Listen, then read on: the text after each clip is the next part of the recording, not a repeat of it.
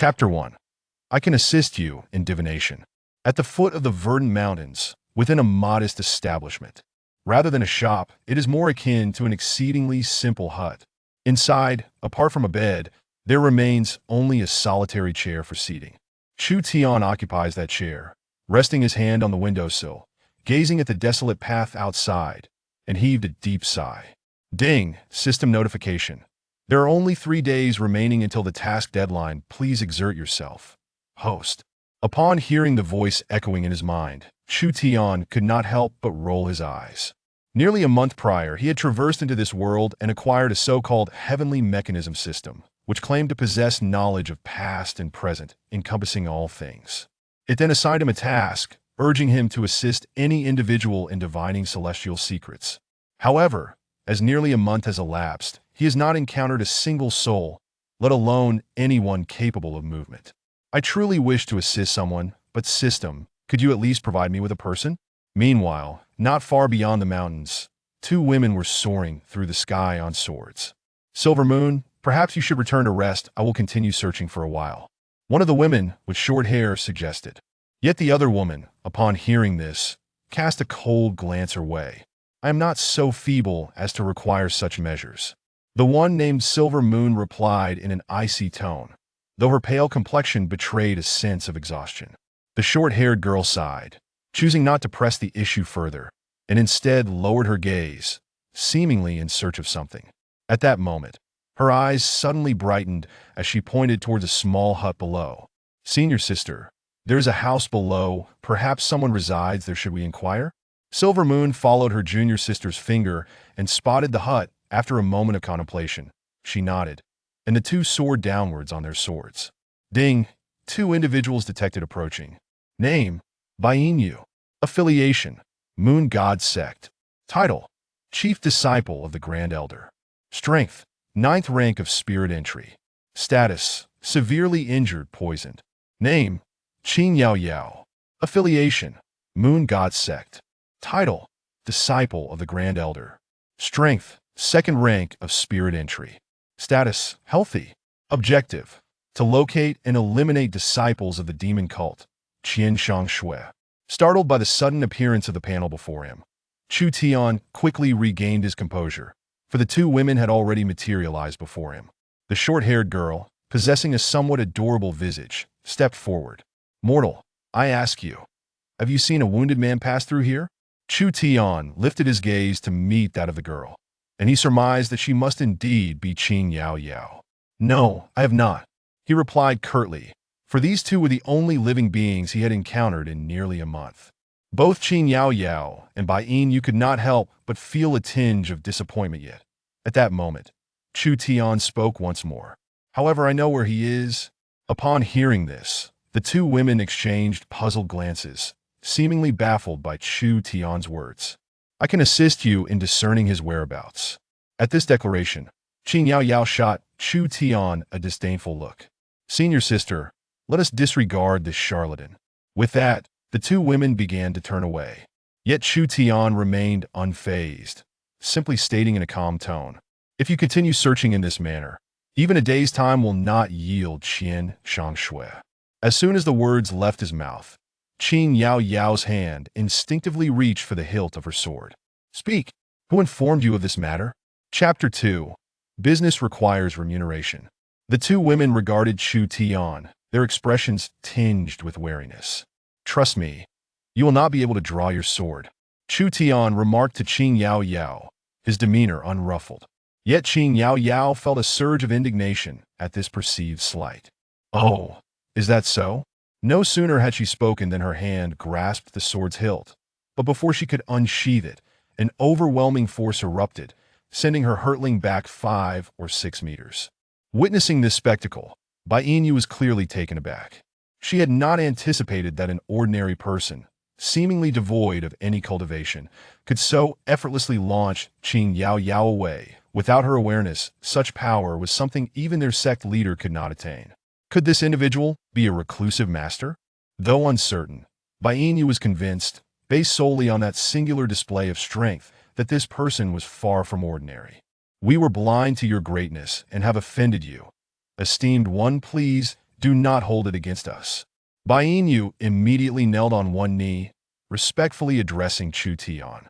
Chu Tian smiled lightly, although he had not yet cultivated any strength since arriving in this world. He possessed the system.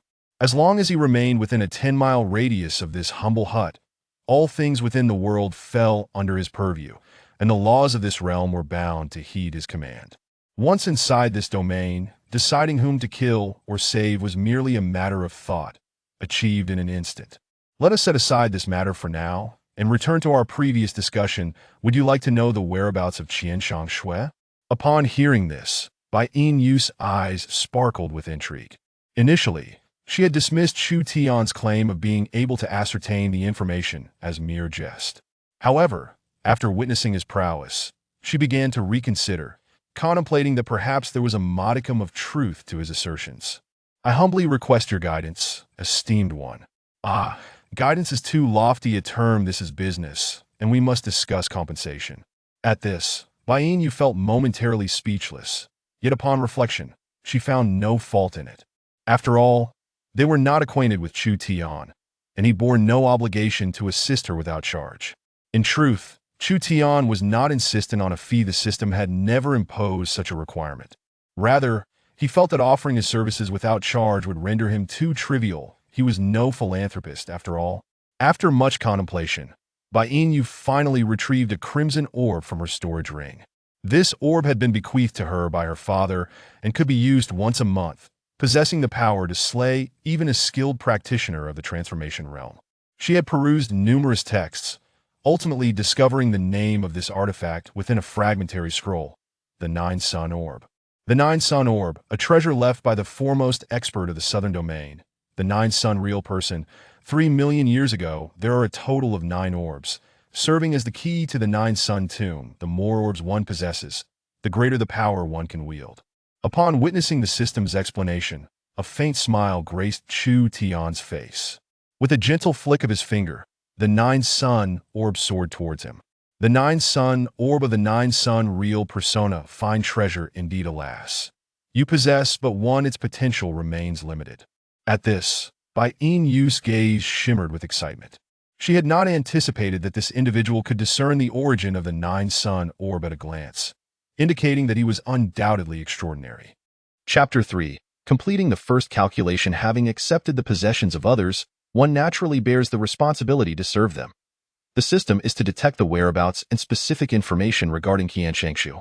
Chu Tian silently recited the name in his heart, and in the next moment, the information regarding Qian Shangshu appeared before him. Name: Qian Shangshu. Affiliation: Blood Demon Sect. Identity: one of the 7 disciples of the Blood Demon Sect. Strength: pinnacle of the 9th stage of spirit. Entry status: severely injured. Current: concealed within a secret cave in Tianke Mountain.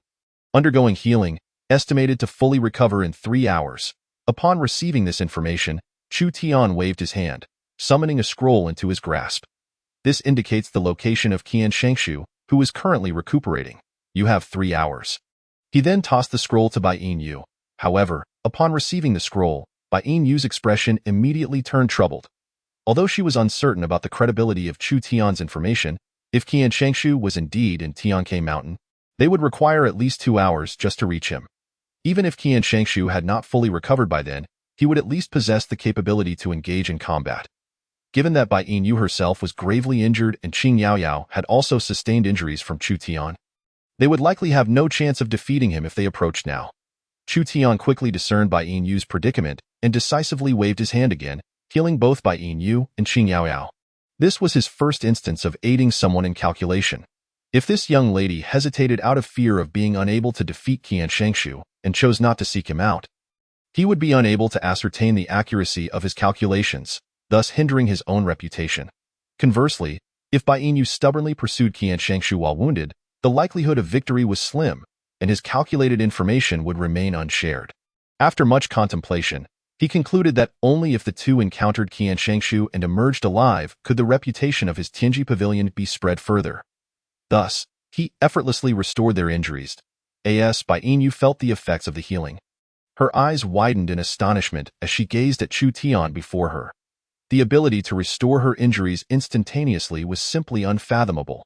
She recalled that when she had been grievously wounded by a disciple of the demon sect, Her master, the Grand Elder of the Moon God sect, a formidable figure at the half-step divine light stage, had taken 5 whole days to heal her. Yet, this seemingly youthful individual had accomplished the feat in mere moments, without even needing to lay a hand on her. "Thank you, esteemed elder." Qing Yaoyao hurriedly approached, respectfully bowing to Chu Tian. "Enough, do not trouble me further," he replied. The two, sensing his dismissal, turned and departed, taking to their swords and soaring into the sky. Before leaving, Bai Yin glanced back at the small abode of Chu Tian, where she noticed a plaque she had previously overlooked, inscribed with 3 prominent characters, Tianji Pavilion. Chu Tian leaned against the windowsill, observing the departing figures. Once they were 10 miles away from this small abode, he presumed he would lack the ability to fly on a sword himself. Yet, he understood that this was merely a matter of time. With his current identity and strength, it would not be long before he could encompass the entire world within his grasp, let alone soar through the skies. Ding, task completed, Tianji Pavilion obtained. Knowledge domain expanded. Current range, entire southern region. Invincible domain expanded, current range. Within 100 miles of Qingshan. Cultivation level elevated to Tianji first rank. New task released. Publish the Southern Region S Talents list. No time limit. Chapter 4. The Southern Region S Talents list host. Chu Tian Cultivation. Tianji first rank knowledge domain. Entire Southern Region invincible domain. Within 100 miles of Qingshan treasures. 9 Young Pearl, 1. As Chu Tian gazed at his attribute panel, a hint of perplexity crossed his face. The line indicating cultivation clearly stated Tianji first rank. However, what exactly did Tianji first rank entail? According to Chu Tian's knowledge, the cultivation levels of this world range from low to high across various realms, specifically body refinement, qi training, strength transformation, spirit entry, yuan return, dan condensation, gathering, path verification, divine light, and transcendence. Notably, each of these 10 realms was further divided into 9 stages, with first rank being the lowest and 9th rank the highest. Tianji first rank corresponded to the pinnacle of body refinement, while Tianji second rank aligned with the peak of qi training, and so forth. The system's voice resonated within Chu Tian's mind, clarifying his doubts. The pinnacle of body refinement is considered weak, indeed. After all, both Bai Yin and Qing Yaoyao have reached the spirit entry realm. Nonetheless, this was not of great concern to Chu Tian, as he possessed an invincible domain with a range extending 100 miles around Qingshan as long as he remained within this domain. He was invincible. With a thought, he dismissed his attribute panel, and in the next instant, a list-like panel emerged before him. The top of the list was emblazoned with the grand title, Southern Region S Talents List. Yet, the list bore no names, as Chu Tian had yet to commence its compilation. Since this was a list of talents, it necessitated youth. Thus, he decided to set the age limit at 30 years or below.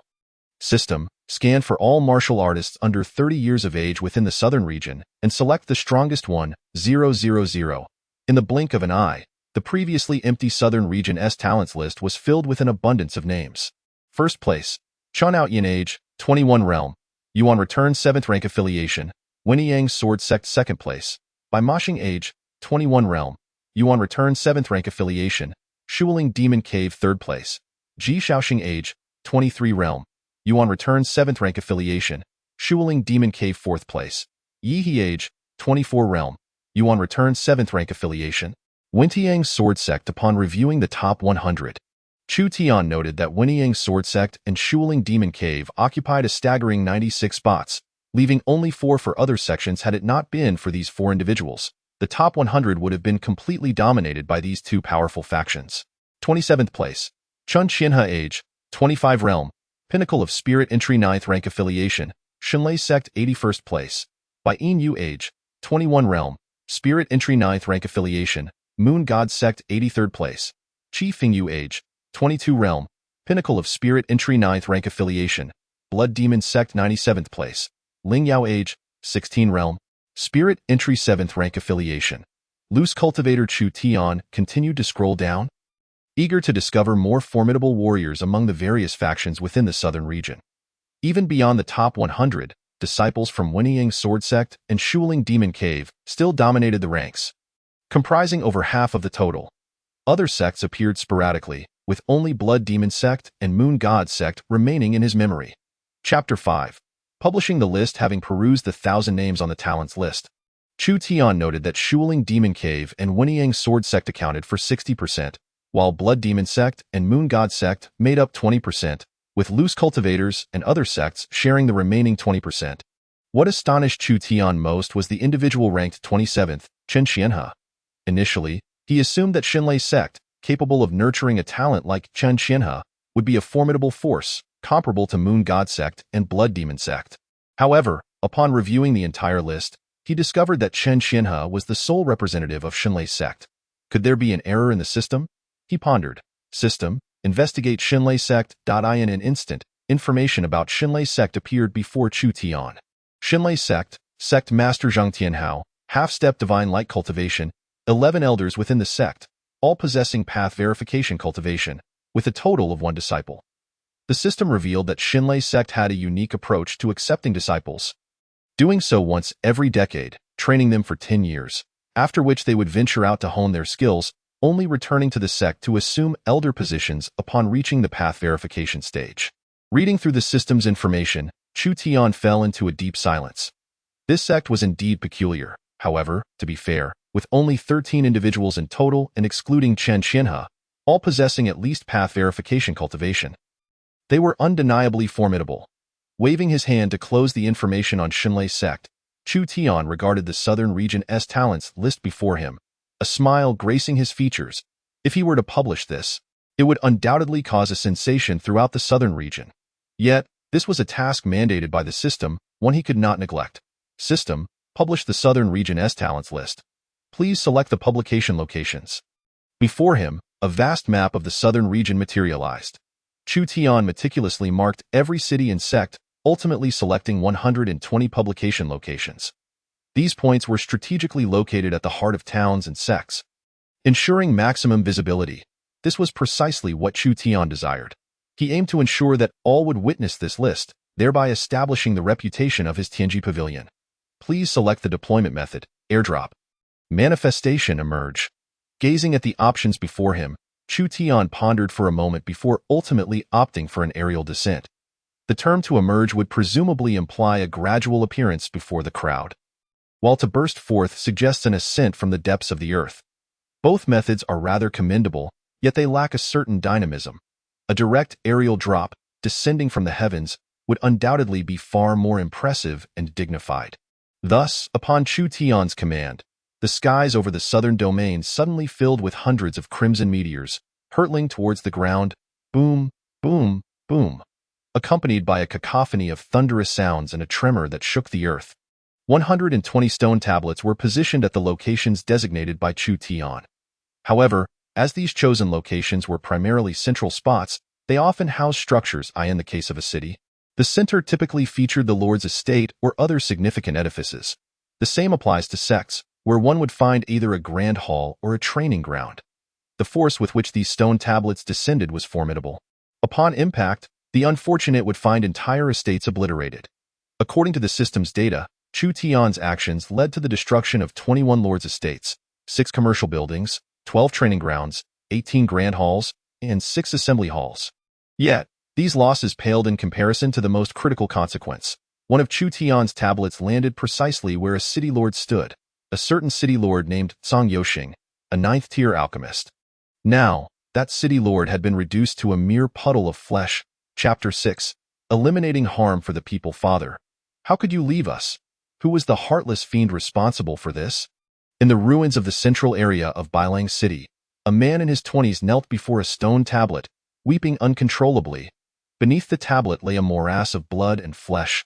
Father, what ill fate has befallen you? How could there be naught but a smear of flesh left? How shall I honor your memory?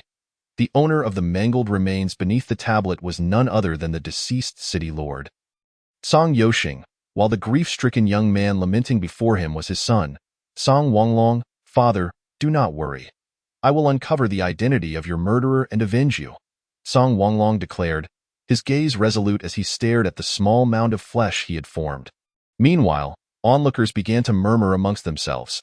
Song Yoxing's demise is truly tragic. A dignified 9th-tier alchemist struck down by a mere stone tablet. Who would believe it? I heard that the tablet bore some sort of southern domain talents ranking. listing 100 individuals, with the foremost ranked among them hailing from the two great sects that mysteriously vanished 8 centuries ago, the Snow Ridge Demon Cave and the Winting Sword sect. Another added quickly, his expression one of disbelief. Whether the rankings are genuine, I cannot say, but the owner of that tablet is undoubtedly formidable. Indeed, to wield a stone tablet capable of reducing a 9th-tier alchemist to pulp is a first for me. And that's not all. I just returned from outside the city and learned that not only Bailang City, but the entire southern domain has seen the emergence of such tablets. At least 100 have appeared. Destroying numerous buildings, 100. If one can obliterate a 9th-tier alchemist, 100 might annihilate 100 of them. Good heavens, where has this divine being come from? Hearing these words, Song Wanglong, still mourning for his father, felt a chill run down his spine, realizing he had spoken too soon about vengeance. He himself was merely a chi refinement practitioner. Seeking retribution against someone capable of such destruction would be tantamount to courting death. Father, may you rest in peace. With my present cultivation, avenging you seems a distant hope. Yet, if I cannot avenge you, what face do I have left to bear as your son? At this, he abruptly halted, drew a small knife, and severed a lock of his hair. Today, I sever all ties of father and son with you. The vendetta for your murder, I shall repay in my next life. With that, he picked up Song Yoshing's storage ring, bowed thrice respectfully to the pile of flesh, and fled without a backward glance. Meanwhile, those who had witnessed Song Wanglong's fervent vow of vengeance were left utterly stunned. Young Master Song is ruthless. Indeed, he is both fierce and resolute. On the other side, within the Hall of Heavenly Secrets, Chu Tian observed Song Wanglong's actions on the screen with a sense of incredulity. Initially, he felt a pang of guilt for his actions, but upon the system's revelations regarding the misdeeds of the Tsong father and son, his remorse evaporated entirely. It turned into a sense of pride in ridding the world of evil. Chapter 7. Making an example. Once Chu Tian's stone tablet was released, it immediately caused quite a stir. A multitude gathered around the tablet, scrutinizing the talents ranking inscribed upon it, engaging in animated discussions. Snow Ridge Demon Cave and Winting Sword Sect? Why have I never heard of these sects before? They can't possibly be some obscure sects, can they? This ranking must be a sham. Obscure sects? Truly, the more ignorant one is, the more arrogant they become. Tio dismissed the two most powerful sects in the southern domain as mere obscure sects is a sight to behold. Surely the most powerful sects in the southern domain are the Moon God sect and the Blood Demon cult. Not these two, those are simply the strongest on the surface, but compared to the Winting Sword sect and the Snow Ridge Demon Cave, they are but lambs to lions. Within the secret realm of the Snow Ridge Demon Cave, disciples gathered around the talents ranking, equally incensed. How could our Snow Ridge Demon Cave occupy such a meager number of spots? And the first is a Winting Sword sect member. Who is responsible for this travesty? It must be false, indeed. What is the Winting Sword sect? They are hardly worthy to compare with us. A bunch of worthless fools. Our Snow Ridge Demon Cave deserves to be first. All those listed should belong to us. In the distance, 2 elders clad in black robes silently observed, their eyes betraying a hint of anger. Why, Lord, what should we do now? They've discerned our secrets, yet we remain unaware of their whereabouts. Elder 7, what do you propose? Elder 7 immediately knelt, trembling. It is my failure to act, allowing them to seize the opportunity. I beg for your forgiveness. The Lord of Demons cast him a cold glance before turning his attention back to the talents ranking. Have the Blood-Seeking Hall locate the individual responsible for this ranking, and dispatch 20 demon generals along with several hundred disciples to raise this place called the Hall of Heavenly Secrets to the ground. Upon hearing this, Elder 7 couldn't help but furrow his brow. My lord, sending 20 demon generals seems excessive. The title of demon general is not one to be taken lightly. Only those who have reached the pinnacle of the Tao and have comprehended the instinctive will to kill may bear this title. To achieve such understanding, one must have slaughtered at least 100,000. The entire Snow Ridge Demon Cave boasted barely 50 demon generals in total, and dispatching nearly half of them to eliminate a mere Hall of Heavenly Secrets seemed excessive. A small Hall of Heavenly Secrets does not warrant such a show of force. However, by sending these individuals, we aim to demonstrate to the people of the southern domain that although our Snow Ridge Demon Cave has remained hidden, it does not mean that we can be trampled upon. Not by the Winting Sword sect, nor by the Hall of Heavenly Secrets. With that, the Lord of Demons turned and departed. Elder 7 promptly rushed to the blood-seeking hall. All personnel of the blood-seeking hall, heed my command. Initiate the blood sacrifice grand rite to uncover the location of the individual responsible for the talent's ranking. As soon as he finished speaking, the members of the blood-seeking hall sprang into action. Countless innocent civilians had their throats slit for their blood, which coalesced at the center of the grand array. The blood-seeking hall disciples positioned themselves around the array, preparing to execute the blood sacrifice grand rite to pinpoint the location of the Hall of Heavenly Secrets. Meanwhile, 20 demon generals stood poised, accompanied by several hundred disciples of the demon cult, awaiting the blood-seeking hall's revelation of the Hall of Heavenly Secrets location. Chapter 8. Being manipulated. Seated in the main chamber of the Hall of Heavenly Secrets, Chu Tian was met with the sound of rewards for completing his task ringing in his mind. Host's task completed. Cultivation reaches the second tier of Heavenly Secrets. Acquired 1,000 Heavenly Secret Spies. Acquired the Heavenly Secrets Technique. 1 Chi transforming into 3 purities. Acquired the magical artifact, Starfall Chessboard. Heavenly Secret Spies possess peak Dao attainment and unwavering loyalty to the host. The technique 1 Chi transforming into 3 purities allows the host to manifest 3 avatars, which can venture beyond the realm of invincibility without incurring the wrath of the heavenly Dao. The Starfall Chessboard utilizes the stars above as pieces, shifting stars and altering celestial phenomena. As he gazed upon the rewards bestowed by the system, Chu Tian appeared visibly startled. 1,000 cultivators at the pinnacle of the Dao. This was no trifling sum. After all, Dao-level practitioners are not as common as cabbages, easily obtained at whim. It is likely that the combined strength of all Dao-level experts from the Snowy Ridge Demon Cave and the Winting Sword sect wouldn't amount to this number.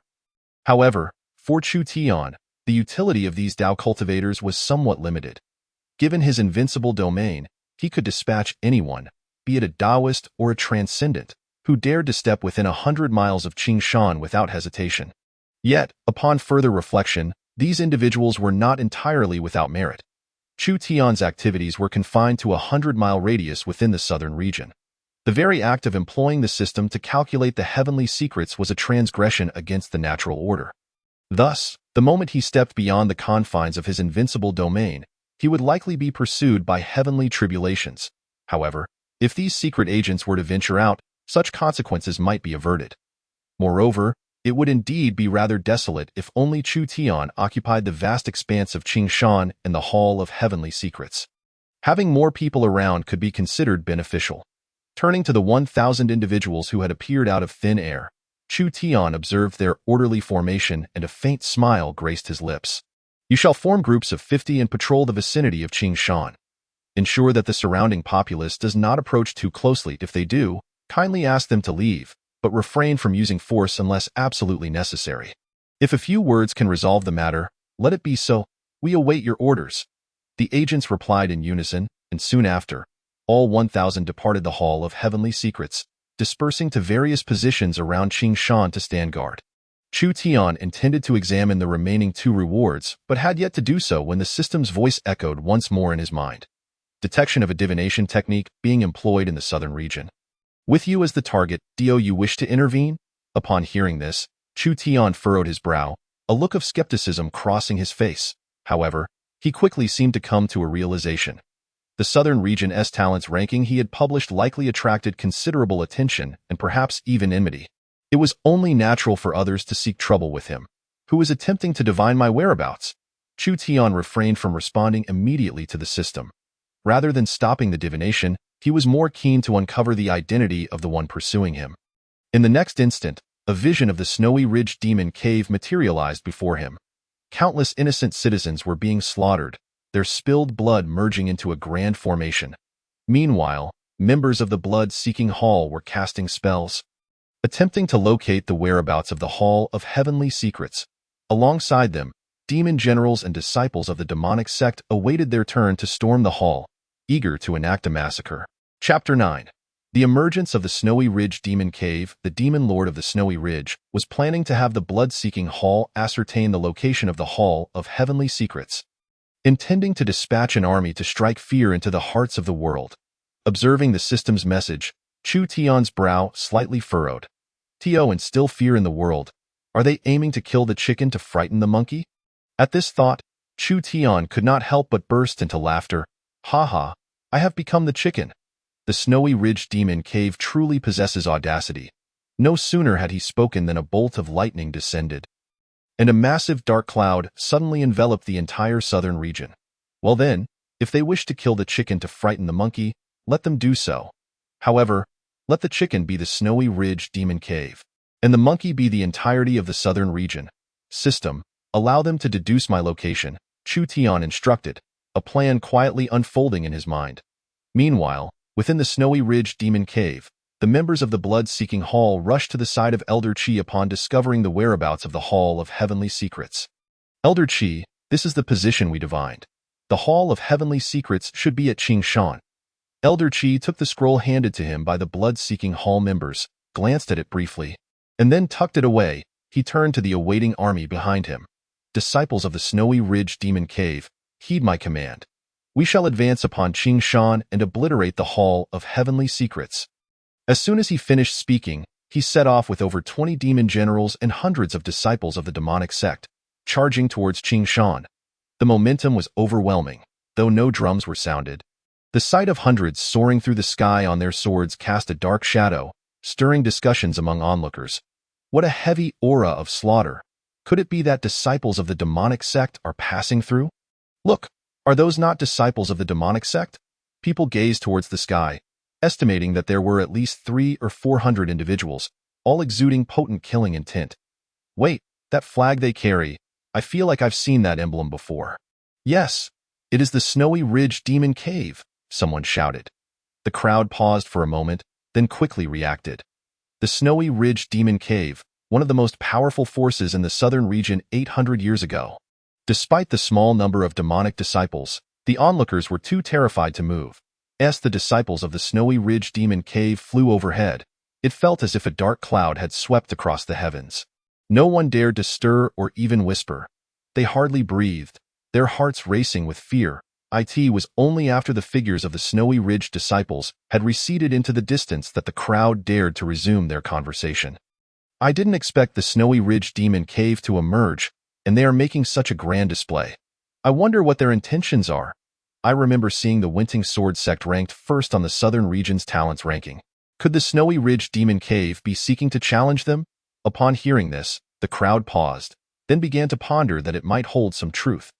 The Snowy Ridge Demon Cave and the Winting Sword sect had both been renowned sects 800 years prior, perpetually at odds with one another. Now that the Hall of Heavenly Secrets had placed the Winting Sword sect at the top, could the Snowy Ridge Demon Cave possibly accept it? The thought stirred excitement among the crowd as they watched the demonic army receding in the distance. Unable to restrain their emotions, friends, such a spectacle is rarely witnessed in a lifetime. I must follow them, declared a cultivator at the condensation stage, taking to the skies on his sword, trailing closely behind the Snowy Ridge Demon Cave. Seeing this, the others gritted their teeth and followed suit. Chapter 10. Blocking the Hall of Heavenly Secrets. Elder Qi, there are quite a few followers behind us. Should we deal with them? A demon general inquired. Flying alongside Elder Qi turned to glance at the growing crowd behind him, which outnumbered his own forces. He chuckled softly. No need. The demon lord has instructed us that this time, we are to kill the chicken to frighten the monkey. Let these cultivators follow us and witness our annihilation of the Hall of Heavenly Secrets. This way, the news will spread more swiftly. The demon general nodded in understanding and returned to his position. Meanwhile, within the Hall of Heavenly Secrets, Chu Tian sat upon the grand throne, facing 3 identical figures before him. Truly, the secret technique provided by the system was remarkable. The transformation into 3 entities was indeed impressive. His second-tier mastery of the heavenly secrets corresponded only to the peak of Qi refinement in this realm. Yet the 3 avatars he conjured had directly reached the threshold of demigodhood. Half-step demigodhood.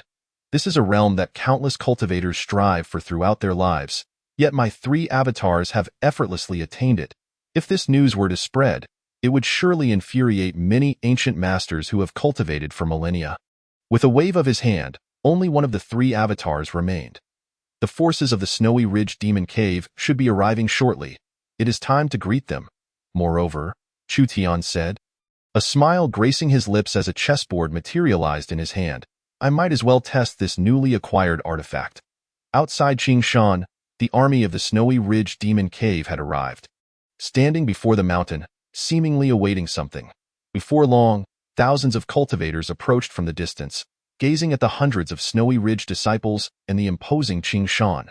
Why have the Snowy Ridge Demon Cave halted here? Is this the location of the Wenting Sword Sect? But it doesn't seem likely. After all, the Wenting Sword Sect is one of the most powerful sects from 800 years ago. This place seems too remote. That grand hall atop the mountain appears decent, but there are hardly any people around. Dio, you know what it means to remain hidden from the world. If they were to construct a luxurious and conspicuous building here, then anyone with half a brain would know this is the Wenting Sword Sect. Suspect that the Wenting Sword Sect has likely used some grand formation to conceal itself, which is why we cannot see its true form. But the issue is, this is not the Wenting Sword Sect. One person suddenly rebutted. Upon hearing this, the rebutted individual felt fury rise within him. What nonsense are you spouting? Are you a disciple of the Wenting Sword Sect? Just because you say it isn't, doesn't make it so. Another individual, not to be outdone, pointed to a nearby stone tablet and angrily declared, I may not be a disciple of the Wenting Sword Sect, but I am not blind. I can clearly see those two large characters. As the crowd turned their gazes towards the direction indicated by his finger, they beheld, beyond the verdant mountains, a stone tablet emblazoned with the two bold characters, Tianji. Tianji, could it possibly refer to the Tianji Pavilion? The very Tianji Pavilion that ranks the prodigies of the Southern Domain. Indeed, the Southern Domain's prodigy list is compiled by none other than the Tianji Pavilion. It seems reasonable for the Snowy Ridge Demon Cave to seek retribution against them. The onlookers, gazing upon the majestic mountains, were somewhat disheartened, for they had originally anticipated a grand confrontation between the Wenting Sword Sect and the Snowy Ridge Demon Cave. Yet, what they witnessed was merely the Snowy Ridge Demon Cave blocking the entrance of the Tianji Pavilion. Chapter 11. The calf, ignorant of the tiger, though the absence of a clash between the two mighty sects left the spectators slightly disappointed. The sight of the Tianji Pavilion being dealt with brought them a modicum of joy. Many among them harbored grievances for not being included in the prodigy list, fostering resentment towards the Tianji Pavilion. Believing the rankings were fundamentally flawed. Human nature often veils the harsh realities. Individuals frequently perceive their own latent talents as superior, or consider their intellect exceptional, deeming it unjust to be evaluated solely on strength. Among these individuals, many harbored similar sentiments. They stood there, eagerly awaiting the spectacle at the Tianji Pavilion, smiles plastered on their faces, their expressions rife with mockery, taking advantage of our Snowy Ridge Demon Cave's unpreparedness. You have spied on our information. Today, we act under the command of the Demon Lord to annihilate the Tianji Pavilion. As the words fell, a throng of demon disciples brandished their weapons, assuming battle stances. The demon generals, unfazed, also unsheathed their arms. The moment their weapons were revealed, a formidable aura of murderous intent surged forth. Even from a distance, the onlookers could feel the overwhelming pressure. How terrifying! I can hardly breathe. Is this the might of the Snowy Ridge Demon Cave? Truly worthy of being one of the most formidable powers in the Southern Domain, having reigned supreme 8 centuries ago. The Tianji Pavilion had evidently kicked a hard stone. Yet they deserved it. Who could blame them for their reckless rankings, bringing misfortune upon themselves? The demon generals and disciples awaited the command of the 7th Elder. At his signal, they would strike, obliterating the entire Tianji Pavilion. And indeed the entire mountain. Why then? Not even an ant or a blade of grass would survive. Just then, a figure gradually descended from the grand hall atop the mountain. It was Chu Tian. But not his true form. Rather, it was a clone manifested through a secret technique, the one Qi transforming into 3 clears. The real Chu Tian sat in the main seat of the Tianji Hall, controlling the clone while fiddling with a starfall chessboard. What brings you, esteemed guests, to the entrance of my Tianji Pavilion? At this moment, all eyes converged upon Chu Tian. This young man, appearing scarcely over 20, was unexpectedly the master of the Tianji Pavilion. Humph! No wonder he has the audacity of a calf unafraid of tigers, daring to make arbitrary rankings and inviting calamity upon himself. Who else can he blame? It is indeed unfortunate for him to provoke the Snowy Ridge Demon Cave, a top-tier power that has dominated the Southern Domain since 8 centuries ago. Among the onlookers, most were not optimistic about Chu Tian. Showering him with scornful jests, Chu Tian, however, did not deign to regard those who mocked him. They were merely eager for his downfall, yet he would not resort to violence or punishment against them for their thoughts. It was not that Chu Tian lacked the power. These individuals had already entered his domain of invincibility. He could eliminate them with but a thought. However, in a world teeming with countless souls, one could not possibly eradicate every dissatisfied person. Chapter 12. What means are these? You are the master of the Tianji Pavilion? The seventh elder regarded Chu Tian with a hint of skepticism. The youth before him seemed excessively young, appearing no older than 20. Indeed, Chu Tian affirmed, eliciting a faint smile from the seventh elder. Tio on earth, such a wealth of intelligence without our Snowy Ridge Demon Cave noticing is commendable. You are indeed a rare talent. Alas, alas. What? Alas, such a talent cannot be utilized by the Snowy Ridge Demon Cave, and more regrettably, you shall meet an untimely demise. Upon hearing this, Chu Tian could not help but burst into laughter. Ha ha ha, splendidly articulated, however. I must express my regret for the Snowy Ridge Demon Cave. The seventh elder was momentarily taken aback, narrowing his eyes at Chu Tian. Regret for what? Regret that the 20 or so demon generals and several hundred disciples painstakingly nurtured by the Snowy Ridge Demon Cave shall meet their end here today. Chu Tian's words were an undeniable affront to the Snowy Ridge Demon Cave. For centuries, they had traversed the southern domain, and no one had dared to speak such provocative words before them. The onlookers could only shake their heads in despair upon hearing this. Had he chosen to lower his head in submission and pledged fealty to the Snowy Ridge Demon Cave, perhaps he might have salvaged his life. Yet, he insisted on maintaining his pride, driving himself towards his doom. Those who speak bravado often meet their demise. It is precisely this hubris that leads them to their fate. What can one achieve with mere bluster? The Southern Domain's prodigy list likely holds no credibility whatsoever. The seventh elder's fury mounted uncontrollably as he gazed at Chu Tian, his murderous intent palpable. Chu Tian was merely a schemer, devoid of any right to speak to him with such insolence. Very well. Keep your eyes wide open and witness whether it is my disciples of the Snowy Ridge Demon Cave who perish here today, or you yourself. As soon as the words left his lips, over 20 demon generals and hundreds of disciples surged forward towards Chu Tian. Yet, he stood resolutely in place, showing no sign of retreat. Those who trespass upon my Tianji Hall shall face the consequences. As the declaration echoed, the true Chu Tian, seated within the Tianji Hall, placed a red piece upon the starfall chessboard. Star flame descends. In the next moment, a crimson star suddenly shifted in the starry sky. A beam of light descending from above, aimed directly at the southern domain. This beam tore through the atmosphere, enveloping the gathered denizens of the Snowy Ridge Demon Cave. A cacophony of wails erupted. But the distant onlookers could not discern the events unfolding amidst the fiery illumination.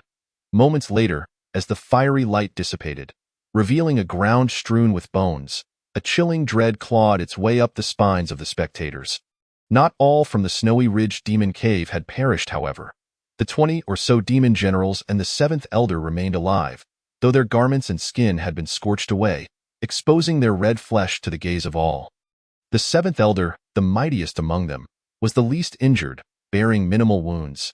Yet his arms were reduced to mere bones adorned with scraps of flesh. What is this? How can this be possible? What means are these? Chu Tian offered no answer, instead placing a second purple piece upon the chessboard. Chapter 13. Fearless of any one divine thunder annihilation. In the celestial expanse, the stars shifted once more, a purple star positioning itself directly above the mountain. Suddenly, a bolt of purple lightning erupted from within the star, striking towards the mountain's peak.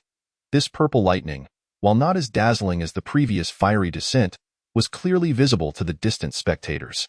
At the moment the divine lightning descended, countless sparks danced about, and the already feeble demon generals were reduced to ashes upon contact, vanishing entirely. In the end, only the seventh elder remained, enduring the torment. The divine lightning flickered around him, enveloping his form, gradually disintegrating his very being.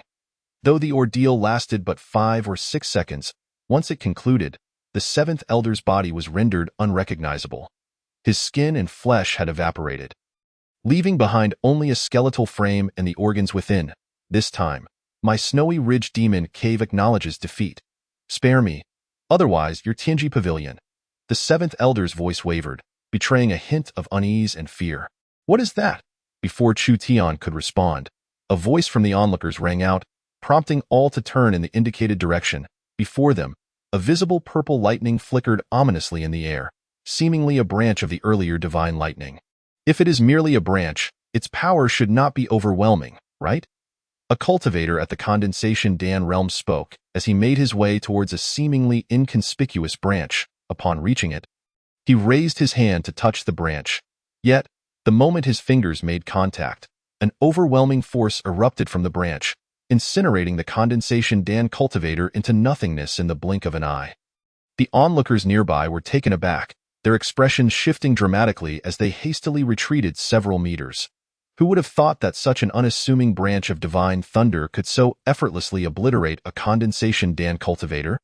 The sheer might was nothing short of terrifying. Clearly, they had all underestimated the power of that divine thunder. Chu Tian, witnessing this scene, merely smiled calmly. In truth, the first spark of fire unleashed by the Starfall chessboard, known as Starfire Descent, was sufficient to annihilate everyone within the Snowy Ridge Demon Cave. However, Chu Tian refrained from doing so. He discreetly employed his invincible domain to significantly diminish the power of Starfire Descent. Be it Starfire Descent or Divine Thunder Annihilation, the strength they exhibited barely amounted to a fraction of their true capabilities. The rationale behind this was simple. The Starfall chessboard was a new tool, and Chu Tian was not yet adept with it. With someone daring enough to provoke him, how could he let such an opportunity slip by? The strand of divine thunder was allowed to unleash its full might because Chu Tian did not impose any suppression with his invincible domain. Not to mention a Condensation Dan cultivator, even those at the Gathering Realm would find it impossible to withstand such an onslaught. Chu Tian turned to look at the seventh elder before him. A slight smile gracing his lips, the seventh elder, upon seeing this, seemed to grasp Chu Tian's intent. He did not relent, stating, You have killed me. The Snowy Ridge Demon Cave will not spare you. Yet, Chu Tian remained unfazed. Replying with a serene smile, My heavenly mechanism pavilion fears no one. Chapter 14. Who would not wish to befriend the strong? The third piece fell upon the chessboard, a black chessman. The stars shifted once more. But this time, the entire sky was engulfed, an overwhelming pressure emanating from above. This time, it was not only the people in the Green Mountains who felt this formidable force. The entire southern region was aware of it. You are from the demon sect, are you not? I would like you to see how effective my unorthodox methods are. Myriad ghosts tearing souls. In the next moment, countless dark specters emerged from all directions, surging towards the seventh elder. These vengeful spirits clawed and gnawed at his very soul. The agony was akin to plummeting into the abyss of hell, a torment beyond the endurance of any ordinary person. Ah!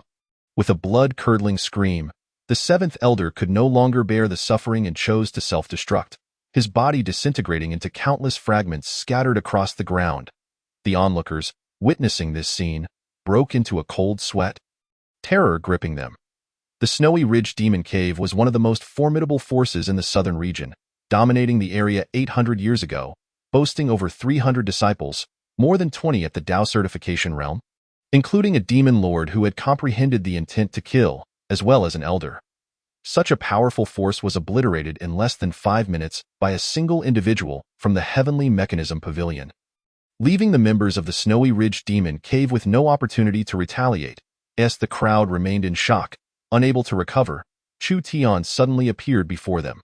The cultivators, upon seeing him, hastily fell to their knees, pleading for mercy. Please spare us, esteemed Pavilion Master. We have no ties to the Snowy Ridge Demon Cave.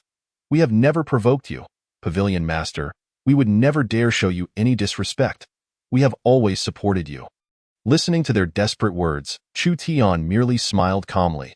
Such individuals were nothing more than opportunistic sycophants, aligning themselves with whichever side was strong.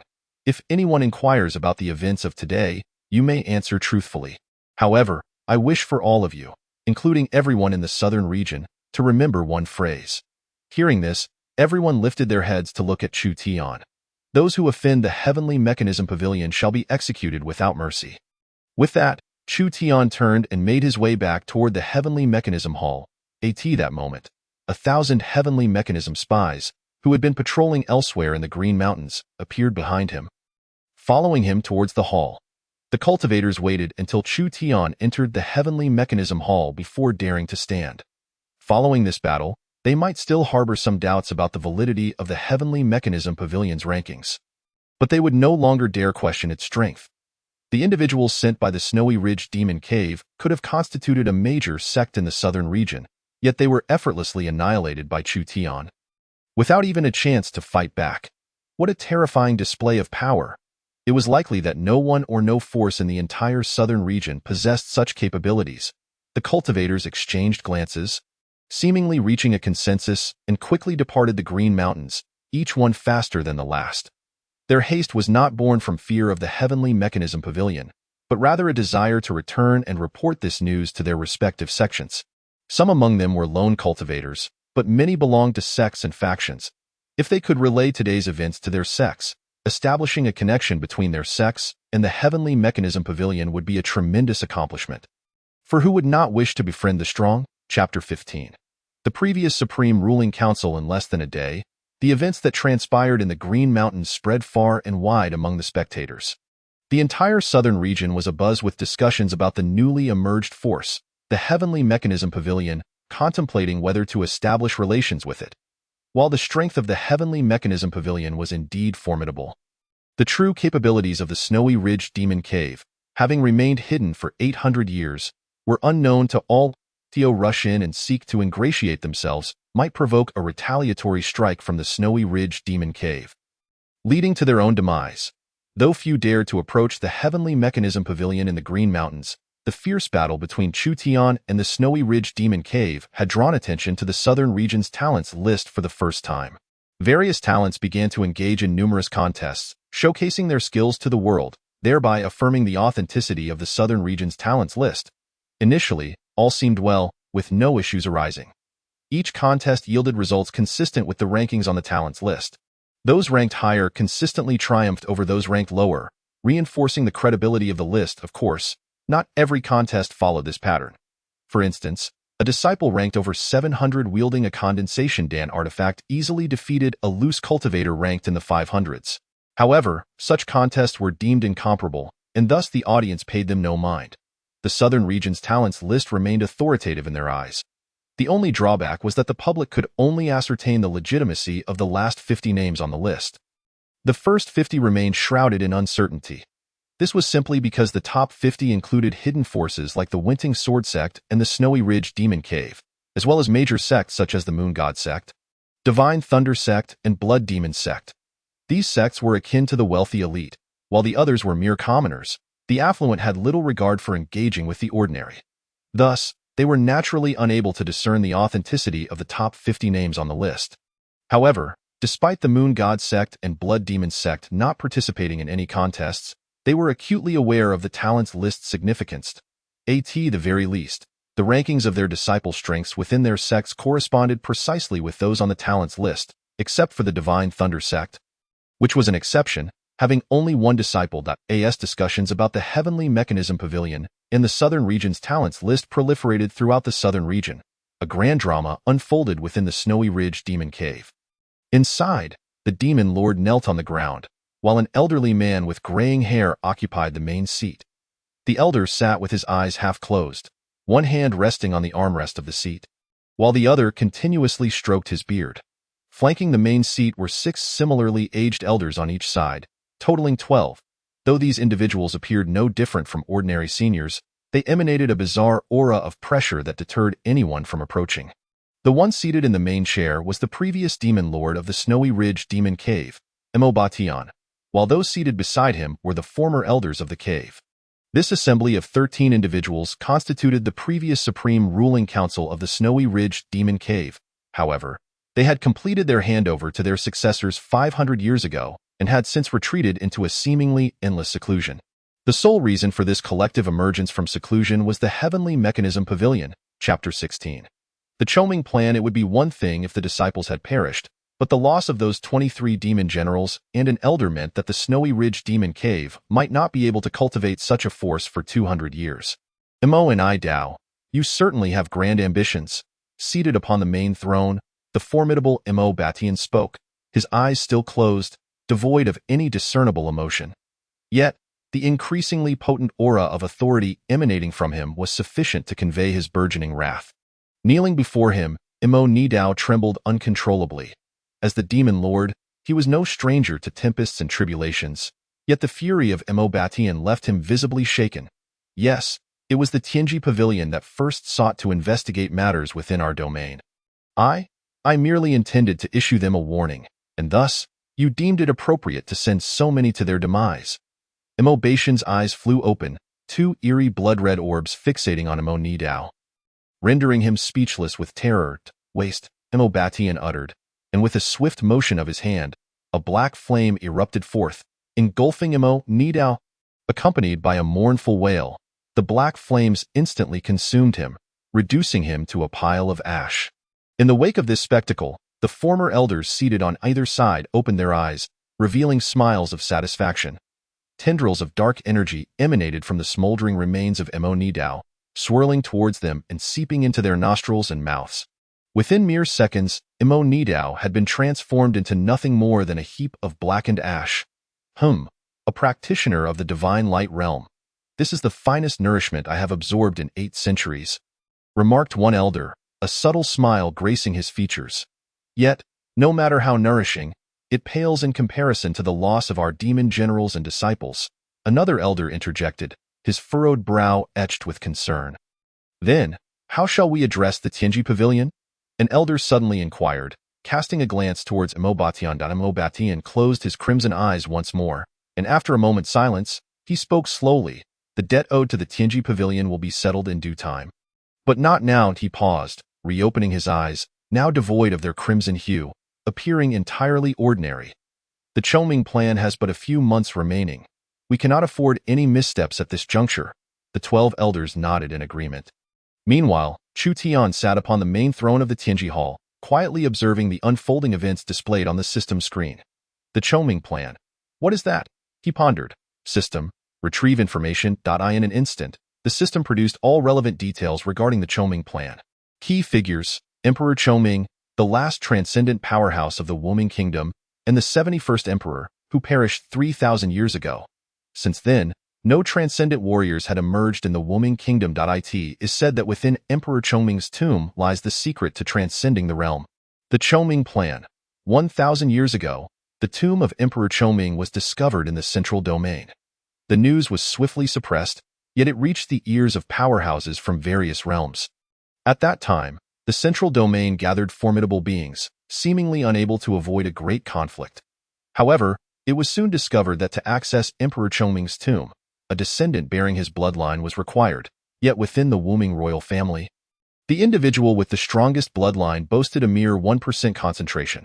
Thus, to unlock the tomb, the powerhouses of the 5 domains resolved to collaborate on reverse engineering, cultivating a descendant of the Wuming royal family with a 100% bloodline concentration to access Emperor Choming's tomb.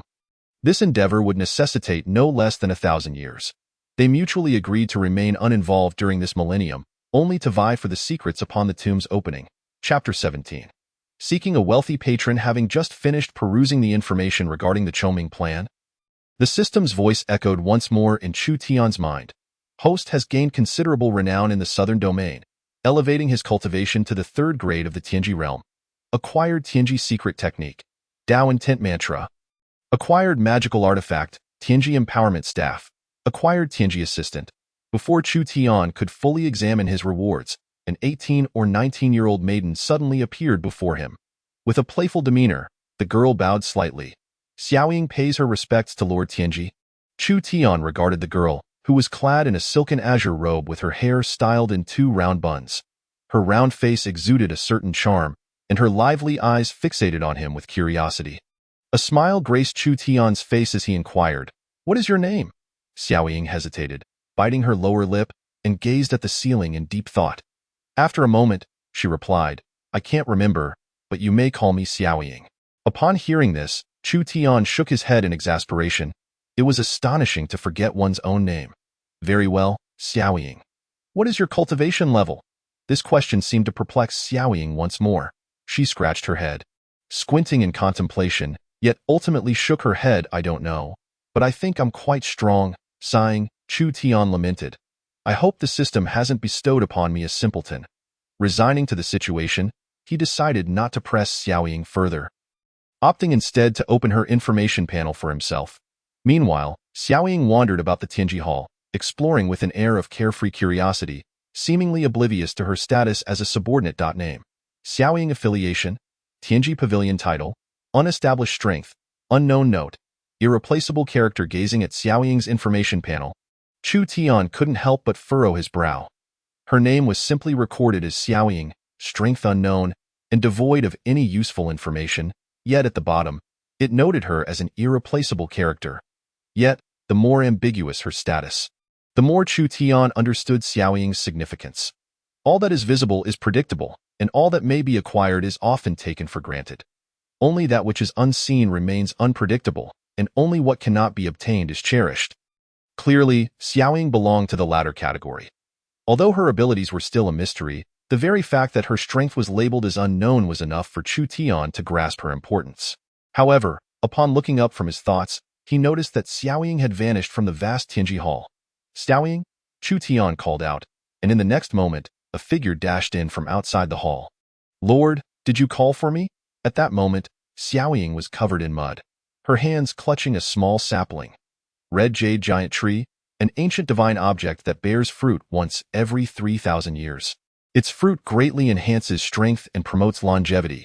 Upon reading the sudden system notification, Chu Tian nearly fainted. The sapling she held was an ancient divine object. Xiaoying, where did you get that sapling? I took it from the storage ring. There are a few more inside. Do you want some, my lord? Chu Tian's heart raced at the prospect, yet he composed himself. After all, he was the master of the Tianji Pavilion and Xiaoying's superior. He couldn't simply take advantage of his subordinate. Are you planning to plant that tree? Observing the mud caked on Xiaoying, Chu Tian could easily discern her intentions. Yes. Why? Because its cherries are exceptionally delicious. This response left Chu Tian momentarily speechless. The red jade giant tree bore fruit once every 3,000 years, and planting it now would mean waiting 3 millennia for a taste. Isn't it a bit late to plant it now? No worries, I have this. Saying so, she retrieved a packet from her storage ring. Universal nourishment, a growth enhancer made from dragon bones, celestial fruit cores, giant kuan scales, and various other materials. It can make plants grow at an astonishing rate. At this revelation, Chu Tian was utterly at a loss for words. This was truly a living embodiment of a wealthy patron. He found himself wishing to abandon his duties as the pavilion master and instead cling to this affluent benefactor in hopes of her support. Chapter 18. The southern domain is deeply intricate. After being led by Xiaoying to plant over 200 trees atop the verdant hills, Chu Tian felt as though his back might break from the exertion. Now, the hills were dotted with ancient divine trees, including varieties such as the azure green tree, white stone ancient tree, and sacred fruit wonder tree, among dozens of others. Each species was an ancient divine object, with maturation periods beginning at a millennium, and the sole reason for planting them was the delicious fruits they bore. When they mature, my lord, let us gather the fruits together, Xiaoying exclaimed, her face brimming with excitement. Chu Tian envisioned the prospect of hundreds of trees bearing fruit simultaneously in a few months. If he were to harvest them all alone, he feared he might collapse from exhaustion. Task issued. Publish the Southern Domain Power Rankings. Upon completion, the scope of your insight will expand to encompass the entirety of the Wuming Kingdom. Upon seeing the system's new task and the rewards for its completion, Chu Tian felt rejuvenated. His weariness vanished as vigor surged through him. Xiaoying, you enjoy yourself for now. I shall return to the hall. All right, with that, Chu Tian began to make his way back to the hall, but halfway there, a thought struck him, prompting him to rush back. Remember, you may explore freely, but do not venture beyond 100 miles, understood? Why not? Why so many questions? No means no. Did you hear me? Fine, Sakura replied, pouting slightly, seemingly displeased. Observing her demeanor, Chu Tian could only chuckle helplessly. His invincible realm could only exert its influence within 100 miles, and with Sakura's strength remaining an enigma, its potency unknown, he could only ensure her safety by keeping her indoors. Subsequently, Chu Tian rose and returned to the main hall. Upon seeing Chu Tian depart, Sakura immediately concealed her aggrieved expression. "You said I couldn't go outside, but you never specified that I couldn't fly out." With that, she retrieved a long sword from her storage ring and soared into the sky. In the main hall, Chu Tian sat upon the throne, his gaze fixed on the system interface displaying the power rankings of various factions within the southern region. Initially, he believed that the previous list of prodigies had provided a comprehensive understanding of the factions in the southern region.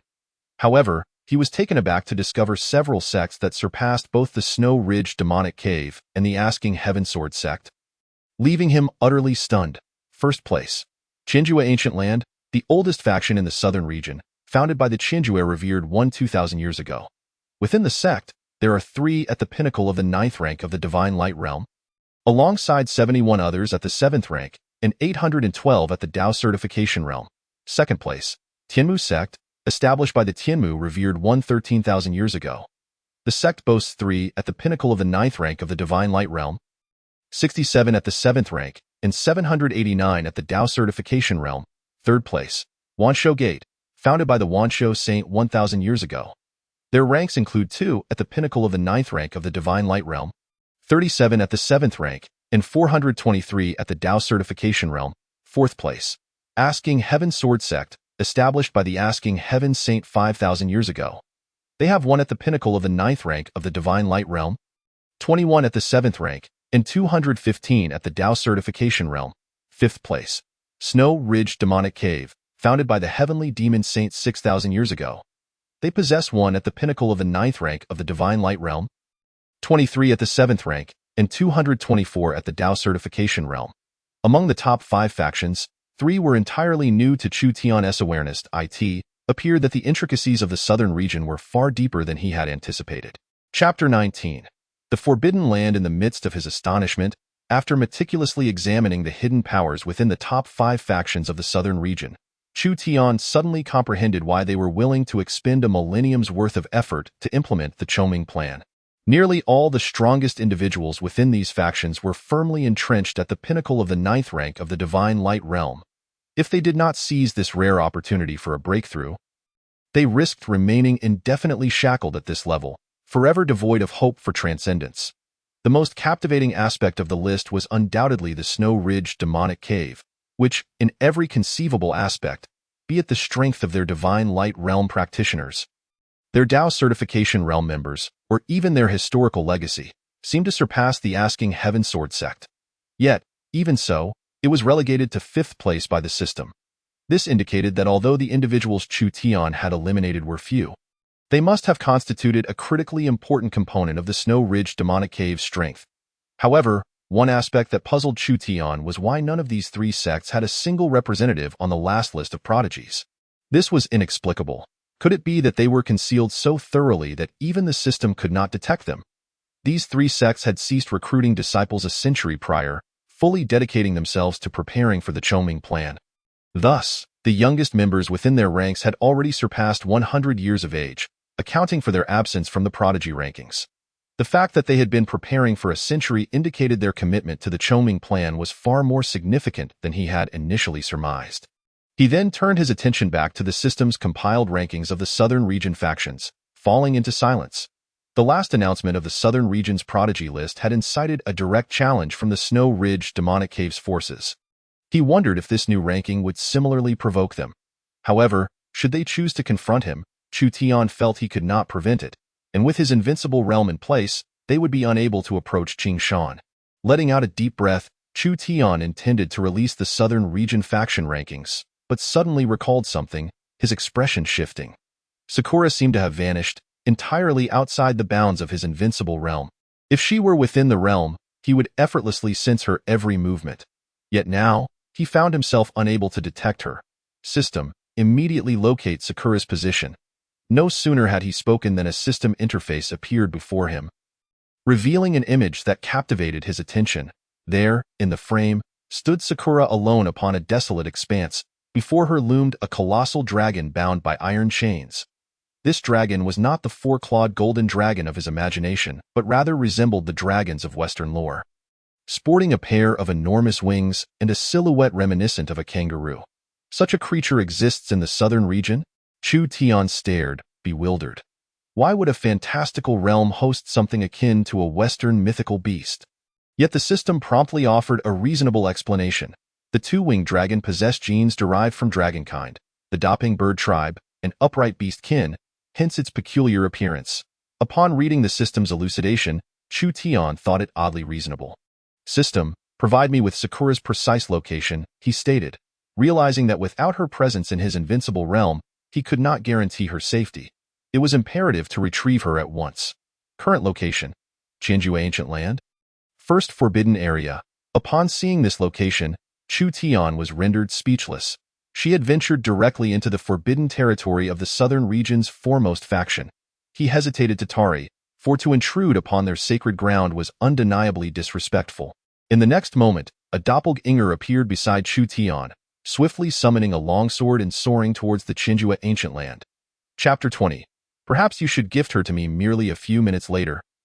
Chu Tian arrived at the first forbidden area of the Chinjue Ancient Land. As Sakura turned her head, she caught sight of Chu Tian standing behind her with a darkened expression, creating an immediate standoff.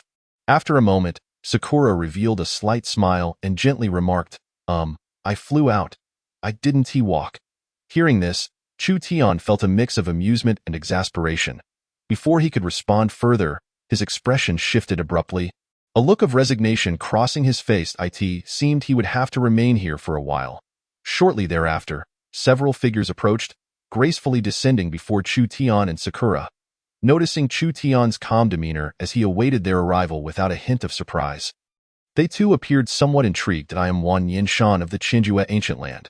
May I inquire as to your identity and the reason for your unauthorized intrusion into our forbidden territory? Chu Tian did not rush to answer. Instead, he accessed the information on Wan Yinshan, scrutinizing it carefully. Though he felt no fear of the other party, he could readily obliterate any faction on the southern region power rankings.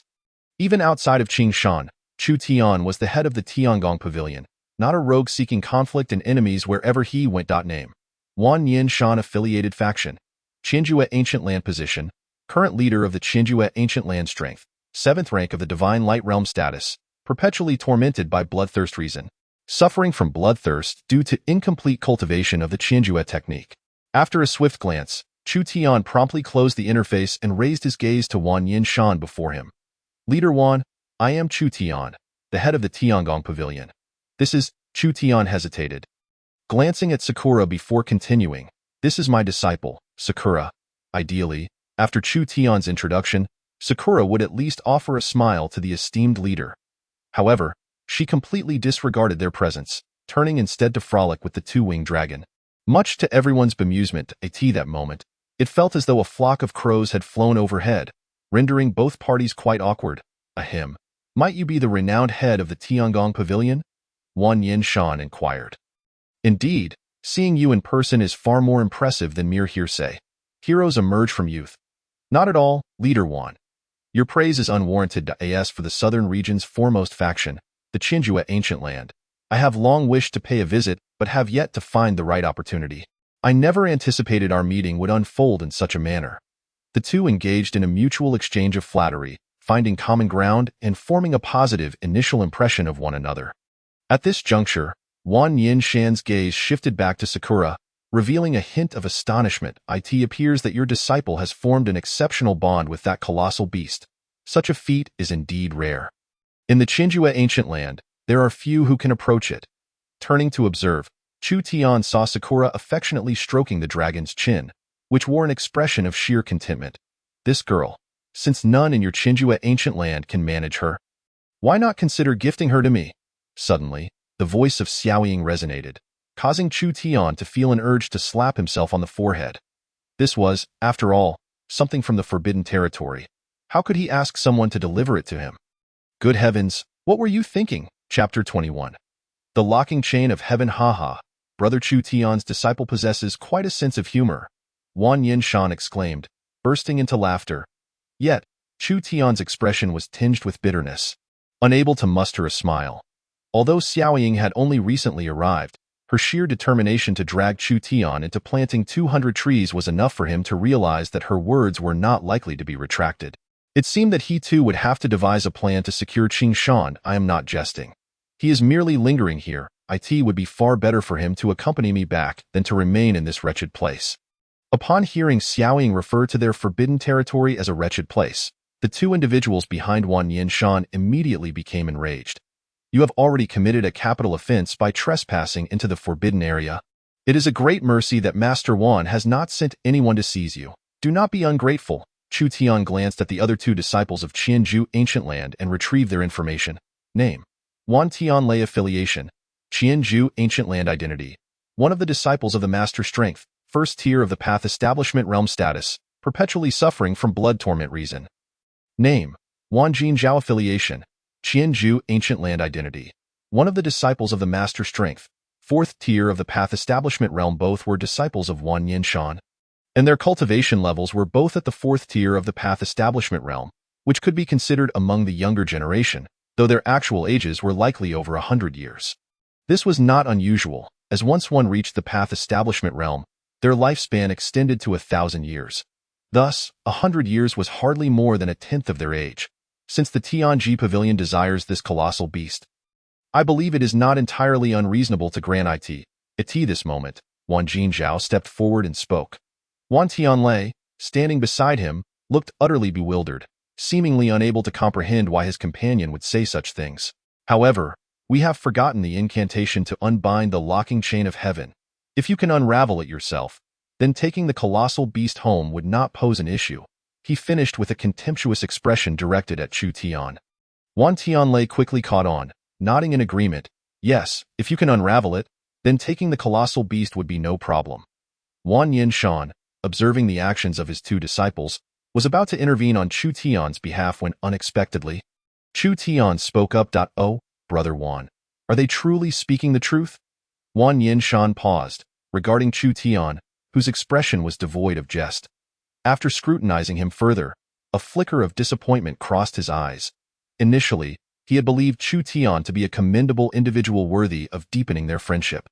But now it appeared he could not bear the weight of a few words from others, a fragile temperament that left him disheartened.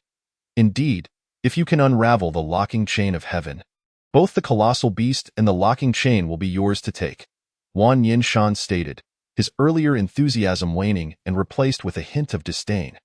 Yet, Chu Tian merely responded with a calm smile. Wan Yinshan was well aware of the implications of this situation. Chu Tian stepped forward, approaching the colossal beast, examining the locking chain that bound it. The locking chain, forged by the Qianzhou sovereign, contains the principles of heaven and earth, capable of ensnaring those of extraordinary realms and sealing their internal cultivation.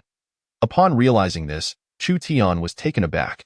He had not anticipated that this object was left behind by the Qianzhou sovereign and contained the principles of heaven and earth. It was indeed a remarkable treasure not to be overlooked. Chapter 22. The Criminal of Qianzhou Ancient Land. This locking chain was crafted 2 millennia ago by the founder of our Qianzhou Ancient Land. The Qianzhou sovereign. It is said to have once ensnared a being of extraordinary power. Even the mightiest within our Qianzhou Ancient Land cannot forcibly unravel it, Wan Yinshan remarked, seemingly attempting to dissuade Chu Tian from his course of action. However, Chu Tian remained unfazed, responding with a nonchalant smile. If I were to acquire such a treasure, Brother Wan, I fear you would be lamenting for quite some time. Upon hearing this, Wan Yinshan shook his head in resignation, his gaze towards Chu Tian now devoid of warmth. Humph, this locking chain was personally forged by the Qianzhou sovereign, not only in the southern region but throughout the entire Wu Ming kingdom. No one possesses the ability to forcibly open it to it. It is said that the Qianzhou sovereign tore apart a fragment of heavenly intent to forge this locking chain, enduring 300 heavenly tribulations to refine this artifact.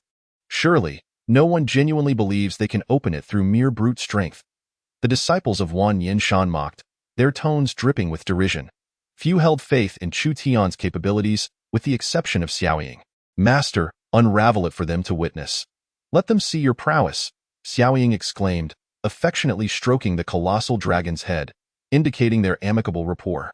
Chu Tian gazed at Xiao Ying with a helpless smile, aware that this foolish disciple would inevitably lead him into trouble. Way of the Tao, reveal. As soon as these words left his lips, the locking chain instantly unfastened. Roar.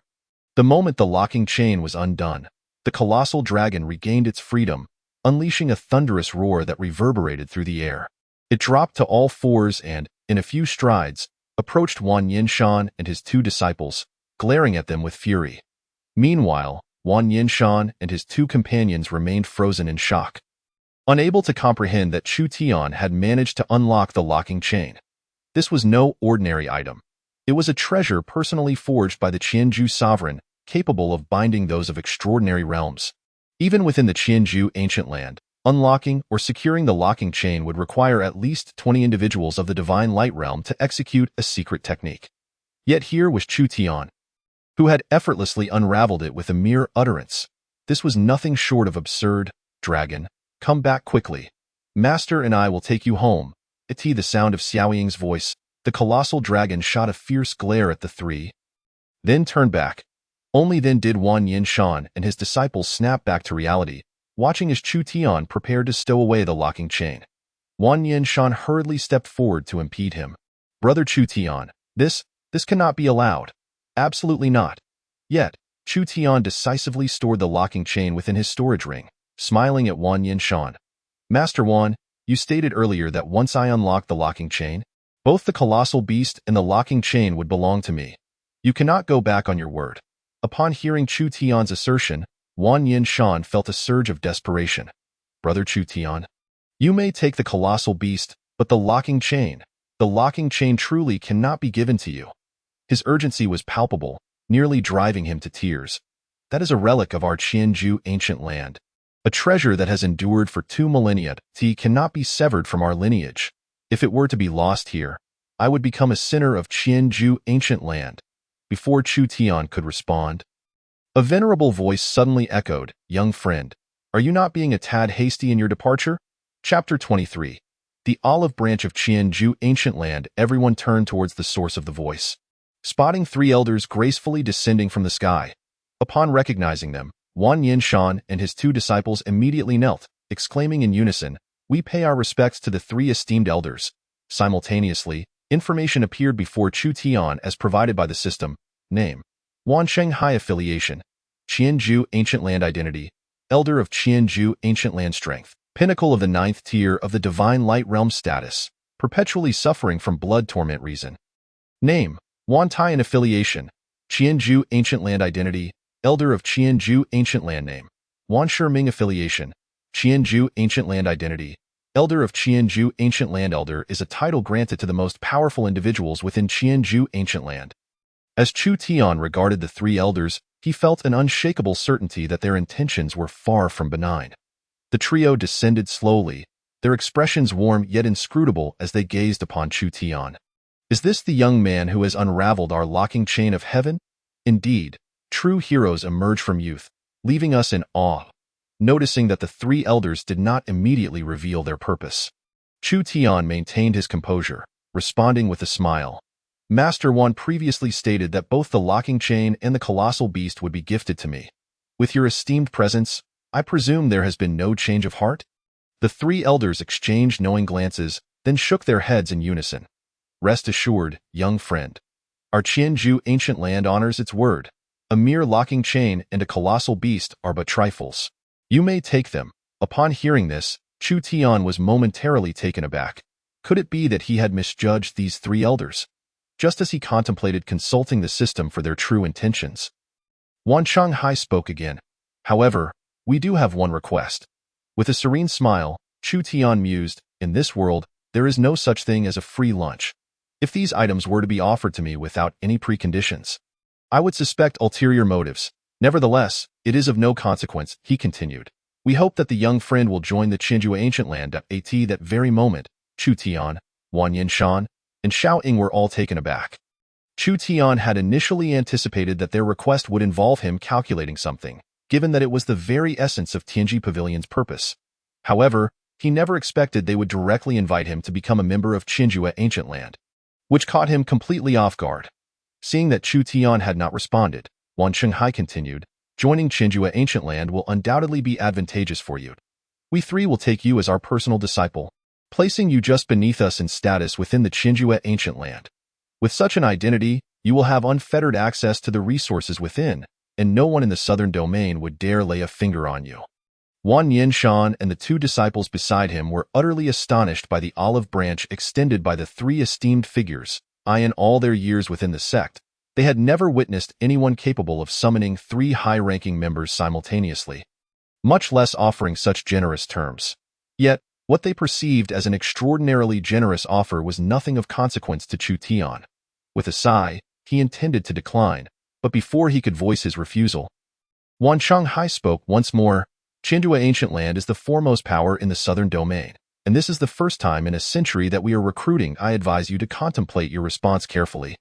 As Chu Tian absorbed these words, he detected not a hint of sincerity. Rather, they bore an undertone of veiled threat, which irked him considerably. And what if I choose not to join? Chu Tian replied coldly, his gaze turning frigid. My young friend seems to be unaware of the circumstances. This is the forbidden ground of Qinjue Ancient Land, our territory. In summary, you have but two paths before you today. Either join Qinjue Ancient Land, or face death. What do you think of these two options? The three esteemed figures spoke in unison, seemingly convinced that Chu Tian had no choice but to acquiesce. However, Chu Tian remained unfazed, a smirk playing on his lips as he inquired, "Do you truly believe you can kill me?" Upon hearing this, Wan Shanghai exchanged glances with the other two esteemed figures and burst into laughter. "We have heard of your exploits, and truth be told, if you genuinely wish to flee, we might not be able to stop you." However, Wan Shanghai's gaze shifted to Xiao Ying beside Chu Tian. "Are you certain you can escape with your disciple in tow?" At that instant, an unnamed fury ignited within Chu Tian's heart. The one thing he despised most in life was when others threatened him through his loved ones. Though his time with Xiao Ying had been brief, he had grown fond of her, relishing in their shared moments of planting trees and watching her lively antics. In this life, he had traversed to this world unencumbered, and if there was one person he cared for, it was undoubtedly Xiao Ying. Yet, the three from Qinjue Ancient Land believed they had ensnared Chu Tian by leveraging Xiao Ying against him, which was tantamount to digging their own graves. What a fine establishment! Qinjue Ancient Land. They had unwittingly touched upon Chu Tian's reverse scale, and the only outcome of this folly could be annihilation. Dao intent, true words, split. With a commanding shout from Chu Tian, the entire space of the forbidden ground trembled. The earth beneath them began to fracture, and a tremendous force was awakened. At that moment, the three esteemed figures finally realized the grave mistake they had made. They hastily attempted to flee, but it was already too late. Celestial constellation formation. In the starry sky, dozens of stars shifted at that moment, unleashing lightning, flames, fierce winds, and phantoms, a multitude of powerful forces converging upon the forbidden ground of Qinjue Ancient Land.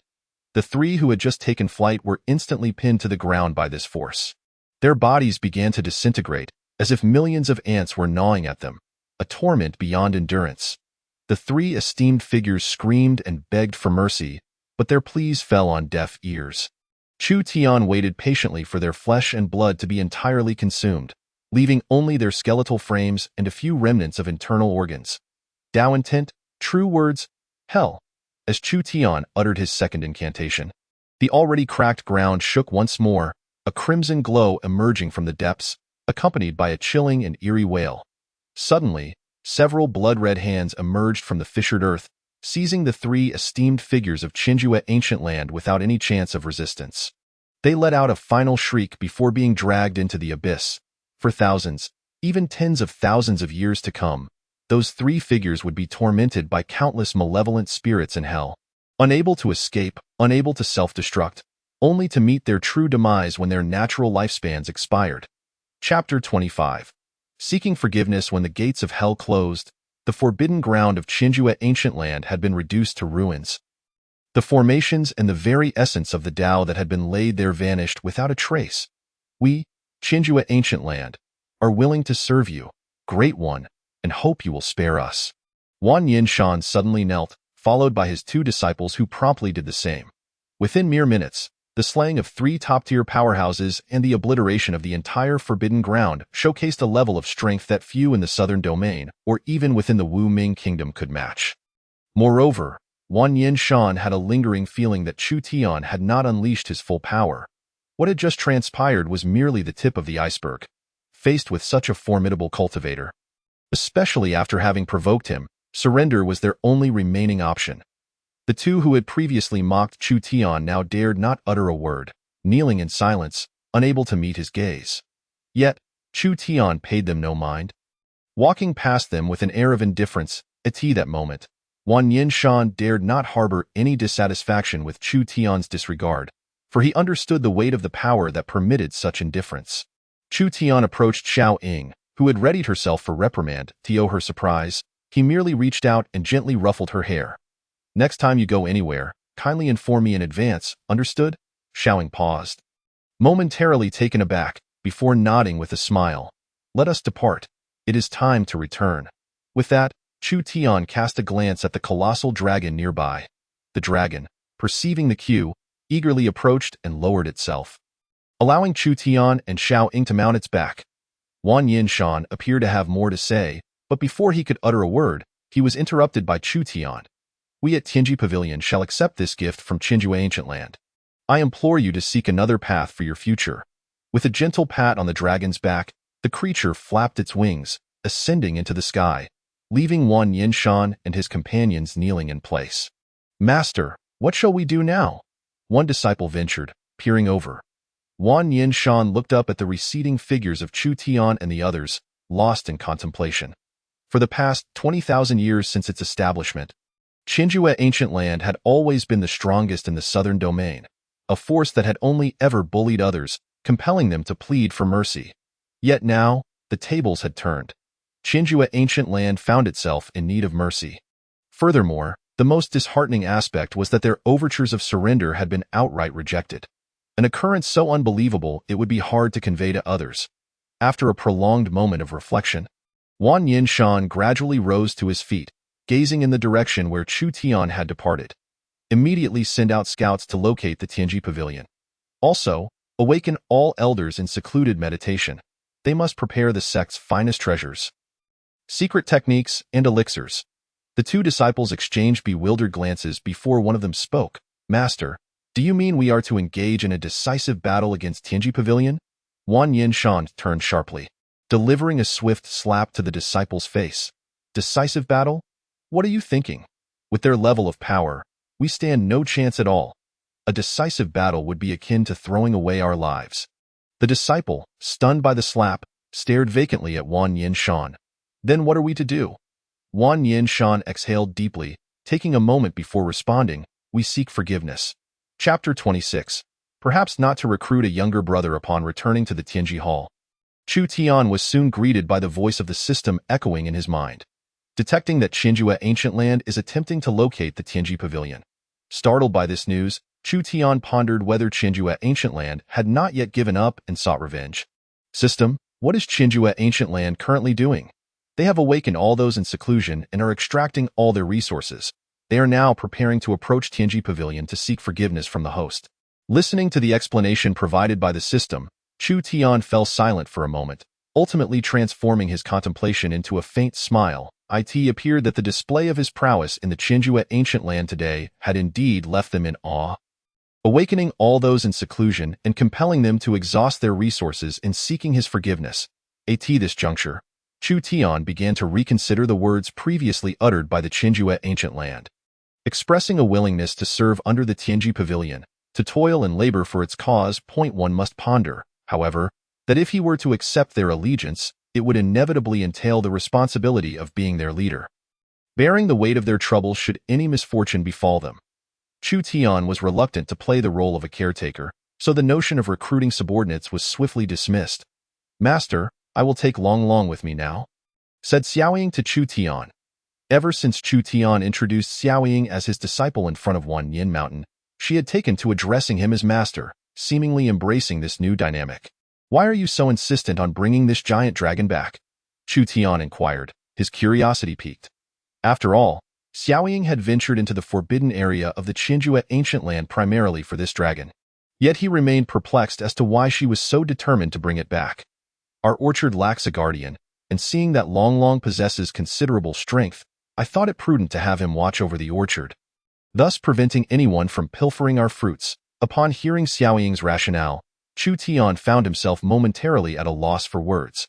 Although the dragon's lineage was not pure, it still bore a trace of dragon blood within. In addition to the heritage of the Rock clan, both being ancient and formidable beasts, such a powerful creature would undoubtedly hold a position of significance in any other sect. Yet Xiaoying's intention for bringing it back was merely to serve as a guardian for their orchard? The dragon, upon hearing Xiaoying's words, could not help but scowl, seemingly resistant to the role it was about to undertake. Come, Long Long, I shall escort you to our orchard, but you must not indulge in our fruits, Xiaoying declared. Despite the dragon's profound aversion to the task of guarding the orchard, it dared not express any form of dissent, having witnessed Chu Tian's formidable strength and recognizing the insurmountable gap between them. Resistance would lead to its demise. As the foremost sect in the southern region, the Qianjue Ancient Land possessed formidable investigative capabilities. Within less than half an hour of waiting in the main hall, Chu Tian sensed an influx of intruders within his invincible domain. Moments later, a throng of individuals had gathered at the foot of the Green Mountain, 71 formidable beings of the Xinguang realm and over 800 at the Zhendao realm, with not a single individual absent. Additionally, others had arrived as well. The spectacle surrounding the Qianjue Ancient Land had drawn not only numerous wandering cultivators and sect disciples, but also the attention of several hidden powers, all dispatching individuals to inquire about the unfolding events. Chapter 27. Insufficient sincerity. First it was the Shuling Demon Cave, and now a powerful sect. How many adversaries has the Tianji Pavilion offended? With over 70 strong cultivators from the Xinguang realm and hundreds at the Zhendao realm, such a force is unprecedented in the southern region. Observing their attire, it was evident that they hailed from the Qianjue Ancient Land. The Qianjue Ancient Land? What kind of power is that? I've never heard of it, one among the crowd remarked. The Qianjue Ancient Land was established 20,000 years ago, indisputably the foremost power in the southern region. However, it mysteriously vanished from sight a millennium ago, leaving many with no recollection of it. I only happened to read a bit about it, which is why I know of its existence. Upon hearing this explanation, a sense of reverence arose among the crowd towards the Qianjue Ancient Land. After all, this was a sect that had endured for 2 millennia, whereas the Moon God Sect, Thunder God Sect, and Blood Demon Cult had histories of a mere 700 years, barely a fraction of the Qianjue Ancient Land's legacy. With over 70 Xinguang realm experts and 800 Zhendao realm cultivators, this assembly far surpassed the previous spectacle at the Shuling Demon Cave. It seemed that the Tianji Pavilion was indeed facing an unavoidable calamity. They must have committed some egregious offense against the Qianjue Ancient Land. Otherwise, such a formidable force would not have mobilized. It appears the Tianji Pavilion lacks discernment in its dealings. The crowd awaited the Qianjue Ancient Land to launch an offensive to obliterate the Tianji Pavilion. Although the battle had yet to commence, there was a unanimous consensus that the Tianji Pavilion had lost all hope. Yet, the subsequent actions of Wanyin Mountain in the Qianjue Ancient Land left the onlookers utterly astounded. Leading the charge, Wanyin Mountain and the members of the Qianjue Ancient Land suddenly knelt in unison at the foot of the Green Mountain, proclaiming, "We, the Qianjue Ancient Land, have come to seek forgiveness from Master Chu Tian of the Tianji Pavilion." Their voices resonated powerfully, shaking the very ground beneath them. This spectacle left all present in a state of disbelief, staring blankly at the kneeling figures of the Qianjue Ancient Land, their expressions a mixture of confusion and astonishment. What on earth is happening? All these powerful beings from the Qianjue Ancient Land are bowing to the Tianji Pavilion. I must still be dreaming. Someone pinch me to wake me up. As the crowd grappled with their bewilderment, a fragment of Chu Tian's essence slowly descended from the Tianji Hall. The gazes of the onlookers swiftly shifted to him, seeking answers from his presence. "May I inquire what brings you, Wan Zhizhong?" "To my Tianji Pavilion?" Chu Tian feigned ignorance, fully aware of the situation. "The Qianjue Ancient Land has previously wronged you, and today we come to seek your forgiveness, esteemed master. We earnestly request your clemency." As he spoke, Wanyin Mountain led the entire assembly of the Qianjue Ancient Land in a deep bow. Witnessing this scene, not only the spectators were taken aback, but even Chu Tian himself could scarcely believe it. A power that has dominated the southern region for millennia was willing to lower its stature and kneel before him in front of countless sects and wandering cultivators. This was beyond anything he could have anticipated. However, in response to Chu Tian's astonishment, Wan Yin Mountain perceived that their display of sincerity was still lacking, failing to sway him. He thus signaled to several individuals behind him. In an instant, a few stepped forward, carrying several large chests. These are treasures that the Qinjue ancient land has accumulated over the years, and we now present them all to you, esteemed master. As the words left his lips, the chests were opened, releasing a dazzling radiance and an overwhelming aura of spiritual energy. Chapter 28. Kindly allow me to decline. Why is there such a powerful aura emanating from those items? What on earth are they? One onlooker exclaimed, seeking clarification. The Dongji Four Seas Order, a legendary artifact said to summon the spirits of the Four Seas to aid its wielder, the Tianyi Extreme Thunder Sword. It is said that the Thunder Sage used this sword to slay a transcendent realm expert during his time in the Shengguang realm. The Tian Jade Silk Garment, a garment reputed to withstand all attacks from cultivators below the Shengguang realm. The gathered cultivators gazed in awe at the treasures, their eyes nearly bulging from their sockets. They were all too familiar with the legends surrounding these artifacts, yet this was the first time they had ever witnessed them firsthand. Although Chu Tian had been forewarned about these treasures, he was still taken aback by the sheer volume the Qinjue ancient land had laid before him. System, how many of their prized possessions has the Qinjue ancient land just offered? Without hesitation, the system responded, all. The simplicity of those two words sent shockwaves through Chu Tian. He had anticipated that the Qinjue ancient land would retain some of their treasures, yet they had laid everything bare before him, leaving nothing behind. As he surveyed the items presented, he recognized them as rare treasures. However, for Chu Tian, they held little utility, as no artifact could rival the strength of his absolute domain. Yet the critical aspect was not the gifts themselves, but the attitude of the Qinjue ancient land. Their willingness to relinquish the entirety of their sect's resources without reservation signified profound respect for Chu Tian.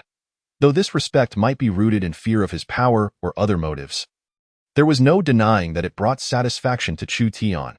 Upon noticing the hint of approval gracing Chu Tian's visage, Wan Yin Mountain seized the moment to proclaim loudly, from this day forth, the Qinjue ancient land shall follow the Tianji Pavilion's lead. At your command, esteemed master, we will traverse mountains of blades or vats of boiling oil without hesitation. The disciples of the Qinjue ancient land echoed in unison. We will traverse mountains of blades or vats of boiling oil without hesitation. While Chu Tian felt little impact from these words, the spectators were left utterly dumbfounded. The foremost power in the southern region, with a legacy spanning over 2,000 years, was pledging allegiance to the Tianji Pavilion. What extraordinary capabilities must the Tianji Pavilion possess to command such loyalty from the Qinjue ancient land? Having vanquished the denizens of the Shuling Demon Cave previously, and now poised to subjugate the Qinjue ancient land, one could only wonder. What dares the Tianji Pavilion to accomplish in the southern region? My fellow brothers, I wish to join the Tianji Pavilion. Does anyone have connections to assist me? The topic of discussion swiftly transitioned from the Qinjue ancient land to the Tianji Pavilion, as if everyone had forgotten the initial remarks made regarding the latter, and they all became fervent admirers of Tianji Pavilion. We appreciate the good intentions of Master Wan, said Tianji Pavilion. However, upon hearing this, Wan Yinshan seemed to have realized something, and his demeanor instantly appeared considerably dejected. Nonetheless, Tianji Pavilion does not wish to engage in worldly disputes, nor does it aspire to be the foremost in the southern region or in the world. With a sigh, Chu Tian continued with a hint of helplessness in his smile. The incorporation of Qinjue ancient land into Tianji Pavilion would not only be of no benefit to either party, but would also bring about numerous inconveniences. Therefore, I must graciously decline this offer. Chapter 29. Gratitude to the Pavilion Master. What? They have declined. The Tianji Pavilion has actually turned down the offer. This is the most powerful force in the southern region. I can't believe they would refuse just like that. I fear that if I were to share what transpired today, no one would believe me. After this astonishing turn of events, all the onlookers were left in utter disbelief. Tianji Pavilion had indeed rejected the loyalty of the southern region's most dominant power. Yet, what transpired next from Chu Tian left them utterly astounded once more. Chu Tian surveyed the several crates of treasures before him. While many of the items held little value to him, He feared that rejecting them outright might lead these individuals to believe he harbored resentment. To preemptively avoid any future disturbances from the Chinju at Ancient Land, he decided to select a few items to take with him. Thus, he turned his gaze to the crates, and the system promptly displayed the information regarding the treasures before him. Name: Eye of the Giant Grade. Divine Light Realm Description: an eye extracted from the leader of a one-eyed giant. This orb crystallizes the power of the giant and can be refined into a magical artifact or elixir. Name: Dragon-Slaying Blade Grade.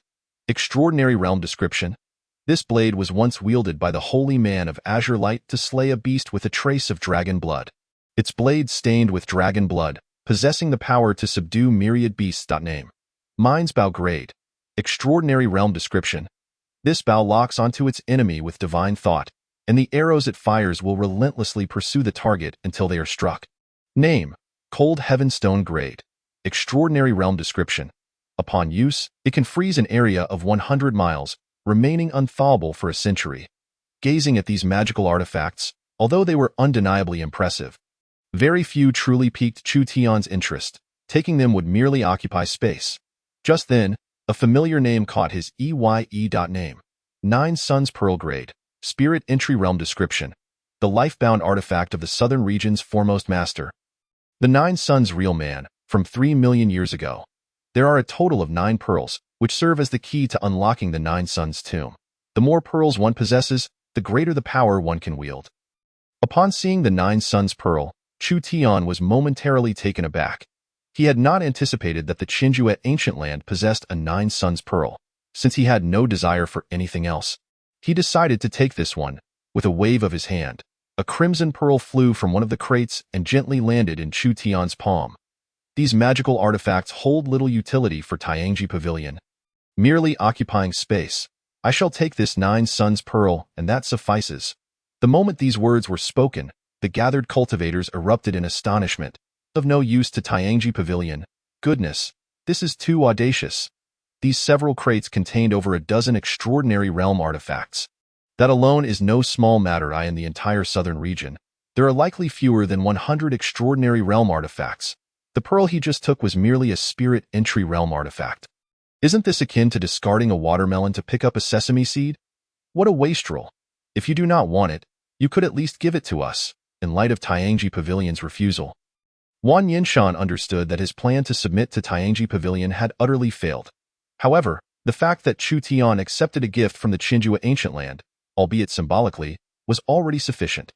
This at least demonstrated that Chu Tian bore no grudge against the Chinju Ancient Land, and they were not yet at risk of extermination. Chinju Ancient Land expresses its gratitude to the Pavilion Master, he said, bowing alongside the disciples of the Chinju Ancient Land towards Chu Tian, who then walked alone towards the Tianji Hall. Chapter 30. Southern Region Power Rankings. Within a day, the news of Tianji Pavilion's rejection of Chinju at Ancient Land spread throughout the southern region. This event not only captured the attention of secular sects, but also stirred the interest of those reclusive forces, as fellow hidden powers. They were well aware of the strength of Chinju at Ancient Land. Since the establishment of Chinju at Ancient Land by the venerable Chinju at 2,000 years ago, this faction had been universally acknowledged as the dominant leader among all powers. Yet now, this leading force had collectively bowed to a faction they had never heard of before, one named Tianji Pavilion. A faction capable of compelling the Chinju at Ancient Land to kneel must possess sufficient strength to instill fear in them. However, after various investigations by multiple factions, no substantial conclusions were reached, primarily due to the relatively short existence of Tianji Pavilion, which left little to uncover. While everyone was engrossed in discussing the matter of Tianji Pavilion and Chinju at Ancient Land, an unexpected development unfolded when a new stone tablet appeared beside the many rankings of prodigies in the southern region. This tablet bore the inscription Southern Region Power Rankings, with Chinju at Ancient Land glaringly positioned at the top. Rank 1. Chinju at Ancient Land, 71 in the Divine Light Realm, 812 in the Path of Enlightenment. Rank 2. Timu Sect, 3 at the Pinnacle of the Divine Light Realm, 67 in the Divine Light Realm, 789 in the Path of Enlightenment. Rank 3. Wanshaman, 2 at the Pinnacle of the Divine Light Realm, 37 in the Divine Light Realm, 423 in the Path of Enlightenment. Rank 4. Wenshan Sword Sect, 1 at the Pinnacle of the Divine Light Realm. Rank 5. Shuling Demon Cavern, 1 at the Pinnacle of the Divine Light Realm. Rank 6. Blood Demon Sect, rank 7, Yushin sect, rank 8, Shunlei sect, rank 9, Qi Sha Min. The list encompassed a total of 100 factions, nearly encompassing all the notable sects within the southern region. Confronted with such a ranking, the entirety of the southern region erupted once more. How did Tianji Pavilion manage to ascertain the strength of 100 sects? Ascertain? Who knows if this power ranking is genuine? What if it is merely a fabrication? Immediately, skepticism arose. I am a disciple of Wanshui sect, ranked 41st. I cannot speak for the other sects, but our strength aligns perfectly with the ranking. A disciple from Tinghai sect, ranked 21st, stated that their sect strength matched the ranking entirely. Elder from Liuyun sect, ranked 84th, affirmed that their strength also corresponded precisely with the ranking. A disciple from Qi Sha Min, ranked 17th, revealed, "We have a half-step divine light realm expert in our sect," which was previously known only to our sect as a trump card. Now that it has been exposed by Tianji Pavilion, our sect leader was nearly driven to fury. One confirmation after another emerged. The credibility of the southern region power rankings soared. Subsequently, sects like Blood Demon Sect and Yushan Sect began issuing announcements, stating that the descriptions of them within Tianji Pavilion's rankings were indeed accurate, welcoming all cultivators wishing to join them. At present, the only factions whose rankings remained unverified were the top 5 hidden powers. Chapter 31. Tianmu Sect. However, one must wonder if the ranking of Qinjue Ancient Land is erroneous. As the crowd scrutinized the list, they noticed that Qinjue Ancient Land, ranked first, had not a single pinnacle divine light realm expert, while the second-ranked Tianmu Sect had 3. This ranking seems questionable. Indeed, could this list truly be credible? Not necessarily. After all, it is not solely the presence of pinnacle divine light realm experts that determines who ranks first, if we consider only the total number of divine light realm experts. Qinjue Ancient Land actually has one more than Tianmu Sect. In light of this explanation, some chose to believe it, deeming the analysis reasonable. However, others raised doubts, suggesting that this could be a conspiracy between Tianji Pavilion and Qinjue Ancient Land, leading to the birth of various conspiracy theories. To be honest, when the list first emerged, Chu Tian was also somewhat astonished, not expecting Qinjue Ancient Land to maintain its position at the top even after losing 3 upper-tier members. However, upon further reflection, the legacy of Qinjue Ancient Land far surpassed that of Tianmu Sect, which has only existed for 13,000 years, 7,000 years fewer than Qinjue Ancient Land. The disparity in their historical depth is certainly not something that a few pinnacle divine light realm cultivators can easily compensate for. Meanwhile, within the main hall of Tianmu Sect, a disciple clad in a form-fitting black outfit rushed in, bowing and addressing the sect leader and the elders. In the very center of the main hall sat the esteemed leader of the Tianmu Sect. Lin Yinqing, clad in a flowing white robe, he held a string of beads in his hand, reclining against the main seat with his left foot crossed over his right, nonchalantly resting his leg. On either side of the main seat sat a dozen individuals, all of whom were elders of the Tianmu Sect. "How goes the investigation by your intelligence department?" Lin Yinqing inquired with a casual air, his gaze drifting towards a disciple. "According to our findings, the Tianji Pavilion emerged rather abruptly about a week ago. The pavilion master appears to be named Chu Tian. The earliest contact we could trace was a woman from the Moon God sect, known as by Yue.at that time. She was pursuing a disciple of the Blood Demon sect and encountered the master of the Tianji Pavilion at the foot of Qing Mountain. With the information provided by him, she was able to locate and slay the disciple of the Blood Demon sect. Shortly thereafter, the Tianji Pavilion issued the Southern Region Talents ranking, attracting the wrath of the Snowy Ridge Demon Cave. Yet all those sent were annihilated. Subsequently, the Qinjue Ancient Land sent representatives to apologize and then released the Southern Region Power Rankings. As for their strength, it remains somewhat unclear, but reports suggest that guards are stationed around Qing Mountain, with their capabilities likely ranging from 800 to 1,000. The disciple concluded, slowly raising his head to meet Lin Yinqing's gaze. Lin Yinqing, in turn, gently lifted a teacup from the table beside him and took a sip. "Is this all you have gleaned after an entire day?" Upon uttering these words, a glimmer of frostiness flickered in his eyes as he regarded the disciple. Seeing this, the disciple promptly knelt before him. "I implore you, esteemed leader, do not be angered. This is not due to any inadequacy on the part of our intelligence department. Rather, the Tianji Pavilion's emergence occurred too swiftly, coupled with its remote location, leaving us with little opportunity to gather substantial information. Lin Yinqing observed the disciple in silence for a moment before finally shaking his head and sighing, "You may go." Upon hearing this, the disciple exhaled a sigh of relief and hastily departed. Chapter 32. Speculation. What extraordinary prowess does the Tianji Pavilion possess that compels the Qinjue ancient land to kneel before them? Lin Yinqing manipulated the beads in his hand. A hint of worry etched across his countenance. "Leader, I have a conjecture," an elder suddenly interjected. Lin Yinqing turned his gaze toward the elder, offering a smile and a nod. "Pray, speak freely." Encouraged, the elder continued, "I wonder if you all have seen the Southern Region Power Rankings recently published by the Tianji Pavilion?" Everyone nodded, for the rankings had even included the Tianmu sect, making it impossible for them not to take notice. The elder's face lit up with a smile. "Have you all noticed anything peculiar about the Qinjue ancient land? Ranked first?" This question left the assembly momentarily taken aback. What could possibly be different? The information provided in the power rankings was sparse and lacked anything particularly noteworthy. Typically, they merely glanced at the rankings, noting who surpassed them, and then moved on without much further scrutiny. Yet at that moment, another elder seemed to recall something, abruptly slamming his hand on the table. "I remember now. In the strength description of the Qinjue ancient land, there is no mention of any peak 9th tier divine light realm experts." Upon hearing this, the assembly began to recollect the content they had seen in the power rankings earlier. First place, Qinjue ancient land, 71 in the divine light realm, 812 in the Dao establishment realm. Second place, Tianmu sect, 3 peak 9th tier divine light realm experts, 67 in the divine light realm, 789 in the Dao establishment realm.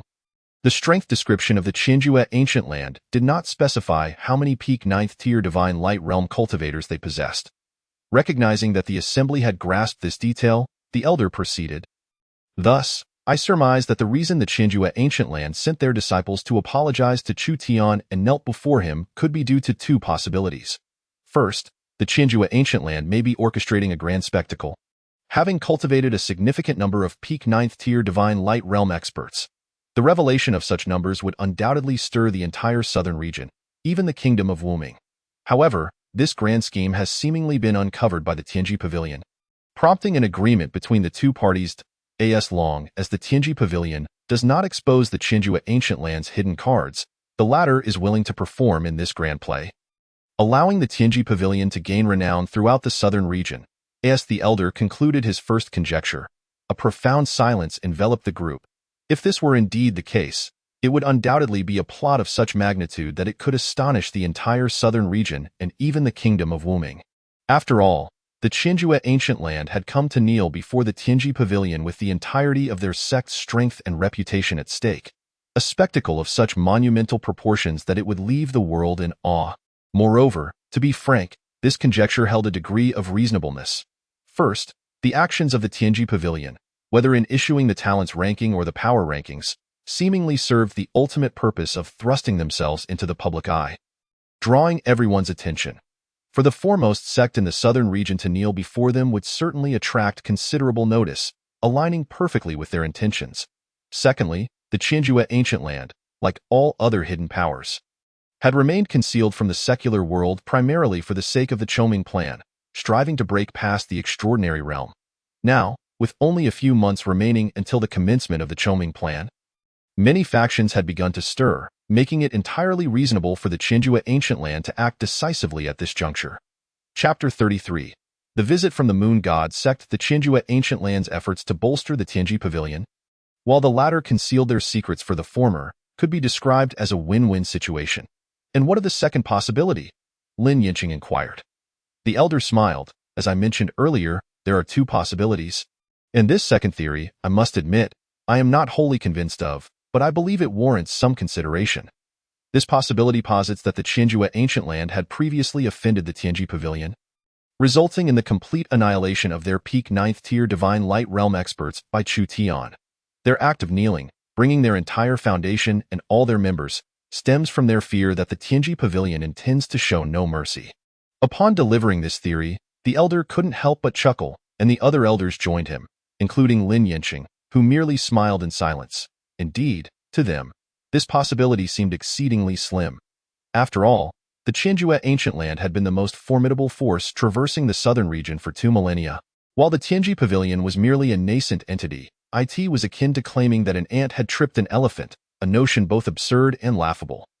The Tianji Pavilion might possess some strength and special methods, capable of discreetly gathering information about numerous factions, yet it was by no means an insurmountable task. There were indeed various means to acquire such information quietly, akin to the blood-seeking technique previously employed by the Snowy Ridge Demon Cave, albeit at a considerable cost. Summon the members of the intelligence department, Lin Yinqing commanded, his voice drifting outward as though it were an incantation. Minutes later, a disciple from the intelligence department entered. Dispatch some disciples to guard the vicinity of the Qinjue ancient land. Should any news arise, report immediately. Upon hearing this, the disciple nodded and prepared to leave but seemed to remember something and turned back. Leader, what of the Tianji Pavilion? Should we not send someone there as well? Without a moment's hesitation, Lin Yinqing shook his head lightly. The Tianji Pavilion is but a trifling jester, not worthy of concern. With that, he dismissed the disciple, Chu. In the main hall of the Tianji Pavilion, Chu Tian, seated upon the main throne, suddenly sneezed. Damn it. These fools are still thinking about me. For the first time, Chu Tian felt a twinge of impatience. Ever since the Qinjue ancient land had knelt before him, he had been incessantly bombarded with system notifications indicating that someone was attempting to derive his fate. And just after releasing the Southern Region power rankings, the frequency of these notifications had surged. Task completed. Host cultivation level has risen to the 4th tier of Tianji. The realm of perception has expanded to encompass the kingdom of Wuming. The invincible realm has extended to a radius of 10,000 miles around Qing Mountain.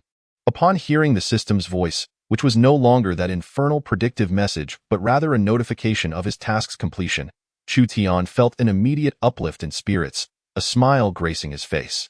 At last, I can perceive the entirety of the kingdom of Wuming. Let me see what formidable individuals reside there. Yet, before Chu Tian could begin his exploration of the kingdom of Wuming, the system's voice echoed once more in his mind. The leader of the Moon God sect, Yu Qingxian, along with Bai Yin, is approaching. They are 121 miles away from the Tianji Pavilion. Upon hearing the name, Chu Tian was momentarily taken aback, but soon recollected himself. Bai Yin, was she not the disciple of the Moon God sect whom he had assisted in calculations for the first time? Chapter 34. Revenge. Half an hour later, at the foot of the Green Mountain, Bai Yin and Yu Qingxian had just arrived at the base when several individuals clad in white approached them. Please come in, esteemed guests. The master has been waiting for you inside. The two were momentarily stunned by this remark, yet they proceeded to follow them toward the Tianji Hall. A few minutes later, they entered the Tianji Hall. At this moment, Chu Tian was seated at the main seat, quietly observing the two as they entered. You may withdraw, he instructed, and several Tianji spies bowed to him before turning to leave. Bai Yin and Yu Qingxian also respectfully saluted Chu Tian. We pay our respects to the honorable master. Chu Tian regarded the two with a calm smile. May I inquire what brings sect master you to my Tianji Pavilion? Yu Qingxian gazed at Chu Tian but did not respond directly. Instead, she posed a counter-question. I have heard from Yin that you possess the ability to divine and comprehend the affairs of the world. Might you ascertain why this humble woman has come? At this, Chu Tian was initially taken aback, but he quickly regained his composure, smiling faintly as he scrutinized Yu Qingxian anew. Clad in a flowing azure gown, her face adorned with subtle makeup, her lips were crimson against her pearly teeth, and her almond-shaped eyes held a hint of pride. System determined the objective of Yu Qingxian's visit. The calculation concluded, revealing that Yu Qingxian had come in search of her biological father. Her father, Qian Wu Yin, was the master of the Snake Eye sect, one of the 4 hidden forces of the Eastern region, boasting 2 peak 9th grade Divine Light Realm experts within its ranks. With eyes closed, Chu Tian listened intently while gently tapping his fingers, feigning the act of divination. You seek your father, he spoke, gradually opening his eyes and allowing a smile to grace his lips. Upon hearing Chu Tian accurately deduce her intent, Yu Qingxian was somewhat taken aback, yet she swiftly suppressed her emotions and looked back at him. Might the esteemed master assist me in identifying my biological father? Chu Tian observed Yu Qingxian, noting the anticipation reflected in her eyes. However, he refrained from divulging the truth immediately and turned his attention to the system once more. System, investigate further what Yu Qingxian intends to do upon finding her father. A few seconds later, the system's response echoed in his mind. Calculation complete. Revenge. Note: Yu Qingxian has sought her father for over a century in pursuit of vengeance. Surprisingly, Chu Tian was not particularly astonished by this revelation. After all, individuals seeking their biological parents typically fell into two categories: those wishing to reconnect or those seeking retribution, with little room for anything else. However, the persistence demonstrated over a century indicated the depth of her grievance. Chu Tian shook his head at Yu Qingxian, then answered her directly. You stand no chance. Whether in strength or sect influence, pursuing revenge now would only lead you to a dead end. Yu Qingxian clearly did not anticipate such a response from Chu Tian, and a surge of anger welled up within her, though she quickly subdued it. After a lengthy silence, she finally spoke again. I will seek vengeance, but not recklessly. I shall not pursue him until I possess sufficient strength. Observing Yu Qingxian's demeanor, Chu Tian sighed in resignation. Qian Wu Yin, one of the four hidden forces of the Eastern region, commands two peak 9th grade Divine Light Realm experts within his sect. As he relayed the system's findings to Yu Qingxian, the resolute glimmer in her eyes dimmed upon grasping the truth. Chapter 35. A clear path in this world. Certain things are destined to remain beyond your reach. Through diligence, one may attain numerous blessings: cultivation, resources, status, and power. Yet, some aspects are nearly insurmountable, such as those elusive hidden sections. Regardless of how hard Yu Qingxian endeavored, even if she reached the pinnacle of the 9th grade Divine Light Realm, she would still be outmatched by those hidden sections. Ultimately, she was but one individual. No matter her strength, she could not confront an entire faction, especially one of such caliber. To exact her revenge, she had only two viable paths: either establish a force even more formidable than her adversary or vastly surpass them in power. However, neither option seemed attainable for her. Those powerful sects were steeped in traditions spanning thousands of years, far beyond what her few decades or even centuries of effort could hope to match. Even if she achieved renown throughout the kingdom of Wu Ming and attracted countless cultivators to join the Moon God sect, elevating their prowess to rival that of hidden sects within mere years or decades was an impossibility. This disparity is precisely why a significant divide exists between the top 5 hidden forces on the Southern region power rankings and those that follow. The second approach pertains to strength. In essence, if an individual is sufficiently powerful, it is not entirely impossible to suppress an entire sect single-handedly, as exemplified by Chu Tian. Yet, the kingdom of Wu Ming has not seen a transcendent expert for 3,000 years, making the ascent to such heights exceedingly arduous. Yu Qingxian understood that, given her innate talent and capabilities, reaching the transcendent realm was an unattainable dream. Thank you, esteemed master. Her voice resonated with a weariness that suggested she had endured a heavy blow, starkly contrasting with her initial demeanor upon entry. Though Yu Qingxian's plight was undoubtedly tragic, Chu Tian was not a philanthropist, unable to assist every unfortunate soul. Each day, countless individuals suffer, yet most of their tales fade into obscurity. Just then, the system's task panel unexpectedly materialized before Chu Tian, presenting an optional quest. Help until the end. Task content: assist Yu Qingxian in achieving vengeance. Time limit: 3 months. Additional condition: Yu Qingxian must slay Qian Wu Yin using her own strength. Reward: unknown. Upon witnessing the system's task notification, Chu Tian felt a surge of excitement and called out urgently, "Hold on." Both Yu Qingxian and Bai Yin paused, turning back to regard Chu Tian with puzzled expressions. What further instructions does the esteemed master have? Taking a deep breath, Chu Tian calmed his racing heart and addressed Yu Qingxian. If you are truly intent on seeking vengeance, I may guide you toward a clearer path. Yu Qingxian was momentarily taken aback, her expression shifting to one of disbelief as she looked at Chu Tian. If the esteemed master is willing to assist me in my quest for revenge, Yu Qingxian would pledge her lifelong loyalty to the Tianji Pavilion and contribute her humble efforts. Such a declaration almost left Chu Tian speechless. Why did everyone seem eager to pledge loyalty to him? The Tianji Pavilion was hardly in need of more followers. Do you not inquire as to why I would assist you? Chu Tian could not help but ask. Yet, Yu Qingxian shook her head. As long as the master is willing to aid me in my vengeance, my life is yours to claim at any time. Hearing this, Chu Tian could only shake his head in wry amusement. Chapter 36. The Sacred Tomb of Qingyuan Name. Yu Qingxian affiliated sect, Moon God sect position, Master of the Moon God sect strength, 4th grade of the Path of Evidence name, Qian Wu Yin affiliated sect, Snake Eye sect position, master of the Snake Eye sect strength, 8th grade of the Divine Light realm. As Chu Tian contemplated the stark disparity in strength between the two, he could not help but sigh deeply. The gap was indeed substantial. Without his assistance, Yu Qingxian would find it nearly impossible to bridge this divide in less than a century or two. Of course, this estimate assumed that Qian Wu Yin's strength remained stagnant at the 8th grade of the Divine Light realm. Otherwise, the time needed for Yu Qingxian to catch up would be even more extensive. The system's task stipulations required Yu Qingxian to slay Qian Wu Yin solely through her own abilities. This meant that while Chu Tian could offer her support, the ultimate confrontation would rest solely on Yu Qingxian. Thus, Chu Tian's plan became crystal clear. First, assist Yu Qingxian in rapidly enhancing her strength. Given her current capabilities, approaching Qian Wu Yin was already a formidable challenge, let alone defeating him.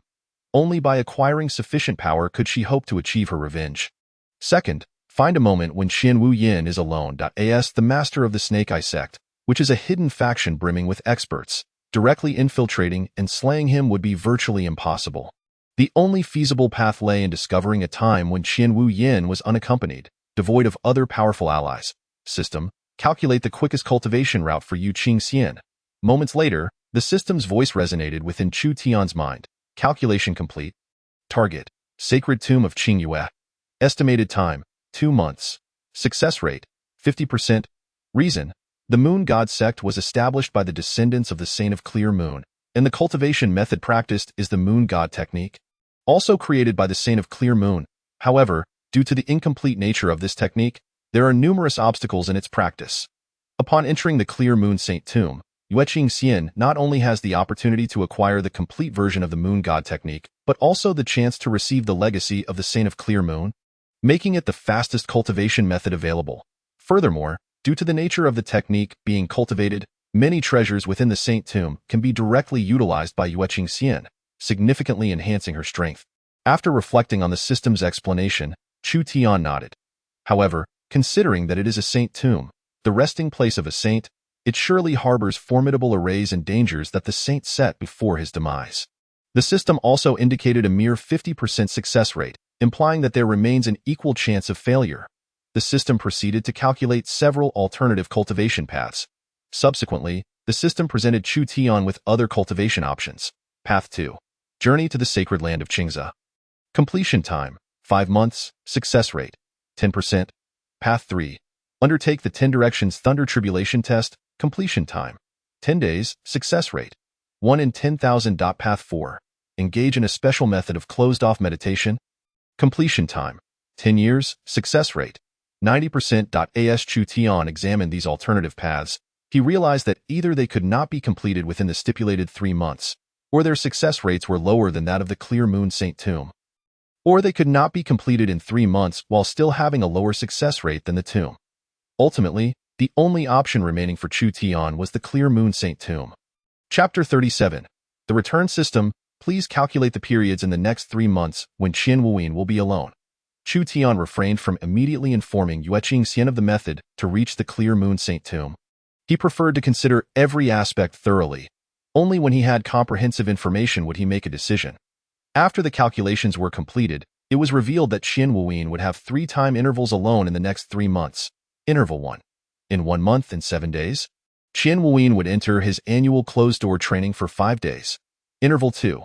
In 1 month and 27 days, Qian Wu Yin would venture to the Beast Mount to hunt the Sawtooth Tiger, spending 3 hours on this task. Interval 3. In 2 months and 20 days, Qian Wu Yin would independently attend the discussions concerning the Choming project in the central region, which would take 2 days. Upon reviewing these intervals, Chu Tian deemed the first one negligible. The second interval, with its 3-hour time frame, seemed somewhat rushed, presenting considerable risk. Ultimately, the most suitable time frame was the last one, 2 months and 20 days from now, which lasted 2 days. By that time, Yue Qingxian should have emerged from the Saint Tomb, making it an ideal opportunity. Having investigated everything, Chu Tian turned his gaze back to the center of the Great Hall, where Yue Qingxian awaited. That moment, Yue Qingxian regarded Chu Tian with an expectant gaze, seemingly confident in his ability to assist her in avenging her past. I have a method that can swiftly enhance your strength.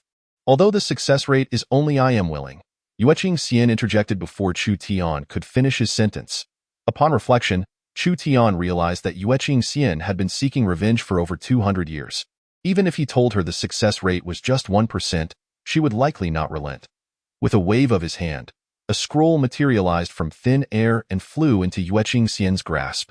This scroll contains everything you need, but the choice to proceed lies with you. Yueqing Xian, clutching the scroll, displayed a glimmer of determination in her eyes. Thank you, my lord. After expressing her gratitude, Yueqing Xian tucked the scroll away and departed with the silver moon. Once the two exited the Hall of Heavenly Mechanisms, Chu Tian leaned back in his seat and let out a sigh of relief. Come out, I noticed you long ago. As soon as Chu Tian's words fell, a figure emerged from one side of the main hall. It was Xiaoying. He, master. Xiaoying grinned, her hands hidden behind her back as if concealing something. Noticing her demeanor, Chu Tian surmised she had likely snuck off to play again. What do you have behind your back? Nothing. Xiaoying replied with a smile, shaking her head, but her body instinctively took a couple of steps back, seemingly reluctant to reveal what she held. However, in the next moment, the system had already deduced the object in Xiaoying's possession. Silver Featherbird Egg, an egg produced by the Silver Featherbird, a mystical beast. The Silver Featherbird matures at 500 years of age and lays eggs once every 300 years. A pair of silver featherbirds can lay a maximum of 2 to 3 eggs in their lifetime. However, their cultivation can reach the divine light realm, and they are known for their loyalty. Source: obtained from the 10,000 Beasts sect. Upon seeing the source of the egg, Chu Tian felt a wave of dread wash over him.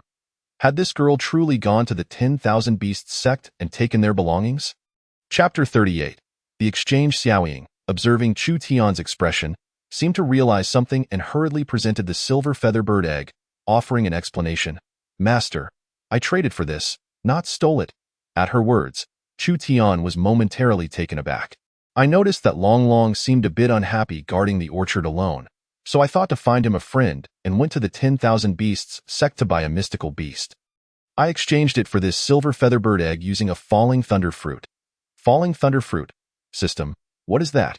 As soon as he spoke, a picture and detailed description of the falling thunder fruit appeared before Chu Tian. Falling thunder fruit, a transcendent level spiritual fruit.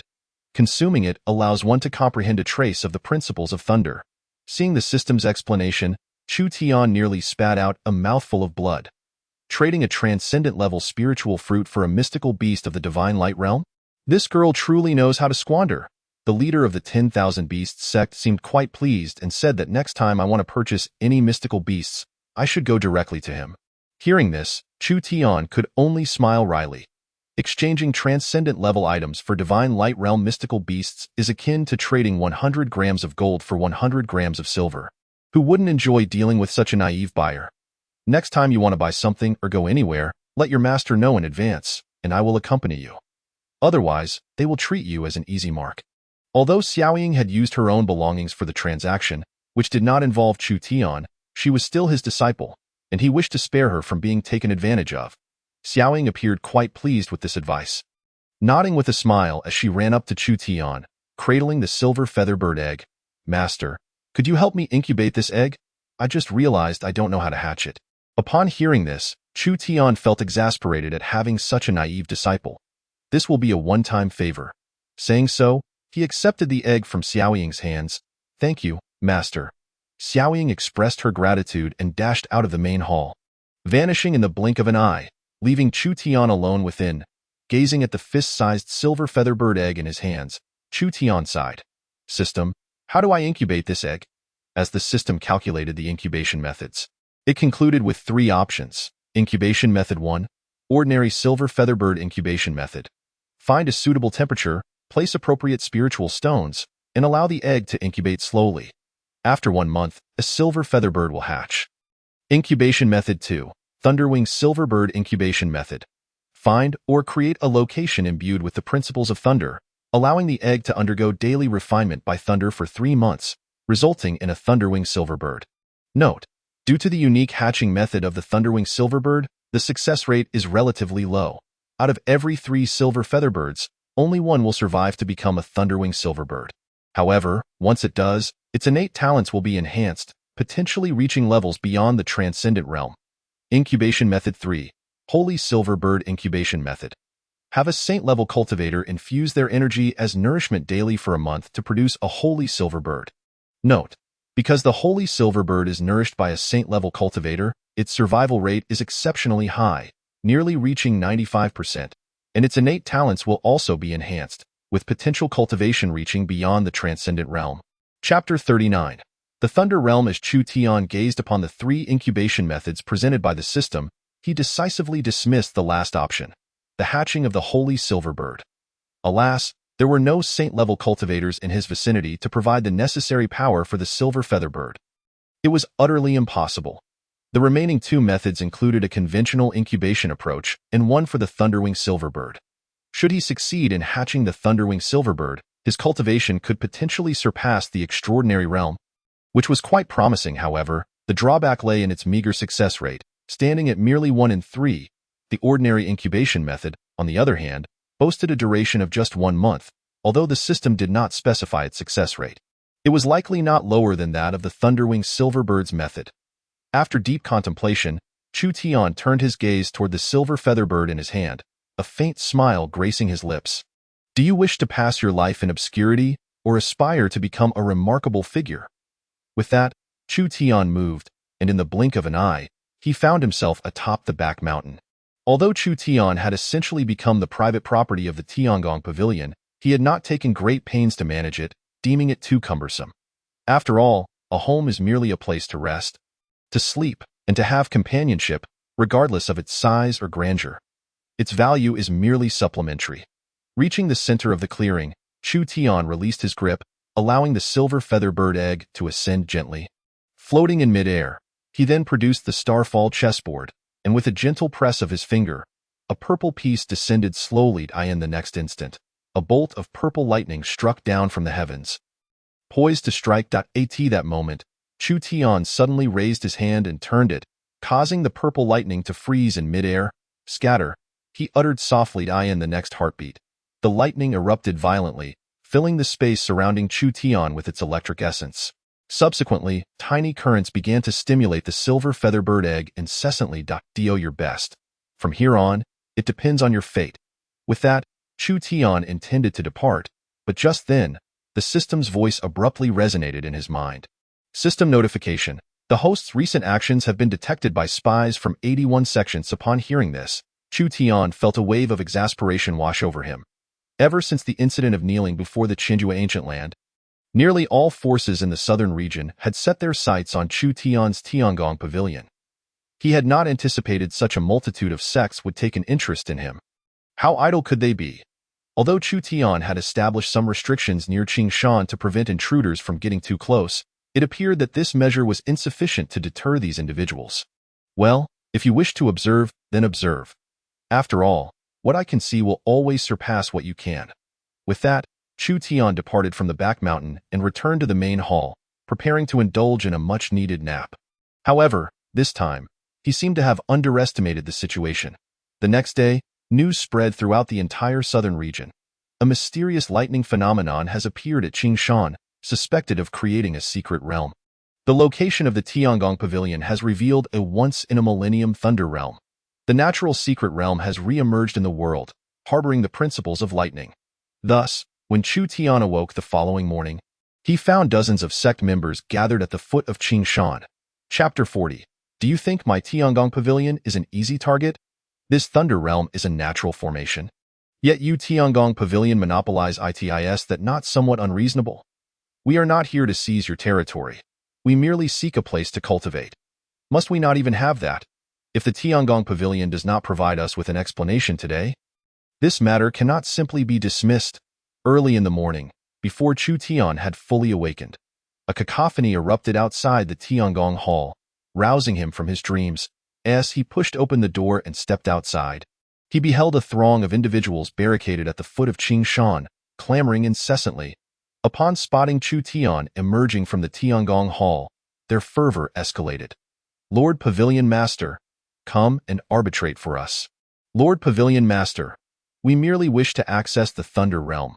We assure you, we will not disturb the tranquility of the Tiangong Pavilion. Lord Pavilion Master, let me just stay for 10 minutes. I promise I will leave immediately after. As Chu Tian approached the foot of Qing Shan, the excitement among the crowd seemed to intensify, their voices growing louder. When he finally stood before them, their faces lit up with smiles. Before Chu Tian could utter a word, several individuals sprang forth, raising their voices. Lord Pavilion Master, I have been stuck at the Gathering Realm for over a decade. Unable to break through, I implore you, grant me an opportunity to enter the Thunder Realm to seek a breakthrough. I shall repay you in the future. Lord Pavilion Master, my lightning sword intent has yet to reach the pinnacle. With the rare appearance of a Thunder Realm in the southern region, I only wish to observe and comprehend for just 10 minutes. Lord Pavilion Master, my crafted artifact is merely a thread away from success, yet the ordinary lightning tribulation is far too weak. I beseech you to allow me to enter the Thunder Realm to obtain a sliver of lightning essence to complete this artifact. Chu Tian regarded these individuals as they lamented to him, a cold smile playing on his lips, and he remained silent throughout their pleas. After 5 or 6 minutes of their incessant chatter, the crowd fell silent, gazing expectantly at Chu Tian.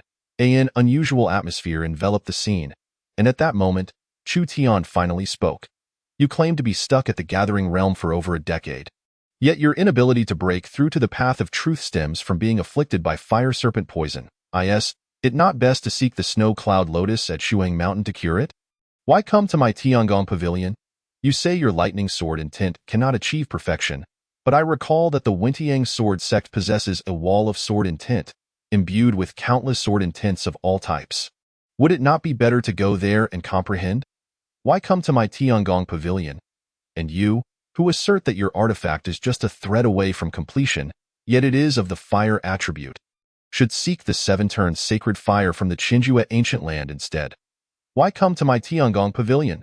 Pointing at each individual, Chu Tian revealed their secrets, leaving them utterly speechless, exchanging glances of bewilderment. The Thunder Realm of my Tiangong Pavilion does not seem to be your best choice. Why have you all flocked here? Why has no one gone to the Wentiang sword sect? Why not to the 10,000 Beasts sect? Why not to the Qinjue ancient land? Do you all believe my Tiangong Pavilion is an easy target?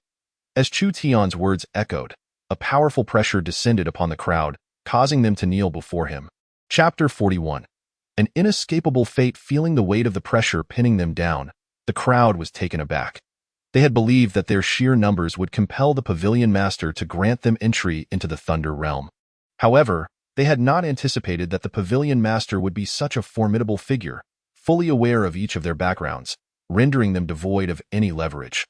Lord Pavilion Master, we realize our mistakes. We realize our mistakes. We beseech you, be lenient with us. We shall never dare again. Please spare us. Upon hearing this, Chu Tian let out a cold laugh and spoke slowly. Rest assured, I shall not kill you. The crowd sighed in relief upon hearing this. After all, they had all heard tales of how Chu Tian single-handedly annihilated the Snow Ridge Demon Cave army. It was precisely for this reason that they had opted for a softer approach. Attempting to coerce Chu Tian with moral pressure, thinking he would yield out of concern for his reputation. Little did they expect that Chu Tian would know their secrets so thoroughly, rendering them speechless with just a few words. You desire the Thunder Realm and the principles of lightning, do you not? I shall grant you that. Upon hearing these words, the crowd was momentarily taken aback, turning their gazes toward Chu Tian, only to see a violet chess piece materializing in his hand. As Chu Tian's hand lowered the piece, the previously clear sky abruptly darkened, and a bolt of purple lightning descended with a swiftness that left no time for evasion.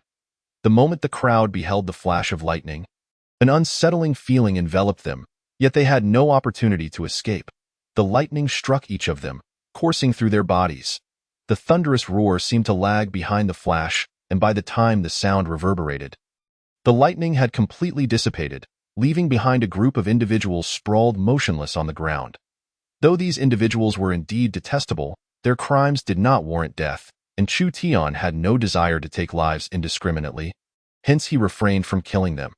However, while they were spared from a death sentence, they could not escape the consequences of their actions.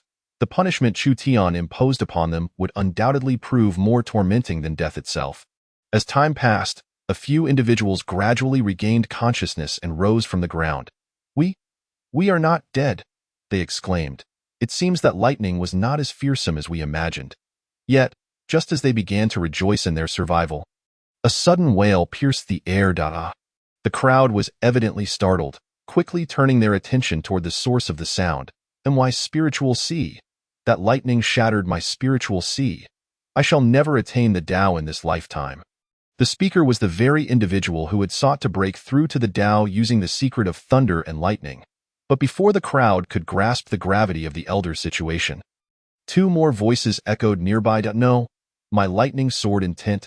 After 20 years of cultivation, it is gone. I was so close to achieving perfection. Another voice cried out, my treasured artifact, how could it shatter into pieces? I spent 50 years forging that life-bound artifact. At this moment, the crowd suddenly realized the extent of their losses, and cries of despair erupted around them. Meanwhile, Chu Tian sat in the main seat of the Tianji Hall, a faint smile gracing his lips as he listened to the cacophony of wails. With a gentle snap of his fingers, he muted all the cries. Chapter 42.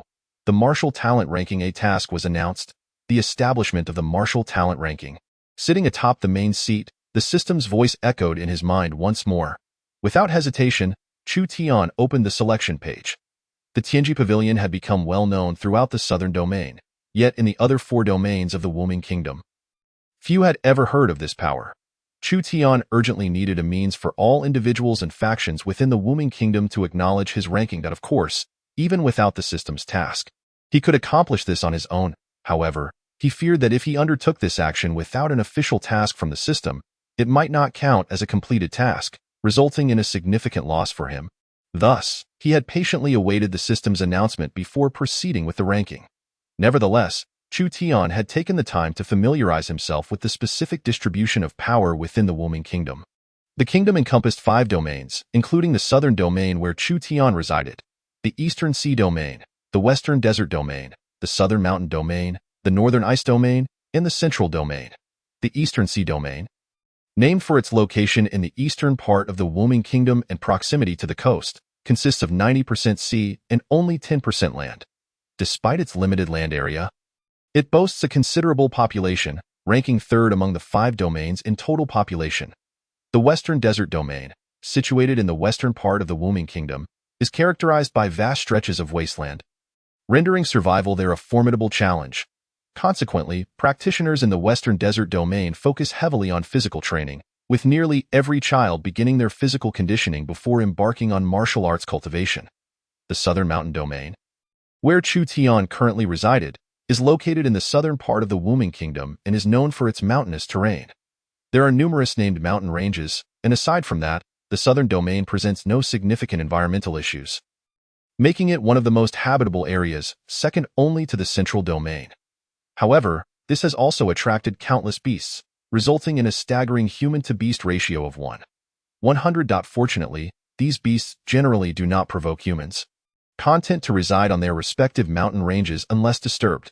The northern ice domain is a unique territory, connected to the eastern sea domain but characterized by significantly lower temperatures, leading to thick layers of ice covering both the sea and land.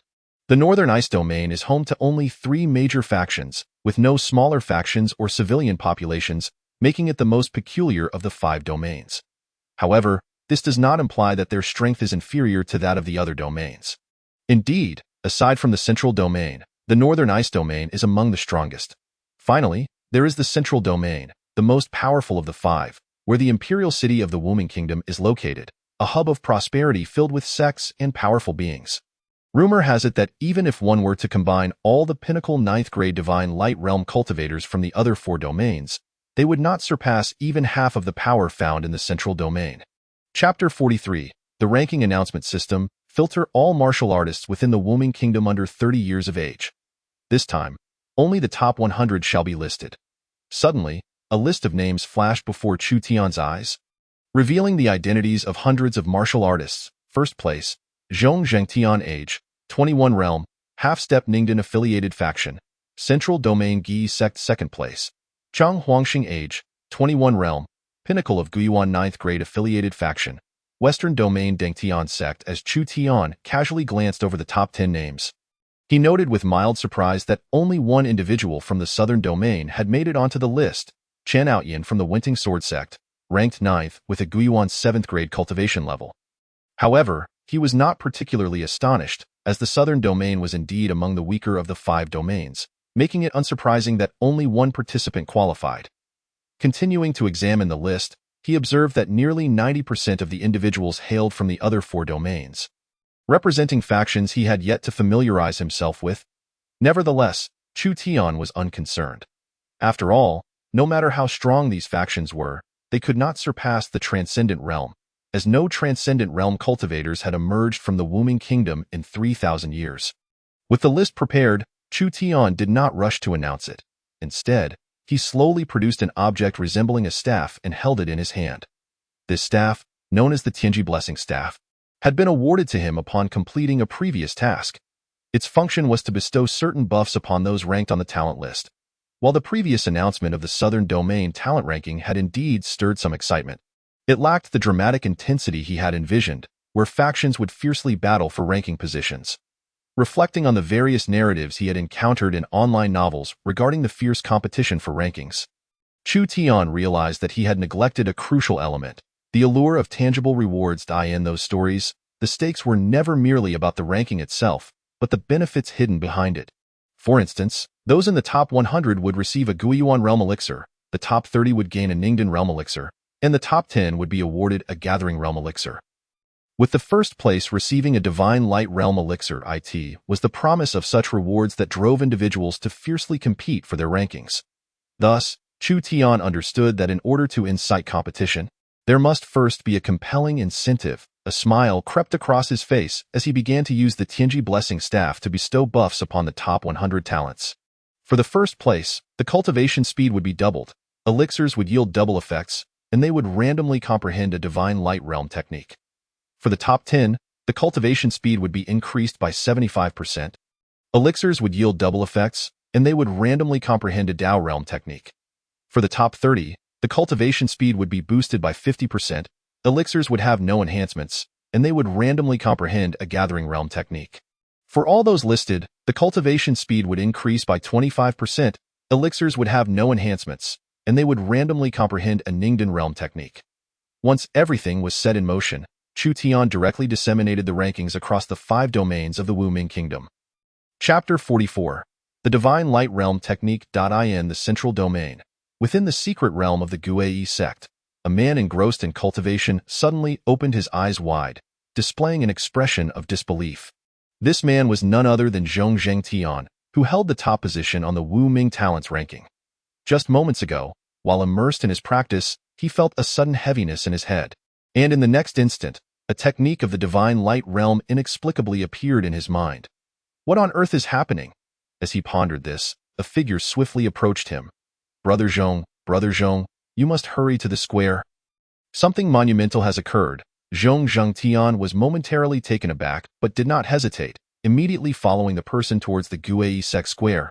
A few minutes later, they arrived at the square, where a considerable crowd had gathered in the center. However, upon seeing Zhong Tian, they promptly stepped aside. This allowed Zhong Tian to behold the object of everyone's attention, a stone tablet. He approached calmly and quickly discerned the prominent inscription at the top, Wu Ming Talents Ranking. To his astonishment, he was ranked first. A smile involuntarily crept onto Zhong Tian's face, although he was uncertain of the ranking's credibility. Who would be displeased to find themselves listed as number 1? Yet as his gaze shifted, a particular phrase captured his attention. The first in the ranking shall have their cultivation speed doubled, experience double the effects of medicinal pills, and randomly comprehend a technique of the Divine Light Realm. In that instant, Zhong Tian suddenly understood. No wonder that during his time in the secret realm, a technique of the Divine Light Realm had unexpectedly emerged in his mind. It was the work of this ranking, however, the ability to transmit this Divine Light Realm technique into his consciousness without anyone's notice indicated that the force behind this ranking was certainly formidable. Zhong Tian's eyes drifted to the bottom of the stone tablet, where he noticed several conspicuous characters. Tianji Pavilion. Tianji Pavilion seemed unfamiliar, likely not a power within the central domain. As he contemplated this, a figure suddenly descended from the sky, landing before the crowd. Disciples, greet the sect master. The disciples of Guei sect exclaimed in unison, bowing respectfully to the newcomer. This individual was none other than the sect master. Yu Hong why Yu Hong you turned to Zhong Zhengtian, a hint of a smile gracing his face as he inquired, have you perceived anything unusual during your cultivation? Zhong Zhengtian was momentarily taken aback, but soon recalled the earlier statement on the ranking. Realizing what the sect master was truly asking, he had indeed noticed the sudden addition of a divine light realm technique in his mind. Upon hearing this, Yu Hongyu's expression shifted to one of surprise. Though sects like theirs typically possessed extraordinary techniques, it did not imply that divine light realm techniques were as common as cabbages. Within the Guei sect, there were only 5 techniques of the divine light realm, and only 2 were complete. If Zhong Zhengtian had genuinely acquired one, it would undoubtedly be a significant boon that I will probe further. Do not resist, he instructed. Zhong Zhengtian nodded, and Yu Hongyu placed his hand upon Zhong Zhengtian's forehead. A strand of consciousness from Yu Hongyu flowed into Zhong Zhengtian's spiritual sea, searching for the divine light realm technique. Chapter 45. A Journey of Experience. After more than 10 minutes, Yu Hongyu withdrew his hand, sighing with a hint of disappointment. Sect Master, what troubles you? Is the divine light realm technique a counterfeit? Zhong Zhengtian asked, observing the disappointment on Yu Hongyu's face. However, Yu Hongyu quickly shook his head, revealing a bittersweet smile. The technique is genuine, and it is indeed a complete one. You need not worry. Hearing this, Zhong Zhengtian exhaled in relief, yet soon pondered aloud. Then why the sigh, Sect Master? Yu Hongyu, hearing this, shook his head with a wry smile. The one who bestowed you this technique clearly possesses remarkable means. Though I can locate the technique within your spiritual sea, I am unable to access it. It appears only you can view this technique. Zhong Zhengtian's expression turned to one of astonishment. Even the sect master cannot access it. But haven't you reached the pinnacle of the divine light realm? By rights, you should be among the elite in this realm. How could something be beyond your reach? Yu Hongyu, upon hearing Zhong Zhengtian's words, smiled wryly again. Realm does not encapsulate all aspects of strength. Even 2 individuals of comparable cultivation may differ vastly in power. Some may have only a minute difference, while others can be worlds apart, akin to a rock and an egg. Among those at the pinnacle of the divine light realm, my strength is merely mediocre. There are many stronger than I with that. Yu Hongyu gazed at Zhong Zhengtian with a smile. The one who granted you this technique is evidently far superior to me, perhaps even surpassing the ancestors of our sect. This declaration left Zhong Zhengtian in a WEI in his mind. The ancestors of the sect were beings capable of obliterating the world with a mere flick of their fingers. To think there exists someone even mightier than them was staggering. Sect Master, I wish to venture out for some experience. After a prolonged silence, Zhong Zhengtian suddenly spoke. Why? Yu Hongyu asked, taken aback as he looked at Zhong Zhengtian. Zhong Zhengtian did not respond immediately, instead taking a moment of reflection before slowly articulating, the world is not solely inhabited by the Guei sect. Those who aspire to reach the highest peak must first behold all the peaks of the world. Until now, he had believed that sects of the Guei caliber were among the most formidable forces in existence, convinced that no one outside could rival them. Consequently, he had immersed himself in cultivation, indifferent to worldly affairs. However, years of diligent practice had indeed elevated his strength significantly, even earning him the top position on the talents ranking. Yet, the sect master's words had illuminated the narrowness of his perspectives. Akin to a frog confined at the bottom of a well, strength is not solely defined by cultivation. Individuals of similar realms may possess vastly divergent capabilities. Some can move mountains while others are easily manipulated. Remaining within the confines of the sect may enhance his cultivation, yet it would deprive him of the breadth of knowledge, combat experience, and opportunities that the world has to offer. He yearned to step outside, to explore the myriad wonders of the world, to confront opponents he had never encountered, and to seek his own opportunities. Upon hearing Zhong Zhengtian's sentiments, Yu Hongyu's face radiated a smile of approval. Chapter 46. Assassination. Very well, those who aspire to reach the highest peak must first behold the high peaks of the world. Well said. Yu Hongyu regarded Zhong Zhengtian with pride and admiration. With a wave of his hand, a small purple cloth materialized in his grasp. He then held the cloth and with a gentle flick, it unfurled into the form of a garment. This item is named the Purple Jade Garment. A treasure of the Divine Light Realm. It will protect you from the vast majority of attacks below the Divine Light Realm. Take it for your safety. Upon hearing that this was a treasure of the Divine Light Realm, Zhong Tian was instantly alarmed, hastily waving his hands. Sect Master, this is far too precious for a mere disciple like me. Yu Hongyu's expression turned stern. As the Sect Master of Guai, I command you to take what I offer, so refrain from unnecessary objections. Without further ado, he pressed the purple jade garment into Zhong Tian's hands and swiftly turned to soar towards the main hall of the Guai sect. By the time Zhong Tian regained his composure, Yu Hongyu had already vanished from sight. Holding the purple jade garment, Zhong Tian felt warmth in his heart, a smile gracing his face. Brother, are you truly leaving? An inquisitive disciple from Guai sect approached, unable to restrain his curiosity. Zhong Tian nodded. While we may be the strongest in the central domain, it does not imply that the other 4 domains lack strong practitioners. I wish to venture out to witness more formidable foes. Only through such experiences can I truly expand my understanding. The disciples of Guai sect, upon hearing this, admired Zhong Tian even more. When do you plan to depart, brother? We will send you off. No need. I shall set out today. With this declaration, the disciples were once again taken aback. So soon, brother? Can't you wait a couple of days? Indeed, just a couple more days, brother. There's no rush. The disciples surrounded Zhong Tian, seemingly reluctant to see him go.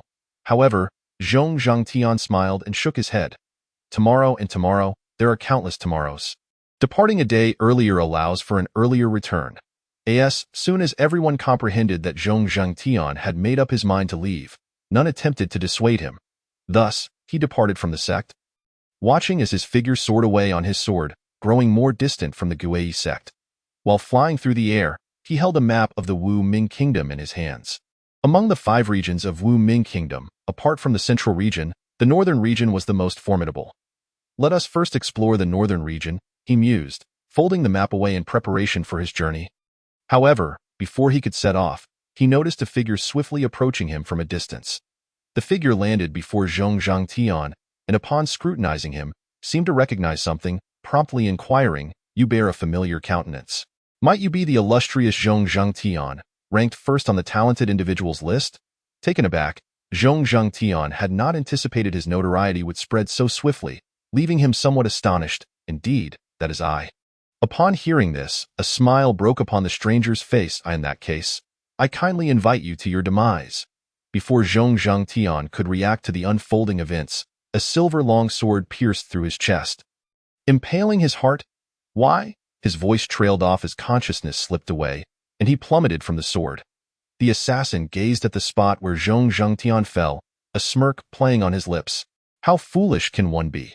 With so many eyes coveting the top position on the talented individuals list, how dare you venture out alone? I see that akin to courting death. With a derisive laugh, he departed. Chapter 47. Changes in the ranking listing. Mission accomplished. Host cultivation level elevated to the 5th tier of heavenly mechanism. Obtained secret technique. Revival of all things. Acquired magical artifact, material ring. Gazing at the newly acquired technique and artifact, Chu Tian promptly opened the introduction. Revival of all things. Capable of rejuvenating withered plants and restoring life to those on the brink of death. Material ring. Able to alter the very essence of objects on a physical level. Upon reading the description of the secret technique, Chu Tian understood its profound nature. It possessed nearly the power of resurrection, applicable to both humans and plants. However, the description of the material ring seemed overly simplistic. The phrase "alter the essence of objects on a physical level" felt as though it had been plucked straight from a high school physics textbook, inducing a headache for Chu Tian. Yet, no matter how perplexing a matter may be, there exists a method to render it exceedingly simple and intuitive. Practice. With a thought, a stone soared into his hand from outside the great hall. The material ring should allow for shape alteration, Chu Tian speculated. In the next moment, he envisioned a block of gold in his mind. Almost instantly, the stone in his hand began to transform at a visibly rapid pace into a gleaming piece of gold. A smile graced Chu Tian's face. However, he was acutely aware that the magical artifact provided by the system would undoubtedly possess more than just this simple function of physical alteration. The alteration on a physical level. He murmured, seemingly seeking a new interpretation from the system's explanation. Could it perhaps transform into a living being? Upon this thought, Chu Tian was struck by inspiration. his heart racing as he embarked on a new round of experimentation. Before long, the gold morphed again, transforming into white bones, which were gradually filled with red flesh, followed by skin in a flesh tone, and finally, white fur. Ultimately, the golden block became an adorable white rabbit. The skin, fur, and flesh were nearly a one-to-one replica, feeling indistinguishable from a real rabbit. Yet there was one glaring flaw that Chu Tian could not mask. It was devoid of motion. In essence, what he had created was merely a shell, lacking a soul, an inanimate object rather than a living creature. Although he felt a tinge of disappointment at not being able to conjure a living rabbit, he had at least grasped the function of the material ring. Simply put, it allowed for the continual, arbitrary transformation of matter, somewhat akin to the fable of turning stones into gold, but evidently far more potent. With a sigh, Chu Tian placed the rabbit upon the armrest of the main seat. This world contained no such charming little creatures as rabbits. He would gift it to Xiao Ying as a plaything, and she would surely delight in it. Just then, a voice suddenly echoed, "Changes have occurred in the talented individuals list." Surprised, Chu Tian halted. The list had only been released for a few hours. How could there be changes so swiftly? Upon accessing the ranking system, he quickly discovered that the original first-ranked Zhong Zhengtian had vanished, replaced by Cheng Huangsheng, who had initially held the second position.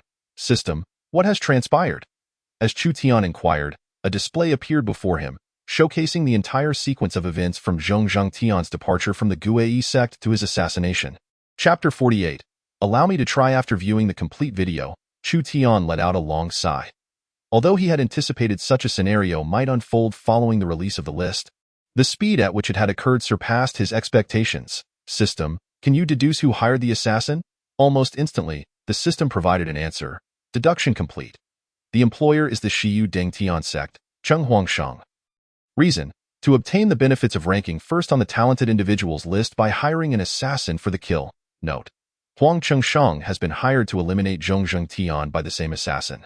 Upon reading this, Chu Tian found the situation somewhat ludicrous. The assassin he had engaged was now hired by another to eliminate him.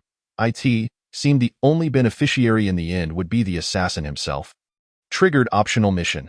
Saving a life is worth more than building a 7-level pagoda. Mission details. Revive Zhong Zhengtian. Time limit, 3 hours. Additional conditions, none. Reward, unknown. At the site of the mission, Chu Tian was momentarily stunned. The assassin who had attacked Zhong Zhengtian was a formidable being at the Divine Light Realm, while Zhong Zhengtian was merely at the threshold of the Condensed Dan level. It was astonishing that he had withstood the attack of a Divine Light Realm expert and had not perished.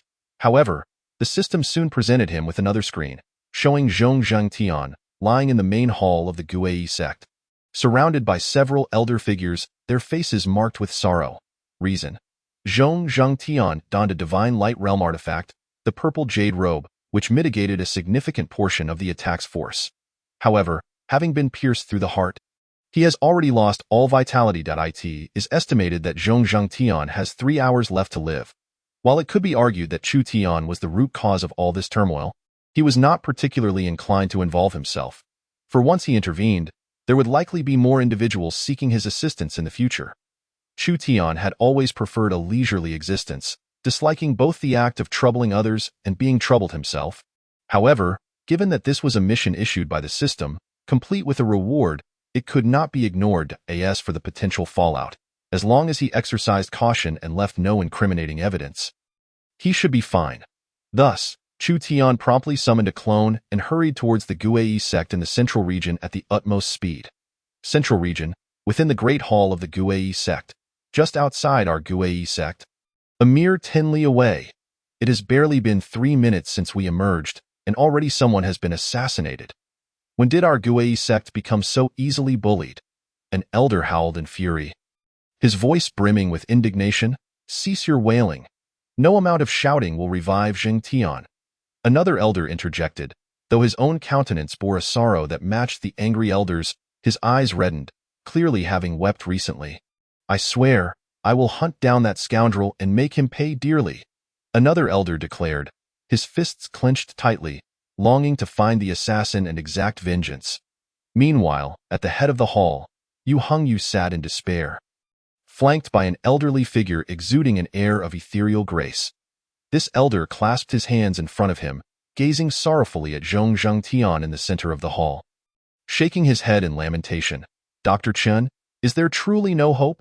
Yu Hongyu raised his gaze to the sage-like elder. The elder, displaying an expression of helplessness, shook his head in response. "Despite my years of healing countless lives, it is a miracle if I can extend his life for 3 more hours. Reviving him is simply impossible." Just then, a foreign voice resounded. "Why not allow me to try?" Chapter 49. A fateful encounter. The moment the voice resonated, everyone instantly became alert, raising their heads in the direction from whence it came. It's the entrance of the grand hall.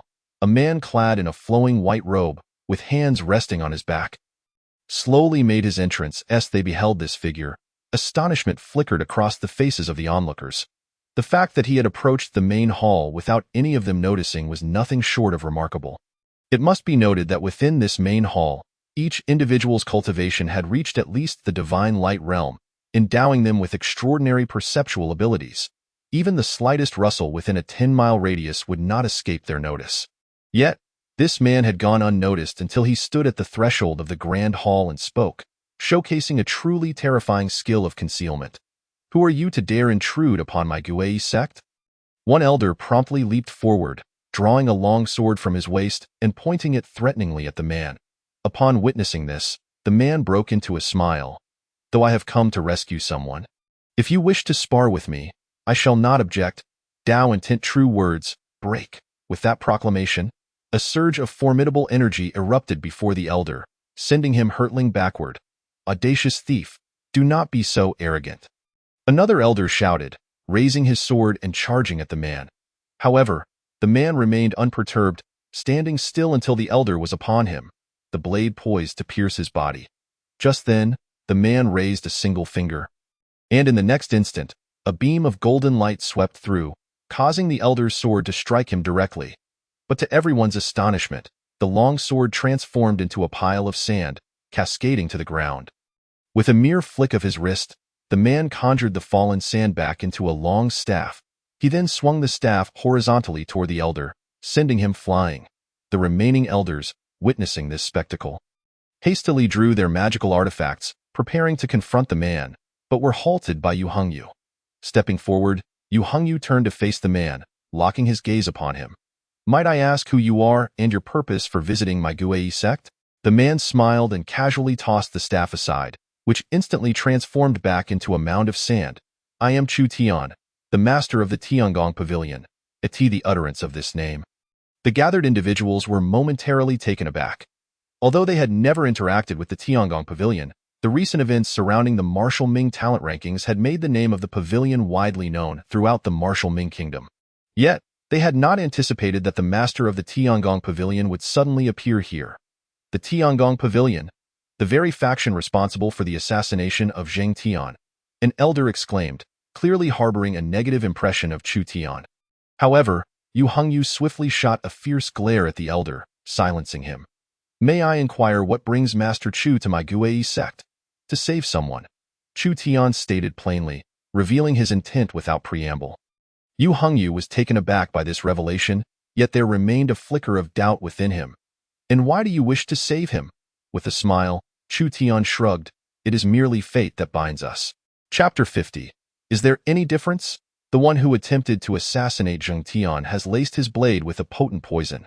The toxin has already spread to his heart and throughout his body. How does Master Chu plan to treat him? The speaker was none other than Physician Chen. Chu Tian turned to face Physician Chen, and in the next moment, all pertinent information about him appeared before his eyes. Name: Chun Baichao. Affiliation: Yawang Pavilion. Title: Supreme Elder of Yawang Pavilion. Strength: Half-step Divine Light. Status: Near death, with less than a year of life remaining. Cause: a forced breakthrough to the Divine Light realm 5 years prior led to chaotic spiritual seas, severely damaging his lifespan. However, his condition remained undiscovered due to his adept concealment. The Yawang Pavilion was renowned throughout the Martial Ming Kingdom for its exceptional medical skills, regarded as one of the most respected sects among all hidden powers, albeit the weakest in terms of strength. Upon seeing this, a faint smile graced Chu Tian's face as he regarded Chen Baichao. "I have my own methods," Chu Tian asserted, his approach simple. He intended to use a secret technique of revival to pull Zheng Tian back from the brink of death. Just like that. However, upon hearing this, Chen Baichao immediately exhibited a condescending expression. Master Chu, your prowess is indeed formidable, and you possess remarkable abilities. However, saving a life relies on medical knowledge, understanding of the human body, and the application of various spiritual herbs, rather than sheer brute force. With that, he shot a cold glance at Chu Tian. Are you suggesting that you believe I cannot save Zheng Tian? Chu Tian smiled at Chen Baichao. Humph, Zheng Tian's life has already been severed. It is utterly impossible to revive him. I am not targeting Master Chu, merely stating a fact. With that, he turned his head away, ignoring Chu Tian at this juncture. Yu Hongyu also spoke up that I thank Master Chu for your goodwill. However, death is an inevitable part of life. At this point, it is beyond recovery. Is there truly any difference? Chu Tian suddenly inquired. Why Yu Hongyu paused, seemingly perplexed by Chu Tian's words. What do you mean, Master Chu? How much longer does he have to live? An hour? 2 hours? Even if I fail, what difference does it make? After hearing this, Yu Hongyu fell into silence for a moment, ultimately raising his head to look at Chu Tian, determination glimmering in his eyes as if he had made a decision. Master Chu, if you require any medicinal pills or spiritual herbs, please inform me, and I shall send someone to procure them immediately. Chu Tian smiled nonchalantly, but shook his head. No need for anything. Merely stand by and observe. Upon hearing this, Yu Hongyu felt a pang of regret. Sensing that Chu Tian might be overreaching, he had witnessed numerous healers at work, yet had never encountered anyone who required nothing to commence treatment. However, considering that Zheng Tian had already lost all semblance of vitality, and the best outcome would be his demise in 2 or 3 hours, he thought, why not allow Chu Tian a chance? After all, should he fail, there would be no loss. With this in mind, Yu Hongyu couldn't help but sigh, a hint of sorrow reflected in his eyes.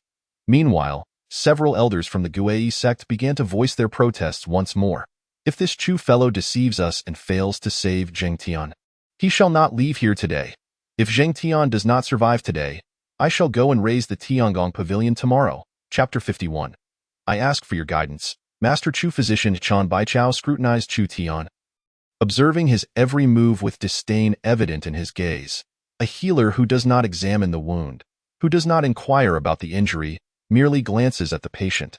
How could such a person possibly save a life? At this moment, Chen Baichao regarded Chu Tian as a mere meddler, someone who knew nothing of medicine, purely there to create chaos. Yet, what transpired next left him utterly astounded. Chu Tian approached Zheng Tian, raised his hand, and a stream of green light surged directly into Zheng Tian's body. Immediately, Zheng Tian's wounds began to heal at a visibly rapid pace, and in mere seconds, the entire injury vanished. All done, Chu Tian declared, clapping his hands with a hint of a smile. The crowd was taken aback, seemingly unable to comprehend what had just occurred. But in the next moment, a soft cough escaped Zheng Tian's lips as his eyes gradually opened. Seeing this, Yu Hongyu was the first to rush forward. Zheng Tian, how do you feel? Is there anything amiss? Zheng Tian gazed at Yu Hongyu, a look of confusion crossing his face. Master, I remember being attacked. How did I end up here? It was Master Chu who saved you. Be sure to express your gratitude, Yu Hongyu said, helping Zheng Tian to his feet. Zheng Tian looked at Chu Tian, this man who appeared considerably younger than himself, and gratitude shone in his eyes. Thank you, Master Chu. Chu Tian waved his hand dismissively, seemingly unconcerned. There is no need for thanks. Saving you is merely a matter of fate. However, I must caution you. I have not fully restored your cultivation. Upon hearing this, Zheng Tian swiftly circulated his inner energy, only to realize that his cultivation had plummeted from half-step Dan condensation to the first level of the Gui Yuan realm, a significant drop in rank. To save you, in a sense, has already disrupted the rules. Those who sought to kill you did so to claim a rank on the talent list and obtain its rewards. This list is one I established, and the rewards are dispensed by me. Should I save you and restore your cultivation entirely, allowing you to retain your position as the top-ranked, it would be unjust to others. Zheng Tian, upon hearing this remark, couldn't help but be momentarily taken aback, realizing that the individual before him was none other than the Lord of the Tianji Pavilion. However, he quickly composed himself and spoke in a measured tone. Lord Chu, your act of saving me is already the greatest assistance I could hope for. What is there to lament about my cultivation? Even if it is lost, I can still strive to cultivate anew. Moreover, with my current realm diminished by a significant tier, I shall no longer appear on the talent rankings, thus alleviating my concerns of assassination. As he spoke, a faint smile graced Zhong Zhengtian's face. Listening to this, Chu Tian also smiled and nodded, his eyes reflecting a newfound appreciation for Zhong Zhengtian. This young man possessed a commendable demeanor. Even after suffering a substantial decline in power, he accepted it with such equanimity. There were few like him. Lord Chu, I have a matter of utmost importance for which I seek your assistance, suddenly interjected Yu Hongyu. Are you inquiring about the identity of the one who hired assassins to eliminate Zhong Zhengtian? Chu Tian, without needing to consult his system, effortlessly discerned Yu Hongyu's thoughts. Why Yu Hongyu was taken aback, clearly not expecting Chu Tian to so easily unveil his intentions. I humbly request your guidance, Lord Chu. Chapter 52. Willing to serve, you need not concern yourself with this matter any further. Upon hearing Chu Tian's response, Yu Hongyu appeared somewhat discontented and quickly added, Lord Chu, one of my disciples was ambushed less than 10 miles from our sect's gates. Were it not for your intervention, he may have perished today. How can I not seek vengeance? Listening to Yu Hongyu's words, Chu Tian couldn't help but chuckle wryly, shaking his head as he explained. It is not that I disallow you from seeking revenge. Rather, your vendetta will be avenged without your intervention. Others shall take it upon themselves to exact retribution. Why Yu Hongyu was left speechless. Someone else would avenge him?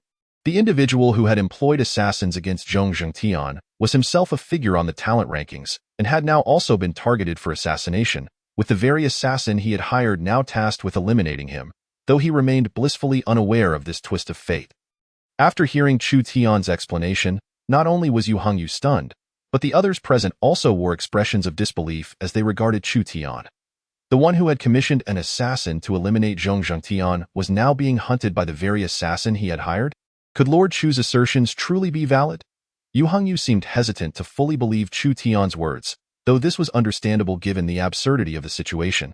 Had it not been for Chu Tian's system, even he would find it hard to accept. When the time comes, simply observe the talent rankings, and you shall discern the truth. However, as he spoke, Chu Tian appeared to recall something else and added. Nevertheless, the changes to the talent rankings may not merely involve one or two positions being altered. No1 is disinterested in ascendance, and there are two paths to achieve it.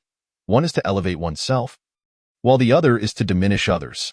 Yet, self-improvement is a daunting task, and while one strives to enhance their own standing, others will not remain idle.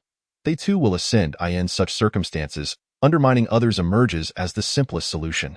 Many individuals on the rankings, I fear, may harbor such thoughts. System, how many individuals on the rankings are currently designated as assassination targets? Chu Tian suddenly inquired with curiosity. Calculations complete. Among the 100 individuals on the rankings, 78 are marked as assassination targets. Upon seeing the data provided by the system, Chu Tian was left dumbfounded. This was no longer the talent rankings, but could well be renamed the assassination rankings. Shaking his head in mild exasperation, he turned his attention back to Zhong Zhengtian. Do you still intend to travel through the Woman Kingdom? Zhong Zhengtian paused, evidently surprised that Chu Tian was aware of this intention. Yet he respectfully nodded. Indeed, now that I am no longer on the talent rankings, I need not fear assassination when I venture out. Why Yu Hongyu nodded in agreement, his face showing a hint of relief. Clearly supportive of Zhong Zhengtian's plans, at this moment, Yu Hongyu seemed to recall something, turning to Chu Tian. Lord, I am unable to repay the great kindness you have shown today. Should you require anything in the future, do not hesitate to command. My sect, Gui Min, is willing to serve you faithfully. Though Yu Hongyu's words sounded like gratitude, they were, in truth, an attempt to forge a closer bond with Chu Tian. As the head of Gui Min, he was duty-bound to prioritize the sect's interests above all else. He would never jeopardize the entire sect for a single disciple.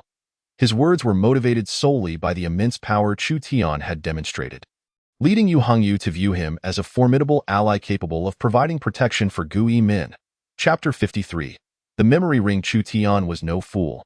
He perceived Yu Hongyu's subtle intentions with clarity. To be frank, this method was far more effective than the direct coercion employed in the Thousand Absolute Ancient Land. Of course, back then, there had been no other option. 3 peak 9th-tier Divine Light Realm experts were slain by Chu Tian, and their relationship was far from amicable, leaving no room for such discussions. However, I do have a matter for which I require your assistance. Please, speak freely, my lord.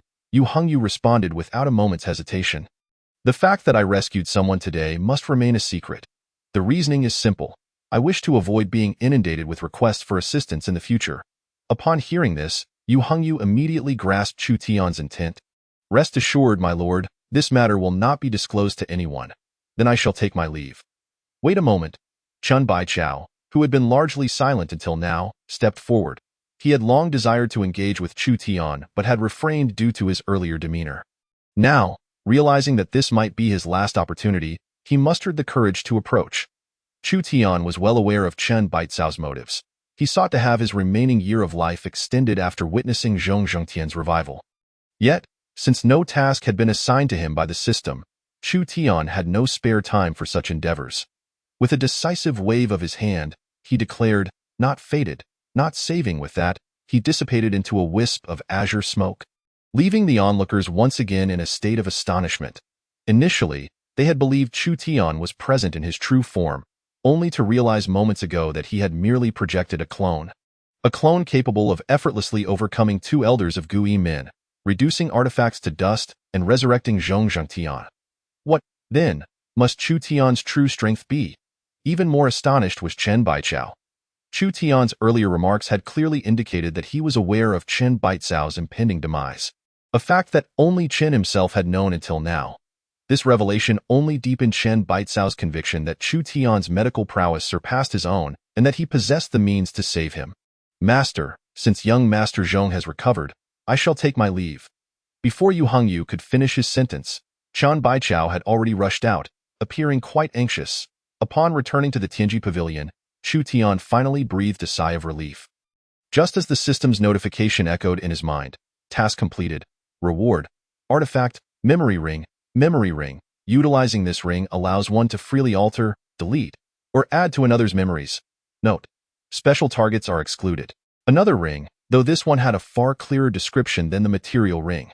The ability to modify others' memories was indeed a valuable treasure. Should he ever find himself in a compromising situation, he could simply erase the memories of those involved. With this thought, a smile graced Chu Tian's face. Chapter 54. Only speaking well, Master. It seems the Wan Shou sect is holding the Wan Shou conference. Shall we go and take a look? Xiaoying burst into the main hall, addressing Chu Tian with excitement. Wan Shou conference. System, what is that? Wan Shou conference, an event organized by the Wan Shou sect, which has been suspended for several hundred years. This marks the first Wan Shou conference since the sect's revival. Contemplating the system's explanation, Chu Tian mused that the Qingshan region now appeared somewhat desolate. It would be a good idea to procure some magical beasts to enliven the area. However, given his considerable reputation in the southern region, simply attending might cause quite a stir. Thus, Chu Tian glanced at the material ring in his hand. A faint smile gracing his features, he summoned a clone and transformed its visage into that of an inconspicuous passerby. This is much better. Let us proceed. As they spoke, they accompanied Xiao Ying towards the entrance of the Beast Gate. Half an hour later, after traversing a misty grand formation, the two arrived at the gate of the Beast Gate. It was no wonder that a sect dedicated to the breeding of demonic beasts could remain so elusive. They had seamlessly integrated the entire mountain range into their grand formation, showcasing a rather impressive concealment technique. At that moment, the Beast Gate was already bustling with activity, with various types of demonic beasts displayed everywhere. Chu Tian cast a cursory glance and estimated that there were nearly 10,000 beasts just at the entrance. However, the cultivation levels and bloodlines of these beasts were rather mediocre, belonging to the common sort. With a low degree of rarity, Master, let us go inside. The demonic beasts here are all captured and raised by the disciples of the Beast Gate. The truly rare ones are within, said Xiaoying, as she took Chu Tian's hand and led him into the depths of the Beast Gate. The guards stationed at the entrance, upon seeing Xiaoying, all broke into smiles and allowed her to pass, indicating a certain familiarity with her. After about 10 minutes of walking, they arrived at the plaza of the Beast Gate. The plaza was vast, exuding an almost boundless sensation. Numerous individuals were engaged in the trade of demonic beasts. and each vendor typically had a shop, unlike those outside the beast gate, who merely kept the beasts beside them, tethered by ropes. Chu Tian surveyed the surroundings, noting that nearly everyone was clad in distinct sect uniforms, making it evident that disciples from over 10 different sects were bustling about. It seemed the scale of the beast conference was quite substantial. As they walked, the cries of vendors filled Chu Tian's ears. Demonic beast of the returning origin realm. Golden-backed tortoise king, excellent quality, only 3,000 spirit stones. Don't miss out. Peak of the spirit entry realm, white-faced beast, has previously slain a returning origin realm beast, formidable strength, only 2,800 spirit stones. A steel, returning origin realm beast, sawtooth tiger, immensely powerful, invincible among its peers, only 3,400 spirit stones. The vendors shouted, each more fervently than the last. Yet Chu Tian could only shake his head as he opened the system interface. Species, golden-backed tortoise king cultivation. Returning origin realm condition. Bloodline is not pure. Unable to progress further after reaching returning origin realm. Species, white-faced beast cultivation. Peak of the spirit entry realm condition. Advanced age. Remaining lifespan under 3 years. Species, sawtooth tiger cultivation. Returning origin realm condition. Perpetual combat has left it mentally fatigued. Lifespan under 1 year. Seeing the information provided by the system, Chu Tian felt somewhat helpless. These vendors only touted the merits of their beasts, neglecting to mention any faults. If an uninformed person were to come along, they might end up purchasing 10 beasts, 9 of which would likely have significant issues. Chapter 55. Three-Eyed Tiger. The system laid out the details of each demonic beast before Chu Tian, allowing him to discern their quality at a glance. Master, look. It's a three-eyed tiger. Let us hurry over and take a look. Xiaoying suddenly pointed to a tiger demon not far away, pulling Chu Tian along eagerly. Around the three-eyed tiger, a crowd had gathered, all eyes fixed on the magnificent creature. Ladies and gentlemen, this is one of the highlights of our White Mountain Beast sect at this beast conference. The three-eyed tiger. This beast has reached an astonishing divine light realm, a beast king of the White Ridge mountain range. Our sect deployed 300 individuals to capture it, engaging in a 3-day struggle before successfully subduing it. We are now auctioning this three-eyed tiger, starting bid at 100,000 spirit stones. Upon hearing this, the crowd erupted into excitement. What? Only 100,000 spirit stones? Just yesterday, the Tidal Beast sect auctioned a divine light realm giant rock tortoise, and the starting bid was already 250,000 spirit stones. 100,000 spirit stones for a divine light realm beast is indeed a bargain. It's practically a gift. Enough talk.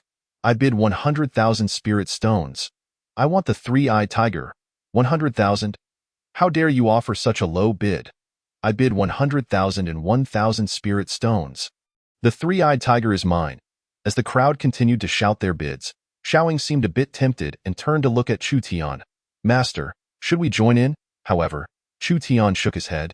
For in the eyes of the three-eyed tiger, he discerned sorrow and despair. In a rush. Let me observe closely, he replied, as the system's information promptly appeared before him. Species. Three-eyed tiger cultivation. Divine light realm condition. Near-death reason. 1 month prior. The three-eyed tiger suffered a failed birthing, severely injuring its vitality. Subsequently, it was attacked by individuals from the White Mountain Beast sect, further wounding it. Its life force is extinguished. It has less than 3 months to live. Note, the gestation period for a three-eyed tiger lasts 5 years, and they only give birth once in their lifetime. They regard their offspring with immense importance, far surpassing human sentiment. Seeing this, Chu Tian shook his head. We won't be purchasing this beast. Xiaoying was momentarily taken aback, looking at Chu Tian in confusion. Why not, master? I think the three-eyed tiger is quite good. Can't we buy it to keep at our door? Please, master? Despite Xiaoying's pleading, Chu Tian remained resolute in his decision. His reluctance to buy the three-eyed tiger was not simply due to its impending demise. After all, with the ability of resurrection, he could forcibly extend its life, regardless of how much time it had left. Even the fact that its short lifespan could serve as a bargaining chip to lower the price significantly did not sway him. The true issue lay not in these considerations, but rather in the expression of the three-eyed tiger, filled with despair and sorrow. Here, Chu Tian did not see a robust and vigorous three-eyed tiger. Instead, he witnessed a mother who had lost her offspring, devoid of hope for life. Even if he were to buy the creature and extend its life, it would not be an act of kindness. Rather, it would merely add to its suffering. For a being longing for death, any additional time is but a torment. Chapter 56. Golden-scaled white snake. Although unaware of Chu Tian's reasoning against purchasing the three-eyed tiger, Xiaoying ultimately chose not to argue and followed his lead, leaving the auction for the tiger behind. The two continued to wander through the plaza, a stream of information regarding nearby demonic beasts flowing into Chu Tian's awareness. But none caught his interest. The reason was simple. These beasts were too ordinary, lacking the grandeur of the giant dragon from the ancient Qinjue land, or the exquisite silver feather bird egg that Xiaoying had previously brought back. What Chu Tian did not know was that the giant dragon from the ancient Qinjue land was regarded as a sacred beast, and the Beast Gate had been attempting to acquire it from the ancient Qinjue land for 500 years without success. As for the silver feather bird egg, it was the product of a pair of silver feather birds, cultivated personally by the sect leader of the Beast Gate for 300 years. It was not intended to be sold, but Xiaoying's offering was simply too enticing, prompting the reluctant decision to part with it. In essence, it wasn't that the beasts here were too mundane. Rather, Chu Tian's standards had been elevated far too high. Just as he began to think that his visit to the Beast Conference would yield no results, an intriguing piece of information suddenly caught his eye. Halting him in his tracks, species, golden-scaled white snake cultivation, none condition, unhatched note, contains a trace of dragon blood, difficult to hatch unless special methods are employed. The moment he saw the words dragon blood, Chu Tian wasted no time and immediately pulled Xiaoying toward the source of the information. It was a small shop selling various demonic beast eggs, where an elderly man was busily attending to customers. Despite the shop being small, there were quite a few people waiting in line. At least 10, Chu Tian patiently stood at the end of the line, waiting for his turn, before finally looking up at the elderly man. Without hesitation, he spotted the golden-scaled white snake egg and pointed to it. How much for that golden-scaled white snake egg? The elderly man was taken aback for a moment, but soon a gentle smile spread across his face as he retrieved the egg from a shelf behind him. It's clear you are quite the connoisseur. Not exactly. I only have a bit of knowledge, Chu Tian replied modestly. The elderly man carefully placed the golden-scaled white snake egg before Chu Tian. This golden-scaled white snake is indeed a fine beast, but this egg has been in my possession for 50 years. I have cared for it meticulously, yet it shows no signs of hatching. At this point, the elderly man looked at Chu Tian. Whether it will hatch in the future remains uncertain. If you intend to buy it for hatching, I advise you to think twice. Chu Tian merely smiled nonchalantly and shook his head. No worries, I feel a connection with it.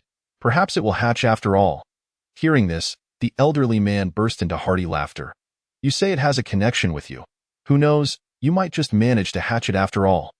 The golden-scaled white serpent, under normal market conditions, should commence at a price of 5,000 spirit stones. However, due to the hatching circumstances, I can reduce the cost to 4,000 spirit stones. After the proprietor spoke, he turned to Chu Tian, who seemed to suddenly recall something, his face betraying an awkward expression. Chapter 57. How many spirit stones does your shop require? Having been in this world for quite some time, Chu Tian had neither engaged in cultivation nor shopping, and had not contemplated acquiring spirit stones at all. Had the proprietor not just mentioned the sum of 4,000 spirit stones, he might not have realized that he, in fact, possessed not a single spirit stone. After a moment of contemplation, Chu Tian suddenly glanced at the side, where Xiaoying stood, and an idea dawned upon him. He turned to the proprietor and inquired, Sir, I left in haste today and neglected to bring any spirit stones. Would a trade of goods be acceptable? Upon hearing this, the proprietor's face lit up with a kind smile, and he nodded. As long as the value of the item is comparable, that should be quite agreeable. Without further ado, Chu Tian turned to Xiaoying, saying, This is borrowed from my master. I shall return it to you later. However, upon hearing this, Xiaoying squinted at Chu Tian. Although she had not been at the Tiangong Pavilion for long, she had come to understand its workings. The only items of any real value within the entire Tiangong Pavilion and the surrounding verdant hills were likely the divine trees that she and Chu Tian had cultivated together, along with the entire Tiangong Hall itself. Yet, the seeds for those divine trees had been provided by Xiaoying, while Chu Tian had merely contributed labor. Therefore, those divine trees could not be considered Chu Tian's assets, and he had no authority over them, As for the hall, it was the very foundation of Chu Tian's existence and his sole place of rest. Naturally, it could not be relinquished to another. Upon this analysis, it became evident that, in a certain sense, Chu Tian was utterly destitute. Hence, when he claimed he would return the item, Xiaoying recognized this as a promise destined to remain unfulfilled. Nevertheless, despite this reality, Xiaoying produced a fruit of divine light from her bag and directly handed it to Chu Tian. After all, he was her master. As Chu Tian accepted the fruit, its information instantly appeared before his eyes: divine light fruit. Consuming this fruit allows a practitioner of the divine light realm to ascend one small level in cultivation. Estimated value: 400,000 spirit stones. Upon reading this information, Chu Tian's eyes widened in shock. An estimated 400,000 spirit stones. The egg of the golden-scaled white serpent was only 4,000 spirit stones. You've effectively multiplied its value 100-fold. Chu Tian hastily grasped the fruit to shield it from the proprietor's view and quietly asked Xiaoying, "Is there not a less expensive option? This item is far too costly. Trading it feels unjust." However, Xiaoying could only shake her head in resignation. "This is the cheapest item I possess." In that instant, Chu Tian found himself at a loss for words. Was this the legendary wealthy lady? Gazing at the divine light fruit in his hand, he pondered for quite some time before finally turning back to the proprietor. "Sir, there is something I wish to discuss with you." "What is it? Did you forget to bring anything of value in your haste?" the proprietor inquired with a smile. Chu Tian glanced at the divine light fruit he had hidden in his hand, revealing a wry smile and shaking his head. "No, I wish to inquire about the cost of purchasing your shop." Upon hearing this, the proprietor was momentarily taken aback before erupting into hearty laughter. "Haha, that depends on what you are willing to offer." At this moment, Chu Tian cautiously produced the divine light fruit from his bosom and presented it to the proprietor. Would this suffice? The proprietor stared at the item offered by Chu Tian. Initially stunned, then focused intently.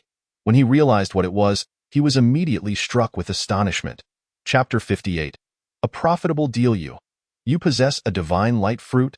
The proprietor whispered, disbelief coloring his voice as he gazed at the fruit. Chu Tian smiled wryly, nodding. It was the first time in his life he had exchanged a 400,000 spirit stone item for one valued at only 4,000. The proprietor regarded the divine light fruit in Chu Tian's hand. His brow furrowed, seemingly at a loss. Not only Chu Tian, but even he had never encountered anyone trading a 400,000 spirit stone item for one worth only 4,000. If he accepted this deal, he would feel a pang of guilt. Of course, when Chu Tian inquired about the price of his shop, the proprietor had not taken him seriously. Firstly, many of the items in the shop, individually priced, could not even compare to a fraction of the divine light fruit. However, when combined, their total value would likely exceed that of the fruit. Secondly, among the beast eggs, there were many ordinary ones that would only pique the interest of common disciples. Otherwise, no one would want them. He did not believe Chu Tian would be interested in such items, as they held little value for him. After much contemplation, the proprietor seemed to arrive at a decision. He turned and bent down, rummaging through the shop before retrieving a box and carefully unlocking it with a key. He then produced a beast egg. "Take a look at this beast egg," he said, presenting it to Chu Tian. In the next moment, information about the beast egg appeared before Chu Tian. Species: 7-star demon worm. Cultivation: none. Status: unhatched. Note: the 7-star demon worm is not a demonic beast but a monster. Upon birth, its power can reach the extraordinary realm and can devour saints. Upon reading this description, Chu Tian was momentarily stunned. To be born as extraordinary and capable of devouring saints. This creature was indeed formidable. Nonetheless, Chu Tian quickly steadied his emotions and adopted a contemplative expression as he scrutinized the egg.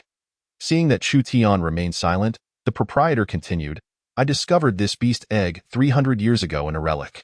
Despite extensive research, I have found no records regarding it. It seems it is not an ordinary item. However, its worth is ultimately up to your discretion. A monster born into the extraordinary realm was undoubtedly valuable." However, Chu Tian chose not to reveal his eagerness immediately and instead squinted, carefully observing the egg, then pretended to ponder for a while. "All right, who knows what divine beast might be inside?" Upon hearing this, the proprietor felt reassured, promptly storing Chu Tian's divine light fruit in his spatial ring, seemingly anxious that Chu Tian might suddenly change his mind. Chu Tian likewise secured both the 7-star demon worm egg and the golden-scaled white serpent egg. Although the proprietor claimed the egg was worth only 4,000 spirit stones, considering the dragon bloodline within, it had already compensated for the price of the divine light fruit long ago. Now, with the addition of the 7-star demon worm egg, the deal was exponentially profitable. Chu Tian had never engaged in such a lucrative transaction before. He felt like a financial genius. At that moment, Chu Tian sensed something and turned to find Xiaoying frowning. Her cheeks puffed up in displeasure as she looked at him. It suddenly occurred to Chu Tian that he had accompanied Xiaoying here. Yet since their arrival, it seemed she had been following him around instead. Cough, let us go. Master will take you to purchase a demonic beast right now. We can buy whatever we desire. Chapter 59. Auction house. After wandering around the square, Xiaoying seemed unable to find a demonic beast that caught her fancy. Consequently, after a spell of aimless wandering, they inadvertently wandered into the auction house of the 10,000 Beasts Gate. The auction house was vast, with the auction stage occupying 2/3 of the venue. Presumably designed for the auctioning of large demonic beasts. The demonic beasts within the auction house shared a common characteristic. Each possessed a certain value and were undeniably genuine. Although many of the beasts in the square were impressive, such as the three-eyed tiger, they were not suitable for auctioning in the house. All beasts sent to the auction house must undergo a joint appraisal by the 10,000 Beasts Gate and several other authoritative factions, determining their opening bid and detailed information. This was also the reason why the White Mountain Beast sect did not auction their demonic beast in the house, but rather outside in the square at prices far below market value. If the three-eyed tiger were sent to the auction house, it would surely be discovered as problematic, and upon further investigation, its price would undoubtedly plummet. Moreover, all bidders present would be aware of the information regarding the demonic beast, and their bids would likely suppress the price, potentially even failing to reach 100,000. Conversely, selling rare demonic beasts outside at prices significantly below market value would attract those hoping for a stroke of luck. If fortune smiled upon them, they might even sell at a normal market price. Should luck be less favorable, they might receive slightly lower than market value, but it would certainly be higher than the auction house. In summary, those selling rare demonic beasts outside were gambling, and so were the buyers. The next demonic beast was provided by the Holy Snow Beast Gate, a clear snow beast. As soon as the words fell, a snow-white beast was led onto the stage from behind. This Chinchua beast boasted a coat of pristine white fur, adorned with 2 short horns resembling tiny forks atop its head. Its hooves were neither too long nor too short, forming a perfect proportion with its body. However, what truly captivated onlookers was its face, featuring a pair of large cerulean eyes that drew one in, and a rosy nose that resembled a cherry atop a cake, embellishing its visage. Despite the Chinchua beast cultivation being at the Gathering Realm, its combat prowess was admittedly limited. Yet, it is well known that these creatures are not adept fighters, but rather auspicious beasts. Thus, it is hoped that whoever secures this beast at the auction will not regard it as a combatant to be thrust into battle. The auctioneer's final remark elicited a wave of laughter from the crowd below, yet it was clear that many were indeed intrigued by the Chinchua beast. After all, beyond being an auspicious creature, every part of it, from its blood, flesh, to bones, is deemed an excellent material for concocting elixirs and crafting magical artifacts. Master, that Chinchua beast is so beautiful. Let us buy it and raise it, suggested Chu Tian. Instead of responding immediately, he instructed the system to display the information regarding the Chinchua beast. Species: Chinchua beast cultivation. Gathering realm condition. Weak note: infected by blood creepers, having lost a significant portion of its vital essence, rendering it extremely frail. Blood creeper: a parasite that attaches to the blood vessels of beasts, difficult to detect, continuously consuming the beast's vital essence until it leads to the beast's demise. Upon seeing this, Chu Tian couldn't help but smile. The auctioneer had seemingly failed to disclose this crucial information, whether due to ignorance or intentional omission. However, now that Chu Tian possessed this knowledge, he could leverage it to counteract the bidding price. For no one would wish to purchase a beast afflicted by blood creepers. The starting bid for the Chinchua beast was set at 80,000 spirit stones, with each increment not less than 1,000 spirit stones. As soon as the auctioneer concluded his announcement, someone immediately raised their bidding paddle. East Mountain Beast Sect, bidding 81,000 spirit stones. But no sooner had the words left their lips than another paddle was raised. Qingxin Beast Gate, bidding 85,000 spirit stones. As various sects continuously raised their paddles, the price of the Chinchua beast swiftly climbed to 100,000 spirit stones. At this juncture, Chutian slowly raised his paddle. The auctioneer noticed Chutian's paddle but waited in vain for him to call out his bid, prompting a smile as he reminded, "Dear friend, raising your paddle requires you to call out your bid. If you wish to participate in the auction, please state your offer. If not, kindly lower your paddle." Several participants turned their gazes towards Chutian, observing his plain white robe and the almost imperceptible aura emanating from him. And they regarded him with disdain. Disrupting the auction incurs penalties, calculated as 1/10 of the final sale price of the beast being auctioned. Pray tell, can you afford it? Look at his pitiful appearance. Can he possibly pay? He probably has no idea how he even got in here, let alone what is happening, they sneered. Hearing her master being humiliated in such a manner, Xiaoying felt a surge of anger and was about to retaliate when Chutian stopped her. "Master, they're saying such things about you. Why are you stopping me?" Chutian merely smiled calmly. "Do not worry. Soon you will see your master's performance." With that, he rose slowly, his gaze bypassing those who mocked him and landing on the auctioneer. This Chinchua beast appears rather unhealthy. It seems to be afflicted by a severe ailment. The crowd was momentarily taken aback, then erupted into raucous laughter, their eyes filled with contempt as they regarded Chutian. "Ha ha ha, kid, do you even know which sects comprise the appraisal team of the auction house? How dare you say such things? The Beast Alliance, the Giant Sea Beast Sect, the Desert Beast Sect, and the Ice and Snow Guardian Sect, these are the foremost beast-taming sects in Wuming Kingdom. Are you implying that they missed something that you, of all people, have discerned?" This only provoked another round of uproarious laughter. Chutian remained unfazed, yet Xiaoying, seated beside him, could no longer contain herself and stood up to defend him. "Humph, my master is kindly warning you, and instead of gratitude, you insult him. You are truly excessive." Yet the crowd showed no signs of relenting, hurling further insults. "Little girl, it's not that we don't trust your master. It is that he is simply overestimating his abilities. Indeed, this beast has been appraised by the 4 most powerful beast-taming sects in Wuming Kingdom. How could there possibly be a problem? Your master is merely seeking attention. I see them as a pair of con artists, lacking any real skill, just here to draw attention." "What con artists? Stop talking nonsense. Con artists need a bit of wit. I see them as a pair of foolish master and disciple." Xiaoying, upon hearing these remarks, felt her teeth itch with anger, her fists clenched, seemingly ready to confront them directly. But at that moment, Chutian placed his hand on her shoulder. "Do not fret. Those who dare to bully you will soon find themselves kneeling to apologize." Insulting him was one thing. Chutian was indifferent, but insult his disciple. That was an invitation to disaster. Chapter 61.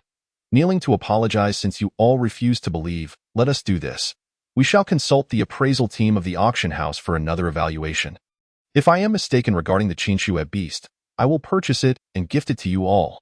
Chutian spoke with a subtle smile, and the attendees in the auction house appeared quite confident, grinning at his words, for who would refuse a free beast they were concerned about? "Very well, I, from Qingsan Beast Gate, shall accompany you to the end. Count me in from East Mountain Beast Sect. And I from Baiyin Beast Gate." In an instant, the audience joined in, eager to partake in what seemed a foregone conclusion. When enough participants had declared their intent, Chutian noted that nearly everyone present had verbally agreed to this wager. And thus he put forth his condition.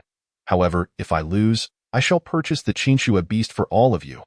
But if you lose, you shall owe me nothing. Is that not a tad unfair?" The crowd, not foolish, quickly grasped Chutian's intention and smiled, inquiring, "Then what do you desire?" Chutian smiled serenely. "It is quite simple. I wish for all of you who participate to kneel and apologize to my disciple and me." Expecting this proclamation to incite anger, Chutian was surprised to find that, instead, laughter erupted among the crowd. "Very well, let it be as you say."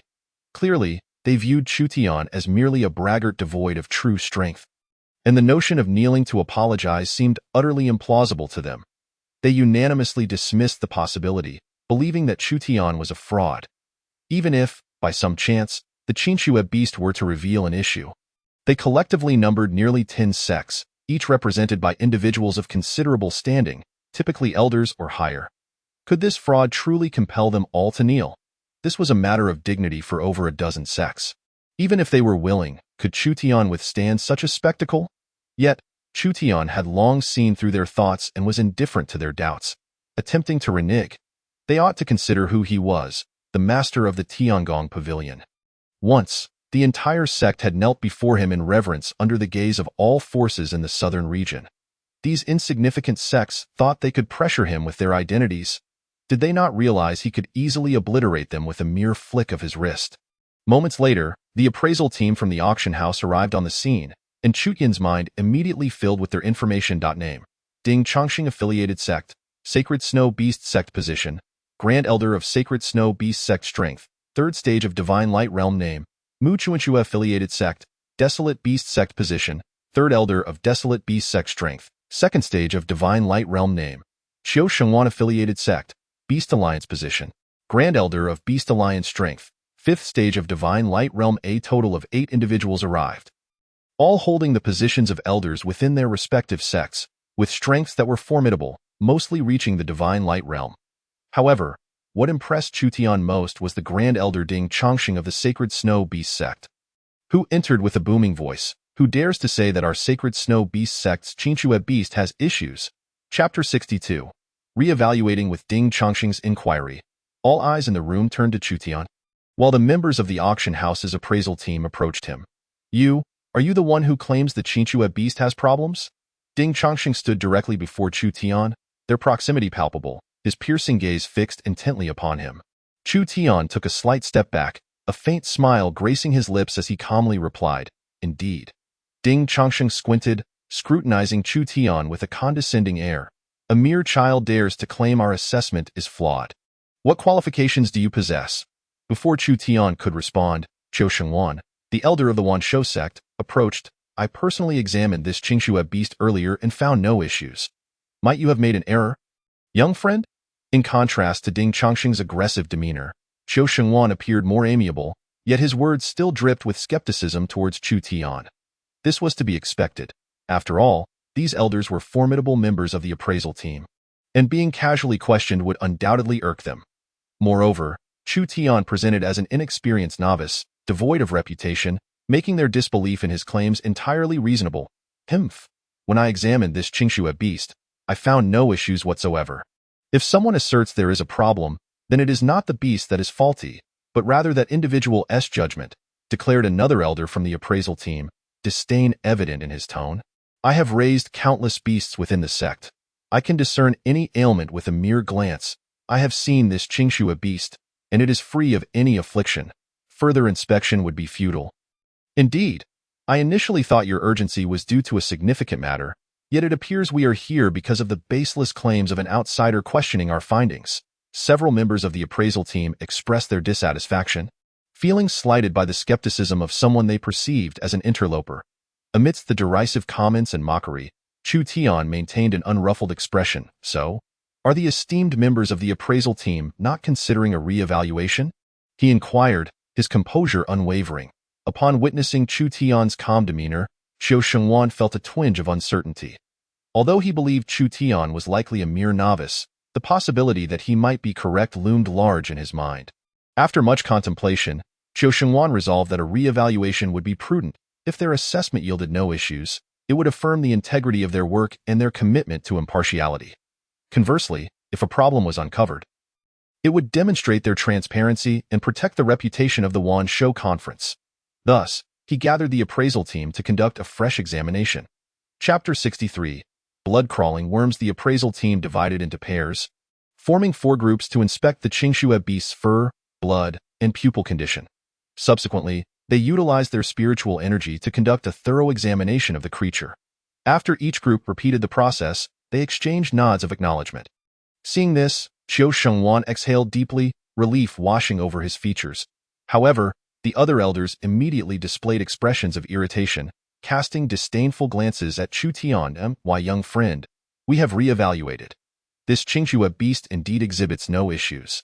As Qiu Shengwan's words echoed, a sense of finality settled in the air, and those who had previously wagered against Chu Tian were filled with elation.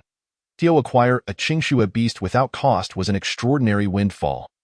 Meanwhile, The elders of the appraisal team regarded Chu Tian with nothing but contempt, save for one, Xiao Ying, who stood resolutely behind him, her gaze unwavering in support. Only she remained steadfast in her belief in Chu Tian's capabilities. Now, it was his duty to vindicate that faith. Since you cannot discern the issue, allow me to demonstrate the affliction plaguing this Qingxue beast, Chu Tian declared. Leaping towards the creature in an instant, a silver-white dagger materialized in his hand. And he swiftly made an incision upon the beast's neck. The elders gasped in horror, rushing forward to intervene, but it was too late. The dagger had already sliced through the Qingxue beast's flesh, and with a mournful cry, crimson blood stained its pristine fur. "Fool! What are you doing?" Ding Changsheng bellowed, raising his hand to strike Chu Tian. Yet, before his hand could make contact, Chu Tian spun around, unleashing a formidable pressure that sent Ding Changsheng sprawling. Witnessing this display, the onlookers were left dumbfounded. A mere turn could send a cultivator of the divine light realm flying. Such power was astonishing.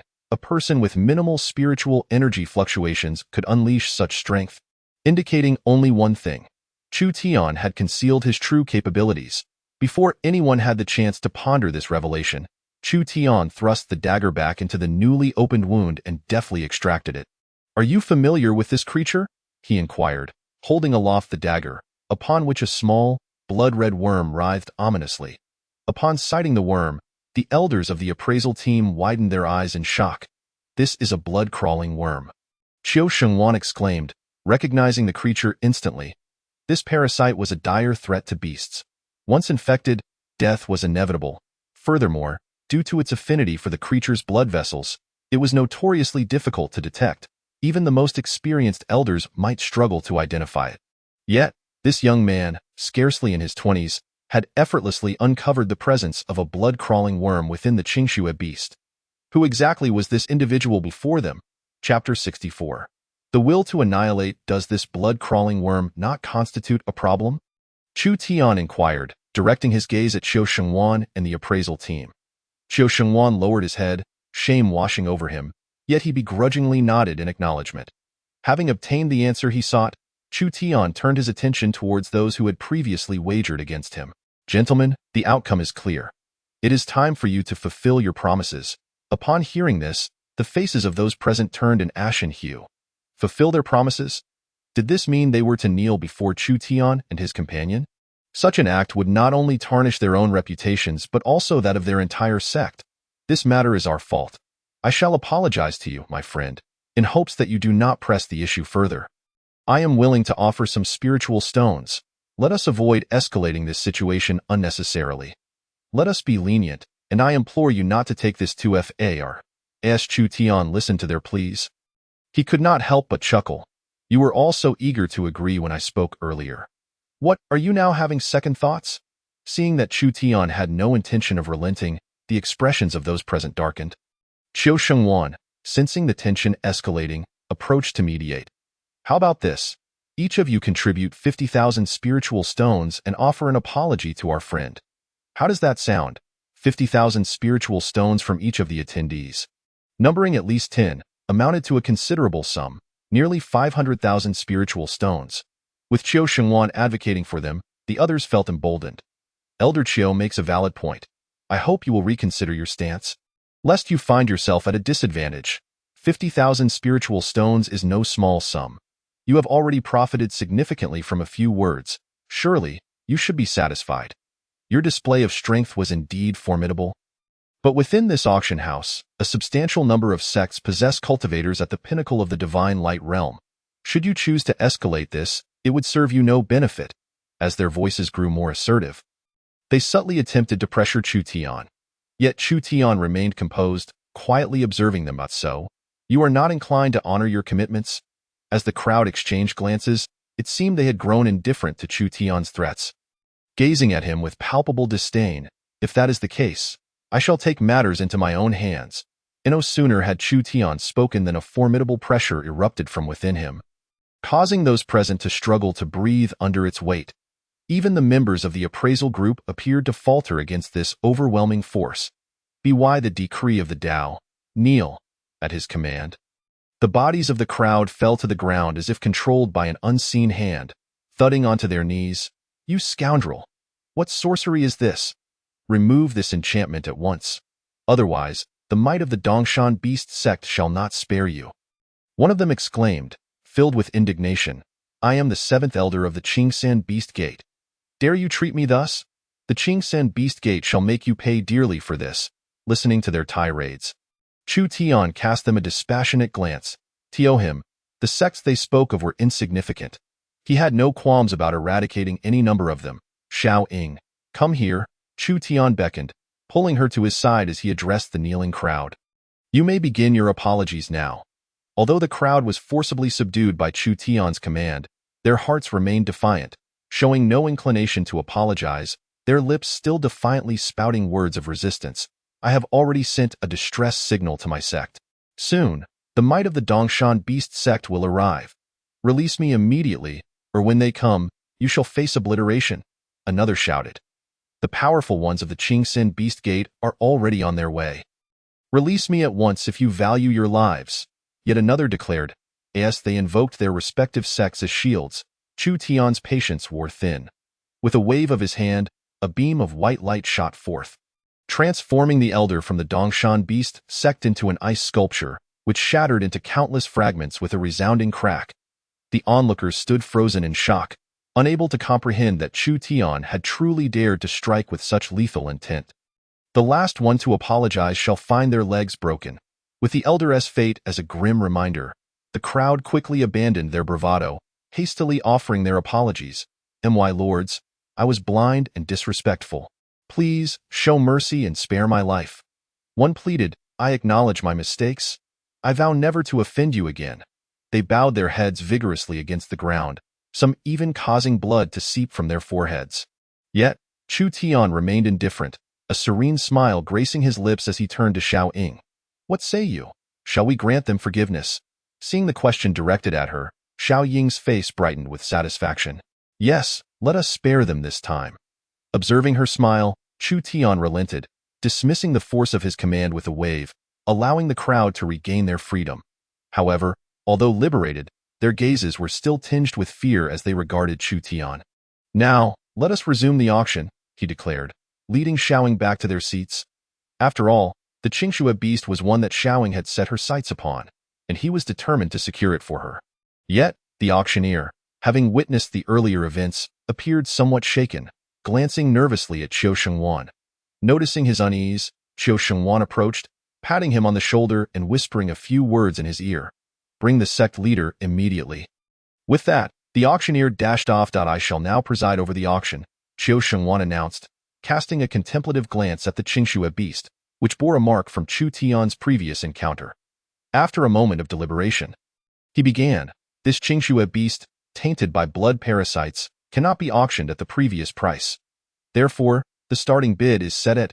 He glanced over at Ding Chongsheng, who was still coughing blood, seemingly waiting for a response. Having been thrown back by Chu Tian's overwhelming presence, Ding Chongsheng felt a mix of fear and resentment. However, he acknowledged the existence of the blood parasites on the Qingxue beast, conceding to a lower starting price. He raised a hand, slowly extending 2 fingers. Qiu Shengwan nodded in acknowledgement, striking the gavel on the table. "Qingxue beast, starting bid, 20,000 spirit stones." In an instant, Chu Tian's bidding paddle shot up, startling everyone present. 20,000 spirit stones! His voice resounded, only for the paddle to be lowered again. The crowd exchanged wary glances, hesitant to bid against him. Although the Qingxue beast was afflicted, it still held considerable value.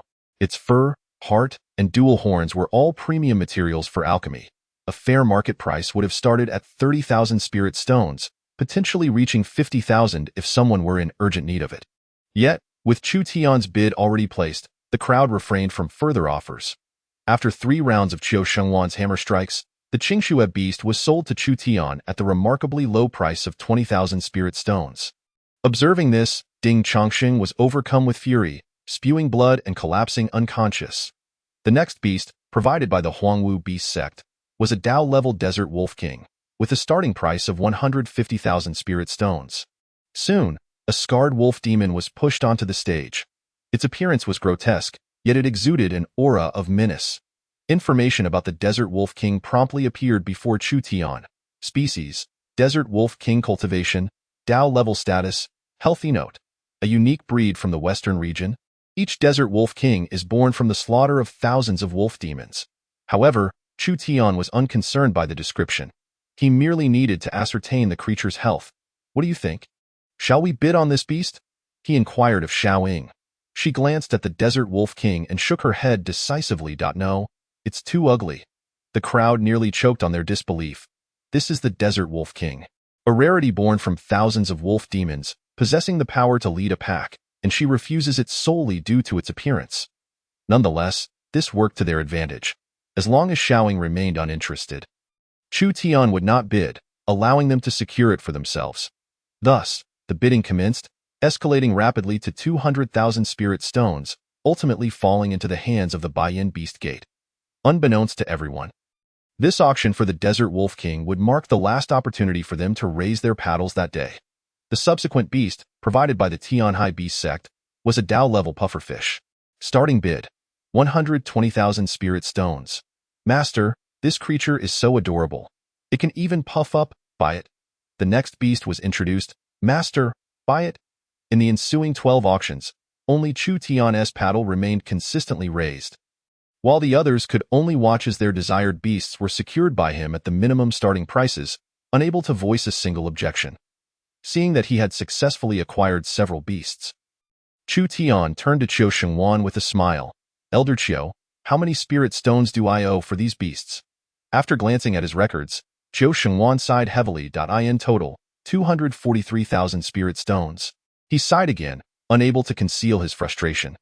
These beasts were expected to fetch between 500,000 to 600,000 spirit stones, yet they had encountered Chu Tian, a prodigy who had intimidated everyone into silence, causing them to be sold at rock-bottom prices. The auction house faced staggering losses, leaving Qiu Shengwan contemplating his own fate, wishing to bash his head against a wall. Most importantly, he still had to divide the proceeds with the sects that provided the beasts, leaving him at a loss for how to explain the drastically undervalued spirit stones he would have to present to them. They purchased these monstrous beasts primarily for breeding, nurturing, or subsequent resale. However, Chu Tian was distinct. He had no need for any of that. The nurturing was mainly for combat-type beasts, which were of little use to him since he could dominate the battlefield with his invincible domain. As for breeding, it involved acquiring them to cultivate offspring, aiming to produce superior progeny. Yet, it was evident that Chu Tian held no interest in such matters.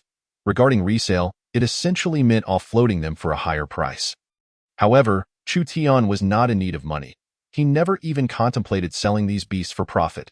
His intention in acquiring them was solely because Xiao Ying adored these creatures, wishing to bring some vitality to the sect. Master, we should be able to settle this in one payment, Xiao Ying remarked as she presented a fruit she had retrieved from her satchel to Chu Tian. Chu Tian gazed at the fruit and immediately summoned the system to retrieve its information. Golden Body Fruit, an extraordinary spirit fruit. Consuming it grants a protective golden body, reducing all damage from attacks below the extraordinary realm by 50%.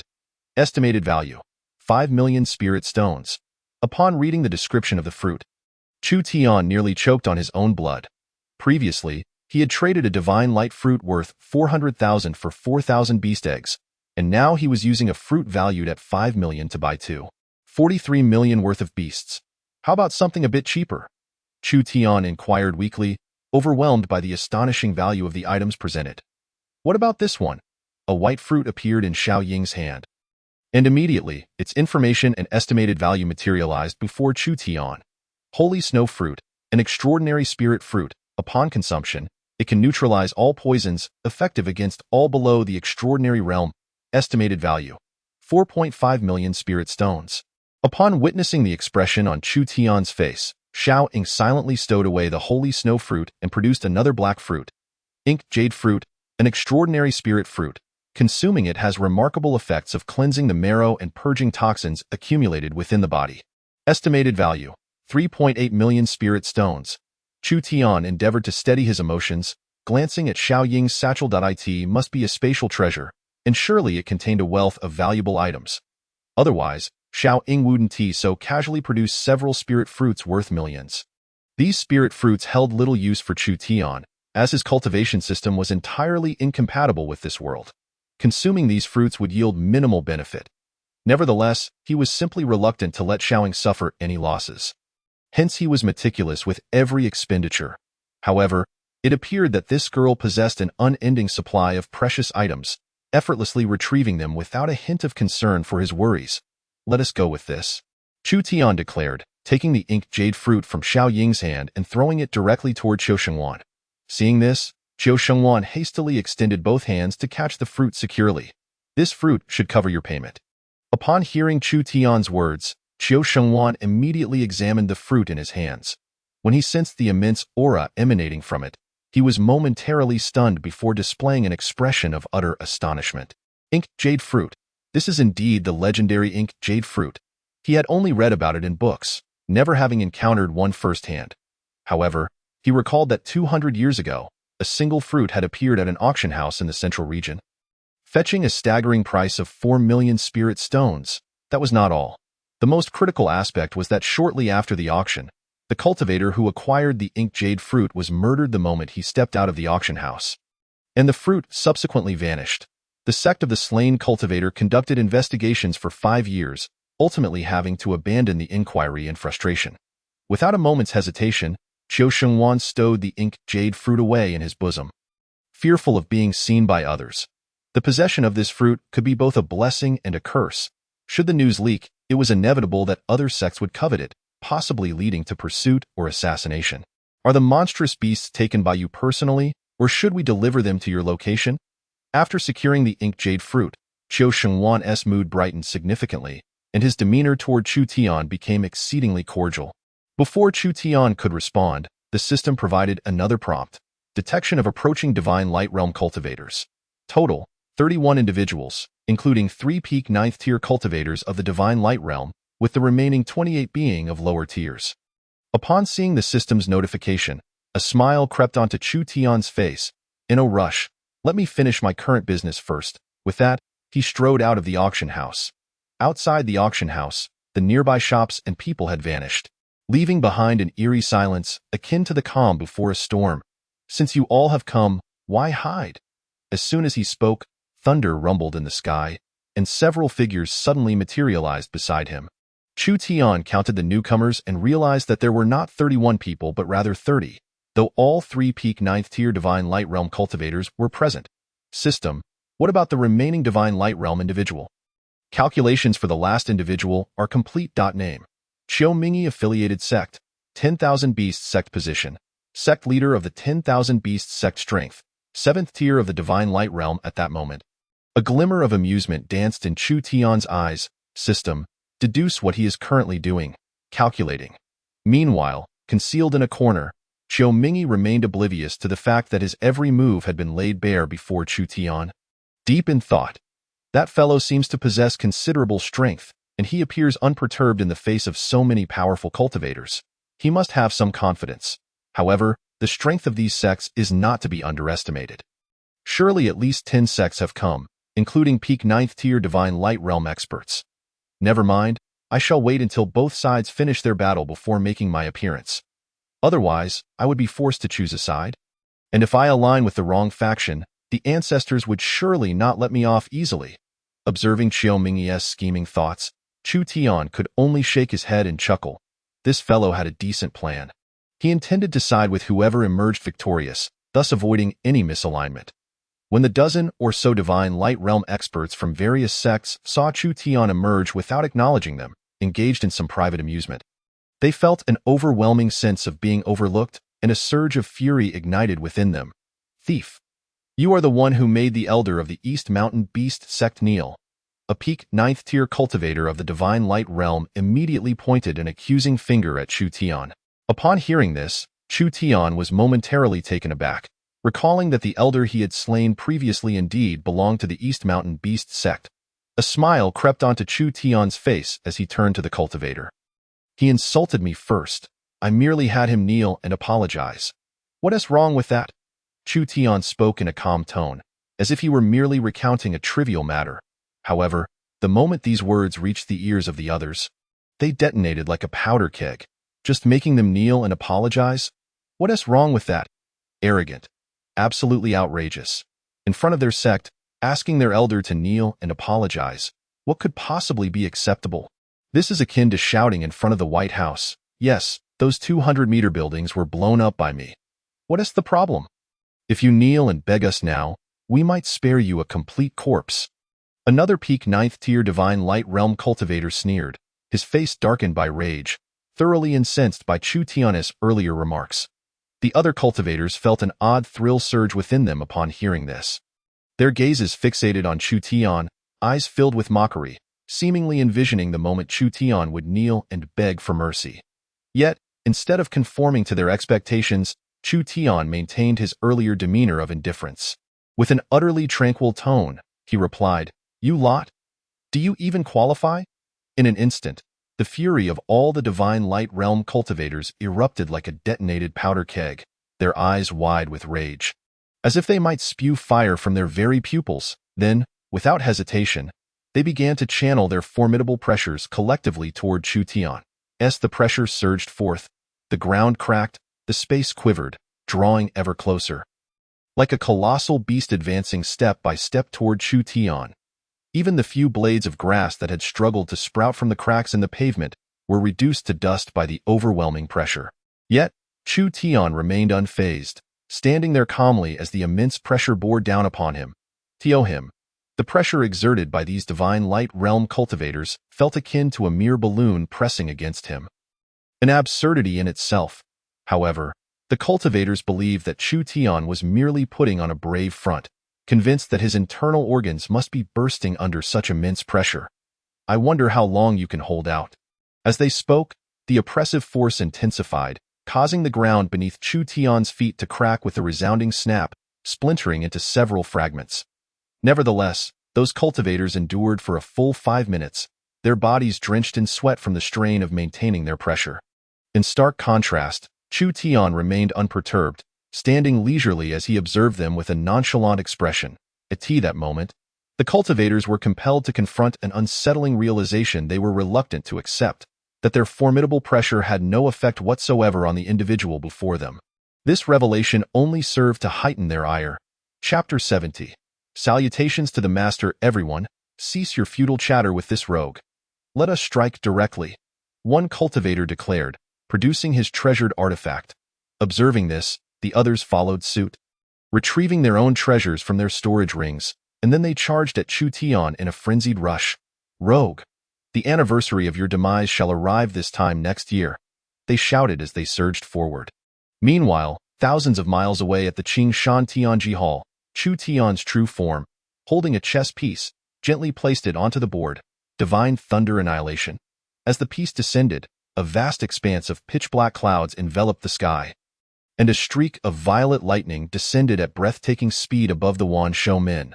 The cultivators, upon witnessing the lightning, were struck with astonishment and immediately turned to flee. Yet, they scarcely had the time to pivot before the bolt of lightning descended upon them.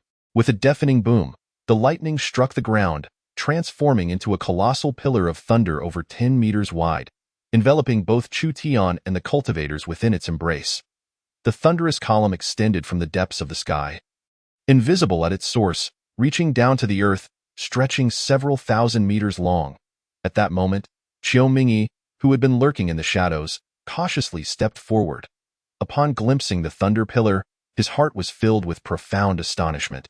After a moment's contemplation, he picked up a stone the size of a fist and hurled it toward the thunder column. However, before it could approach, a thread of lightning surged forth from the pillar, striking the stone. Instead of shattering or being sent flying as anticipated, the stone disintegrated into dust at a speed imperceptible to the naked eye. Witnessing this, Qiu Mingyi hastily retreated several dozen meters, fearful that the thunder pillar might extend its reach to him. The might of such lightning was likely on par with a heavenly tribulation. No, it was even more terrifying. Fortunately, the thunder pillar did not last long, dissipating from top to bottom after a mere 10 seconds. Once the pillar had completely vanished, the events that transpired within became gradually visible to Qiu Mingyi. He beheld Chu Tian suspended in midair where the divine thunder had struck. Yet the cultivators who had previously provoked him had vanished without a trace.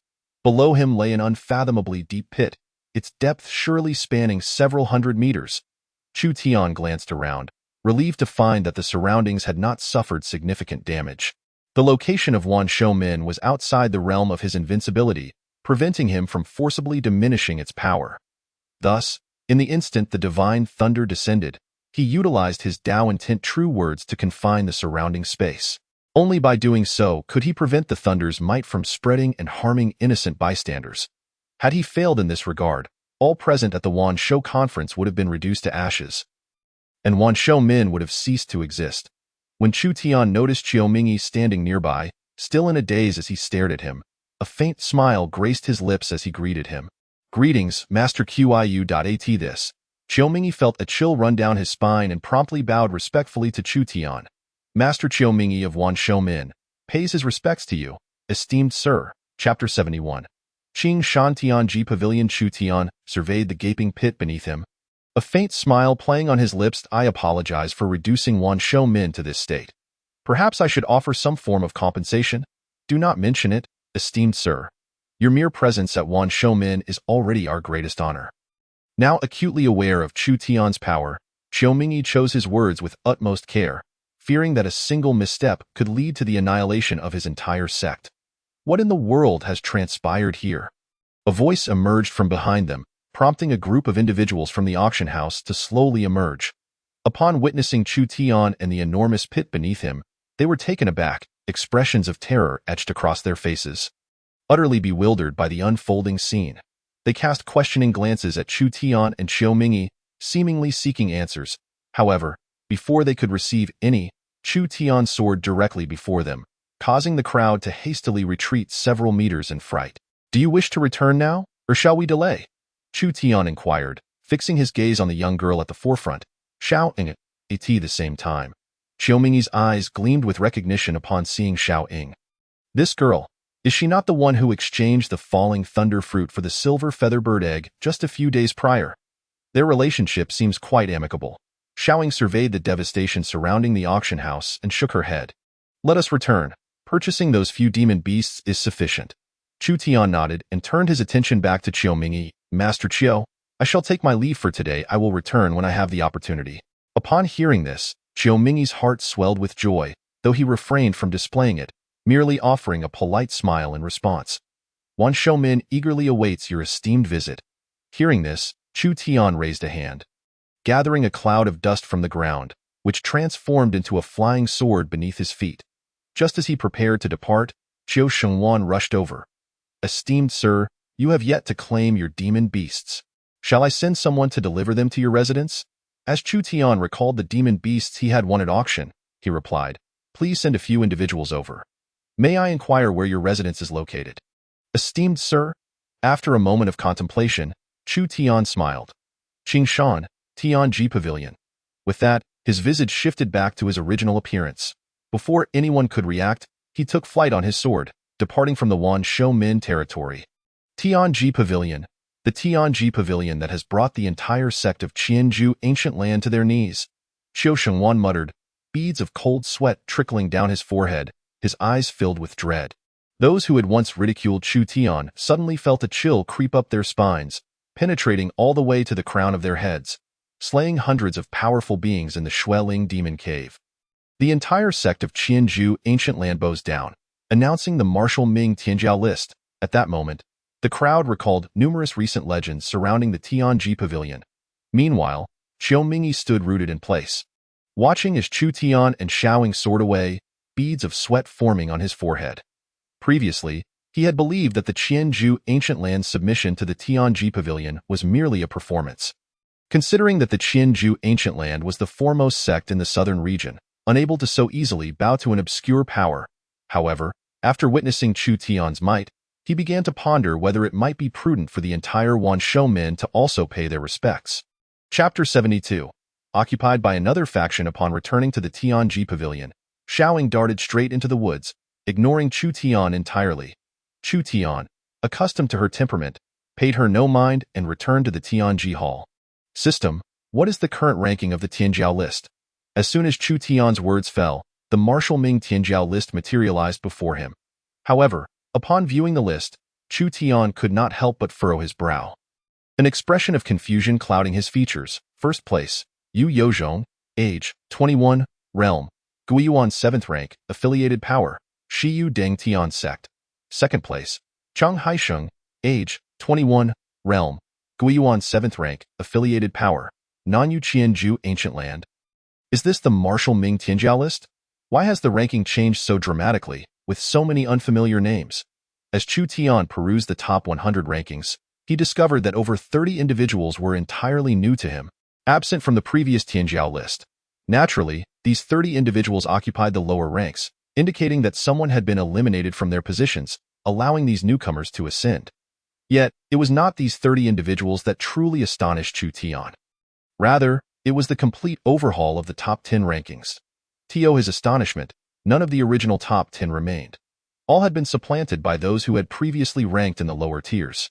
I have only been away for a brief moment, and the entire Tianjiao list has undergone such a transformation. If I were to wait 3 to 5 days before returning to check again, would the entire list have changed once more? System, please analyze the current status of the former top 10 on the Tianjiao list. The alterations to the list of prodigies typically occur due to the sudden demise of an individual ranked therein or a significant decline in their capabilities, rendering their strength incompatible with their position, prompting the system to re-evaluate the rankings. However, among the top 10 of the previous list, aside from Zhong Jingtian and Chu Tian, whose survival is confirmed, the status of the other participants remains uncertain. The calculations are complete. The former first-rank prodigy, Zhong Jingtian, has fallen from grace due to being assassinated by a hired agent of the original second-ranked Huang Chengxing, resulting in a drastic reduction in his cultivation. Current status, alive. The former second-ranked prodigy, Huang Chengxing, has been removed from the list after being assassinated by Zhang Tianyu, who held the third position. Current status, deceased. The former third-ranked prodigy, Zhang Tianyu, met his end at the hands of Huang Chengxing's master. Seeking revenge. Current status, deceased. The former fourth-rank prodigy, Guan Qihai, has been delisted after recently celebrating his 30th birthday, exceeding the age limit. Current status, alive. As Chu Tian perused the reasons for the fall from grace, he could not help but sigh deeply. Indeed, human desires are insatiable. Among the top 10, apart from the fourth-ranked Guan Qihai, who narrowly escaped due to his recent milestone, the others have been almost universally subject to assassination or vengeance. From the original top 10, only 3 individuals remain alive, 2 of whom have suffered significant declines in their strength. Such an outcome indeed surpassed Chu Tian's expectations. Closing the leaderboard before him, Chu Tian gazed outside the Tianji Hall. The sky was gradually darkening, heralding an evening destined for turbulence. He understood that when he opened the Tianjiao list the following morning, countless unfamiliar names would grace the rankings, and the top 10 would be occupied by an entirely new cohort. Chapter 73. The reconstruction of the Tianji Pavilion the following morning, 2 pieces of news spread throughout the streets and alleys of the Wuming Kingdom. The master of the Tianji Pavilion made a stunning appearance at the South Region's 10,000 Beasts Conference, effortlessly dispatching 3 supreme beings and over 20 practitioners of the Divine Light Realm. The Tianjiao list incited a bloody conflict among practitioners, resulting in a staggering death toll of 81 within a single day. These explosive headlines catapulted the Tianji Pavilion into an entirely new echelon, with nearly every corner of the kingdom abuzz with discussions about this previously obscure faction. Tianji Pavilion? Never heard of it before. Is it truly formidable? To annihilate 3 supreme beings. How could that not be impressive? Annihilating 3 supreme beings. Surely that's an exaggeration. The entire Wuming Kingdom scarcely boasts 100 supreme beings. How could one individual dispatch 3 and casually take down over 20 divine light practitioners? Who would believe such a tale? It sounds like a story for children, but what if it's true? I've heard that the foremost force in the South region, the Qinjue ancient land, has even bowed before them. I've heard that too. They seemed eager to join the Tianji Pavilion but were turned away. This Tianji Pavilion seems quite formidable, and that Tianjiao list, they are the ones who issued it. This means the rewards listed are also theirs to bestow. How gullible you all are, believing every rumor that floats around. Have any of you ever graced the Tianjiao list? Have you ever received rewards from it? It's all hearsay. I suspect the Tianji Pavilion is merely a gimmick, lacking any real power. Despite the burgeoning fame of the Tianji Pavilion across the Wuming Kingdom, many remained skeptical of its strength, doubting its legitimacy. This skepticism arose from their lack of first-hand experience with Chu Tian's abilities, compounded by the surreal nature of a single individual dispatching 3 supreme beings, an occurrence so far beyond their comprehension that they deemed it impossible. However, Chu Tian paid little mind to this skepticism. The reputation of the Tianji Pavilion had already spread far and wide. As for whether the pavilion's strength matched the rumors, there would be ample opportunity for people to witness it in the days to come. Lost in thought, Chu Tian was suddenly interrupted by the system's voice. The name of the Tianji Pavilion has spread throughout the Wuming Kingdom, triggering a special mission. Rebuild the Tianji Pavilion. Upon seeing this mission, Chu Tian's brow furrowed immediately. However, the system quickly provided the details of the task. Rebuild the Tianji Pavilion. Renovate the location of the Tianji Pavilion to elevate it to a stature befitting its newfound renown. As Chu Tian contemplated the system's final remark about the pavilion not being worthy of its current reputation, he slowly exited the Tianji Pavilion, taking to the air to survey the entirety of the Tianji Hall from above. After a moment of silent reflection, he descended, a hint of embarrassment gracing his features. Having spent most of his time within the confines of the Tianji Hall, he had not meticulously observed the appearance of the surrounding green mountains upon his departure. Now, upon closer inspection, he found it to be as unappealing as an abstract art piece. The natural form of the mountains was already lackluster. After Xiao Ying's arrival, with her penchant for planting various flora haphazardly, the landscape now resembled a scene ravaged by a pack of dogs, a sight too unsightly to behold. It was evident that a reconstruction was indeed necessary. Chapter 74. The Tianji spies are not to be underestimated. Rebuilding, while seemingly straightforward in theory, was undeniably a formidable endeavor in practice. If reconstruction was to take place, the most fundamental yet crucial element would naturally be the blueprint. Only with a blueprint could one discern how to construct, what materials to utilize, and what specialized tools would be required. However, Chu Tian's practical skills were somewhat lacking. In his previous life, while playing Minecraft, others effortlessly crafted towering edifices, while he struggled for half a day merely to create an oversized matchbox. System, do you have any recommendations? In exasperation, Chu Tian sought assistance from the system. The system promptly responded, presenting 3 proposed blueprints before him. The first depicted a colossal city atop a mountain peak, enveloped in swirling clouds, with the Tianji Hall situated at its very center. The second illustrated a gigantic tree, its trunk appearing at least 1,000 meters thick, adorned with numerous openings that served as doors, with the Tianji Hall perched atop the tree's crown, encircled by its branches like a vast octopus ensnaring its prey. The final blueprint, which happened to be Chu Tian's personal favorite, showcased numerous colossal mountains suspended in midair, interconnected by chains, upon which myriad buildings, orchards, alchemy halls, and the Tianji Hall itself were situated. Without hesitation, Chu Tian selected the third blueprint, his favorite design, and immediately heard the system's voice once more. Selection complete. Confirm construction blueprint as number 3. Required construction materials: 200 million spirit stones, 40,000 tons of mysterious iron, 300,000 azure ironwood trees, and 20,000 purple fire crystals. Gazing at the extensive list of required materials, Chu Tian instinctively inhaled sharply. Goodness, is this not a tad excessive? 200 million spirit stones alone is a staggering figure. Previously, at the auction held by the 10,000 Beasts Gate, the entire event yielded no more than 2 million to 250 million spirit stones. Yet now, the system demanded 200 million spirit stones. Was this not asking for his life? While the quantities of the other materials were somewhat less daunting, their rarity far surpassed that of spirit stones. If these materials were to be presented to any other sect within the Wuming Kingdom, they would likely induce sheer panic. Fortunately, Chu Tian had the system to assist him. No matter how difficult it was to procure these items, he had means at his disposal. System, calculate the locations of all unclaimed spirit stone assets exceeding 10 million within the borders of the Wuming Kingdom. No sooner had he finished speaking than the system provided him with several locations. Calculations complete. South Region, Chi Saint's Tomb, possessing spirit stones, 30 million. South Region, 7-Star Tiger King's Cave, possessing spirit stones, 40 million. North Region, the Sealed Glaciers, possessing spirit stones, 130 million. In the Northern Region, beneath the icy depths of the ocean, lies an astonishing treasure of spiritual stones, a staggering 38 million, with numerous locations combined. The total wealth exceeds 1 billion spiritual stones. Most significantly, all these spiritual stones are ownerless. As soon as Chu Tian retrieves them, they will rightfully belong to him. As for the method of acquisition, it is quite straightforward. After all, 1,000 heavenly secret spies are not maintained without purpose. Chapter 75. Collateral damage. After meticulously calculating the various materials he required, Chu Tian pinpointed their specific locations and promptly dispatched the heavenly secret spies to procure them. However, certain materials originated from remote areas, such as the northern or western regions.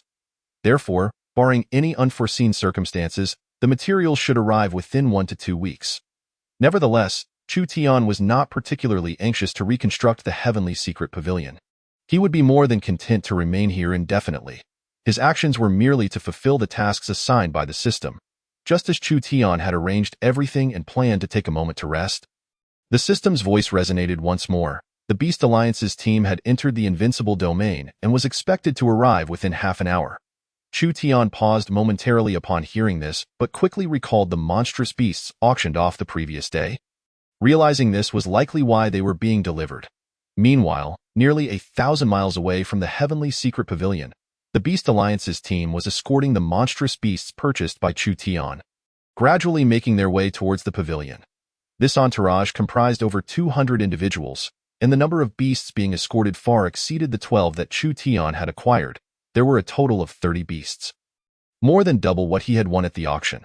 The additional beasts were sent by the sects whose 3 supreme experts and over 20 divine light realm cultivators were annihilated by Chu Tian the day before.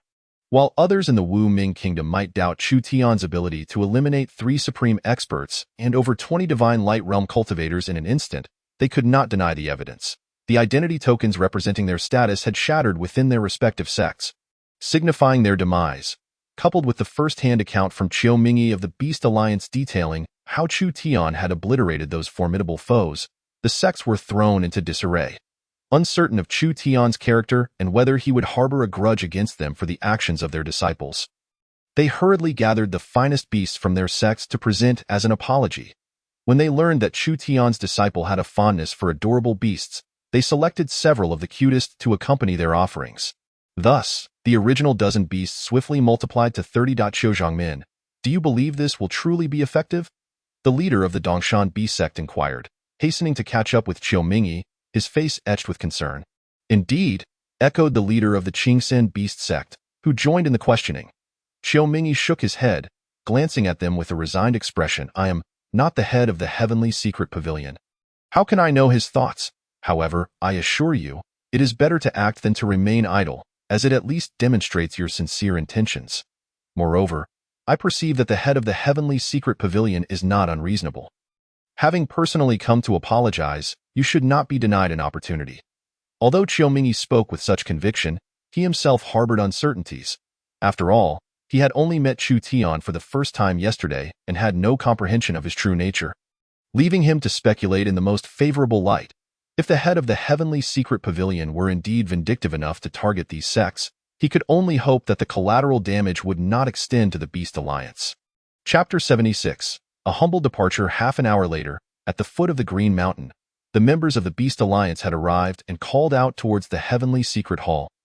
This is Chiu Mingyi, the head of the Beast Alliance, here to pay my respects. Before long, a figure materialized at the entrance of the heavenly secret hall, gradually approaching.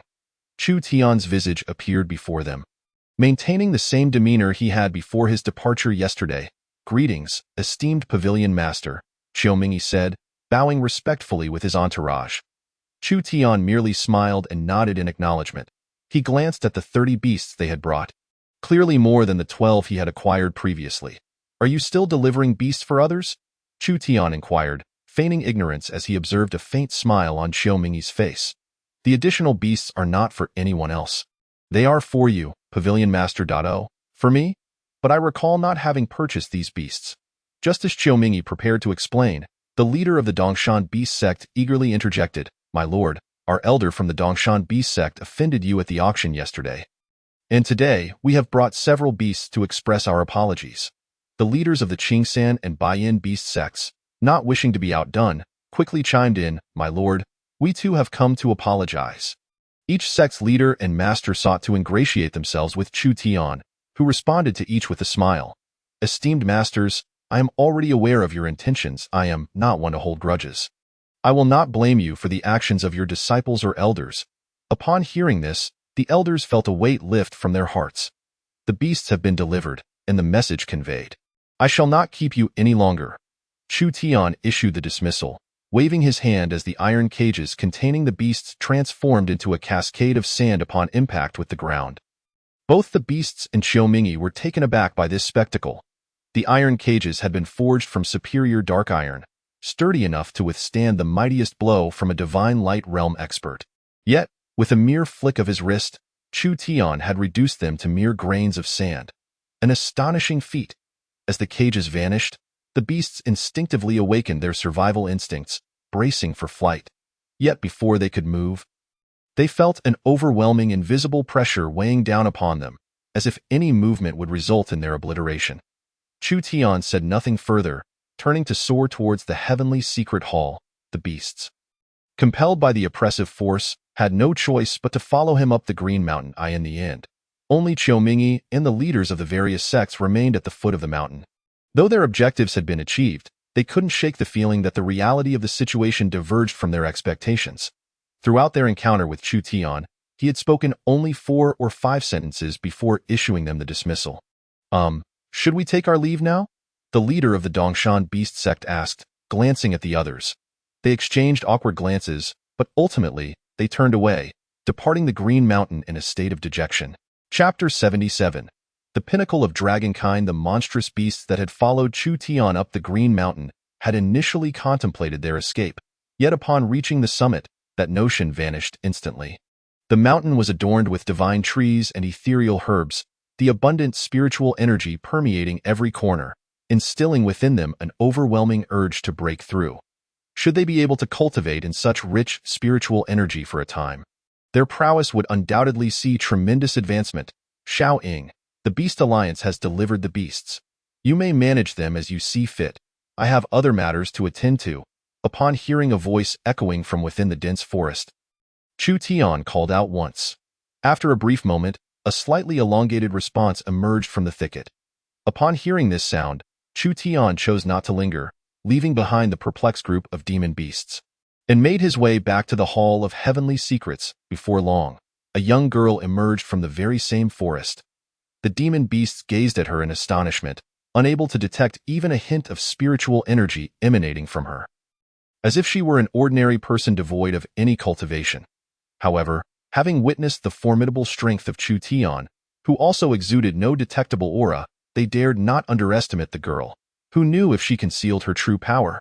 At this moment, the demon beasts suddenly felt the ground tremble beneath them, an overwhelming sense of pressure causing their hearts to race, as if they were being stalked by some terrifying creature. Mere moments later, from the depths of the forest, a colossal demon beast slowly emerged. Towering at 7 to 8 meters, it stood upright on its hind legs, sporting a pair of enormous wings devoid of feathers. Its body covered in scales that rendered it an exceedingly bizarre sight. Despite its strange appearance, the instant it appeared, the demon beasts felt an imminent threat, as the enormous creature fixed its massive gaze upon them. They instinctively felt their bloodlines compel them to submit to this fearsome beast. "Allow me to introduce you to my dragon, Long Long.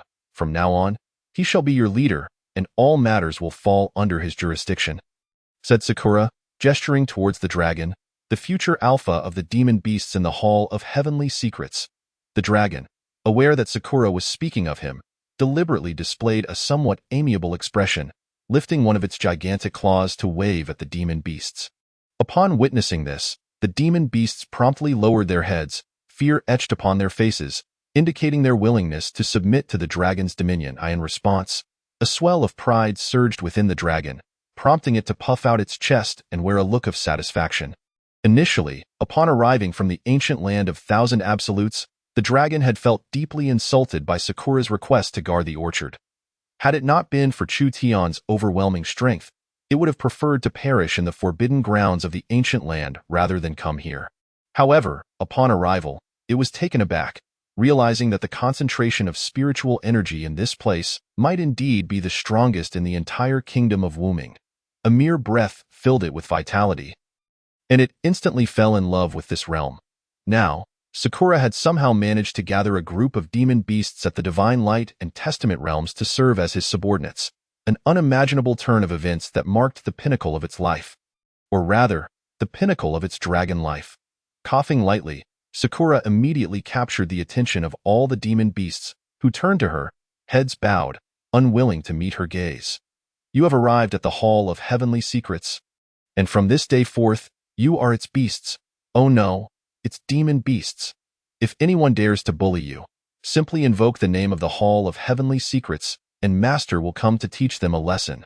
Upon hearing Chu Tian's name, the demon beasts recalled how he had effortlessly transformed a steel cage into a pile of sand with a mere wave of his hand, admiration flickering in their eyes.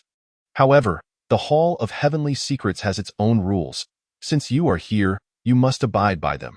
Should anyone disobey, Long Long will discipline you. With that, the dragon let out a mighty roar, causing the demon beasts to tremble in fear. Seemingly satisfied with the effect, Sakura continued, the first rule. You are forbidden from consuming the fruits in the orchard. As she spoke, she pointed towards the dense thicket behind her. Those were personally cultivated by me and my master.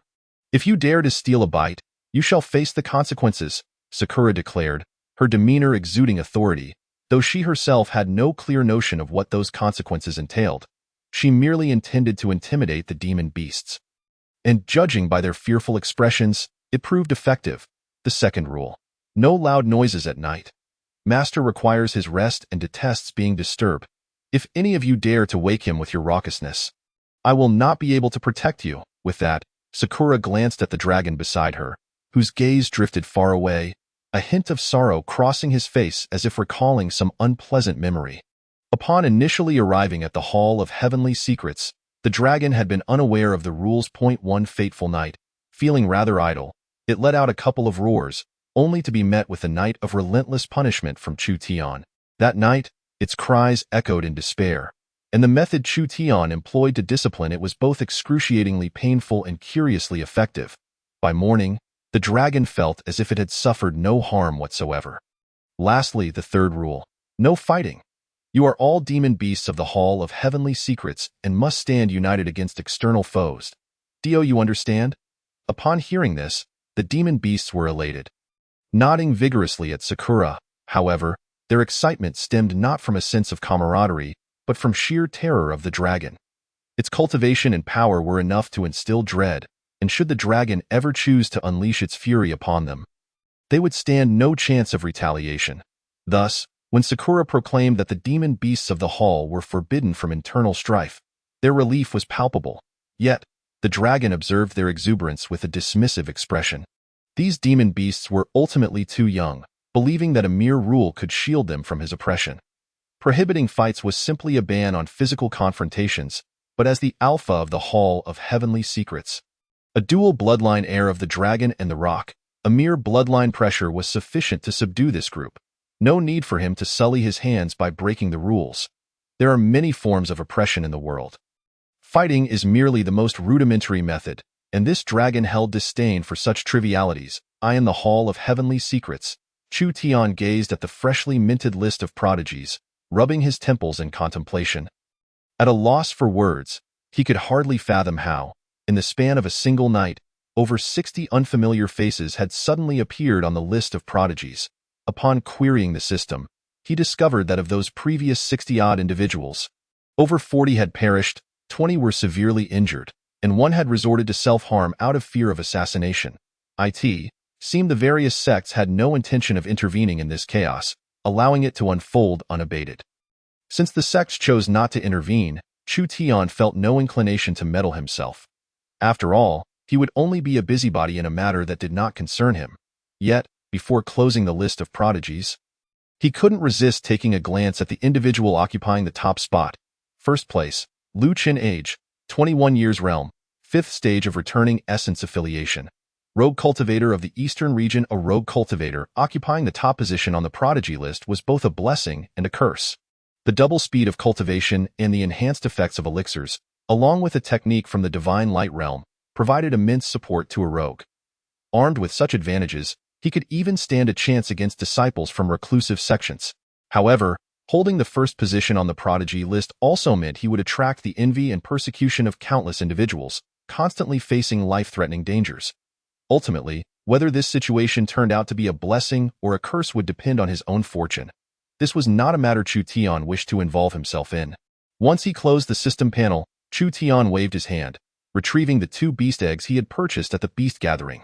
1 golden scale white serpent and 1 7-star demon worm. System, display the incubation methods. Instantly, the system outlined the hatching processes for the 2 eggs. Incubation methods for the golden scale white serpent. Method 1.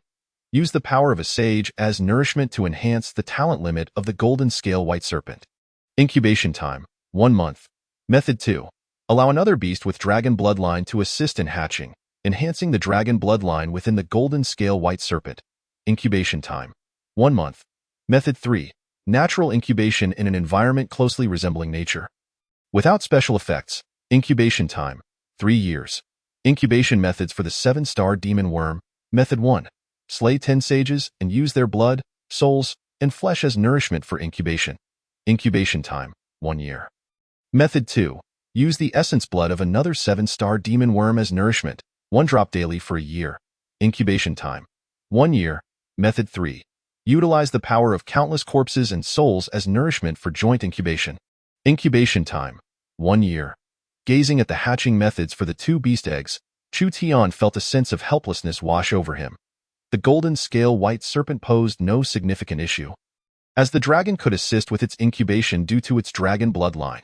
However, the 7-star demon worm presented a daunting challenge. None of the 3 methods appeared feasible.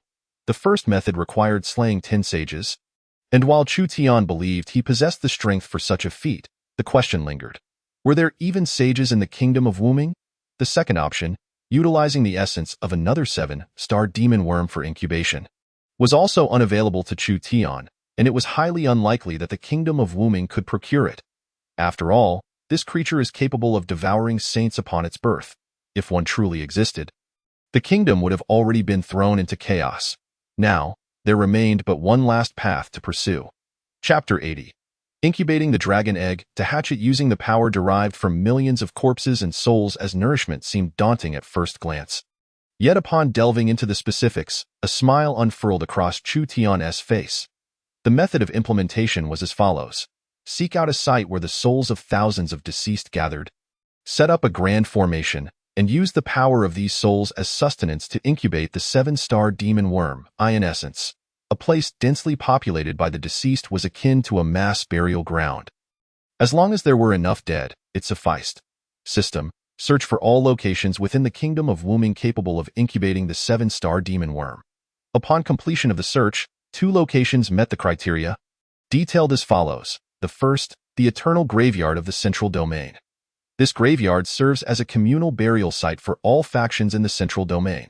Every powerful being is interred here after death. The second, the lost battlefield of the western domain, an ancient battleground unknown to the world, where a cataclysmic battle occurred 3,000 years ago, resulting in countless casualties, later sealed away by powerful beings. Remaining shrouded in mystery, faced with these 2 options, Chu Tian suddenly felt a headache. The eternal graveyard, after all, was intended for the interment of individuals, and given the passage of time, he might inadvertently trample upon the grave of some sect's ancestor. Very well, I shall first explore the lost battlefield. If that proves unfruitful, I will then proceed to the eternal graveyard. With that, Chu Tian conjured a clone, stowed away 2 beast eggs, and prepared to venture towards the lost battlefield. However, before embarking on this journey, Chu Tian had one more task to attend to. He cradled the egg of the golden-scaled white serpent and soared out of the Hall of Heavenly Secrets, directing himself into the dense thicket of the divine seed forest. Before long, Chu Tian located a colossal dragon resting against a towering tree. At that moment, the dragon leaned against the tree, surrounded by a group of beasts sent over from the 10,000 Beast sect. Some were massaging its feet, others kneading its shoulders, while a few were even offering it water to drink, living a life of luxury akin to a local despot. Ahem. Chu Tian cleared his throat. causing the beasts to instantly feel a shiver run down their spines, hastily setting aside their activities and lining up before him. The dragon, noticing this, awkwardly rose to its feet and immediately bowed towards Chu Tian. As for the dragoness actions, Chu Tian paid them no heed. As long as it did not create a ruckus, it could do as it pleased. You shall assist me in hatching this egg. For the duration of 1 month, it must not leave your side.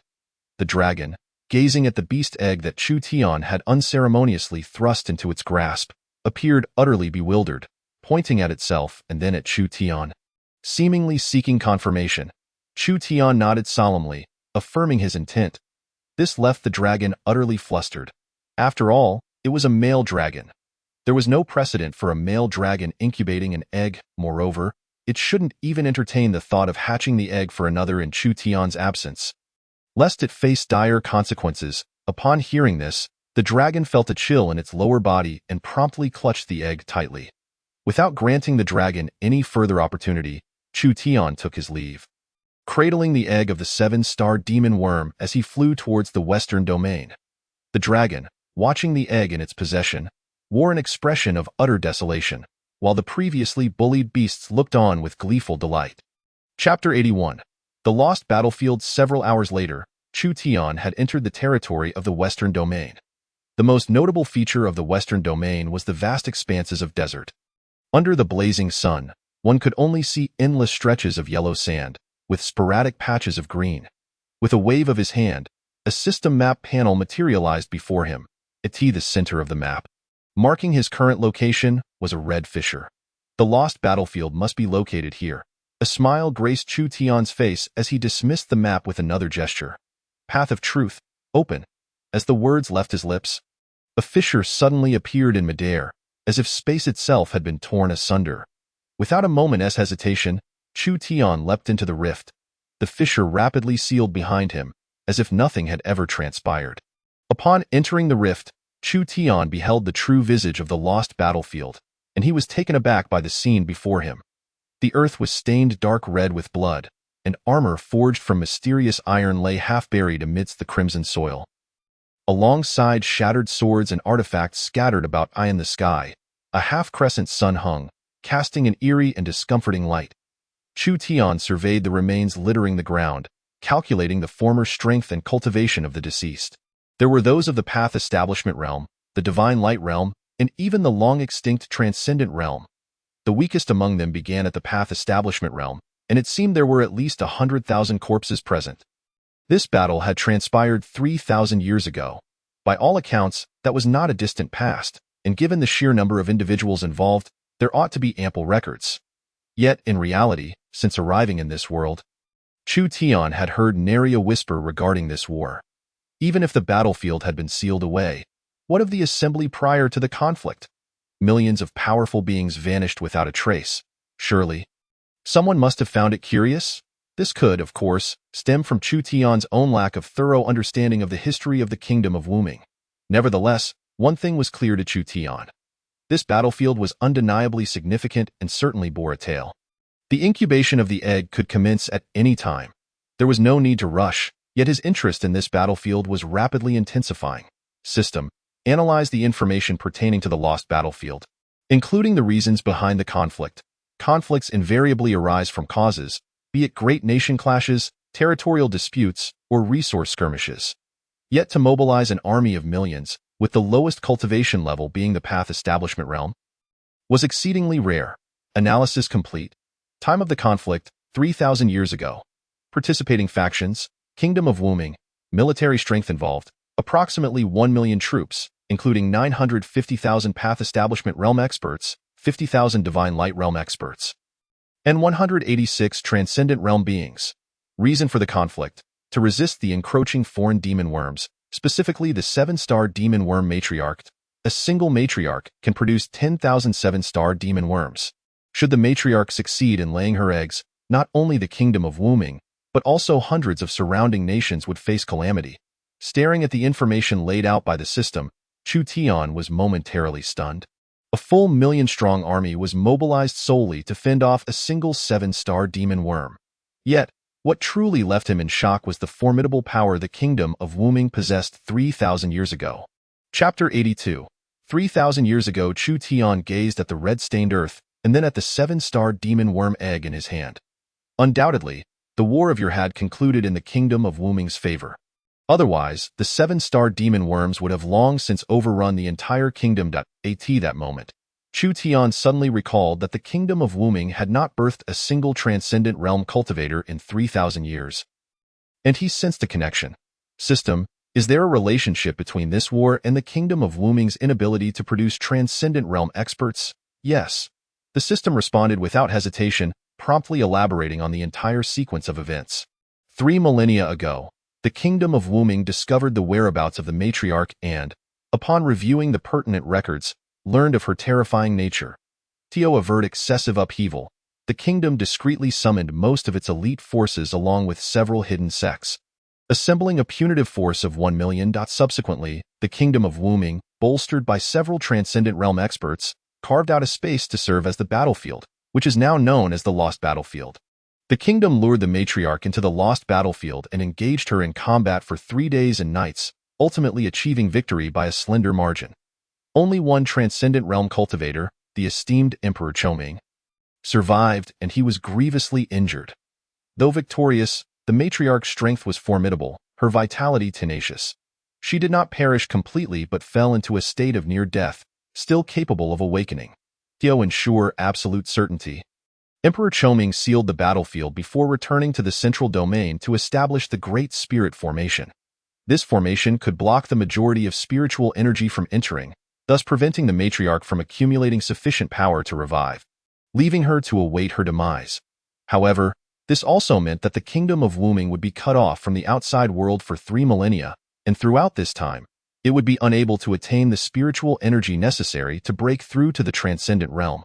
1 year after the formation was established, Emperor Chongming succumbed to his injuries, marking the fall of the last transcendent realm cultivator of the kingdom of Wu Ming, who was interred with the secrets of the transcendent realm. Upon witnessing this, Chu Tian comprehended fully why, throughout the span of 3 millennia, the kingdom of Wu Ming had failed to produce a single extraordinary being. However, the Emperor Chongming could indeed be considered a remarkable figure. In order to prevent the mother bug from exploiting any weaknesses, he had resolutely implemented a sealing system that lasted for 3,000 years. But is the mother bug still alive? Chu Tian could not help but inquire, as it seemed likely that the absolute spirit array would soon dissipate. If the mother bug still existed, then the Emperor Chongming's efforts would have been in vain. Assessment complete. Species: 7-star demon bug. Cultivation: none. Status: completely deceased. In a bid to safeguard the eggs within her, the mother bug had prematurely exhausted her life force, allowing the majority of the eggs to survive. Once the absolute spirit array ceases to function, these eggs will gradually hatch over the course of 100 years. Upon observing this, Chu Tian was momentarily taken aback, astonished that the mother bug would sacrifice herself for the sake of her eggs, an outcome he had not anticipated. However, if he were to wait until a century later when all these eggs had hatched, it would likely not only be the kingdom of Wu Ming that faced calamity. Even a single demon bug could decimate the million-strong army of Wu Ming, leaving only Emperor Chongming standing. How many nations could a horde of demon bugs obliterate? Chapter 83. I offer tenfold. Should I eliminate them while I'm at it? A sudden thought sprang into Chu Tian's mind. Yet, shortly after, he shook his head with a wry smile. The kingdom of Wu Ming had exhausted its national strength, isolating itself for 3,000 years, paying countless prices to eradicate this mother bug. And the mother bug, in turn, had devoted her life to preserving her eggs. Who was in the wrong? The kingdom of Wu Ming or the mother bug? Both seemed merely to be protecting their own interests as best as they could. The concepts of right and wrong invariably eluded definitive answers. Whether these demon bugs lived or died should not be for him to decide, but rather for themselves or those who might discover them. Chu Tian felt it best not to meddle further. However, returning to the matter at hand, he gazed curiously at the 7-star demon bug egg in his hand. If the mother bug had not managed to lay these eggs, from whence did this particular 7-star demon bug egg originate? Could it be that the kingdom of Wu Ming had 2 mother bugs? System: deduce the origin of the 7-star demon bug egg in my possession.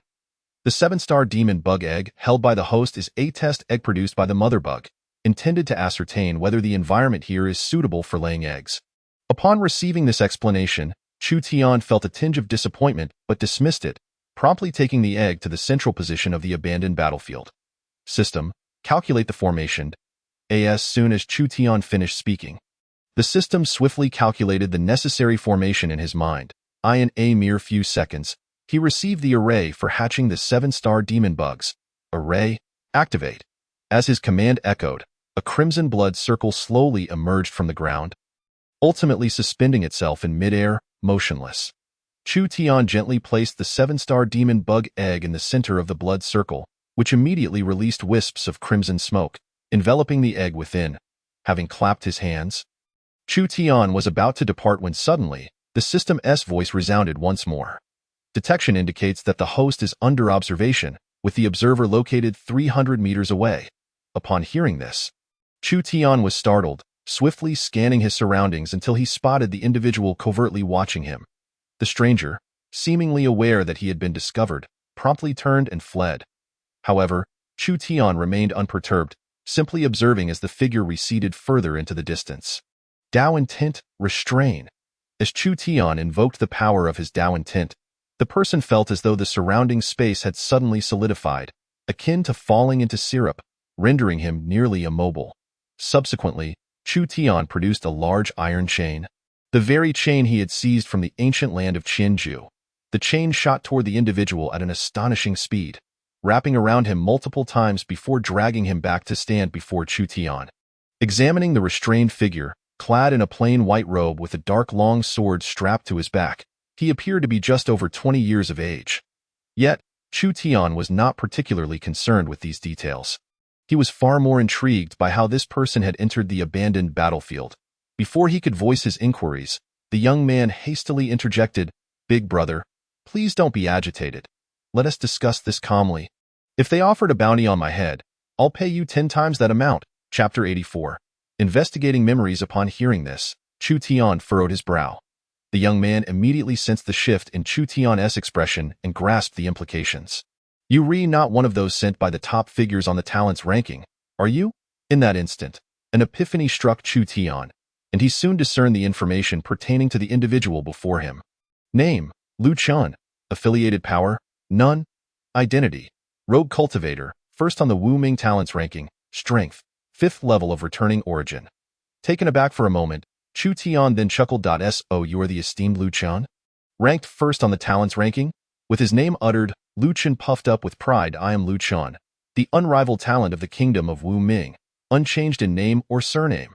Observing Lu Chun bound by the heavenly restraining chain, Chu Tian couldn't help but laugh aloud, prompting a flush of embarrassment to rise on Lu Chun's face as he realized his predicament. "Since you're not here to capture me, why not just let me go? Let us act as if this incident never occurred." Hearing this proposal, Chu Tian was amused, thinking, "This fellow certainly has a vivid imagination. You wish to leave? Very well, it depends on your performance." Lu Chun, upon realizing the situation, grew excited and quickly replied, "Big brother, name your price in spirit stones, just don't go overboard. You know I'm just a rogue cultivator with limited funds." Noticing Lu Chun's repeated mentions of spirit stones, a smile crept onto Chu Tian's face. With nothing pressing to do, he decided to toy with this character. "I want 100 million spirit stones." At this proclamation, Lu Chun was instantly rendered speechless, his eyes wide with disbelief. "Big brother, could you not ask for a higher price? I've lived a good portion of my life and have rarely encountered such demands. But since you've said it, let us make it 150 million spirit stones." Lu Chun's mind felt as if it had just been bombarded by an explosive. He stared at Chu Tian, utterly at a loss for words. "What, do you think that's too little?" Chu Tian asked with a smile. No, 150 million is fine. Just 155 million, Lu Chun replied hastily, agreeing to the outrageous sum. Taken aback by Lu Chun's compliance with his outrageous demand, Chu Tian was momentarily stunned. A bid of 150 million spirit stones was a sum that even the most hidden powers would struggle to muster. For a rogue cultivator like Lu Chun, even 50,000 would likely be a formidable challenge. Initially expecting a refusal or a more reasonable counteroffer, he was astounded that Lu Chun not only accepted but did so with enthusiasm. Noticing the incredulity on Chu Tian's face, Lu Chun quickly added, "Big brother, please believe me. A few years ago, I discovered a secret realm filled with spirit stones totaling over 200 million. Unfortunately, my strength was insufficient to extract them, but if you were to go, the outcome would surely be different. Upon hearing these words, Chu Tian was momentarily taken aback. However, he did not choose to trust this individual. Instead, he raised the memory ring on his hand and tapped it against Lu Chen's forehead. Subsequently, Lu Chen's memories began to unfold within Chu Tian's mind at an astonishing speed, akin to a film playing at 1,000 times its normal pace. Naturally, the reason for examining Lu Chen's memories was not merely to ascertain whether he possessed 150 million spirit stones. After all, should he desire, Chu Tian could acquire spirit stones anytime, anywhere. His true intention was to uncover how Lu Chen had come to be within this forsaken battlefield. Chapter 85. What is your name, brother? Within mere seconds, Chu Tian withdrew his finger from Lu Chen's head. Observing the newfound sympathy etched upon Lu Chen's face, at such a tender age, he had witnessed his entire family annihilated by the sect, leaving him as the sole survivor. This event had bred a profound loathing for the sect within him. Subsequently, he embarked on a path of cultivation to seek vengeance. Despite being invited by numerous sects due to his innate talent, he remained steadfastly unwilling to join any of them. As a solitary cultivator, he often found himself bullied, and in his quest for self-protection, he honed not only his cultivation but also developed a shrewd character. He dared not retain spirit stones. The meager amount he possessed could scarcely add up to 150, let alone the vast sum he had mentioned. Being no sect disciple, he could only strive for cultivation resources on his own, leading him to wander through various forbidden zones and secret realms. At the age of 18, he ventured into the tomb of a powerful figure of the divine light realm, ostensibly for training, but in reality, to pilfer treasures. By chance, he discovered clues regarding the forsaken battlefield hidden within the coffin of the tomb's owner. And thus he followed the trail that led him here. Although the forsaken battlefield was littered with corpses, the concentration of spiritual energy was significantly higher than that of the outside world due to the mother worm's frenzied absorption of spiritual energy to prolong its life. Moreover, the scattered armor and magical items, regardless of their condition, were treasures of great value. With a few carefully chosen items, he could secure his own survival and occasionally sell a couple to live without worry.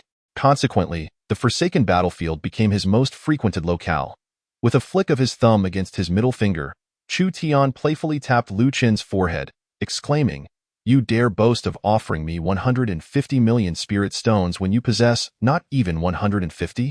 Upon hearing his secrets laid bare, Lu Chen felt a surge of urgency, yet he sought to argue his case vigorously. That place is inaccessible to me, which is why I could not retrieve the spirit stones. But you are far stronger than I. You could undoubtedly acquire those stones. With strength comes the ability to seize spirit stones. If you are strong enough, you can storm into a hidden sect and empty their coffers without fear of retribution." As Chu Tian's words sank in, Lu Chen was momentarily stunned. This was indeed an invaluable life lesson. Those with power could raid hidden sects without anyone daring to utter a word against them. While Lu Chen was still lost in contemplation of Chu Tian's profound wisdom, Chu Tian spoke again. "I do not desire your spirit stones, nor your life." Hearing this, Lu Chen let out a sigh of relief, though confusion quickly followed. "Then what do you want?" With a calm smile, Chu Tian replied, "I require your solemn vow to keep all that you have witnessed today a secret for eternity, including the existence of the forsaken battlefield." Upon hearing this, a smile broke across Lu Chen's face. "Rest assured, I may not excel in many respects, but my lips are sealed. If even a single word of today's events escapes my mouth, may I be struck by divine retribution." Seeing Lu Chen swear an oath, Chu Tian said no more. With a flick of his finger, the chains binding Lu Chen were immediately released. "Remember your vow," he admonished before soaring toward the exit of the forsaken battlefield. Observing this, Lu Chen hastily called out, "Brother, what is your name?" After a moment of contemplation, Chu Tian responded with a smile, "Tianji Pavilion, Chu Tian." With that, his figure vanished completely. Chapter 86. The Martial Might Rankings. Lu Chen stood dumbfounded for quite some time before gradually regaining his senses. He had never anticipated that his captor was none other than the master of Tianji Pavilion, the very benefactor who had issued the Talented Ones list and provided him with the divine light realm techniques that doubled his cultivation speed and enhanced the efficacy of his elixirs. The once playful Lu Qian now wore an unusually serious expression. "Rest assured, my benefactor. I will never go back on my word." Outside the forsaken battlefield, rather than exposing his identity, it would have been much simpler for Chu Tian to erase or alter Lu Qian's memories directly with the memory ring. Yet, if everything were to become too simple, it would lose its intrigue. Chu Tian wished to explore a multitude of possibilities. System: calculate several techniques for cultivation in the divine light realm. Calculation complete. 1. Windstrider technique. A divine light realm technique that allows one to traverse swiftly, consuming minimal spiritual energy and lasting a long duration. 2. Mirage technique. A divine light realm technique characterized by elusive footwork, facilitating escape at a higher spiritual energy cost, yet with greater speed. 3. Shadowless technique. A divine light realm technique that offers incredible speed, disappearing in an instant, but consumes a substantial amount of spiritual energy and boasts formidable explosive power. Gazing at the three techniques presented by the system, Chu Tian smiled nonchalantly. "Send the shadowless technique to that lad. I hope he doesn't perish too quickly." With that, he set off at full speed toward Tianji Pavilion. 3 hours later, Chu Tian's avatar returned to Tianji Pavilion, and in the next instant, it transformed into a wisp of azure smoke. Merging back into Chu Tian's true form. At last, the task is complete. Time for a well-deserved rest. He slumped into the main seat and waved his hand, causing the rankings of the talented ones to reappear before him. The first position still belonged to Lu Chen, and at this moment, the gap in cultivation between Lu Chen and the second-ranked individual was a staggering 5 minor realms, creating a distinct chasm. Strangely enough, the fluctuations in the talented ones list seemed significantly reduced this time, with barely 10 individuals being listed out of 100. System: analyze the situation, he commanded. Due to heavy losses among the new disciples of various sects, with top disciples either gravely injured or perishing, a collective declaration was issued to prevent further deaths, prohibiting private duels and assassinations. However, to maintain fairness, a deathmatch will be held every 3 months, allowing participants to engage in open competitions against their rivals. Upon seeing this, a faint smile graced Chu Tian's face. These fellows have finally come to realize the value of their disciples, though it seems a tad late, considering most of those on the list have already been replaced twice over. The most elite among them have long since perished. A mission has been issued. Publish the martial might rankings. Suddenly, the talented ones list before Chu Tian vanished, replaced by a new task presented by the system. Observing this new task, a subtle smile crept across Chu Tian's face. If it is a power ranking, it will undoubtedly expose numerous hidden forces. Previously, the Southern Domain power rankings had unveiled 3 factions, excluding the Wenyang Sword Sect and the Shuling Demon Cave. This time, he anticipated uncovering around 20 factions in the martial might rankings. Furthermore, in the Central Domain, a place teeming with hidden talents, there were likely even more forces at play. In one fell swoop, Chu Tian would unearth their secrets, leaving him to wonder if they would band together to retaliate against his Tianji Pavilion. Chapter 87. The Release of the Rankings. System: sort by the Martial Kingdom. Top 100 Forces. Chu Tian spoke with practiced ease, and in the next instant, a brand new ranking materialized before him. Though he had anticipated that these concealed forces would possess extraordinary strength the moment the rankings were displayed, Chu Tian was taken aback. 1. Chongming Pavilion. Established 1,000 years ago, formed by the united hidden forces of the Martial Kingdom, boasting 524 supreme experts. 2. Overlord Hall. Founded by the third emperor of the Martial Kingdom, Emperor Qiming, responsible for overseeing the kingdom's military, with 81 supreme experts and 300 in the divine light realm. 3. Martial Kingdom's Royal Guards.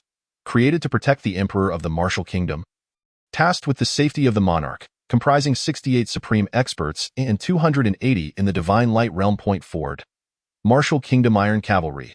The Iron Cavalry of the Martial Kingdom stationed in the Central Domain, consisting of 52 supreme experts, 600 in the divine light realm, and 3,000 at the path of enlightenment. 5. Xinyan Sect. Founded 10 years ago by the current empress of the Martial Kingdom, Xia Yun, with 41 supreme experts, 500 in the divine light realm, and 2,000 at the path of enlightenment. Upon glimpsing this list, Chu Tian was momentarily rendered speechless. What on earth? The top-ranked Chongming Pavilion has over 500 supreme experts? Are they treating supreme experts like cabbages? There remain 4 additional factions, which are merely direct affiliates of the Wuming Kingdom. However, despite the combined strength of these 4 factions, they still do not match the prowess of the Chongming Pavilion. This seems rather reasonable, considering that the Chongming Pavilion was established through the collaboration of all the hidden powers within the Wuming Kingdom, boasting 524 formidable individuals. At this moment, Chu Tian finally comprehends why venerable sects like the Qinjue Ancient Land, which have endured for millennia in the southern region, possess only 3 such strong practitioners within their ranks. After all, most of their elite have gravitated towards the Chongming Pavilion.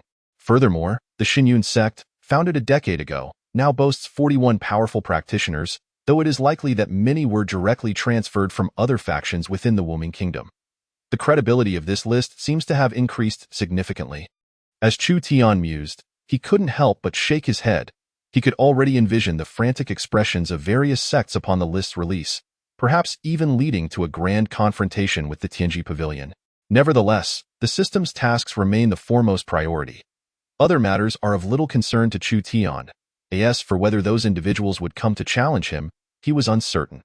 Even if they did, what of it? Even against over 500 formidable practitioners, or even extraordinary realm cultivators, Chu Tian remained confident in his ability to vanquish them with a mere thought. After readjusting the power rankings, Chu Tian promptly chose to release the list. Thus, within the borders of the Wuming Kingdom, alongside the previously released Wuming Tianjiao list, a new stone tablet appeared, inscribed with the Wuming power rankings. The moment the list was published, it sent shockwaves throughout the realm, leaving countless commoners astounded and hidden factions enraged. In an instant, what had once been considered a rarity, a handful of formidable practitioners, was now as commonplace as cabbages in the minds of the populace. Meanwhile, the architect of this upheaval, Chu Tian, sat quietly in the main seat of the Tianji Pavilion, awaiting the system to deliver his rewards. Chapter 88. What does it matter following the release of the Wuming power rankings? The entire Wuming Kingdom erupted in fervor. Countless ordinary citizens and sects gazed at the list with disbelief. What manner of faction is this Chongming Pavilion that has never been heard of before? How could they possess over 500 formidable practitioners? Surely, this list must be erroneous. Perhaps 50 could be plausible, but 500? It seems to treat formidable practitioners as mere cabbages. Yet, even 50 formidable practitioners could not secure the top position. For the second-ranked Bawang Hall boasts over 80. However, wasn't it the same when they released the Southern Region power rankings? Thus, it is likely that this list holds veracity. Yet, if that were indeed the case, possessing over 500 formidable practitioners is truly hard to fathom. The true strength of the Wuming Kingdom remains a mystery. Perhaps even extraordinary realms have been birthed within. Simultaneously, the Chongming Pavilion convened an emergency meeting immediately following the list's publication. Within the main hall of the Chongming Pavilion, over 500 formidable practitioners gathered around a colossal round table, engaged in fervent discussion. The Tianji Pavilion has gone too far. How audacious to expose us to the public eye. If the Chongming plan is disrupted because of this, I shall ensure the annihilation of everyone at the Tianji Pavilion. What shall we do now? Are we to endure this indignation? Bang, bang.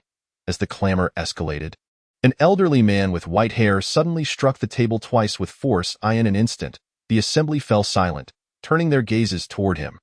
This elder was none other than Bai Qiushan, the initiator of the Chongming plan, the current head of the Chongming Pavilion, and the supreme elder of the Xinjiang sect, the foremost power in the central domain. The assembly regarded Bai Qiushan, a being who had lived for nearly 2 millennia, with a mixture of reverence and trepidation. 200 years prior, a faction of formidable practitioners sought to sever ties with the Chongming Pavilion and establish their own autonomy. Upon discovering this, Bai Qiushan single-handedly confronted over 20 of them. Prior to the conflict, many believed he would suffer a devastating defeat, perhaps even face obliteration. Yet, to their astonishment, Bai Qiushan effortlessly dispatched those 20-plus formidable practitioners in less than a minute. Since then, none dared to question his standing within the Chongming Pavilion, and his true strength remained shrouded in mystery. In the circle of formidable practitioners, whispers circulated that he alone could match the strength of 50 such individuals, with some asserting he could take on 100 without issue, and others claiming he could single-handedly confront all of the Chongming Pavilion's formidable practitioners. Yet, Bai Qiushan never affirmed nor denied these claims, allowing others to speculate and debate. However, he alone understood the extent of his own power. A mere Tianji pavilion, unworthy of our concern. It is but a foolish jester seeking trouble, he stated. No one dared to voice a rebuttal, all listening attentively to at present. The most crucial matter remained the Chongming plan. Only by unearthing the tomb of Emperor Chongming could they hope to transcend the extraordinary realm. In comparison to this endeavor, the Tianji pavilion pales in significance. Chapter 89. The regent, but will exposing us not provoke some unforeseen consequences? A formidable practitioner ventured to inquire, echoing the concerns of many. In response, Bai Qiushan merely smiled nonchalantly before replying, the reason we established this in secrecy was indeed to avoid drawing attention, to ensure that our every move was not scrutinized. However, the situation has changed. Within the Wuming kingdom, we, the Chongming pavilion, stand unrivaled. Even the Wuming royal family's influence pales in comparison to our might. The current Wuming kingdom operates according to our dictates, even if we are exposed. What does it matter? Upon hearing Bai Qiushan's words, many felt a sense of relief. The Wuming royal family's collective power barely reached half of theirs, rendering any attempt to challenge them futile. Thus, it could indeed be said that the Chongming pavilion held the reins of power, and there was no need for concern about opposition. Meanwhile, within the royal palace of the Wuming royal family, the current empress, the last scion of the Wuming royal bloodline, Xia Yun, gazed intently at the Wuming power rankings displayed in the palace square. Clad in a white garment interwoven with golden threads, adorned with embroidered phoenixes, her countenance, however, appeared pallid, almost to a sickly extent. She raised her hand, reaching toward the stone tablet marking the position of the Chongming pavilion. Her hand, pale as if sculpted from fine porcelain, bore no resemblance to the kind of white achieved through leisurely repose. Rather, it was an almost morbid hue. Chongming pavilion. I shall annihilate you, she declared. No sooner had her words escaped her lips than a violent cough erupted. Crimson blood splattering from her mouth onto the ground. Why, Empress, are you unwell? A nearby attendant hastened to her side, attempting to support Xia Yun. Yet, Xia Yun raised her hand to stop him and shook her head. No need, I have grown accustomed to it. Producing a blood-stained handkerchief from her bosom, she wiped away the traces of blood from her lips. After taking a deep breath, Xia Yun's spirit seemed to revive somewhat. Although her complexion remained ghastly pale, send word to prepare the carriage, she instructed. The attendant blinked in surprise, looking at her. Prepare the horses? Where does the Empress intend to go? Xia Yun cast a glance at the stone tablet, pausing for a moment before slowly replying, to the southern region, to uncover the true nature of the Tianji pavilion that compiled this list. Oh, are you departing, Yunner? Why not inform your godfather? At that moment, a voice resonated, causing a flicker of anger to cross Xia Yun's face, quickly suppressed. She turned to regard the man who descended gracefully from midair. Regent, the attendant exclaimed. The man landed gracefully, appearing youthful, clad in a black robe embroidered with 5-clawed dragons. With his hands clasped behind his back, he regarded Xia Yun with a smile. Bai Qiuhai, the second in command of the Chongming pavilion, Bai Qiushan's younger brother, and the current head of the Xinjian sect, was also Xia Yun's godfather. In the eyes of the public, he was the most powerful figure in the entire Wuming kingdom. Where is Yunner headed? Godfather, I wish to visit the southern region to discern the identity of those who have compiled this list.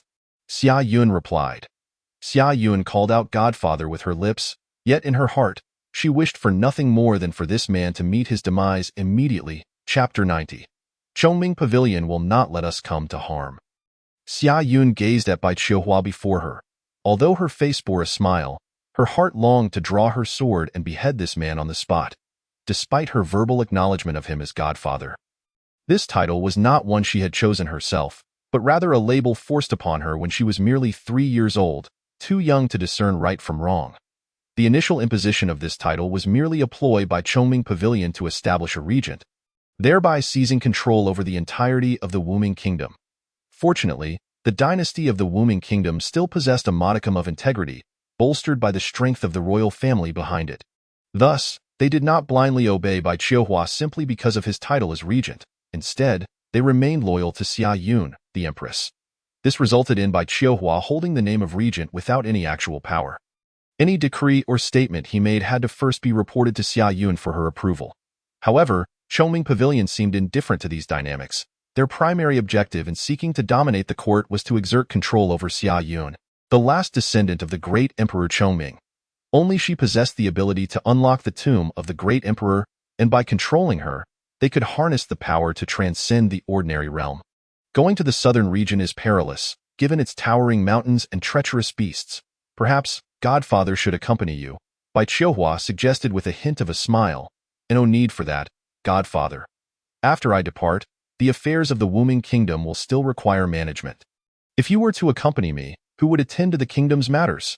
Upon hearing Xia Yun's words, the attendants nearby struggled to suppress their laughter, lowering their heads to bite their lips. Those serving Xia Yun were well aware that Bai Qiuhua's regency was merely a facade, devoid of any practical function. Whatever he wished to accomplish had to be reported to Xia Yun first, who would then make the final decision. Xia Yun's words were undoubtedly a mockery of Bai Qiuhua. Yet he could only grit his teeth and endure. After all, their plans for Chongming still relied on Xia Yun. Should she be killed now, it would ruin the grand scheme of Chongming Pavilion built over a millennium, rendering him a criminal. Since Yuner has expressed such sentiments, then I shall not insist. Travel safely, he replied, turning away. Soon, Xia Yun's carriage arrived at the palace gates, though it was inaccurately termed a carriage, for it was drawn not by horses, but by 4 scaled creatures adorned with a single horn. Your Majesty, the scaled carriage is ready. A woman in her 20s entered, a slender sword at her waist. She was tall, her features strikingly delicate. With sword-like brows and bright eyes, a high nose and thin lips, exuding an air of gallantry. Xia Yun nodded, smiling at her, but just as she was about to leave, the woman furrowed her brow and added, Your Majesty, is it truly sufficient for me to go alone? Should we not bring a few powerful individuals from Xinyun Gate? Yet, Xia Yun simply shook her head with a serene smile. Rest assured, Anren, Chongming Pavilion will not let us come to harm. With that, she turned her gaze to the sky, a smile gracing her lips as she approached the scaled carriage. Nearby, several formidable individuals from Chongming Pavilion were observing the scene. Chapter 91.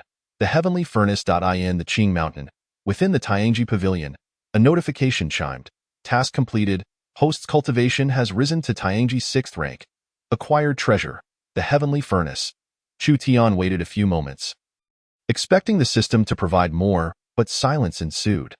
Previously, upon leveling up, he would receive a secret technique and a treasure, yet this time, only a treasure was bestowed. Is the system running low on resources? As he grumbled, Chu Tian took out the newly acquired treasure. It was a small cauldron, no larger than a fist, light as a feather. The Heavenly Furnace. Can expand or contract, can be light or heavy, capable of refining all sorts of wondrous elixirs. Chu Tian glanced at the description of the Heavenly Furnace, finding it succinct but clear. Though refine all sorts of wondrous elixirs, I must give it a try. System, provide me with a formidable elixir recipe and ensure the materials can be gathered in Qing Mountain. I am reluctant to descend the mountain for them. Moments later, the system slowly presented a recipe, Dragon Scale Elixir. A transcendent elixir. Materials, dragon blood, red jade fruit, white stone fruit. Refinement method. Using spirit fire, it requires 77 years to complete. However, using the Heavenly Furnace, it only takes 3 seconds. Upon seeing the recipe, Chu Tian wasted no time and dashed out of the Tianji Pavilion towards the dense forest. The red jade fruit and white stone fruit trees were cultivated in Qing Mountain and had already borne fruit, though they were not yet ripe. However, they should suffice for elixir refinement. As for the dragon blood, it was simple. He could just ask the dragon for a couple of drops. Within the dense forest, the dragon was cradling the golden-scaled white snake egg that Chu Tian had given him, leaning against a tree while nearby beasts occasionally fed him fruits and offered water, while others massaged his back. Initially, the dragon had resisted taking the egg from Chu Tian, believing that as a male dragon, he should not be involved in hatching eggs. However, upon receiving Chu Tian's orders and having to hold the egg, he suddenly felt his dragon bloodline awakening and gradually strengthening. Realizing this, the dragon became elated and resolved never to part with the golden-scaled white snake egg for even a moment. Give me a drop of blood, a voice suddenly echoed, startling the dragon. Turning around, he saw Chu Tian extending his hand. After a moment of hesitation, the dragon glanced at his own finger. Although unwilling, he dared not defy Chu Tian. ultimately wounding his finger to extract a drop of blood. Chu Tian took the blood, and without lingering, returned to the Tianji Pavilion, retrieving the heavenly furnace. Gazing at the small cauldron, he focused his thoughts. And in an instant, the furnace expanded dozens of times, towering even taller than Chu Tian. He tossed all three materials into the furnace without regard for order. Then, flames erupted from within the furnace. 3 seconds later, a humming sound resonated from the furnace, and a golden-hued elixir gracefully emerged, landing in Chu Tian's hand. Chapter 92. The Systems Attack. Chu Tian examined the elixir in his hand, and its information immediately appeared. Elixir, Dragon Scale Elixir. Rank, Transcendent. Quality, Saint Elixir. Elixir quality classifications include Waste Elixir, Ordinary, Spirit Elixir, Top-Notch, Saint Elixir. Effect. Upon consumption, a layer of dragon scales can grow on the body, resisting all attacks from opponents of lower realms, possessing regenerative abilities, and enhancing alongside the user's strength. The system prompted that the quality of the elixir refined by the host was too high, triggering an elixir tribulation. Just as the system's voice faded, thunder roared outside the Tianji Pavilion, and the sky darkened immediately. Hundreds of miles away, Xia Yun's scaled carriage was startled by the sudden thunder, but fortunately, the coachman quickly pulled the reins, regaining control of the 4 scaled beasts. Xia Yun gently opened the carriage curtain and gazed at the distant lightning tribulation, her expression tightening. A tribulation, and it seems to be an elixir tribulation. Has someone refined a saint elixir? Inside the carriage, the woman beside Xia Yun furrowed her brow and spoke. A saint elixir is something even the most powerful ancestor of the elixir sect might struggle to refine. The last saint elixir was crafted 2,000 years ago by the mad ancestor of the elixir sect, known as the Green Blood Elixir, but he was unable to control the tribulation and ultimately perished. As she spoke, a complex expression crossed Xia Yun's face. After a moment, she lifted her head and addressed the coachman. Go check near the elixir tribulation. This is a rare opportunity. The coachman nodded in response, then cracked the reins, urging the 4 scaled beasts to race toward the direction of the elixir tribulation. Meanwhile, the individuals from Choming Pavilion nearby were also observing the elixir tribulation. With an elixir tribulation, there must be a saint elixir. I never expected there to be a powerful individual capable of refining saint elixirs in the southern region. This matter must be reported to Choming Pavilion. You continue to track that girl. I will inform Choming Pavilion about the elixir tribulation occurring in the southern region. After a brief division of tasks, the members of Choming Pavilion split into 2 groups, one continuing to follow Xia Yun while the other hurried toward the central region. Outside the Tianji Pavilion, Chu Tian stood at the entrance, gazing at the hovering elixir tribulation above, unable to stifle a yawn. I thought it was something remarkable. It's merely a minor lightning tribulation, far weaker than my divine thunder annihilation. Upon finishing his words, Chu Tian strode back into the Tianji Hall, indifferent to the impending thunder tribulation in the sky. This tribulation could defend against all attacks from those below the same realm and could seemingly strengthen in accordance with one's cultivation level. It appeared to be quite a remarkable elixir. As Chu Tian was about to consume the pill, a sudden and formidable force erupted between him and the elixir, shattering it into a fine powder that fell to the ground. Who? Chu Tian immediately retrieved the Starfall chessboard, his demeanor shifting to one of vigilance. The unexpected eruption of such power without his awareness took him by surprise. It was the first time he had been attacked since arriving in this world. However, he quickly discerned that this was merely a misunderstanding. Please do not be alarmed, host. Within the realm of invincibility, no one can harm you. The recent attack was released by the system. Hearing the voice of the system echo in his mind, Chu Tian was momentarily taken aback. An attack released by the system. But why would the system attack him? Was he not its host? Chapter 93. The Way of Heaven confronted with Chu Tian's myriad of questions.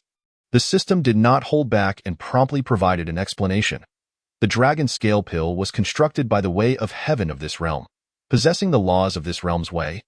Should the host consume this elixir, a connection would be forged with the Way of Heaven, subjecting you to the control of this world's laws. Upon receiving this clarification from the system, Chu Tian was rendered speechless. He then contemplated his own cultivation.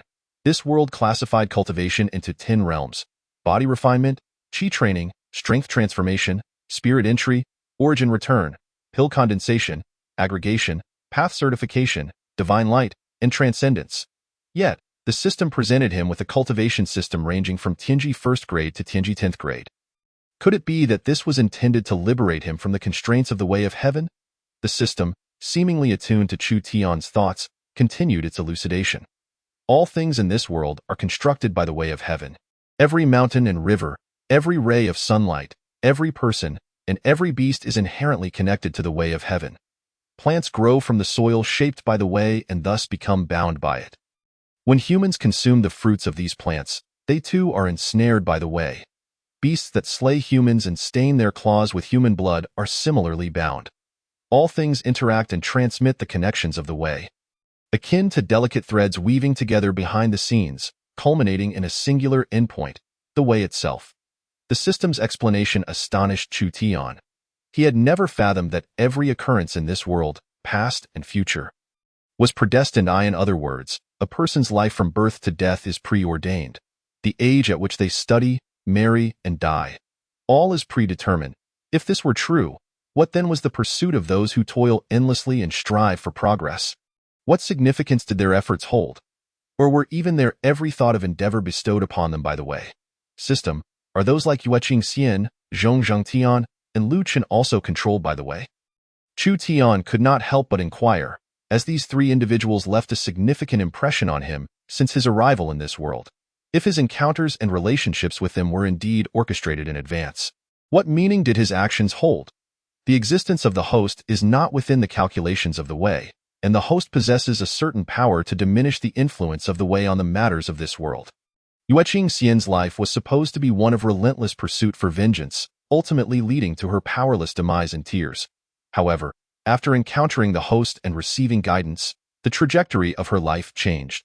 Zhong Zhangtian's life was to flourish within the Ge sect, eventually ascending to become its new leader and dying in that role. Yet, after meeting the host, his path transformed. He began to aspire to grander pursuits, seeking to experience the vastness of the world. Lu Chen's existence was one of carefree enjoyment, destined to pursue the pinnacle of cultivation across greater realms until eternity, feeling the weight of solitude.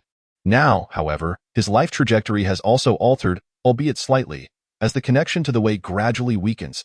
If the host seeks to understand whether your actions bear significance, the system's answer is yes. Upon hearing the system's response, a faint smile graced Chu Tian's face. He had never cared about his past actions. Everything he did was dictated by the system to enhance his cultivation and reap greater rewards. Yet, upon discovering that the way governed all things, he began to ponder whether his actions were also part of the way. He feared that everything he had done was merely a cog in someone else's grand design. After arriving at a definitive answer, a smile finally broke across his face. Now he understood. Every action he took altered the lives of others. Each movement he made dismantled the paths that rightfully belonged to them, forging a new route in its stead. System, is my mission to liberate all beings in this world from the constraints of the way. Chu Tian could not suppress the burgeoning sense of purpose within him. However, the system did not respond directly, instead stating, your life has not been ascribed any mission by another. If you believe you have a mission, it is for you to discover. The system's words plunged Chu Tian into contemplation once more. Detection indicates that the Empress of Wuming Kingdom, Xia Yun, is approaching. As Chu Tian mulled over this, the system's voice resonated once again in his mind. He looked up to see the information of two individuals materialize before him. Name, Xia Yun. Affiliation, Wuming Royal Family Identity, Empress of Wuming Strength, 1st grade of Divine Light Status, Severely Weak. Name, Lin Amran. Affiliation, Shinyun Sect Identity, Sect Leader of Shinyun Strength, Supreme Being, Peak of Divine Light 9th grade, Status, Healthy. Objective of this visit, 1. Visit Tianji Pavilion, 2. Seek the Pill Tribulation. Gazing at their objectives, a subtle smile appeared on Chu Tian's face. Tio. Visit Tianji Pavilion. How intriguing. I never anticipated that the Empress of Wuming Kingdom would undertake a covert visit. This is quite unexpected. Yet, before Chu Tian could finish his thought, the system's voice rang out once more. Detection indicates that members of Chongming Pavilion are approaching. Name, He Ching. And affiliation, Chongming Pavilion Identity, Member of Chongming Pavilion Strength, Supreme Being, Peak of Divine Light 9th grade, Status, Healthy. Name, Su Yuxing. Affiliation, Chongming Pavilion Identity, Member of Chongming Pavilion. Objective, Monitor Xia Yun. Chongming Pavilion had dispatched 6 individuals, all supreme beings, with the objective of surveilling Empress Xia Yun. Seemed that the true power behind Wuming Kingdom was no longer Xia Yun and the royal family, but rather the Chongming Pavilion, a formidable force that had long lurked in the shadows. This was not surprising, given that the number of supreme beings in the Chongming Pavilion was nearly double that of the Wuming royal family. Who could possess such immense power without harboring ambitions for authority? Chu Tian could only conclude that they were either loyal or foolish. Meanwhile, at the foot of the Qingshan mountain, the armored carriage had arrived at the mountain gate. Observing the thunder tribulation suspended in the air, a look of confusion crossed their faces. According to the records, tribulations should descend immediately and manifest within moments. Yet this tribulation had lingered for over 10 minutes without falling, which was perplexing. "Your Majesty, look at the mountain." Suddenly, Lin Anren seemed to have noticed something and pointed towards the distant mountain. Xia Yun followed Lin Anren's gesture and beheld an ornate hall, the words Tianji Pavilion emblazoned above its entrance. Chapter 95. The solitude of the strong gazing at the thunder tribulation hovering in midair. Xia Yun hesitated for a moment before resolutely stepping out of the armored carriage, accompanied by Lin Anren as they began their approach towards Tianji Pavilion. At that moment, not far away, the members of Chongming Pavilion also sought to advance, but as they flew a short distance, the thunder tribulation overhead suddenly surged, striking fiercely towards their location, boom, with a deafening roar. The members of Chongming Pavilion barely had time to turn and flee before the overwhelming force of the tribulation obliterated them into charred remains, slowly descending from the sky. Xia Yun and Lin Anren, witnessing this spectacle, were both startled. Shouldn't the tribulation be directed at the elixir and its alchemist? Why had it suddenly targeted those from Chongming Pavilion? Could it be the doing of the master of Tianji Pavilion? Beside her, Lin Anren could not help but speak. Xia Yun glanced at the distant Tianji Pavilion and then at the few individuals behind her, now reduced to charred remnants.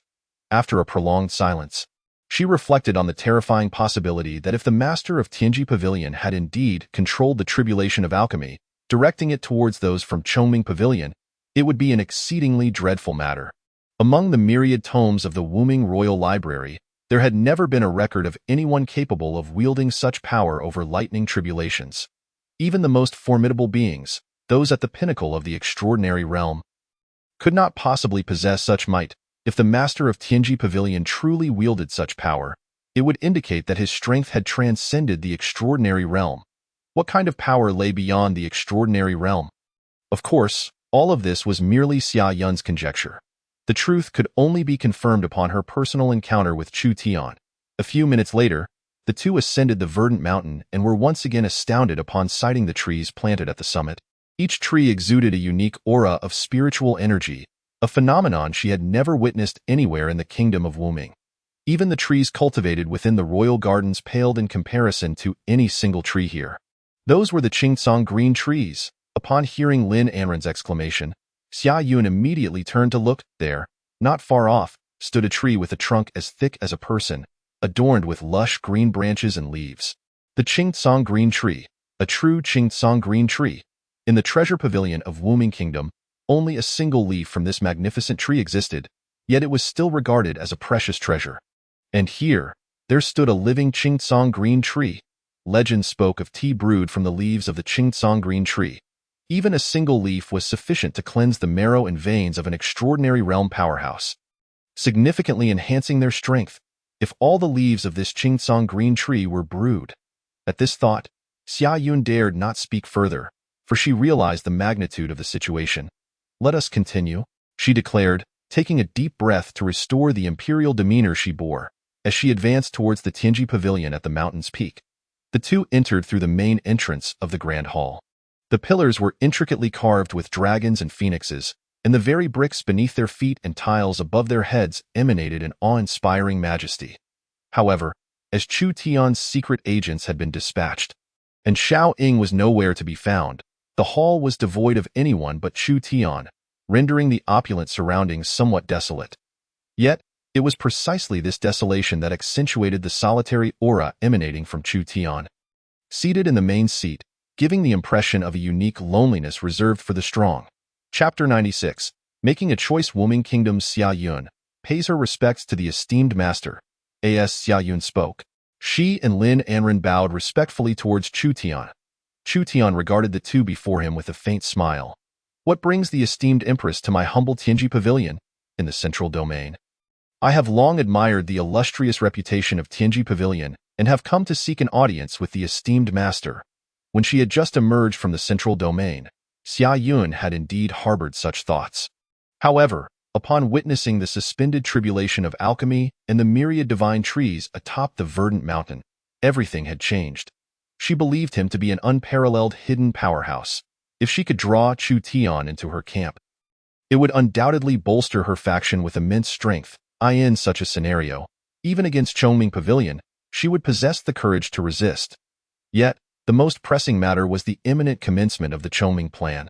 Unbeknownst to Xia Yun, her thoughts and intentions were already fully known to Chu Tian, without a hint of concealment. Regarding the factional struggles, Chu Tian had always been indifferent. They could fight as they pleased, as long as it did not involve him. Nonetheless, he felt a flicker of curiosity about the conflict between Chongming Pavilion and the Wuming royal family. System. Analyze all matters between the Wuming royal family and Chongming Pavilion. Chu Tian silently commanded the system, and in the next moment, all information regarding the interactions between the Wuming royal family and Chongming Pavilion unfolded before him.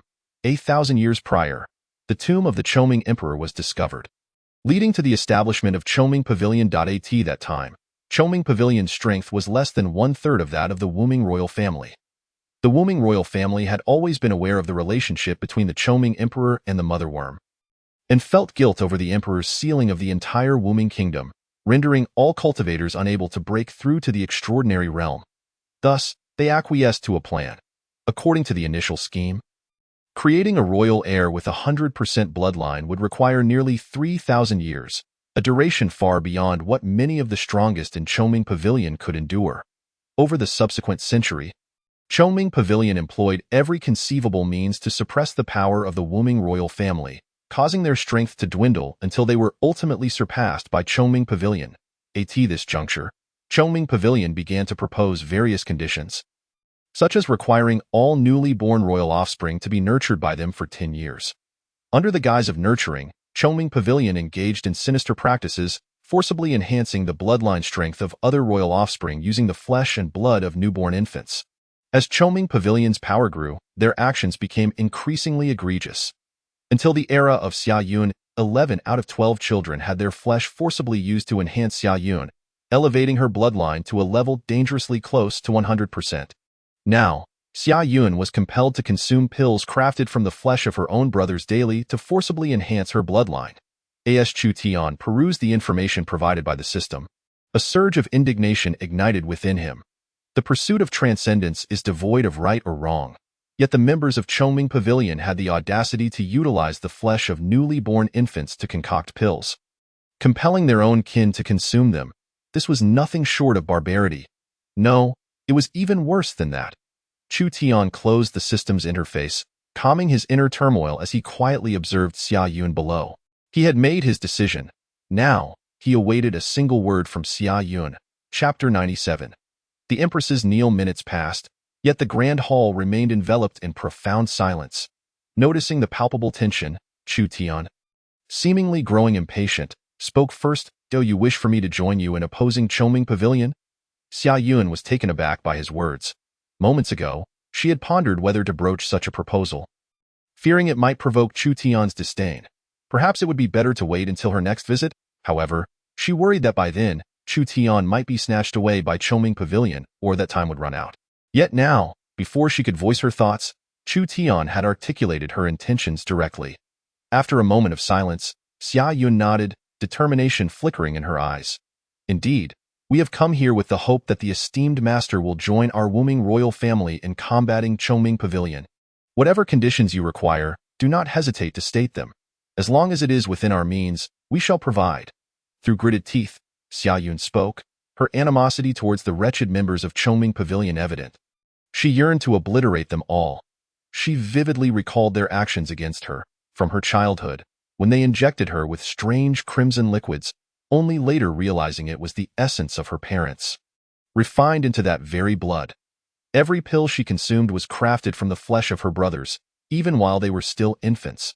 She had once attempted to resist, but the power of Chongming Pavilion had long since stifled the Wuming royal family, leaving her powerless to fight back. If Chu Tian agreed to assist her, to aid the Wuming royal family, everything would change. She envisioned the day she would eradicate every last powerful figure from Chongming Pavilion, leaving none alive. As these thoughts raced through her mind, her eyes began to brim with tears. Meanwhile, Chu Tian, seated upon the main throne, understood the source of her anguish. A child, from the moment of her birth, had been treated as a mere tool for others, subjected to relentless transformations through their insidious methods. She, who should have been a proud scion of the royal family, growing up under the protection of her parents, surrounded by siblings in a flourishing garden, had instead known nothing of such a life. At that moment, Chu Tian recalled the system's prior mention of the heavenly path. If one were to follow the design of the heavenly path, was Xia Yun's fate not to be molded step by step into a tool for the members of Chongming Pavilion, only to be discarded after use? The system had not issued any tasks this time. Yet Chu Tian was resolute in his desire to aid Xia Yun. This was a sentiment that arose from the depths of his heart. Very well, I accept your proposal, Chu Tian replied, his words succinct and clear. Yet, upon hearing this, Xia Yun was left speechless, staring at Chu Tian in bewilderment. Confusion etched across her face. He had accepted just like that, without stipulating any conditions or demands. Realizing he had been perhaps too forthright, Chu Tian paused to reflect before adding, "Of course, nothing comes without a price. My assistance will not be without compensation. When I deem the time right, I may require certain things from you." Upon hearing these words, Xia Yun instantly realized that Chu Tian's recent promise was no jest. A smile immediately illuminated her face as she knelt before him, exclaiming, "Thank you, my lord." Lin Anren, standing nearby, promptly followed suit and knelt as well. Chu Tian observed quietly. A female emperor's act of kneeling carried profound implications. Chapter 98. A brilliant plan agreeing to assist Xia Yun had been somewhat impulsive. Chu Tian had yet to contemplate the intricate details involved. It was akin to encountering a coveted item in a marketplace and impulsively carrying it to the checkout, only to discover at the moment of payment that not only was there insufficient currency, but also a lack of space at home for such a possession. Fortunately, Chu Tian possessed a system. "How do you wish to exact your vengeance?" he asked Xia Yun directly, leaving her momentarily stunned. However, after a moment's thought, she grasped the meaning behind his words. If it meant their demise, she was prepared to risk her own life for it. "Why, lord, you mustn't," Xia Yun exclaimed, panic flickering in her eyes. Although the power of the Wu Ming imperial family was currently suppressed by the Chongming Pavilion, it was evident that many still rallied to her side. "You must preserve your life?" Chu Tian stated simply, yet his words alleviated the heavy burden in Lin Anren's heart. System, calculate all possible means for Xia Yun to seek vengeance alone, but remember, her life must remain unharmed. The system promptly provided several options for Xia Yun's retribution. Option 1. The host could utilize the heavenly furnace to refine an advancement elixir, directly aiding Xia Yun in breaking free from the restrictions of the absolute spirit great array, elevating her to a level beyond the extraordinary, thus granting her sufficient power for revenge. Option 2. Preemptively venture to the tomb of the Chongming Emperor, allowing Xia Yun to inherit his legacy while setting up a grand formation that could ensnare all martial artists from the Chongming Pavilion when the plan was initiated. The system offered only these two methods, yet Chu Tian understood the circumstances well. After all, the conditions he set were quite demanding.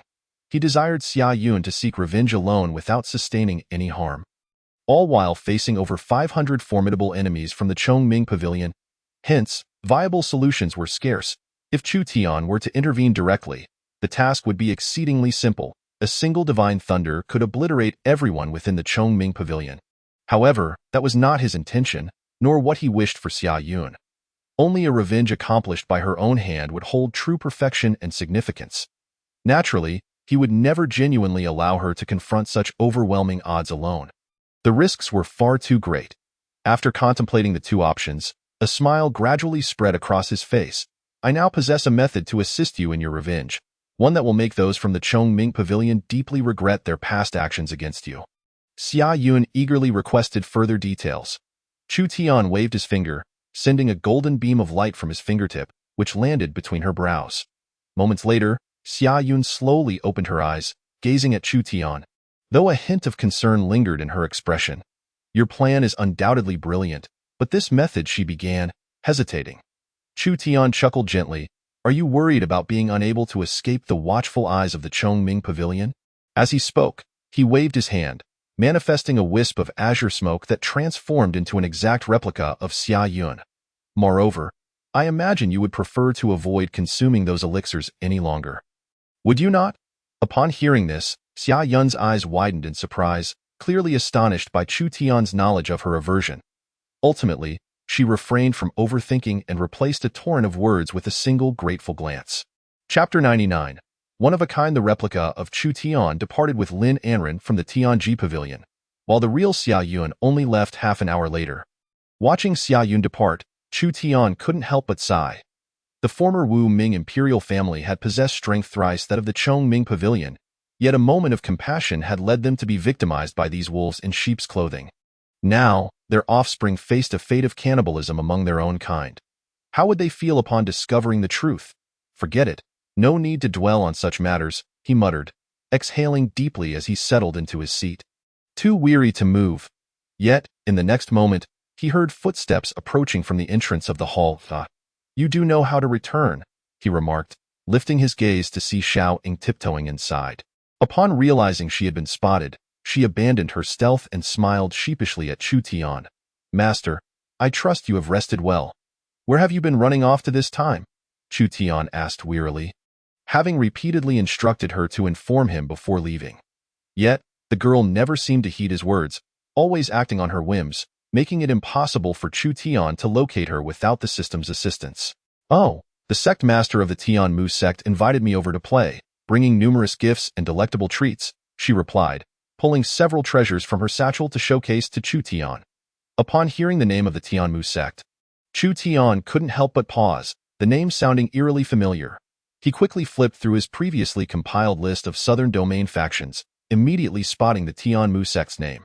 Second on the Southern Domain power rankings. The Tian Mu sect was only surpassed by the Qianju ancient land, and no wonder the name felt so familiar. He had encountered it before. Turning his attention back to the treasures in Xiao Ying's possession, his brow furrowed in concern. The Dominator's Blade, an extraordinary artifact. Whoever wields this blade can double the damage of all martial techniques. The Mo Yun Jade, another extraordinary artifact, capable of enhancing one's cultivation speed. Though not as effective as the top-ranked artifact on the talent rankings, which boasts double the speed. The Divine Thunderstone, yet another extraordinary artifact. Utilizing this item allows one to infuse thunderous power into offensive artifacts, augmenting their destructive capacity. Gazing upon this collection of extraordinary artifacts, it was clear to Chu Tian that these individuals were brazenly attempting to bribe him. Yet, for Chu Tian, to offer him such a paltry collection of extraordinary artifacts as a bribe seemed rather insulting. After all, he was the master of the Tianji Pavilion. Even a randomly planted tree on the mountain could be a divine tree, and he could effortlessly refine extraordinary holy elixirs, dispatching hundreds of supreme beings with but a flick of his finger. To think the Tian Mu sect would attempt to test him with such trifles, however, upon reflection, it seemed he was indeed the only one in the Wu Ming kingdom capable of withstanding such a trial with indifference. After all, it appeared that no one else possessed such financial might. Chu Tian's nonchalance towards extraordinary artifacts rendered him truly unique within the entire Wu Ming kingdom. Chapter 100. A brazen heist. What did the Tian Mu sect want with you? Did they mention anything specific? Chu Tian inquired of Xiao Ying. As he had previously told Xia Yun, there is no such thing as a free lunch in this world. No one presents gifts without ulterior motives. Yet, Xiao Ying merely shrugged, seemingly indifferent to the matter. I don't know. After I arrived, they just kept feeding me various delicacies and desserts. Once I was finished, they took me to their treasure vault to choose a gift. And I ended up bringing back all their extraordinary artifacts. Upon hearing this, Chu Tian was rendered speechless. Good heavens! The saying goes that one shouldn't bite the hand that feeds them, yet it seems you have done just that without a second thought. They offered you gifts, and you interpreted it to mean you could clear out their entire stock? Rubbing his forehead in exasperation, he soon regained his composure. After all, He had previously stolen a dragon from the Qianju ancient land and exchanged a falling thunderfruit for a divine beast egg from the leader of the 10,000 Beasts Gate. Now, he had cleared out the entire treasure hoard of the Tianmu sect, at this rate. If Xiao Ying were to return and loot the Wu Ming imperial family's treasures, he wouldn't even be surprised. Detection indicates that the Tianmu sect's leader, Lin Yanqin, has arrived. Name: Lin Yanqin affiliated faction. Tianmu sect title: Sect Master Strength. 7th rank of the Divine Light Realm status. Healthy objective: to retrieve artifacts and solicit assistance from the Tianji Pavilion in locating certain individuals.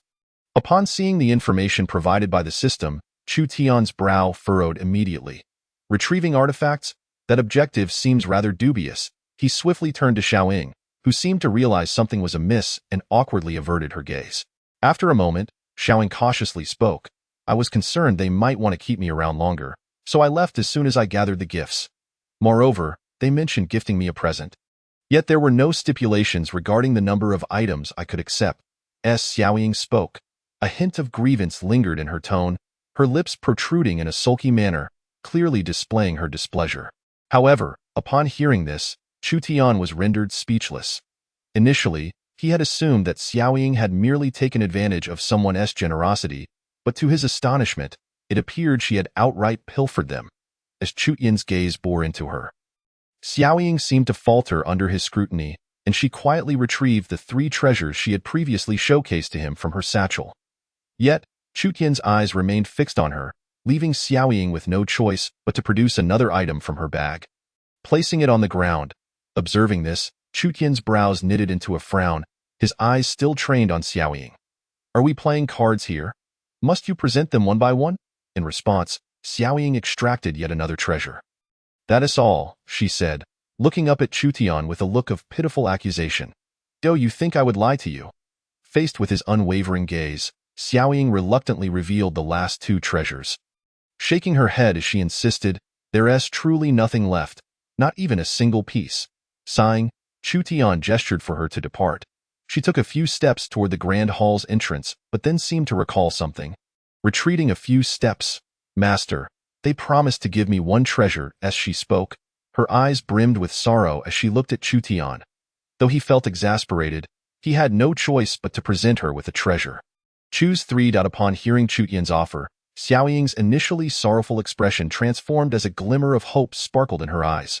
Without a moment's hesitation, she seized 3 treasures and dashed toward the hall's entrance.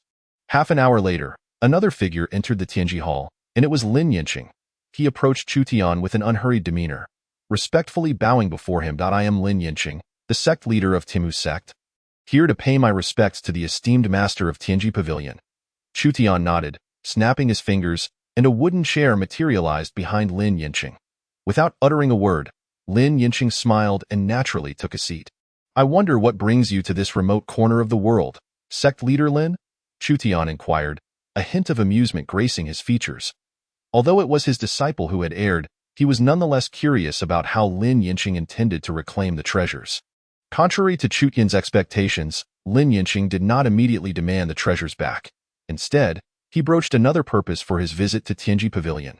I have heard that you possess profound knowledge of celestial phenomena and earthly matters, and thus I wish to request your assistance in locating a certain individual.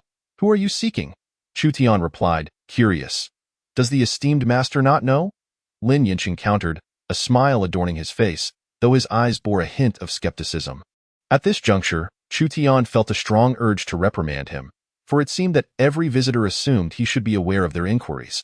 The previous visitor, Yueqing Xian, had been similar, but Lin Yanqing's presumption was even more pronounced. Was it not basic courtesy to ask, rather than make such assumptions? However, Chu Tian composed himself, managing a smile as he summoned the system. System, identify the individual whom this rascal is most reluctant to mention. The system complied swiftly, listing the individuals Chu Tian sought. 1. Songxiang from Biyue Tower, 2. Zhou from Xiuhua Terrace. Upon seeing Lin Yanqing's impressive track record, Chu Tian could not help but chuckle. To be honest, I am somewhat unclear. Are you looking for Songxiang from Biyue Tower? Or Zhao Yue from Xiuhua Terrace? Perhaps the proprietress of the Fengshui Inn? Or the leader of Baihua sect? Listening to Chu Tian expose his past, Lin Yinqing's face turned beet red. I acknowledge my mistakes and hope the esteemed master will refrain from further comments. His tone was imbued with desperation, nearly begging. The ladies from Biyue Tower and Xiuhua Terrace were of little concern. What mattered was that the proprietress of Fengshui Inn was a married woman, and her husband was a formidable warrior. If he learned that Lin Yinqing had strayed, it would surely lead to dire consequences. Furthermore, Baihua sect strictly forbade any romantic entanglements between men and women. Should Lin Yinqing's association with the leader of Baihua sect become public, the elders of the sect would undoubtedly emerge to enact vengeance. Each scandal involving noble women from other sects could lead to his ruin, and he had no desire to meet an untimely demise at such a young age. I have come here to request your assistance in locating a woman named Wanyu, Lin Yinqing stated.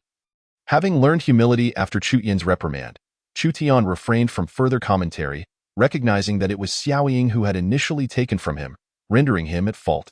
System: locate Wanyu. Search successful. Target: Wanyu. Current location: North Region, Hanchua Sect. Currently sealed within the Snow God coffin.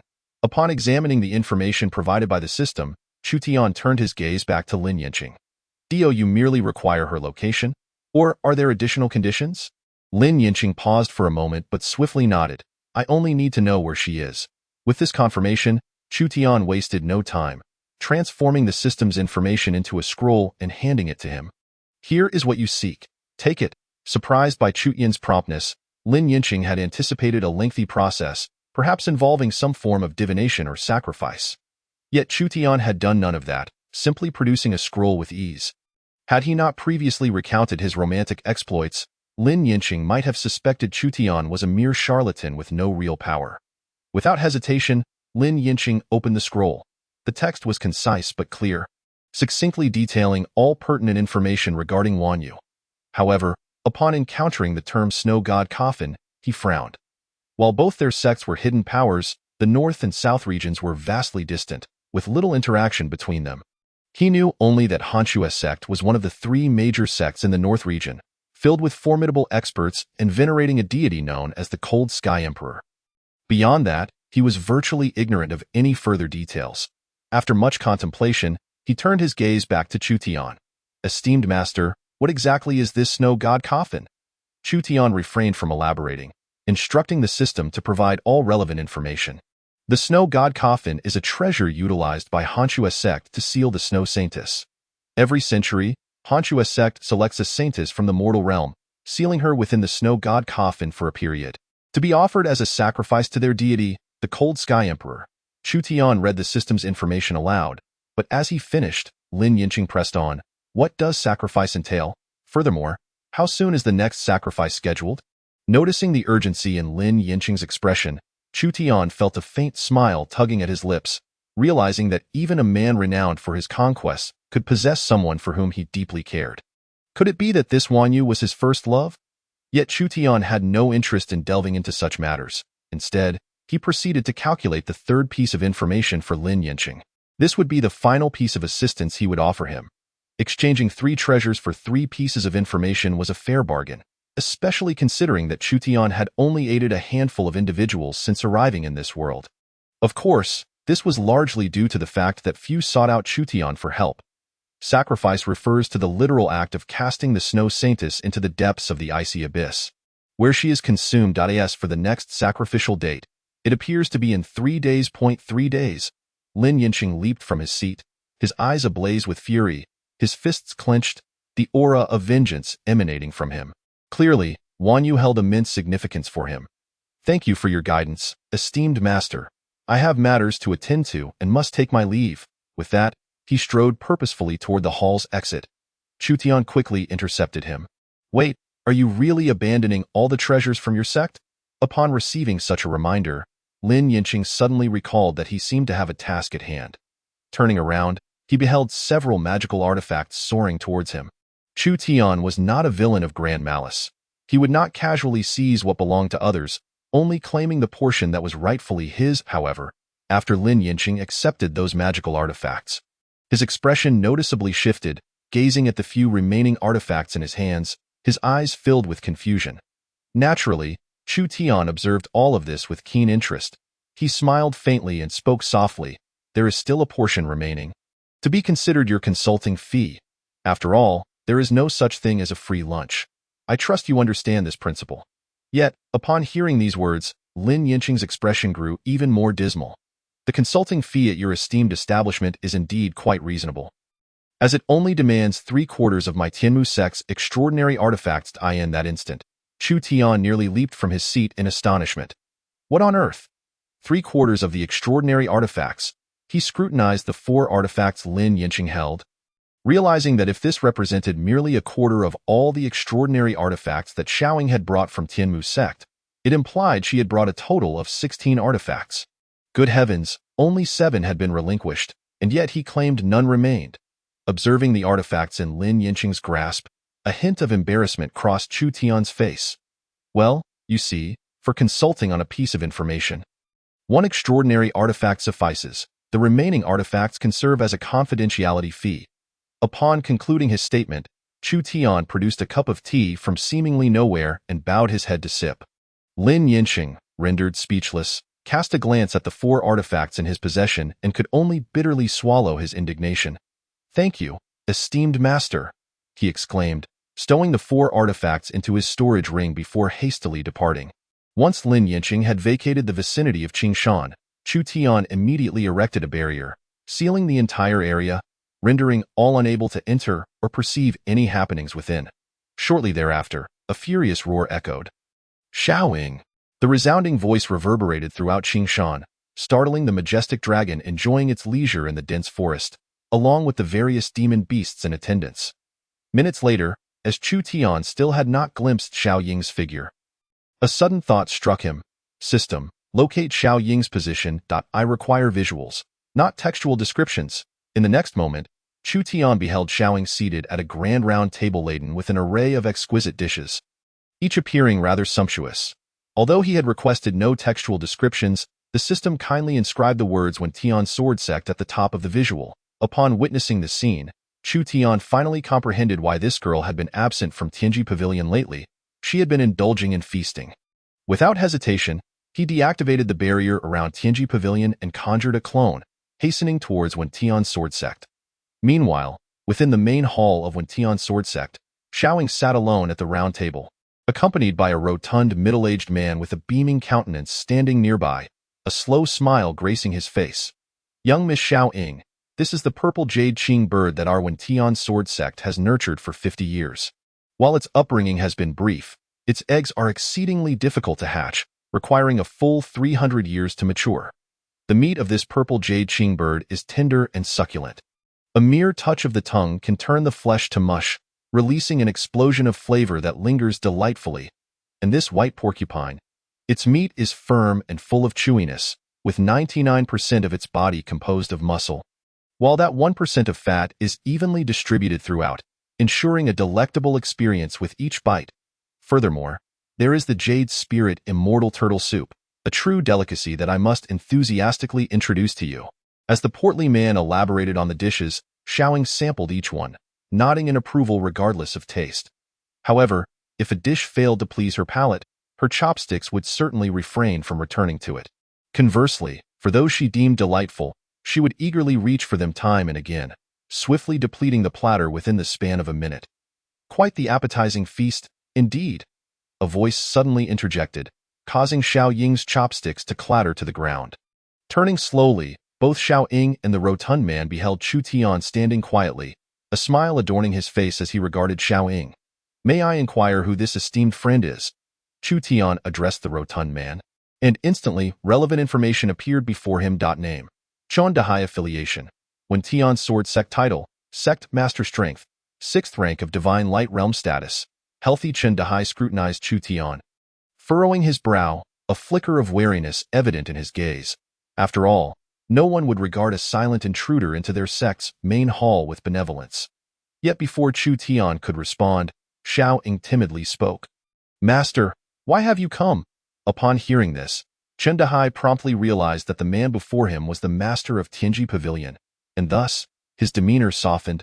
"Ah, esteemed master, my apologies. Please, sit down and join us for a meal."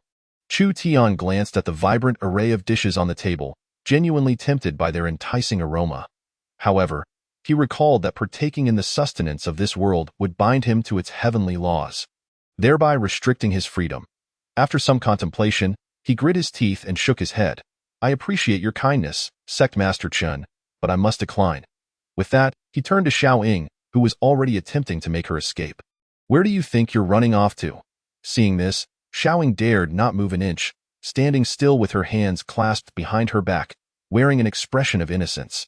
Chen Dahai, observing this exchange, immediately understood the unfolding situation, and a broad smile spread across his face.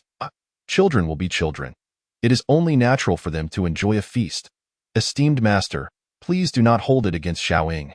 I invited her here as my guest, and if there are any issues, you may direct your grievances towards me.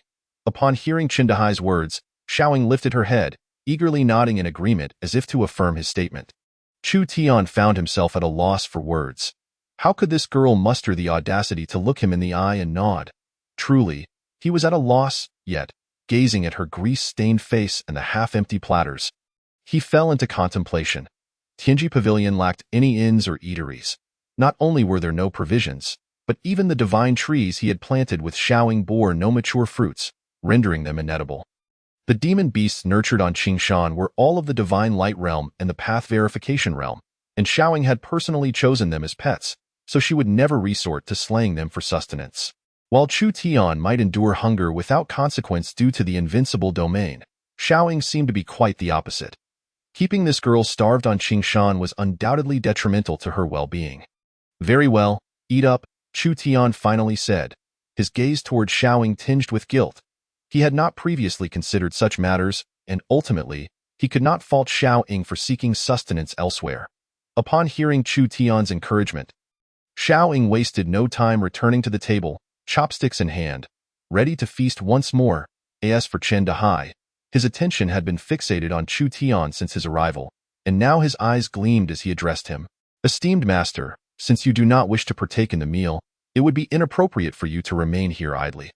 How about I show you around when Tian's sword sect while Xiao Ying continues to enjoy her meal? What say you? Chu Tian felt a wave of exasperation wash over him. A tour. No wonder you are a sect master. Your words carry weight. On the surface, it appeared that he was inviting Chu Tian for a leisurely stroll and casual conversation. But in truth, he likely sought some form of benefit from him. Nonetheless, Chu Tian was not overly bothered. After all, the man had prepared a splendid feast for Xiao Ying, and it was only reasonable for him to offer some form of reciprocation. Provided it was not excessive. Very well, let us proceed, Chu Tian replied, and together with Chen Dahai, they exited the grand hall. May I inquire about your parents' well-being, esteemed master? Well, I have never met my parents. I apologize for my presumption.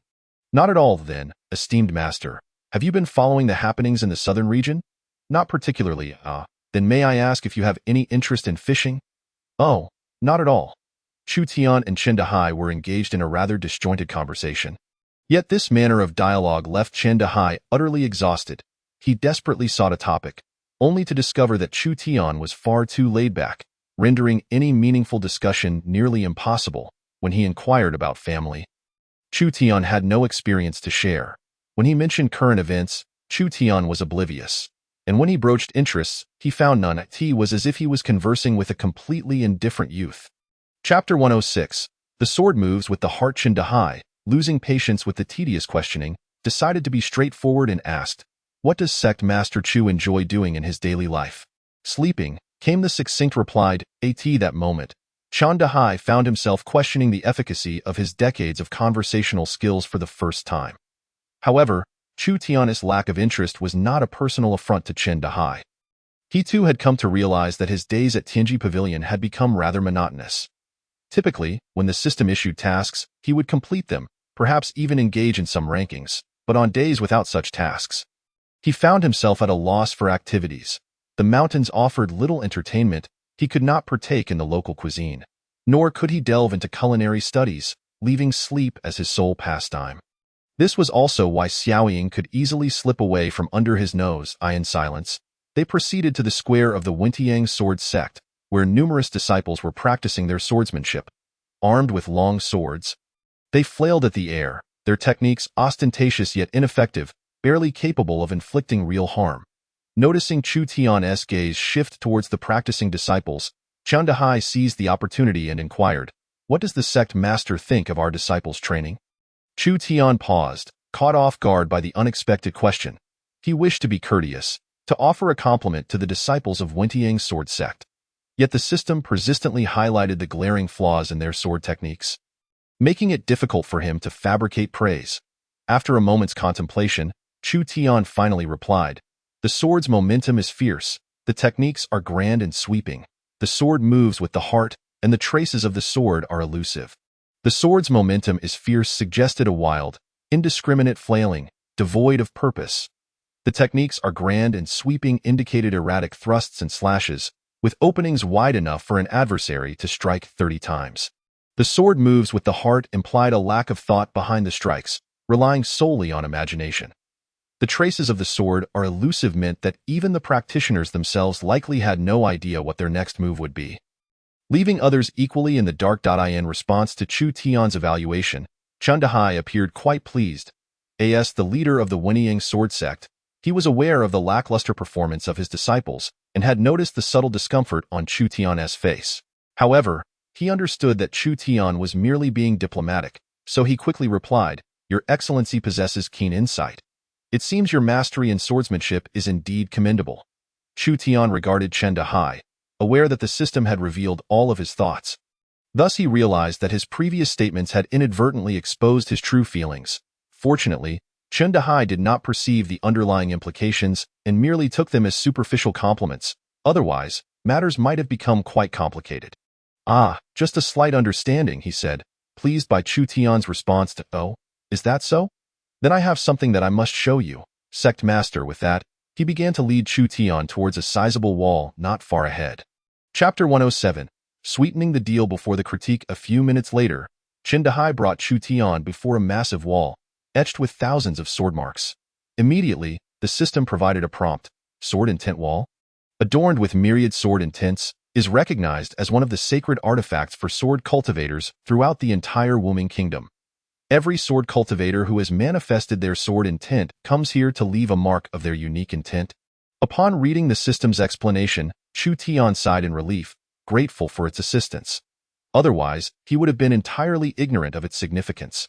"The sword intent wall," he remarked, allowing him to avoid appearing uncultured.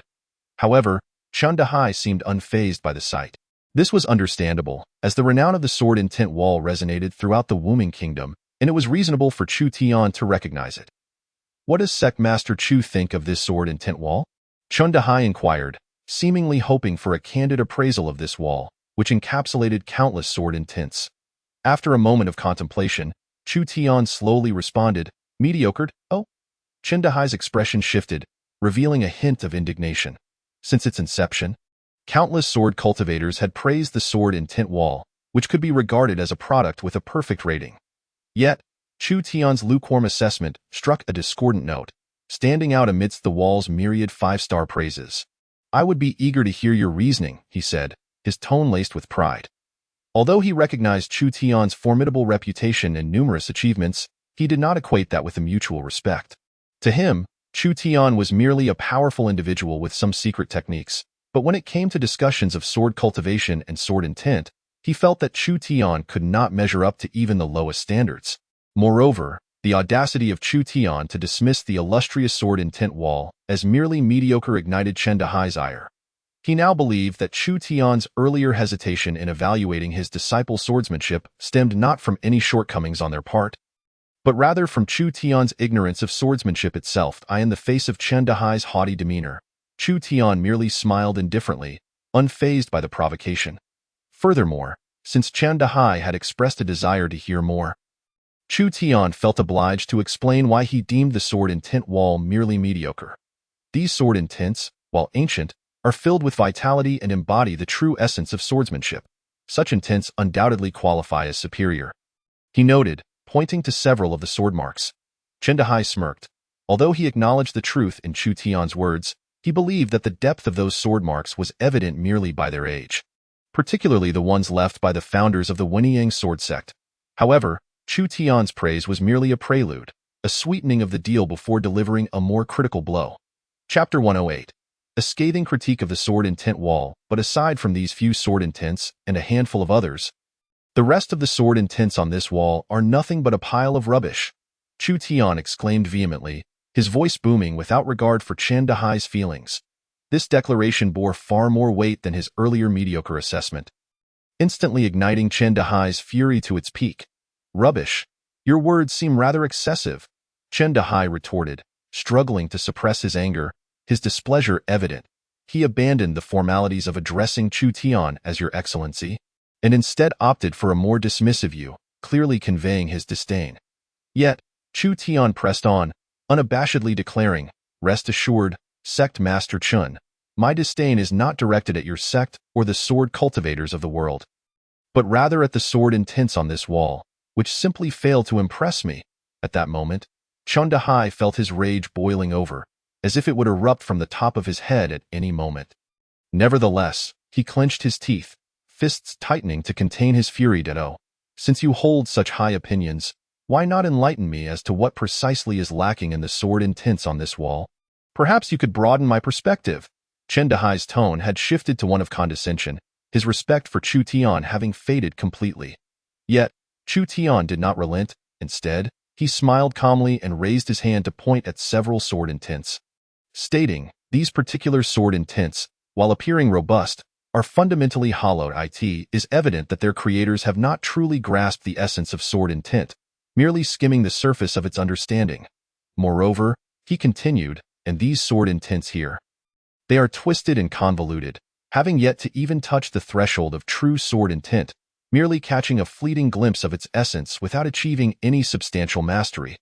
There are still several more, which are significantly superior to those previously mentioned. The sword intent is much more formidable, and the scars left on the sword intent wall are noticeably broader. However, they still fail to capture the essence. One can even vaguely discern the instability of the sword practitioners' hearts and the lack of cohesion in their sword energy, rendering them incapable of producing sufficiently straight and refined sword intent." Meanwhile, Chen Dahai, observing Chu Tian as he critiques the sword intents on the wall, swiftly identifies flaws in nearly 100 of them. Most importantly, within the issues highlighted by Chu Tian, Chen Dahai, upon examining those sword intents, realizes that they indeed possess the deficiencies pointed out by Chu Tian, albeit it is challenging to notice them without meticulous scrutiny. Nevertheless, Chen Dahai stubbornly clings to his beliefs, convinced that Chu Tian merely stumbled upon a few shortcomings, which does not imply that the other sword intents are similarly flawed. Thus, he grits his teeth, watching Chu Tian relentlessly critique the myriad sword intents on the wall, waiting for him to cease. It was not until Chu Tian had criticized nearly 3,000 instances without any sign of stopping, and his fervor only seemed to intensify, that Chen Dahai suddenly comprehended that Chu Tian appeared to be acutely aware of every defect in the sword intents on the wall. He even suspected that Chu Tian's earlier praise of the sword intents left by the founding figures of the Wentiang sword sect was merely a polite gesture. If pressed to find faults, he could easily pinpoint a dozen within moments. Feeling somewhat fatigued, Chu Tian remarked, "I believe I have spoken enough.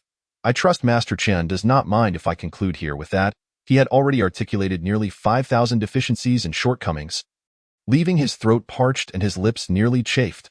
Upon hearing this, Chen Dahai nearly broke down in tears. He laughed. "You have ceased. If you had continued, I might have resorted to smashing this sword intent wall to pieces." At this moment, Chen Dahai felt utterly despondent. What had once been an acclaimed sword intent wall had, through Chu Tian's eyes, transformed into a mere mockery. However, Chu Tian seemed to realize that his critiques had been somewhat excessive.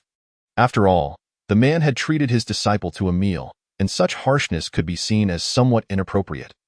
Thus, he cleared his throat and continued, "In truth, your sect's sword intent wall is not without merit. Each sword intent possesses its unique characteristics, yet when compared to the strongest among them, the disparity is as vast as the heavens and the earth, leading to a sense of disappointment." Chen Dahai, listening to this, felt as though salt were being rubbed into his wounds. It was worth noting that among the many sword practitioners who had left their sword intents on the wall, at least 200 had done so with his consent, and he had personally invited 12 others to contribute. Yet, regardless of whether it was those 200 or the 12 he had invited, none had escaped Chu Tian's scathing remarks, all deemed utterly lacking. Reflecting on this, Chundahai felt a wave of guilt towards his ancestors for allowing such sword intents to remain on the sword intent wall. After pondering for a while, he slowly raised his head to glance at the wall once more, only to lower it again, feeling an even deeper sense of shame. At that moment, a thought suddenly struck him. Typically, each sword practitioner selects a unique path of swordsmanship. Some cultivate the fire sword path, others the thunder sword path, and there are various others such as ice, wind, and metal paths. However, due to the differences in their chosen paths, it becomes difficult to perceive the entirety of other sword paths. Chundahai himself was no exception, having cultivated the thunder sword path, characterized by its strength and ferocity, rendering it unstoppable and indomitable. Consequently, when he examined other sword paths, he would inevitably exhibit certain shortcomings. Yet, individuals like Chu Tian, who could instantly discern numerous flaws across various sword paths, were exceedingly rare. Those who could attain such mastery typically fell into two categories. First, those who had cultivated every type of sword path to a certain degree of achievement, or second, those who were purely theoretical scholars, focusing solely on the academic aspects of swordsmanship. Regarding the first possibility, Chundahai chose to dismiss it outright, deeming it implausible. Chu Tian had just evaluated hundreds of sword intents. If he had truly practiced each one, even with exceptional talent, it would require at least tens of thousands of years. And those of average aptitude might need 1,000,000.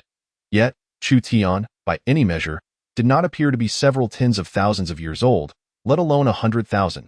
This left the second possibility as the only viable explanation. The theoretical scholar, or Wenjian Xiu, was indeed a real and existing approach to cultivation, but nowadays, the number of individuals willing to pursue this path had dwindled to nearly none. The reason was simple. The process of studying was time-consuming and required immense patience. And even upon reaching the pinnacle, it would not enhance one's combat prowess in the slightest, making it unattractive to most. Furthermore, cultivating a Wenjian Xiu necessitated that a sect or family possess substantial foundational knowledge and resources in swordsmanship, including ample examples, literature, and profound insights into sword paths. Only with such resources could a competent Wenjian Xiu be nurtured. Yet, in the current martial state of the Ming Kingdom, even the hidden sects led by the Wenyang sword sect lacked the requisite foundations to support such training. Even if sufficient resources were available, the Wenyang sword sect would not pursue this path, as the costs of cultivating a Wenjian Xiu were high, with little to no combat utility. It was far more efficient to invest those resources in nurturing several capable ordinary sword practitioners. As Chundahai gradually lifted his gaze to regard Chu Tian, he pondered that if he could prove that Chu Tian was merely a theoretical scholar, it would imply that all his previous remarks were nothing more than empty rhetoric, devoid of practical experience and not necessarily accurate. Thus, he could reclaim some honor for the Wenyang sword sect and the sword intent wall. With renewed confidence, Chundahai turned to Chu Tian and inquired, "Your Excellency's words have truly enlightened me, allowing me to see the numerous deficiencies within the sword intents on this wall. Might I request that you leave a sword intent on the sword intent wall for the disciples of our sect to observe and study?" As he spoke, he leaned forward, his face beaming with a smile. In Chundahai's view, he had already secured a victory, for he was certain that Chu Tian would outright refuse, and the reasons for such a refusal would likely fall into one of two categories. Either he would acknowledge the reality of being a theoretical scholar, admitting that all his prior remarks were mere conjecture, or he would express a lack of desire, which, while less embarrassing, would still indirectly confirm the validity of his previous claims. However, he never anticipated that Chu Tian would acquiesce. "Very well, I shall leave a sword intent." As Chu Tian spoke, he waved his hand, causing dozens of stones on the ground to soar into the air and coalesce into a stone sword that fell into his grasp. He then strode purposefully toward the sword intent wall, raising the sword as he approached, leaving Chundahai standing in confusion behind him. Chapter 111. The King of Sword Intent. Though Chu Tian had never practiced swordsmanship, nor did he possess any mastery of sword techniques or the accompanying sword intent, he still dared to accept the presence of sword intent. The reason was simple. He comprehended the laws of this world and understood the forces that constituted it. Indeed, what he referred to was none other than the heavenly Tao. Sword intent, in essence, is merely the culmination of a swordsman's relentless pursuit along the path of swordsmanship.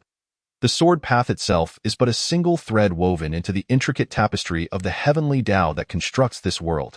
Although Chu Tian had not trained in the sword path, he inherently embodied a form of Tao, as previously indicated by the system. He possessed the power to diminish the heavenly Tao, a force that operated in opposition to it. This power, while still somewhat immature compared to the heavenly Tao, remained extraordinarily potent when compared to even a millionth of the heavenly Tao's might. Thus, Chu Tian raised the stone sword in his hand and made a gentle slash, leaving a faint mark upon the sword intent wall. Observing this mark, Chen Dahai stood dumbfounded, unable to discern its significance. However, what transpired next rendered him utterly speechless. Following the appearance of Chu Tian's sword mark upon the sword intent wall, the sword intents that had lingered there began to flee as if they had seen a specter, desperately attempting to escape the confines of the wall in a matter of seconds. All the sword intents that had once resided on the wall vanished without a trace, leaving only Chu Tian's sword intent behind. Chu Tian merely smiled, having anticipated this very occurrence. His power was not recognized by the heavenly Tao of this world, so upon sensing an unknown force's oppression, the sword intents, as the most minuscule embodiments of the heavenly Tao, instinctively chose to flee from his might. Thus, this fascinating spectacle unfolded. Countless sword intents scattered, leaving Chu Tian's sword intent to monopolize the sword intent wall. While Chu Tian understood the implications of this phenomenon, Chen Dahai remained in the dark, entirely oblivious to the concepts of the heavenly Tao and the earthly Tao. Staring at the sword intents that had vanished in mere seconds, he was at a loss for words. In his effort to fill the gaps in his understanding, he drew upon his various experiences and ultimately formulated a theory. Could this possibly be the king of sword intent? Chen Dahai exclaimed, turning to Chu Tian with disbelief in his eyes. Meanwhile, Chu Tian squinted, somewhat perplexed by Chen Dahai's assertion. The king of sword intent? What on earth did that mean? Yet, he understood the essence of the statement. It implied that his sword intent was the strongest among all sword intents. Though this interpretation felt somewhat peculiar, it served as a convenient explanation in light of Chu Tian's reluctance to disclose the nature of the heavenly Tao. He thus smiled and shook his head, saying, "You flatter me, Sect Master Chen. My expertise in the sword path is still quite rudimentary. The title of King of Sword Intent is truly undeserved." However, Chen Dahai would not entertain Chu Tian's modesty. To dispel nearly 10,000 other sword intents with a single stroke of sword intent, what else could that be if not the king of sword intent? If Chu Tian insisted that his sword intent was ordinary, what then of the sword intents that had previously adorned the wall? Utter nonsense. Yet, it seemed that Chu Tian had indeed intended to convey such a notion from the very beginning. Chapter 112. Grocery Shopping. Lord Sect Master. Are you hungry? Would you like to eat something? Lord Sect Master, are you tired? Would you like to rest for a while? Lord Sect Master, do you feel the sun's heat? Should I have someone bring over a couple of trees for shade? After witnessing Chu Tian's prowess as the king of sword intent, Chen Dahai, also a swordsman, immediately transformed into an ardent admirer, constantly hovering around Chu Tian, showering him with concern. Chu Tian found the incessant chatter rather bothersome. All he wished was to return and check if Xiaoying had finished her meal before promptly heading back to the Tianji Pavilion. After being encumbered by Chen Dahai's attentiveness for nearly 3 hours, Chu Tian finally returned to the grand hall of the Wentiang sword sect as he had hoped. The table in the hall was devoid of food, having been completely devoured, while Xiaoying lay sleeping on a makeshift bed crafted from several chairs. "It's getting late, Sect Master Chen. My disciple and I shall take our leave," Chu Tian announced. Though Chen Dahai felt a twinge of reluctance, he simply nodded in agreement. "Do remember to visit often. The doors of the Wentiang sword sect are always open to you." Chu Tian nodded in acknowledgement and approached to gently lift the still sleeping Xiaoying. As she was suddenly cradled in his arms, she instinctively curled up, her sleepy eyes barely opening. Upon seeing Chu Tian, she offered a silly smile. "Master, I saved this chicken leg for you."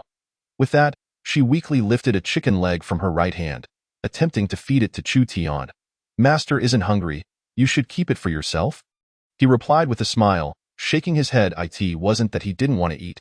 Rather, he feared the repercussions of being controlled by the heavenly Tao of this world. Seeing this, Xiaoying did not press the matter further but lowered her hand and slowly closed her eyes, murmuring softly, "Then I'll save it for you until you're hungry."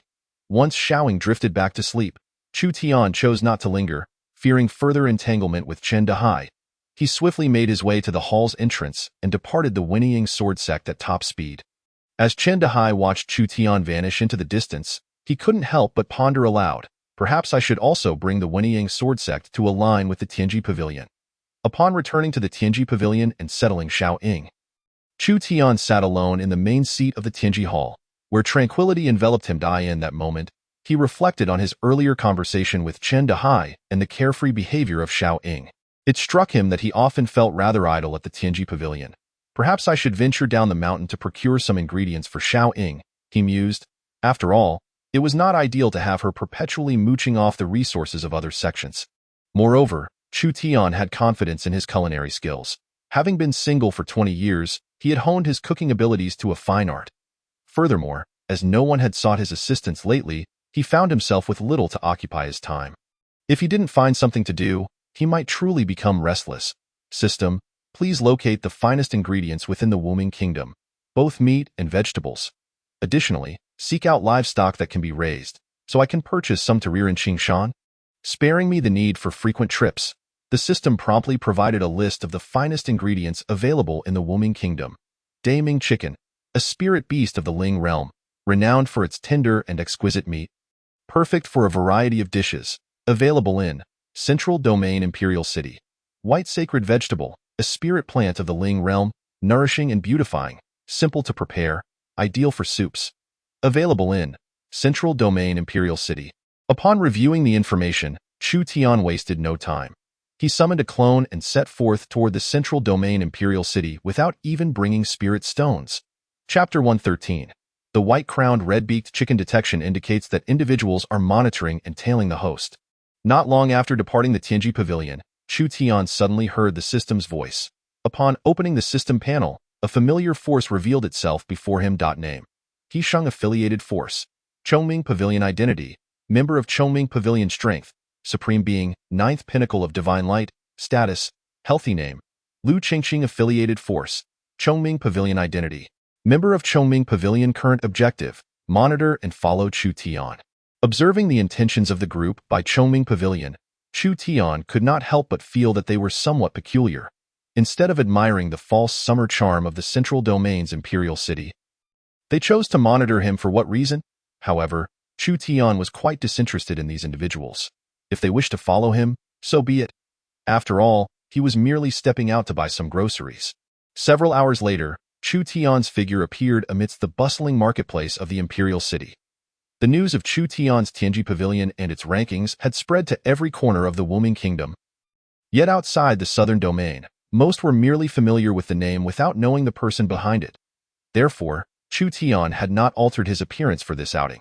The marketplace of the Central Domain's Imperial City could be considered the largest trading hub within the Wuming Kingdom, where one could procure nearly anything that exists in this world.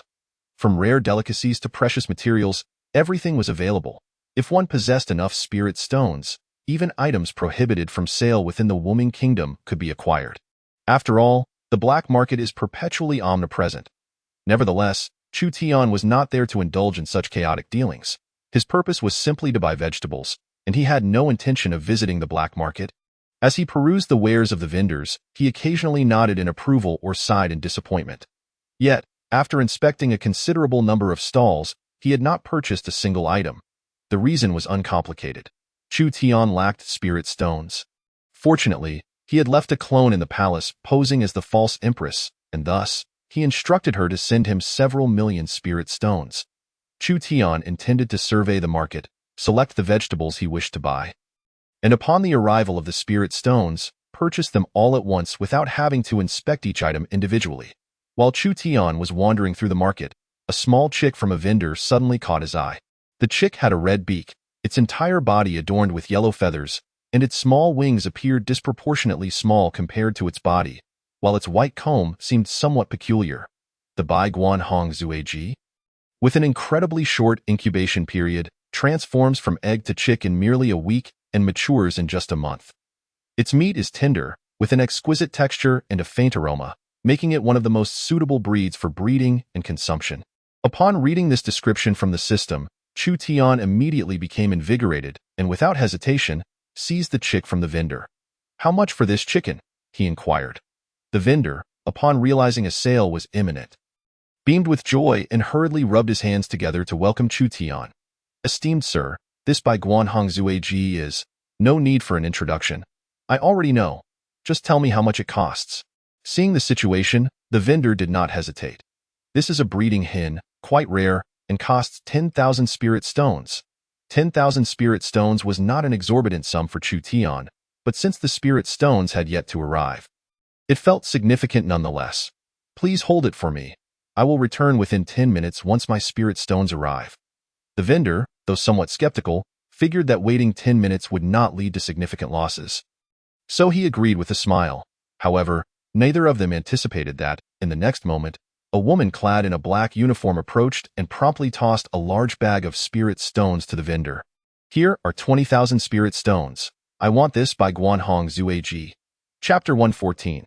87,000 spirit stones. Chu Tian's expression turned serious upon seeing the woman who had suddenly appeared to snatch the chicken from him. Miss, I wanted this chicken first.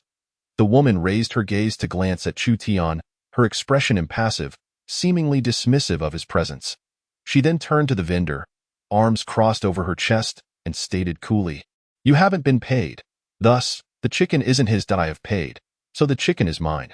Chu Tian, wishing to retort, found himself at a loss for words as the vendor, enthralled by the significantly higher price, immediately accepted the payment and handed the chick over to the woman. Here's your chicken, miss. The vendor then turned to Chu Tian, justifying the woman's claim. What she says is correct. Whoever pays owns the chicken. Faced with this scene, Chu Tian was rendered speechless, caught between frustration and amusement at the vendor's smirk.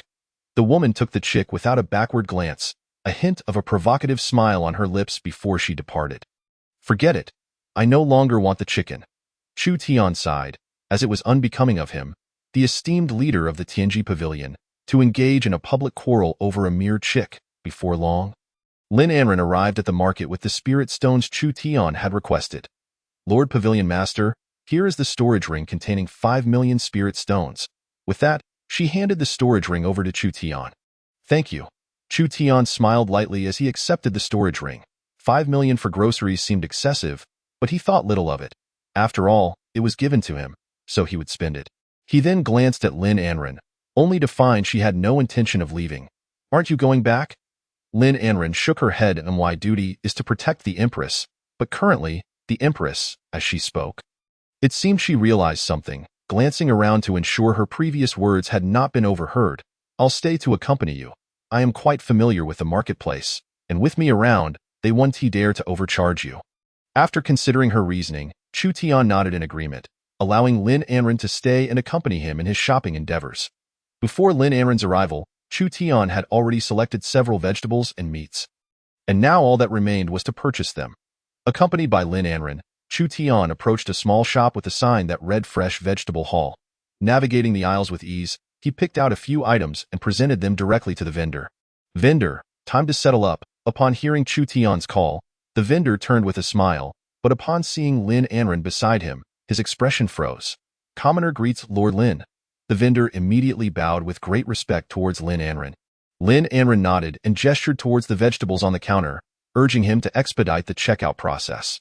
The vendor glanced at the vegetables, then back at Chu Tian, before casting a wary look at Lin Anren, revealing a hint of reluctance. What seems to be the problem? Lin Anren inquired. No, nothing at all. The vendor hastily waved his hands, then retrieved an abacus from beneath the counter. He deftly manipulated the abacus, beads bouncing up and down, yet his face maintained a peculiar expression throughout. Finally, the vendor slowly set down the abacus, looking at the two with an air of determination. The total for these vegetables is 87,000 spirit stones. Chapter 115. Being treated as a fat pig. Upon hearing the vendor's price, a faint smile appeared on Lin Anren's previously indifferent face. Purchasing these vegetables would typically cost at least 100,000 spirit stones. Unexpectedly, this time it was only a little over 80,000. It seemed the vendor had reduced the price out of respect for her. Pleased with this, Lin Anren cast an appreciative glance at the vendor. However, Chu Tian was utterly dumbfounded. 87,000 spirit stones. For these few vegetables? Why don't you just go rob someone instead? When he had visited alone earlier, the vendor had quoted him only 18,000 for the same items. How had the price skyrocketed to 87,000 in such a short span? Even accounting for inflation, it was inconceivable for prices to multiply 6 or 7-fold in mere minutes. Was this not simply taking advantage of the honest? Fine, let's settle up. Noticing that Chu Tian had not made a move to pay, Lin Anren considered using her spirit stones to cover the cost. However, just as her hand reached for the storage ring, she felt a sharp slap on the back of her head. Fury ignited within Lin Anren. As a formidable figure of the Xinyun sect, she had never experienced such indignity. Yet, upon turning, she found that the culprit was none other than Chu Tian, who was squinting at her, causing her anger to dissipate immediately. What could she do? This esteemed individual was simply not someone she could provoke. What's wrong, my lord? Is something amiss? The vendor, overhearing Lin Anren's address to Chu Tian, suddenly realized something, beads of sweat forming on his forehead. Observing the bewildered expression on Lin Anren's face, it seemed she was still unaware that she had been treated like a fat pig to be slaughtered. Is this how you usually buy vegetables? Yes. The prices are the same. Most of the time, they tend to be a bit higher, but only by 1 or 2,000 spirit stones, not much. Hearing this, Chu Tian felt as though he had been struck hard in the chest, struggling to catch his breath. It was evident from Lin Anren's demeanor that she saw nothing amiss in this manner of purchasing groceries and deemed everything perfectly normal. Chu Tian realized that no amount of explanation would suffice, so he turned to the vendor. When I came alone earlier, how much did you say these items cost? Chu Tian's two eyes were fixed intently on the shopkeeper, instantly instilling in him a sense of being trapped with no escape. The shopkeeper glanced at Chu Tian and then at Lin Anren, almost on the verge of tears, his hands clasped tightly in front of his stomach like a child who had misbehaved. Yet he still showed no intention of speaking. I asked you how much these vegetables were before. Chu Tian emphasized his words, channeling the power of Dao intent. In an instant, the shopkeeper's tightly sealed lips were pried open. 18,000. After uttering this, the shopkeeper abruptly covered his mouth, his face reflecting disbelief as he stared at Chu Tian. Beside him, Lin Anren, upon hearing the shopkeeper's true price, stood in shock, unable to regain her composure for quite some time. Having been purchasing vegetables for nearly a decade, each time spending several $100,000, she had always thought the prices were quite normal, until today, when she received this unbelievable figure from the owner of the fresh vegetable hall. At once, a surge of unbridled rage surged to her head, overwhelming her entirely as she glared furiously at the shopkeeper. Chapter 116. Nearly crumbling on the spot. You have been quoting me false prices all along. Do you know where my vegetables go? Do you know who consumes the vegetables I buy? Do you understand the crime you have committed? With a series of furious questions from Lin Anren, the shopkeeper was instantly terrified, collapsing to the ground and hastily bowing his head in apology. I was wrong. I was wrong. I implore you, kind sir, to spare me this time. I promise I shall never dare again. As he pleaded, he wiped his nose in tears, his eyes filled with desperation as he looked at Lin Anren. The money for the vegetables comes from the royal treasury of the Wuming dynasty. You inflated the prices and sold them at exorbitant rates, harming the interests of the Wuming royal family. Such a crime is punishable by death. Upon hearing this, the shopkeeper felt a ringing in his head, and the next moment, the world around him faded to darkness as he fainted from fright. Seeing this scene, Lin Anren let out a long sigh, calming her emotions as she turned to Chu Tian. This has turned into a farce. I hope you do not find it amusing. If you permit, I would like to return and summon the people from the Ministry of Justice to arrest this man. However, upon hearing this, Chu Tian immediately shook his head. Capturing him now would only alarm the others. Do you not wish to uncover how many people have deceived you over the years? Upon hearing Chu Tian's words, Lin Anren suddenly came back to her senses. The reason she thought spending over 100,000 on vegetables was quite normal was largely due to the fact that the entire market appeared to operate at such prices. Regardless of which vendor she compared, she would find the prices to be similar, leading her to believe that the prices were reasonable and without issue. Yet now, with Chu Tian exposing the prices of the fresh vegetable hall, which were nearly 7 times inflated, it indicated that the other vendors selling her vegetables might also be engaged in price gouging. Realizing this, her anger surged uncontrollably. These scoundrels dare to deceive even the royal family. What audacity! However, Chu Tian, upon hearing this, could only smile helplessly. This is not merely a matter of their audacity. You have been remarkably naive. After purchasing vegetables for over a decade, you have remained oblivious to the deception. Never once noticing anything amiss. It is truly absurd. Might I request your assistance in investigating who has been deceiving the Wuming royal family? Lin Anren looked at Chu Tian, unable to suppress her curiosity. After all, having been deceived for over a decade, she had no idea of the true market prices of these vegetables. Even if she inquired with those vendors, they would likely not disclose the truth. Only by accompanying Chu Tian could she ascertain whether the shopkeeper had intentionally inflated the prices and to what extent he should be punished. Let us proceed, Chu Tian said decisively, placing the previously selected vegetables into his storage ring as they exited the fresh vegetable hall and headed toward other shops. In the following minutes, Chu Tian accompanied Lin Anren as they traversed the entire market, visiting every shop and vendor. Shopkeeper, how much for this Bayou flower? This is a rare item. It must be at least 30,000 spirit stones. System, what is the actual selling price of this item? Bayou flower, 3,000 each. Qingyu grass, 7,000 per stalk. Qingyu grass, 850. Lily chicken, 30,000 each. Lily chicken, 6,000 each. After an hour of investigation, Chu Tian and Lin Anren discovered that not a single vendor quoted them a truthful price or one close to reality. Almost everyone inflated their prices by 4 to 5 times. Some even escalated them by tenfold, treating the Wuming royal family as mere cash cows. Upon learning this truth, Lin Anren nearly collapsed on the spot. Chapter 117. Mistakes are inevitable after summoning the Ministry of Justice. Lin Anren stood dazedly at the bustling market, utterly shocked. At this moment, Chu Tian finally understood why she had been deceived for over a decade. It is not your fault. Who could have known that the entire market would collude to deceive you? And during this time, not a single traitor surfaced to expose the scheme. Yet, Chu Tian's words of comfort had no effect. Lin Anren remained despondent as she gazed at everything before her. She had never anticipated that these market vendors would prey exclusively upon the royal family. Starting their deceptions at 5 times the price, capping at 10, the market perceptions she had built over more than a decade crumbled within mere hours.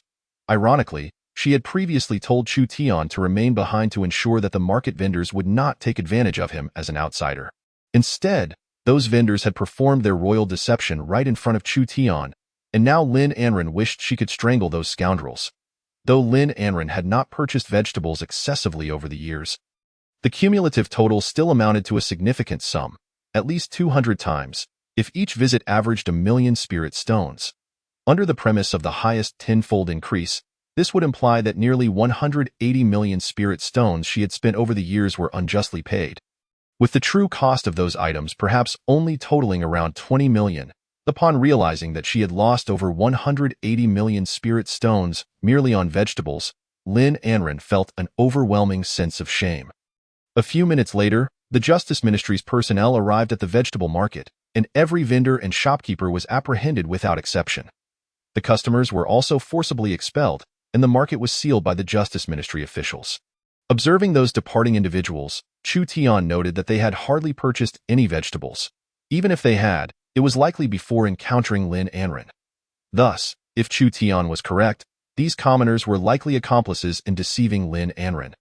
They would refrain from buying vegetables while she was present, ensuring that the true prices would not be revealed to her, allowing the shopkeepers to exploit her with greater ease.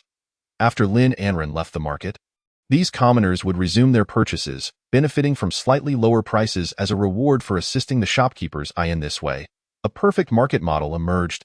However, Chu Tian chose not to inform Lin Anren of these commoners. After all, they were not truly criminals. Even if they received discounts from the shopkeepers, it was likely that the shopkeepers could still profit from them. The true offenders were those who inflated prices, pocketing the royal family's funds while masquerading as benefactors through nominal discounts to encourage consumer spending. Only these shopkeepers were the genuine culprits, profiting from both sides, while pretending to be benevolent, ultimately becoming monsters devoid of humanity. The commoners were merely pawns manipulated by these shopkeepers. With a small incentive, they could be made to comply without question, and the royal family, despite its vast size, found itself ensnared in a world constructed of lies. Even with its considerable presence, it was not immune to making mistakes. Chapter 118. A bit of backing. After the market was sealed, all items therein became the property of the Wuming royal family. intended to compensate for the losses incurred over the past decade. Naturally, the royal family would not seize everything entirely, as they understood that the common populace needed to eat. Therefore, the market would likely remain closed only for the morning, reopening in the afternoon with a new management team. However, during this morning's closure, the market belonged to the royal family, allowing them unrestricted access to all goods. This undoubtedly provided significant assistance to Chu Tian. He tossed his storage ring to Lin Anren. "Take whatever vegetables you need. You shouldn't get caught, right?" Chu Tian emerged from a shop, cradling a freshly slain wild boar, and inquired. Lin Anren quickly shook her head, exclaiming, "Today, I owe a great debt of gratitude to the esteemed lord. Were it not for your assistance, I cannot fathom how long I would have remained in the dark, nor the extent of the losses the whooming royal family would have incurred in spirit stones." As she spoke, she cast another glance at the wares in the market. "If there is anything here that catches your eye, my lord, feel free to take it. Even if you were to empty this market, it would pose no issue." Chu Tian smiled nonchalantly, expressing that he was not so avaricious as to desire to clear everything out. A modest selection would suffice, for excess would only lead to spoilage. Granted Lin Anren's permission, Chu Tian did not hesitate to fill his storage ring with a few items of interest, though he took only a modest quantity. After all, he intended to cultivate these items rather than consume them, thus requiring only a limited amount. The seven-colored lotus, a spirit plant of the path of enlightenment, is notoriously difficult to cultivate, yet its blossoms are renowned for their exquisite sweetness, cherished among the aristocracy. Observing the system's appraisal, Chu Tian extended his hand and gently lifted a seven-colored lotus from the table before him. This seven-colored lotus appears to be a fine ingredient, just as he intended to place it into his storage ring. A sudden voice interrupted him. "Put down the seven-colored lotus." The voice struck Chu Tian as vaguely familiar. He turned to find that the speaker was none other than the woman who had previously stolen his white-crowned red-beaked chicken. "You, hand over the seven-colored lotus at once," the woman demanded, her gaze laced with fury, fixated intently on the lotus, as though it were of utmost importance to her. However, Chu Tian was a man who preferred amicable discourse. Should one approach him with civility, he might be inclined to listen, but if one resorted to hostility, they would find themselves ignored. Thus, he regarded the woman with a playful smile, gently shaking the seven-colored lotus in his grasp. "First come, first served. What, do you not comprehend this principle?" Upon hearing this, the woman recalled her earlier encounter with Chu Tian over the chicken, leaving her momentarily speechless. "This seven-colored lotus is mine. If you desire it, seek your own." With that, Chu Tian nonchalantly stowed the lotus away in his storage ring. The woman, witnessing this, was immediately incensed and rushed toward him. "The market has been sealed by the Ministry of Justice. All items within belong to them. You have trespassed without permission and taken items. This constitutes theft, or rather treason. I advise you to relinquish the seven-colored lotus, lest you face dire consequences." Chu Tian could not help but chuckle at this proclamation. To have entered a sealed market and taken items implied that he must have connections of some significance. "Oh, I am quite curious to see how you intend to make me regret this." Chu Tian replied with a light laugh, casually tossing a peach into the air and catching it, toying with it in his hands. The woman, sensing the disdainful treatment, felt her anger flare up instantly, her eyes blazing with fury. "Someone, call the Ministry of Justice." With her cries, several figures clad in black robes hurried over, accompanied by a woman in white, none other than Lin Anren. "Xiaosu, what brings you here?" Lin Anren inquired, a hint of suspicion glimmering in her eyes as she recognized the woman. Upon hearing Lin Anren's voice, Xiaosu looked up, her expression brightening with a smile. "Sister Anren, you are here too." As the two old acquaintances greeted each other, Chu Yan's curiosity regarding the woman's identity piqued. System, ascertain the identity of this woman. In an instant, all pertinent information about her appeared before Chu Tian. Name: Chun Ruosu affiliation, Wuming royal family identity, daughter of the Deputy Minister of Justice strength, 7th grade of the Spirit Realm status, healthy purpose of visit, to procure ingredients for medicinal cuisine for her gravely ill father. Chu Tian was taken aback. He had not anticipated that Chen Ruosu's earlier dispute over the white-crowned red-beaked chicken and the seven-colored lotus was in pursuit of ingredients for her father's medicinal dishes. This was a revelation he had not known. System further deduced the ailment afflicting her father. Father of Chen Ruosu. Chun Height Ang condition. Black blood jade bone syndrome cause. injured by an individual from Choming Pavilion. Black blood jade bone syndrome. Those afflicted experience a transformation of their blood to black. Their bones become as fragile as jade, unable to withstand the slightest strain, bearing the risk of imminent death. Note: the white-crowned red-beaked chicken and seven-colored lotus are ineffective against this condition. Reading the system's insights, Chu Tian shook his head with a wry smile. It seemed that the girl's efforts to procure these items would ultimately be in vain. Sister Anren, that man over there is the one who stole my seven-colored lotus. Just as Chu Tian contemplated, he noticed Chen Ruosu pointing at him, her expression one of anticipation, as if she fully expected him to be met with severe repercussions. Your father's ailment cannot be cured with the white-crowned red-beaked chicken or the seven-colored lotus. Purchasing them would yield no benefit. Before Lin Anren could interject, Chu Tian spoke again. His words, intended as a well-meaning warning due to his familiarity with both Chen Ruosu and Lin Anren, were perceived by Chen Ruosu as a direct dismissal of her endeavors. You speak nonsense. The recipe for the medicinal dish was provided by an elder from the Medicine King Pavilion. How could it possibly be ineffective? Speak another word, and I shall shatter your mouth. Xiaosu, do not show disrespect to the esteemed lord. At that moment, Lin Anren's reprimand rang out sharply, causing Chen Ruosu to falter. Esteemed lord? Lin Anren was the designated leader of the Xinyun sect and protector of the empire, second only to the empress and the regent in the Wuming kingdom. Even the leader of the Overlord Hall would be considered her peer. However, the fact that Lin Anren referred to the man before them as Lord indicated that his status was above hers. Could it be that there existed a third individual in the Wuming kingdom with a rank exceeding that of Lin Anren, aside from the empress and regent? Xiaosu was unaware of the esteemed lord's identity. I hope you will show her understanding, Lin Anren implored, glancing at Chu Tian and bowing her head, a few beads of cold sweat forming on her forehead, revealing her apprehension. This left Chu Tian somewhat bewildered. Was he truly that formidable?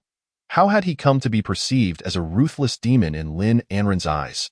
Did she believe he might kill Chen Ruosu over a thoughtless remark? Chu Tian had indeed taken many lives since his arrival in this world, but whether during the Qinjuet Ancient Land incident or the Beast Assembly, it was always in retaliation to their provocations. He had never engaged in wanton killing. He did not consider himself a good person, yet he certainly could not be deemed a villain at that moment.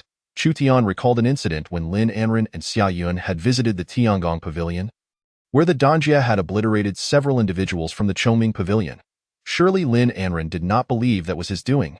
By heaven's grace, while Chu Tian could indeed manipulate the Thunder Tribulations, he was not responsible for that particular Danjia. The Danjia had been unable to reach Chu Tian's invincible domain, remaining suspended in midair. When the medicinal pill was shattered by the system, the Danjia lost its target and became agitated. The individuals from Choming Pavilion, in their misguided actions, had foolishly flown about within the Danjia's vicinity. Their actions had provoked the already restless Danjia, which then struck at them. Chu Tian had no part in this affair, he contemplated explaining. Yet upon further reflection, he realized that doing so might complicate matters. Thus, he could only offer a wry smile and shake his head, and no harm done. Saying so, he retrieved the seven-colored lotus from his storage ring. Though it would bear no benefit for Chen Ruosu's father, for Chu Tian, it was merely an ingredient. Since Chen Ruosu wished to use the seven-colored lotus to prepare medicinal cuisine for her father, he figured it prudent to extend a helping hand and foster goodwill. Here, take it. It holds little significance for me. With that, he tossed the seven-colored lotus to Chen Ruosu. Chen Ruosu caught the lotus midair, her expression a mix of emotions as she gazed at it. She lifted her eyes to Chu Tian, only to find him already turned away, perusing the offerings of other vendors in search of his own ingredients. Sister Anren, who exactly is he? Lin Anren glanced at Chen Ruosu before turning her attention back to Chu Tian. This man is none other than the creator of the talented ranking and the power ranking, the lord of the Tiangong Pavilion, Chu Tian. The moment she heard that name, Chen Ruosu's mind was immediately flooded with all the recent legends surrounding the Tianji Pavilion. The foremost force in the South region, the Qinjuet Ancient Land, had been rebuffed in its attempt to submit. A tumult had erupted at the 10,000 Beasts Conference, resulting in the slaying of 3 supreme beings. The release of the Talented Ones list had led to the assassination of various prodigies, and the unveiling of the forces list had exposed the Chongming Pavilion. The thought that she had just conversed with such a formidable figure sent a shiver down Chen Ruosu's spine. and she broke out in a cold sweat. Yet, in the next moment, she recalled the words of Chu Tian from earlier. The white-crowned red-mouthed chicken and the seven-colored lotus cannot save your father's illness. Could it be that he knows how to cure her father? With this thought, a glimmer of hope appeared in Chan Ruosa's eyes as she bit her lip, steeling herself against her fear and approaching him. Lord Pavilion Master, she stammered, trembling slightly. Chu Tian turned slowly, holding a piece of white jade vegetable in his hand. Without needing to be told, he understood the purpose of Chan Ruosa's visit, yet he wore a faint smile and feigned ignorance. Asking Miss Chin, "Do you require my assistance?" At that moment, Chen Ruosu found herself at a loss for words. After all, she had previously taken Chu Tian's white-crowned red-mouthed chicken and seven-colored lotus and had even insulted him. Now, she was here to seek his help, which felt exceedingly awkward. However, for the sake of curing her father's ailment, she had no choice but to gather her courage. I sincerely apologize for my earlier offense, and I hope you can forgive me. Not at all. It was but a trifling matter, Chu Tian replied, his gaze fixed on Chan Ruosu, seemingly waiting for her to continue. Lord, you mentioned that those two items cannot cure my father's illness. I wonder if you might have a solution to save him. Chan Ruosu's voice trembled with uncertainty, and she kept her head lowered, unable to meet his gaze. Why do you place your trust in my words? Surely the elders of the Medicine King Pavilion possess superior medical skills compared to me. As these words left his mouth, Chan Ruosu found herself momentarily speechless, her eyes glistening with unshed tears. Desperate for a response, Lord, your powers are vast. You comprehend the celestial and earthly realms and are familiar with all things in the world. It is said that even the elders of the Medicine King Pavilion cannot match your prowess. Lin Anren interjected with a smile, stepping forward. Upon hearing this, Chan Ruosu quickly turned to Lin Anren, her eyes filled with gratitude. Chu Tian also regarded Lin Anren, noting the smile on her face, but beneath it lay a hint of concealed fear. Clearly, Lin Anren was not unafraid of Chu Tian. Rather, she was suppressing her own trepidation to assist Chan Ruosu in an apparent attempt to clarify for Chu Tian. Lin Anren discreetly communicated through a secret technique. Lord Pavilion Master, Miss Su's father is the Deputy Minister of Justice, a man devoted to the Empress, a loyal minister. I implore you to consider the Empress's honor and save his life. The use of secretive communication was intended to prevent the request from sounding like coercion. If stated openly, it might lead others to believe that Lin Anren was leveraging the Empress against Chu Tian. However, Lin Anren was well aware that, not only could Chu Tian easily eliminate those from the Choming Pavilion, but using the Empress to pressure him would be akin to using an ant to intimidate an elephant. Thus, she opted for a more pleading tone. Chu Tian, recognizing Lin Anren's subtle intentions, broke into a smile. Haha, enough of the banter. Rest assured, I will save him. To these words, both women exhaled in relief, the weight on their hearts finally lifting. However, their relief was short-lived, for they both felt a pang of anxiety, fearing Chu Tian would impose some condition. Yet the next words that left his mouth left them somewhat speechless. But first, I must finish my shopping for vegetables. With that, he resumed selecting his produce. After completing his shopping, Chu Tian leisurely followed the two women into the inner sanctum of the imperial city, making his way directly to the residence of the Deputy Minister of Justice.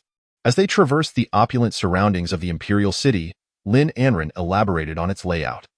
The imperial city of the Wuming Kingdom was divided into 4 layers, with the innermost layer serving as the emperor's private quarters, akin to his personal estate. The second layer functioned as the administrative area, housing the Wuming Great Hall, the headquarters of the Justice Ministry, the Rights Ministry, and the Shinyun Gate, among others.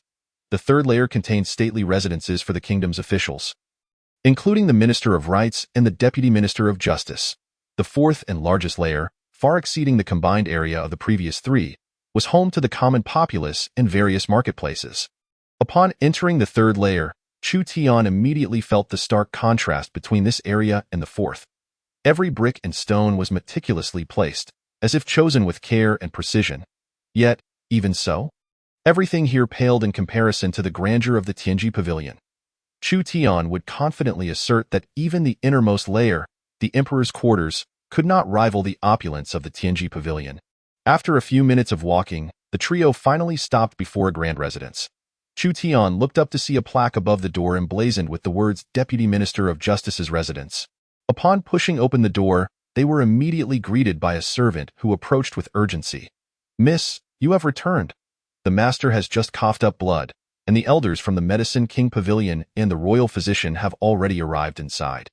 Without a moment's hesitation, Chen Ruosu rushed inside, neglecting to converse further with Chu Tian and Lin Anren. "My lord, we should also enter," Lin Anren said, leading Chu Tian into the house. Meanwhile, the servant stood in stunned silence, bewildered by the sight before him. What had he just witnessed? The leader of the Xinyun Gate, the Empress's personal guard, addressing an unfamiliar man as "my lord"? As they entered the room, an elderly man's voice echoed. "Miss Chun, please take heart. Your father's condition is beyond remedy. Even the greatest physician would be helpless in this situation." Another voice chimed in, "This ailment is truly insurmountable. Despite my many years of practice and experience with various maladies, I am at a loss here." Turning a corner, Chu Tian beheld a sickly middle-aged man lying on a bed, his complexion ghostly pale. Chen Ruosu knelt beside him, weeping profusely, cradling his body in her arms.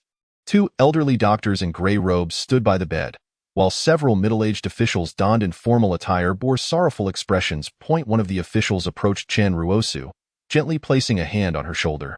"Suer, your father entrusted me to look after you should anything happen. You need not worry. Your uncle will treat you as his own daughter." However, upon hearing this, Chen Ruosu's cries only grew louder as she protested. "I don't want that. I only want my father. I only want my father."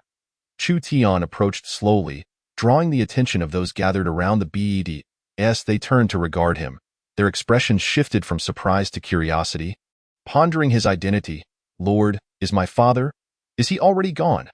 Chen Ruosu's voice quivered as she knelt, her eyes red and swollen from tears, pleadingly searching Chu Tian's gaze. The crowd paused, taking in Chu Tian's presence, and recognizing Lin Anren standing slightly behind him hinted at his significant stature. Chu Tian focused on Chan Haitang, and information flooded into his mind. Name: Chan Haitang. Affiliation: Wuming Royal Family. Title: Deputy Minister of Justice. Strength: 9th stage of Divine Light. Status: Dying condition: Advanced stage of illness. Blood has coagulated and ceased flowing. Heart rate has slowed. Expected to last for 1 hour at most. A faint smile crept onto Chu Tian's lips. As long as there was still breath in him, he could save him. Rest assured, your father will be fine. Upon hearing those words, Chen Ruosu was momentarily taken aback, but soon a smile broke through the tear-stained visage. Although she had never witnessed Chu Tian's medical prowess, for reasons unknown, she held a profound trust in him, believing that if he claimed her father would be fine, then indeed, he would be. However, the two physicians nearby were far from convinced. One was a royal physician from the palace, and the other an elder from the Medicine King Pavilion. Both held esteemed positions and had practiced medicine for over a century, encountering myriad bizarre ailments and antidotes. These two men epitomized the pinnacle of contemporary medical expertise, and their words bore the weight of authority in the medical community. Just moments ago, they had declared Chen Haitang beyond salvation, his life extinguished and soul departed. Yet now, a brash young man, seemingly appearing from nowhere, asserted that Chen Haitang would be fine. This was nothing short of a tremendous affront to them. "May I inquire which sect you hail from and how long you have practiced medicine?" The royal physician stepped forward, addressing the seemingly younger man with a hint of arrogance in his tone. Chu Tian merely smiled nonchalantly and shook his head. "I have neither a master nor have I learned medicine. I have never treated anyone." Upon hearing this, the elder from the Medicine King Pavilion could not suppress a laugh. What audacity! A self-proclaimed healer with no mentor and no experience. What gives you the audacity to claim that Lord Chun will be fine? The other middle-aged men clad in official robes exchanged skeptical glances with Chu Tian, their doubts about his identity evident. Lin Anren, standing behind, was poised to defend Chu Tian but was halted by a gesture from him before she could speak. "I may not be well versed in medicine, but I possess the ability to save lives. Though I lack formal training compared to the two of you, my reputation is merely a matter of name." At Lin Anren's ears, this sounded almost ludicrous. How could the head of the Tianji Pavilion's reputation be inferior to theirs? Their names resonated only within the medical field, whereas Chu Tian's name echoed throughout the entire Wu Ming kingdom. He was a household name. In a contest of fame, the two of them combined could not measure up to the smallest fraction of his renown. While Lin Anren found this statement amusing, the two physicians perceived it as a mockery of their competence. To suggest that apart from reputation they were inferior was tantamount to derision of their skills, a grave insult indeed. Just as the two physicians were about to unleash their wrath upon Chu Tian, a sudden roar interrupted them. Enough! The crowd turned in surprise to see Chen Ruosu rising slowly from the ground, her gaze fixed upon the two physicians. Whether I seek a quack or a renowned physician is my business, and none of your concern. If you do not wish to remain here, then you may leave. This display of anger from Chen Ruosu was unprecedented, leaving the onlookers momentarily speechless. Though the two physicians still harbored resentment, they chose silence, recognizing that further debate would only lead to their expulsion at her hands. The only way to validate their stance was to let the crowd witness any mistake made by Chu Tian. Please, I implore you, save my father. Chen Ruosu's eyes, swollen with tears, were filled with desperation as she turned back to Chu Tian. He wasted no time and walked over, but just then, he caught a few murmurs in his ear. You better truly possess the skill. If you are merely a charlatan and cause Ruosu's heart to suffer, we shall ensure you do not leave here alive. Chu Tian turned to see that it was Chen Ruosu's uncle who spoke. However, he paid no heed, simply wearing a faint smile as he approached Chen Haitong's bedside. All eyes were upon him, each gaze imbued with distinct emotions. The physicians regarded him with disdain and arrogance, while the middle-aged men were skeptical and Chen Ruosu's eyes held a glimmer of hope intertwined with trepidation. Among them, only Lin Anren's eyes radiated confidence, for she had witnessed Chu Tian's prowess firsthand, the ability to control the calamity that struck the members of Chongming Pavilion. Though this was not medicine, it showcased Chu Tian's formidable strength. As long as he asserted he could succeed, Lin Anren believed in him wholeheartedly. Of course, if possible, Chu Tian wished to clarify to Lin Anren that he had not been the one to commit those acts. While he possessed the strength to do so, he was not one to resort to indiscriminate violence. In the gaze of the crowd, Chu Tian slowly raised his hand and pointed two fingers directly at Chen Haitong's heart. Stunned, he retracted his hand and clapped before stepping aside. The onlookers were left in a state of bewilderment. Was that it? Just a simple poke? Were they to be treated as fools? Sir. Chen Ruosu's eyes were filled with anxiety as she looked at Chu Tian, concern evident in her expression. Chu Tian merely smiled gently and urged her to remain calm. That moment, a revitalizing force flowed from Chen Haitong's heart throughout his body, invigorating every blood vessel and restoring each bone. Moments later, the once lifeless Chen Haitong suddenly opened his eyes. The crowd gasped in astonishment, quickly shifting to expressions of joy. However, before they could voice their relief, Chen Haitong abruptly turned, grasping the edge of the bed, and coughed up a torrent of black blood. The jubilant expressions transformed into shock as they glanced at Chu Tian. Fear not, he shall not perish. These words, the crowd was momentarily at a loss for words. However, having witnessed Chu Tian's capabilities, they were inclined to believe him. If he said he would not die, then he would not. Chapter 125. The middle domain would be ruined, completing the hidden task of saving Chen Haitong. Reward received, Slashing Dao Sword, Beginner. Slashing Dao Sword, Beginner capable of severing the connection between the heavenly path and the mortal realm. Note: the Slashing Dao Sword remains at the beginner stage, only able to sever connections below the transcendent realm. It cannot sever connections above that level completely. Chu Tian gazed at the treasure he had just acquired, nearly overwhelmed with joy, almost exclaiming aloud. To sever the connection to the heavenly path meant he would not have to fear being controlled by it in the future. He would no longer have to watch Xiaoying eat alone. This treasure was nothing short of a savior for him as a foodie. Meanwhile, having expelled a great deal of black blood, Chen Haitong leaned back against the bed, while Chen Ruosu nestled her head against her father's shoulder. Although he felt as if he had returned to his peak condition, the crowd insisted he remain in bed. Listening to his daughter recount the tale of how Chu Tian saved him, he turned to Chu Tian with gratitude shining in his eyes. Thank you, young friend, for saving my life. Such an immense favor cannot go unacknowledged. If you have any requests, please do not hesitate to ask. I shall do my utmost to fulfill them. Chu Tian returned to his senses, smiling at Chen Haitong.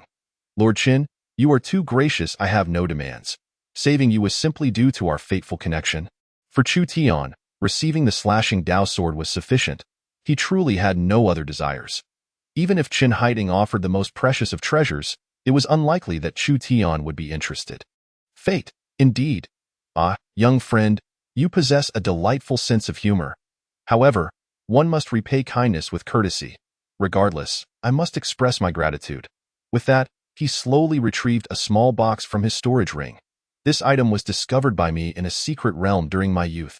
Despite consulting numerous ancient tomes, I could not discern its nature. Intrigued, Chu Tian raised a finger, and the small box floated from Chen Haitong's hand to his OWN. As the box opened, a crimson glow illuminated the entire room, eliciting curious gazes from the crowd. Chu Tian, upon seeing the contents of the box, was momentarily stunned before a faint smile graced his face. 9 Yang Pearl, the innate treasure of the 9 Yang Immortal. This particular 9 Yang Pearl is damaged, its power exceedingly unstable, capable of explosion at any moment, with the potential to annihilate all living beings within a radius of 100,000 miles. Reading this description almost sent Chu Tian into a panic. A pristine 9 Yang Pearl was a spiritual treasure for those of the spirit realm, while a damaged one could eliminate all within 100 miles.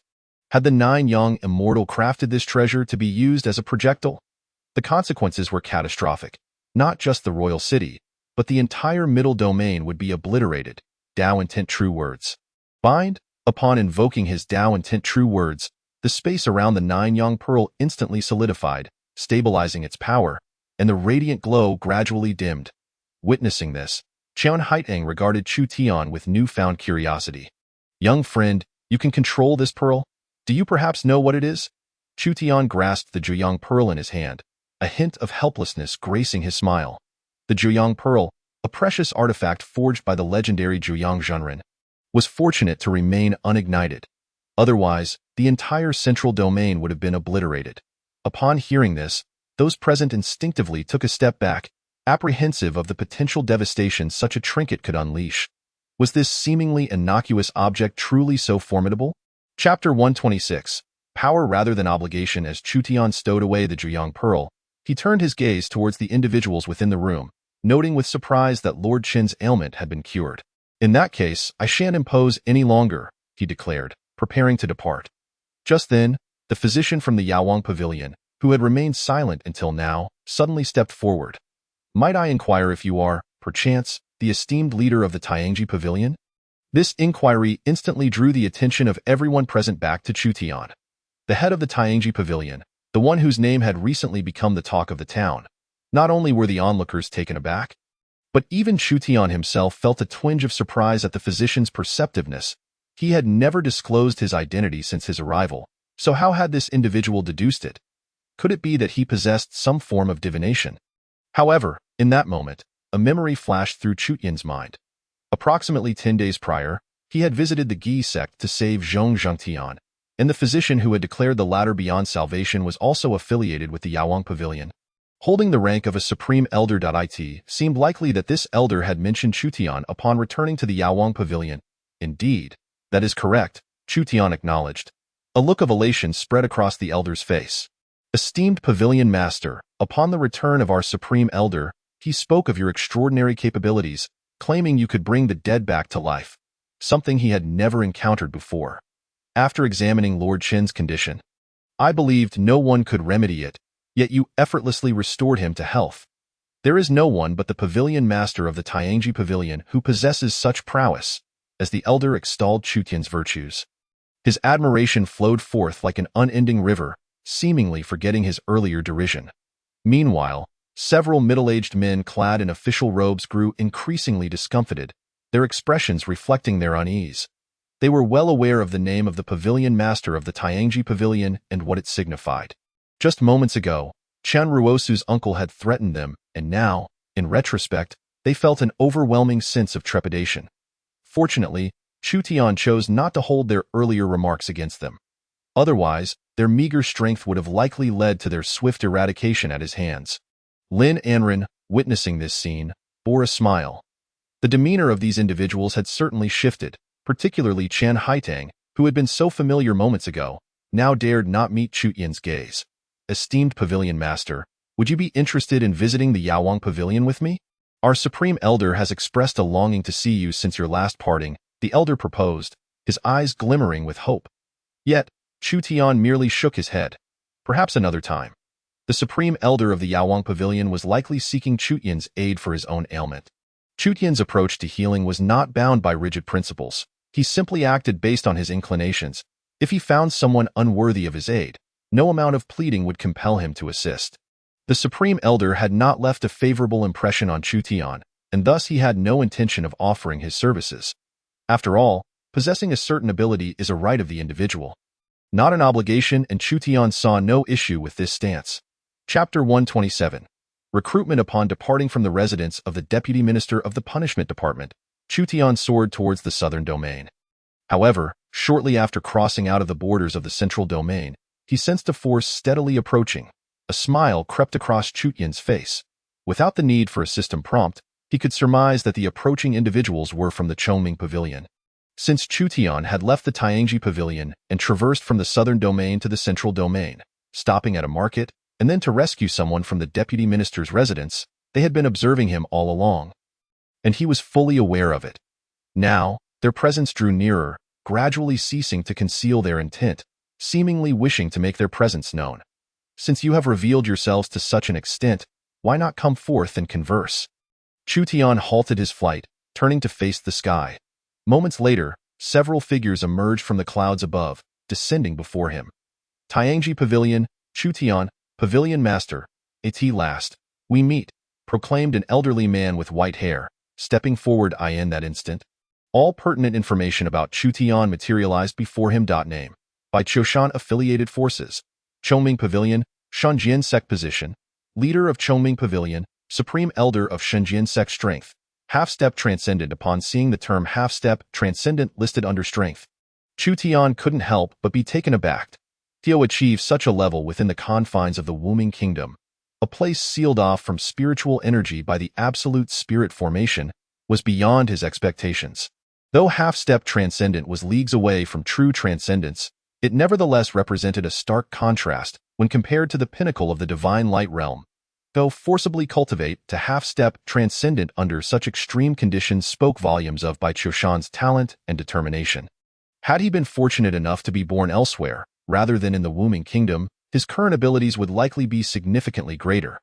May I inquire as to the purpose of your visit? Esteemed Pavilion Master? Chu Tian inquired, regarding Bai Choshan and the individuals accompanying him. The others clearly reached the pinnacle of the divine light realm, their gazes fixed on Chu Tian with evident hostility. However, Chu Tian remained unfazed. He understood that in the Chongming Pavilion, only one individual truly mattered, Bai Choshan. Bai Choshan regarded Chu Tian with a slight smile, his eyes appraising. I had no intention of engaging with you. We could have remained indifferent to one another. I believe you are aware of this. Bai Choshan suddenly closed his eyes, shaking his head. When he reopened them, disappointment marred his features as he continued, however. You appear rather arrogant. I instructed my subordinates to discreetly protect the Empress. Yet you chose to strike down my men with a thunderous calamity. Chu Tian was momentarily speechless. It seemed that what he had initially deemed a mere inconvenience had now become an undeniable fact. To be honest, I had been preparing to send someone to eliminate you. Oh? Does that imply you've had a change of heart? Chu Tian asked, a hint of amusement gracing his expression. Bai Choshan did not deny it. Nodding with a smile, however, I am one who values talent. I witnessed your remarkable skills in healing the deputy minister. Truth be told, I hold you in high regard. You are the most skilled healer I have encountered in the entirety of the Wuming Kingdom. So, you wish to recruit me? Precisely, Bai Choshan replied, a confident smile illuminating his face, as if he had already secured Chu Tian's allegiance. Yet, Chu Tian had no intention of joining any faction or allowing any faction to join him. Chapter 128. A dual facade. Thank you for your compliment, Pavilion Master Bai, but I must decline your invitation, Chu Tian stated, his gaze now wary as he regarded Bai Choshan. Should Bai Choshan desire conflict? Chu Tian would have no choice but to retaliate, eliminating all adversaries. The half-step transcendent realm, while a formidable achievement for the Wuming Kingdom, was but a trivial obstacle for Chu Tian, easily extinguishable with the mere flick of his wrist. You insolent brat, do you not recognize the magnitude of this opportunity? Our esteemed Pavilion Master extends an invitation to you, which is an immense honor. How dare you refuse? You have slain our Chongming Pavilion members. Yet the Pavilion Master not only refrains from holding you accountable, but also invites you to join us. This is an extraordinary display of leniency. You truly are an arrogant fool, possessing a modicum of skill yet daring to reject the Pavilion Master's invitation. You must be tired of living. The individuals behind Bai Qiushan erupted into a cacophony of shouts, pointing fingers at Chu Tian with open hostility, some even harboring thoughts of violence.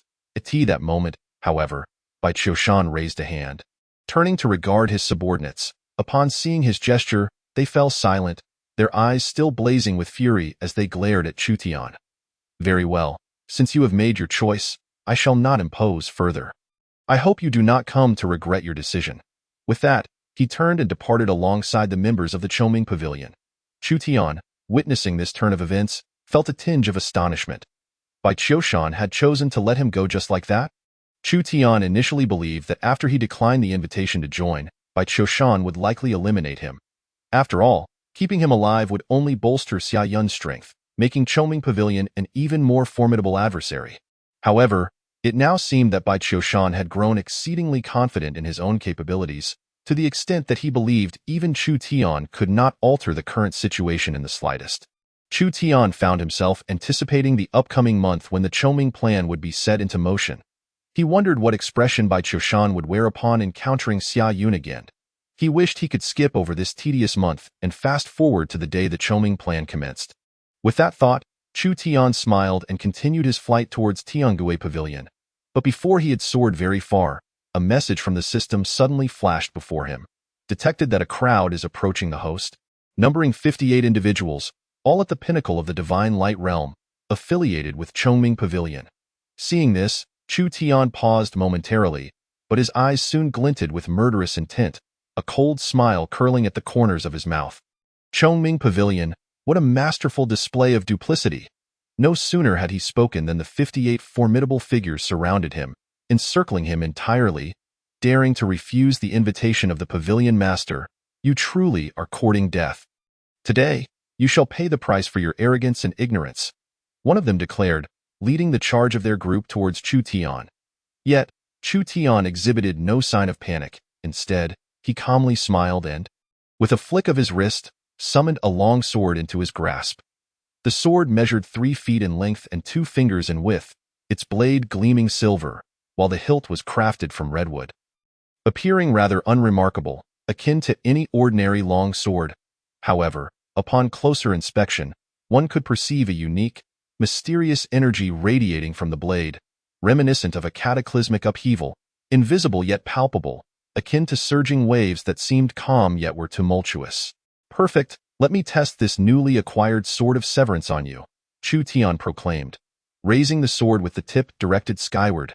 Then, as his arm trembled slightly, a tremendous force burst forth from the blade, radiating in all directions. Before the members of Chongming Pavilion could discern what was transpiring, the sword's energy swept through their bodies, enveloping the surrounding 10 miles in an overwhelming aura. What is happening? Ah! Impossible! Amidst the cacophony of panic-stricken voices and screams, the once advancing figures of Chongming Pavilion plummeted to the ground like birds deprived of their wings. Although they were merely a dozen meters above ground and boasted the prowess of the divine light realm's pinnacle, upon their fall, they still coughed up torrents of blood. They gazed at the unfolding scene in disbelief, feeling an unbearable agony coursing through their bodies, their expressions akin to those trapped in a nightmare. Falling from a mere height of several meters, they should have only sustained minor injuries, yet they felt as though every bone had shattered, every organ had ruptured, blood gushing from their mouths. This sensation was one they had not experienced in decades, if not centuries, as if they had endured a full-force strike from another formidable being.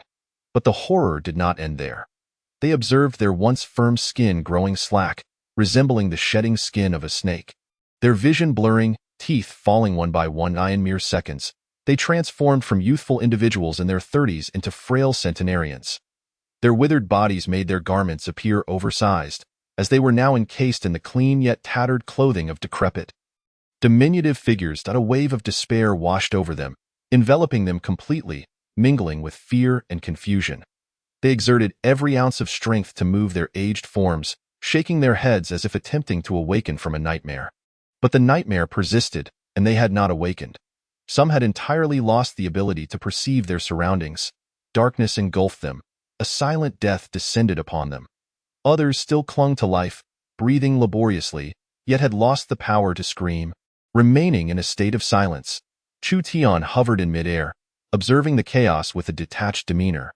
The so-called Sword of Severance severed the bond between all things and the heavenly path. Furthermore, cultivation was merely a byproduct of the connection to the heavenly path. The deeper the connection, the greater the cultivation. As the sword's energy swept over the gathered figures, it instantaneously dismantled their established cultivation framework. The years gained through cultivation were merely an adjunct to the connection with the heavenly path, and thus, as the sword's energy severed this bond, they transformed into the frail beings before him. With a flick of his wrist, the sword of severance transformed into a streak of light, disappearing into his brow. He intended to depart, but was suddenly interrupted as the power of the heavenly path within the 10 miles, previously severed by Chu Tian, abruptly revived. The force surged from all directions, rapidly reconnecting with the severed position of the heavenly path, the speed akin to locusts sweeping through a field of wheat, re-establishing the connection within mere seconds. Before Chu Tian could fully comprehend the unfolding events, he felt a formidable force enveloping him, a formless power, seemingly birthed from the very fabric of existence. Heavenly Path. Suddenly, Chu Tian recalled this name, realizing that all things in the world were governed by the heavenly path. He had just severed the connections of over 50 formidable beings with the heavenly path, effectively disconnecting the surrounding 10 miles from it. Could it be that his actions had drawn the attention of the heavenly path? The thought sent a chill of sweat down his forehead. His avatar, drained of power, began to grow increasingly transparent. Should this continue, he would likely be utterly obliterated by the heavenly path. Damn you, heavenly path! Do you think I will submit? Chu Tian roared in defiance. Meanwhile, far in the southern region, within the Tiangue Hall, Chu Tian raised his finger and cast down a total of 10 chess pieces, each a different HUE. In an instant, the sky erupted with flashes of colorful light, illuminating the heavens as if a myriad of vibrant flashlights were at play. The citizens of Wuming Kingdom, witnessing this spectacle, dropped to their knees in fear, believing it to be a divine manifestation meant to bless the world. Yet, in the next moment, the lights vanished as swiftly as they had appeared. Stunned, Chu Tian realized in dismay that his 10 starfall pieces had vanished entirely. Cursed be this again. Dao Intent True Word, split. Chu Tian invoked the Dao Intent True Word once more. And in the next moment, countless fissures appeared around him, the very fabric of space beginning to tear. He felt the heavenly path's power within him gradually diminishing, but just as he thought he might escape, those fissures began to heal visibly before his eyes. The power of the heavenly path surged back, re-ensnaring Chu Tian, leaving him immobilized. A system prompt chimed in. The host's current power is vastly inferior to the heavenly path. All attacks against it are akin to mere tickles. It is advised that the host retreat to the realm of invincibility. Frustration and helplessness welled within Chu Tian as he read the prompt. Yet he found himself with no other recourse. Sword of Severance. With a furious shout, Chu Tian unleashed a wave of sword energy from the center of his brow, dispersing the heavenly path's power surrounding him, rendering the area within 10 miles devoid of its influence once more. However, he had no time to catch his breath, for the heavenly path's power surged back with astonishing speed, reclaiming and reconnecting the area, advancing toward him once again. Get lost? Chu Tian cursed, unable to rest. He drew forth the Sword of Severance once more, unleashing his sword intent to scatter the oncoming heavenly path power. Yet, it seemed the heavenly path's force was inexhaustible. No sooner had he repelled it than it surged back toward him once more. I must return to the realm of invincibility at once. As he spoke, Chu Tian wasted no time, immediately activating his extraordinary mode. He continuously unleashed the sword intent of the slashing Dao, dispersing the surrounding heavenly Dao forces, while simultaneously soaring swiftly towards the direction of the Tianji Pavilion. The heavenly Dao forces were relentless in their pursuit of Chu Tian, re-establishing connections in the areas he had severed while closely trailing him, displaying no intention of relinquishing their pursuit. Chapter 131. The heavenly Dao cloak. After a frantic hour of releasing the sword intent of the slashing Dao and racing forward, Chu Tian finally stepped into the domain of invincibility. The moment he re-entered this realm, he felt a powerful force surge into his body, restoring his previously ephemeral avatar to its original form. The heavenly Tao forces that had been in relentless pursuit followed him into the invincible domain without surprise. However, it soon became apparent that this was a place beyond their control. The power of the heavenly Tao that enveloped the world proved utterly ineffective here. Panic gripped the heavenly Tao forces as they attempted to flee, but it was already too late. You think you can just run away after chasing me for so long? That is quite unbecoming. Chu Tian declared, clapping his hands. An invisible force manifested, pinning the heavenly Tao forces firmly in place, rendering them immobile. Despite their desperate attempts to break free, they found themselves utterly powerless. They sought to draw an external heavenly Tao forces, only to discover that none dared to enter this domain. With a snap of his fingers, Chu Tian compressed the heavenly Tao forces into a spherical glass orb, which fell into his hands. Mission accomplished. Capture the heavenly Tao forces. Reward. Heavenly Forging Platform. Heavenly Forging Platform, capable of forging all things in heaven and earth, including treasures and armor, regardless of rank. Forging suggestion. The host currently possesses a strand of heavenly Tao forces, which can be used to forge the heavenly Tao cloak. Heavenly Tao cloak. Once donned, it renders the host undetectable by the heavenly Tao. If the host is pursued by the heavenly Tao again, the cloak can facilitate an effortless escape. Upon receiving this series of information and recommendations from the system, Chu Tian transformed into a wisp of green smoke and swiftly returned to the Tianji Hall. Merging back into his true form, with a long sigh of relief, Chu Tian examined the heavenly Tao forces contained within the small orb in his hand. With a wave of his hand, a forging platform materialized in the center of the Tianji Hall. Without hesitation, Chu Tian tossed the orb into the heavenly forging platform. Clang, clang, clang. Accompanied by 3 melodious sounds of metal striking, a golden light emanated from the depths of the forging platform. Moments later, a shimmering, translucent cloak slowly emerged and floated into Chu Tian's hands. Gazing at this cloak, Chu Tian noted its transparency, resembling a raincoat, yet it felt infinitely more exquisite than any garment he had ever touched. Suddenly, the cloak levitated from his hands, swirling around Chu Tian for a time before gently swaying before him. Initially taken aback, Chu Tian soon realized the implication, a smile spreading across his face. This cloak possesses sentience.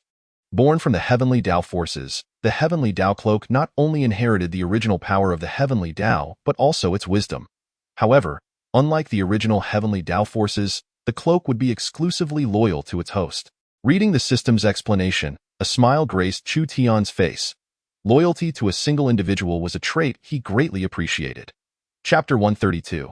Deserved fate. The heavenly Tao cloak circled around Chu Tian twice before settling upon his shoulders. Its entirely transparent form made it appear as if he wore nothing at all. Yet, Chu Tian could still sense the subtle and mysterious power emanating from the cloak. Regrettably, his current authority was insufficient to truly comprehend the entirety of the heavenly Tao forces. However, Chu Tian remained unperturbed. Even if he lacked the authority now, he would inevitably acquire it in due time. Given sufficient time, all things would become transparent to him. The heavenly Tao forces would ultimately fall into his grasp. Meanwhile, within the grand hall of the Chongming Pavilion in the central region, hundreds of supreme beings stood together, their faces etched with fear as they observed a peculiar scene. In their midst stood around 50 former supreme beings, now resembling frail old men. How could this happen? How did they end up like this? What kind of sorcery did the pavilion master of Tianji employ to transform them into this state? It is terrifying. Not only have they lost all their cultivation, but they also appear decades older in an instant. This method is truly malicious. Voices filled with trepidation echoed among the crowd. Step aside. A voice suddenly rang out, prompting everyone to turn and see Bai Qiushan standing with a grim expression behind them. Upon noticing him, the crowd quickly parted, allowing Bai Qiushan to walk to the center of the gathering. Observing the frail figures of the 50 elder beings, Bai Qiushan furrowed his brow, concern evident in his eyes. Pavilion Master, it seems the Tianji Pavilion has employed some sinister technique to reduce over 50 of our supreme beings to this state. They have lost all their cultivation, and their bodies are frail. Even high-grade spiritual herbs have no effect. Their current forms resemble those of ordinary elderly mortals who have never practiced cultivation, unable to absorb any spiritual energy we attempt to provide. The crowd chimed in, seemingly forgetting that this predicament stemmed from their own actions in provoking Chu Tian. We implore the Pavilion Master to avenge our brothers and ensure that those from the Tianji Pavilion pay a price. At that moment, one of the supreme beings suddenly called out to Bai Qiushan, kneeling before him. Seeing this, the others were about to follow suit, but before they could utter a word, the kneeling figure suddenly exploded, scattering flesh and blood in every direction. Witnessing this horrifying scene, the crowd was drenched in cold sweat, hastily kneeling and shouting in unison. Pavilion Master, please quell your anger. Please, calm your wrath. Bai Qiushan regarded the hundreds of supreme beings kneeling before him with an expression devoid of warmth or respect. Who instigated them to provoke the Tianji Pavilion? Bai Qiushan inquired, his tone laced with anger. Although he had initially underestimated Chu Tian, believing the Tianji Pavilion to be merely a minor establishment with some secret techniques, his perception shifted dramatically after witnessing Chu Tian's control over the tribulations and his healing skills on a high-ranking official. He came to realize that Chu Tian's strength likely matched or even surpassed his own. Thus, he had issued an order prohibiting anyone from provoking Chu Tian, regardless of whether they succeeded in persuading him. Yet, this band of fools evidently disregarded his command, secretly provoking Chu Tian after failing to win him over. They were truly deserving of their fate. Chapter 133. Do not covet the Tianji Pavilion now. Upon seeing the state of these 50 individuals, Bai Qiushan understood that his previous assumptions were fundamentally flawed. Chu Tian's strength was not merely comparable to his own. It was evidently far superior. To take on over 50 supreme beings single-handedly was no small feat while he was uncertain of any injuries sustained. The current condition of these members of the Chongming Pavilion indicated that Chu Tian had undoubtedly emerged victorious. 50 supreme beings was no trivial number. Even Bai Qiushan himself would hesitate to claim he could secure victory against them. Though he possessed the strength of a half-step transcendent, it was not the true transcendent realm, and at most, he could contend with about 30 supreme beings. Against 50, his chances of victory were virtually non-existent unless he resorted to self-detonation for a mutual demise. The audacity of the kneeling individual to plead for vengeance on behalf of these 50 was, quite frankly, absurd. If Bai Qiushan did not swiftly silence him, others would follow suit, leading to an untenable situation for him. Yet, as the leader of the Chongming Pavilion, openly admitting fear of the Tianji Pavilion would likely sow discord among his followers, potentially undermining the foundation he had spent a millennium building. While the Tianji Pavilion appeared closely aligned with the Wuming imperial clan, Bai Qiushan understood that their relationship might not be as amicable as it seemed. Given Chu Tian's capabilities, if he truly wished to aid the Wuming imperial clan against the Chongming Pavilion, the latter would likely have been annihilated countless times over. The fact that the Chongming Pavilion remained intact and unaltered in status indicated that Chu Tian had no desire to act against them. Of course, the deaths of those individuals were not Chu Tian's fault. They had brought this upon themselves. Taking a moment to compose himself, Bai Qiushan turned his gaze back to the gathered members of the Chongming Pavilion. Everyone, rise. Upon hearing these words, the crowd dared to rise slowly. The most pressing matter at hand is the Chongming plan. We hope you grasp the urgency of the situation. Do not engage with the Tianji Pavilion just yet. Once the Chongming plan concludes, I shall naturally deal with them. I do not wish for anyone to defy my will. Though such words were spoken, Bai Qiushan's thoughts were far from aligned with them. Once the Chongming plan succeeds and his strength reaches the realm of the extraordinary, he would rise and depart from the kingdom of Wuming, leaving the Tianji Pavilion to whomever wished to contend with them. What concern is that of his? The others exchanged glances but dared not voice further objections. However, Bai Qiushan's words did hold some validity. The establishment of the Chongming Pavilion has spanned nearly a millennium, all for the moment when the Chongming plan commences. While the Tianji Pavilion is indeed significant, it pales in comparison to this grand scheme that has been 1,000 years in the making. It is but a speck of dust. Thus, it is imperative to prioritize the Chongming plan. Seeing that no one had any dissenting opinions, Bai Qiushan continued, I shall be departing for a while, perhaps a week. During my absence, it would be best for you all to remain compliant and avoid any blunders. Bai Qiushan wished to directly convey to these individuals that his intent was to dissuade them from targeting the Tianji Pavilion, but refrained from doing so, fearing it might appear as though he was intimidated by them. Yet, considering the incident where over 50 formidable beings were reduced to frail old men, He felt assured that these fools would not dare to pursue the Tianji Pavilion further. With that thought in mind, he departed without saying more. Chapter 134. Lin Yinqing and the Hanyue sect. Having concluded his words, Bai Qiushan exited the grand hall of the Chongming Pavilion, soaring away on his sword, leaving the central domain. His current thoughts were straightforward. While the relationship between the Wuming royal family and the Tianji Pavilion had yet to reach an unbreakable bond, he sought to draw the Tianji Pavilion to his side. Even if he could not persuade Chu Tian to join him, he at least wished to ensure that Chu Tian did not ally with the Wuming royal family. Bai Qiushan was confident that as long as Chu Tian refrained from aligning with the royal family, he would have absolute control over the entire kingdom of Wuming. However, winning over Chu Tian proved to be a challenging endeavor. Not long ago, the Qinjue Ancient Land had requested the entire sect to be accepted by Chu Tian, only to be publicly rebuffed in front of the entire southern domain, a fact Bai Qiushan had heard about. He was not unfamiliar with the Qinjue Ancient Land, the foremost sect in the southern domain, from which at least 20 formidable beings were affiliated with the Chongming Pavilion. Bai Qiushan understood the depth of the Qinjue Ancient Land. As a sect that had existed for 20,000 years, its foundation was beyond the imagination of ordinary individuals. Yet, facing all of this, Chu Tian remained composed enough to decline, showcasing his discerning vision. Mundane matters likely could not pique his interest. Fortunately, Bai Qiushan was aware of a certain treasure he believed would leave Chu Tian awestruck. However, acquiring that treasure would not be a simple task. It would require a bit of time and the sacrifice of lives. Chu Tian sat upon the main seat, his face etched with fatigue. As the Tianji spies had yet to return, he was left with no choice but to personally plant the seeds he had procured.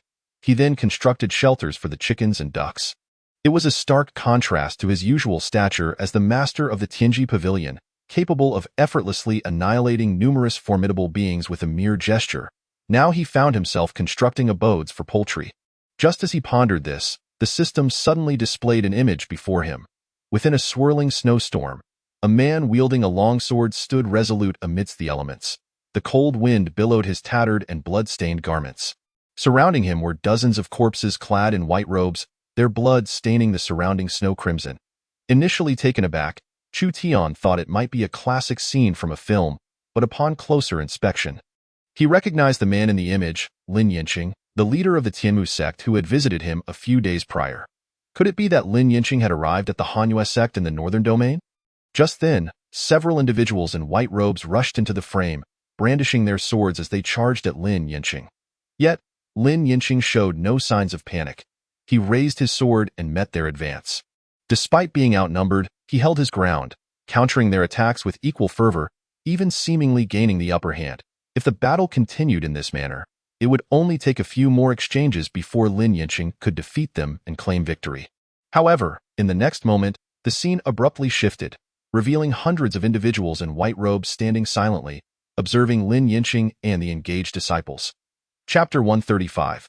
Adding buffs. Although observed through the system's display, Chu Tian could still discern the strength and identities of several individuals. Name: Henyunki Affiliated Force, Hanyue Sect Position, Sect Leader Strength, 9th Grade Divine Light Realm. Name: Hank Yin Affiliated Force, Hanyue Sect Position, Elder Strength, 7th Grade Divine Light Realm. Name: Hanian Affiliated Force, Hanyue Sect Position, Elder Strength, 6th Grade Divine Light Realm. Among the hundreds present, almost all possessed cultivation levels starting from the Dao Verification Realm, with the pinnacle being the 9th Grade Divine Light Realm.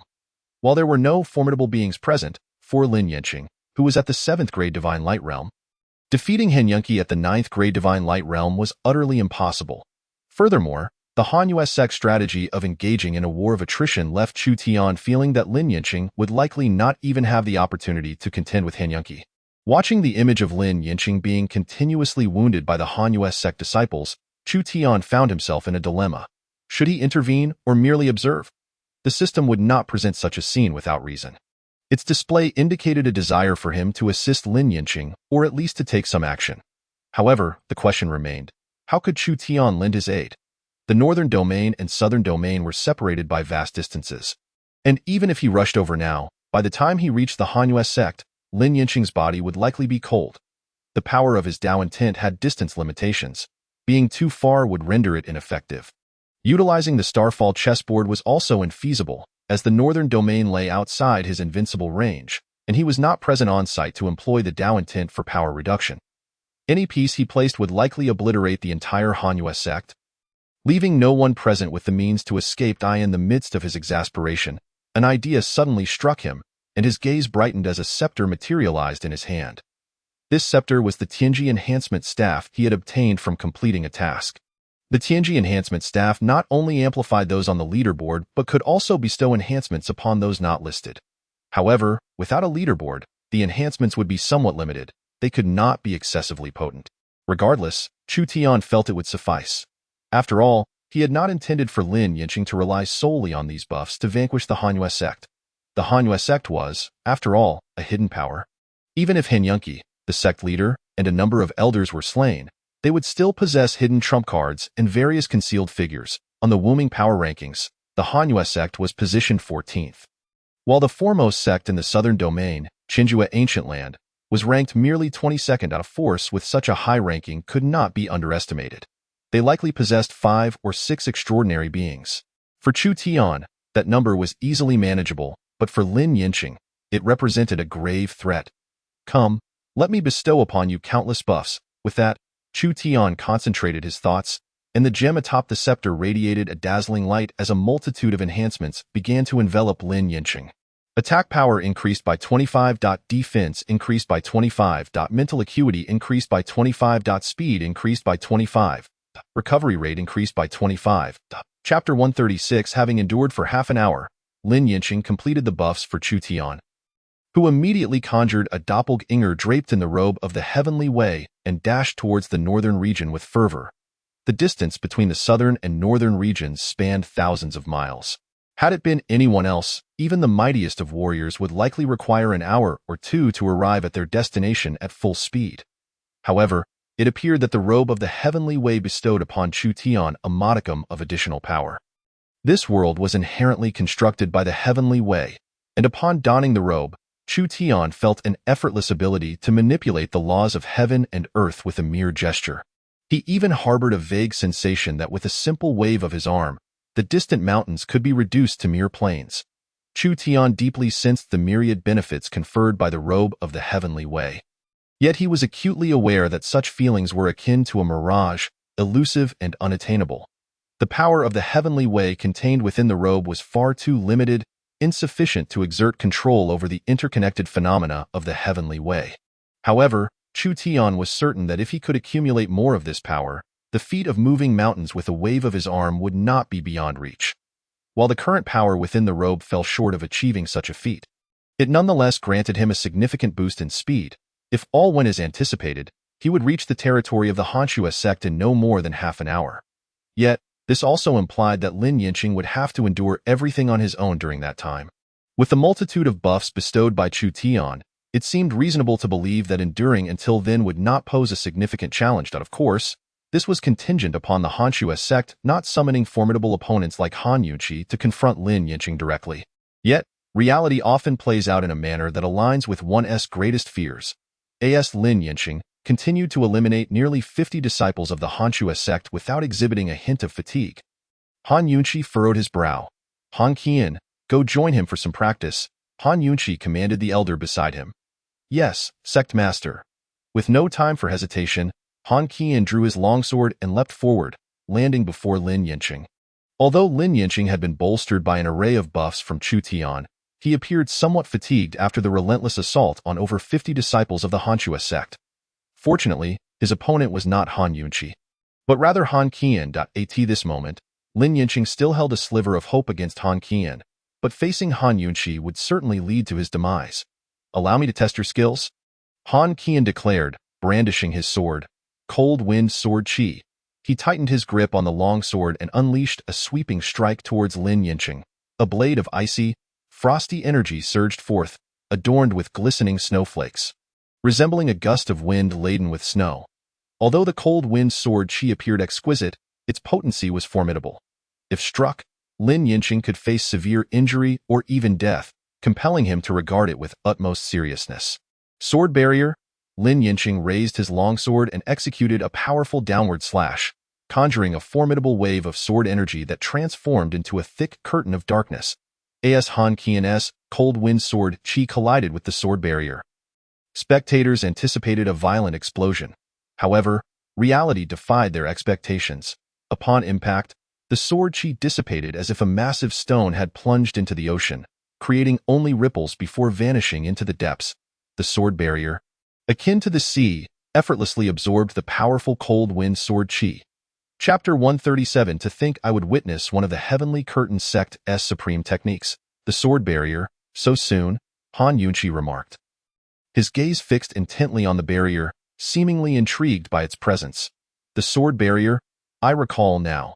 One of the three legendary techniques of the sect's founder, the revered one of the Heavenly Curtain. I had always believed it to be mere myth, yet here it stands, real, the sword barrier. It is said to absorb the opponent's power and then retaliate.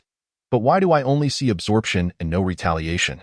The onlookers exchanged thoughts, each holding their own perspective. However, Han Yunqi merely sneered, as if he had discerned the underlying truth. Why is there no retaliation? It is because he has yet to master the full extent of the sword barrier's power. The members of the Hanchu sect were momentarily taken aback by Han Yunqi's words. Yet, he chose not to elaborate further, instead observing the sword barrier from a distance. The Hanchu sect, much like the Heavenly Curtain sect, was a prestigious sect with a legacy spanning millennia, both founded by formidable practitioners and possessing their own unique techniques. The legendary techniques of the Heavenly Curtain sect included the sword barrier, the red dust barrier, and the four winds of the Heavenly Curtain. Conversely, the Hanchu sect boasted four renowned techniques: snowfall, ice soul kill, cold wind realm, and Ningxueji. However, the latter four were not entirely inherited. They were shaped by the rigorous training of their practitioners. Han Yunqi, having practiced one of the Hanchu sect's supreme techniques, understood the arduous journey involved in mastering such skills. The legend spoke of capable of striking down foes from 100 miles away with a mere gesture. Yet, after nearly 3 centuries of training, Han Yunqi could barely manage to target enemies within a mile, and beyond that range, he struggled to maintain control. He once accidentally harmed a disciple during his training. Though fortunately, it was merely a servant, sparing him any significant repercussions. Moreover, his was heavily reliant on proximity. Within 10 paces, he could eliminate an adversary of equal cultivation. However, beyond that distance, he could only threaten those of lower ranks. An esteemed long-range technique had been reduced to a close combat skill, not due to Han Yunqi's lack of talent, but rather the inherent challenges of mastering such formidable arts. In fact, Han Yunqi was renowned as the most gifted disciple of the Hanchu sect in nearly a millennium. He ascended to the sect's higher echelons within a mere 50 years and became an elder, subsequently mastering.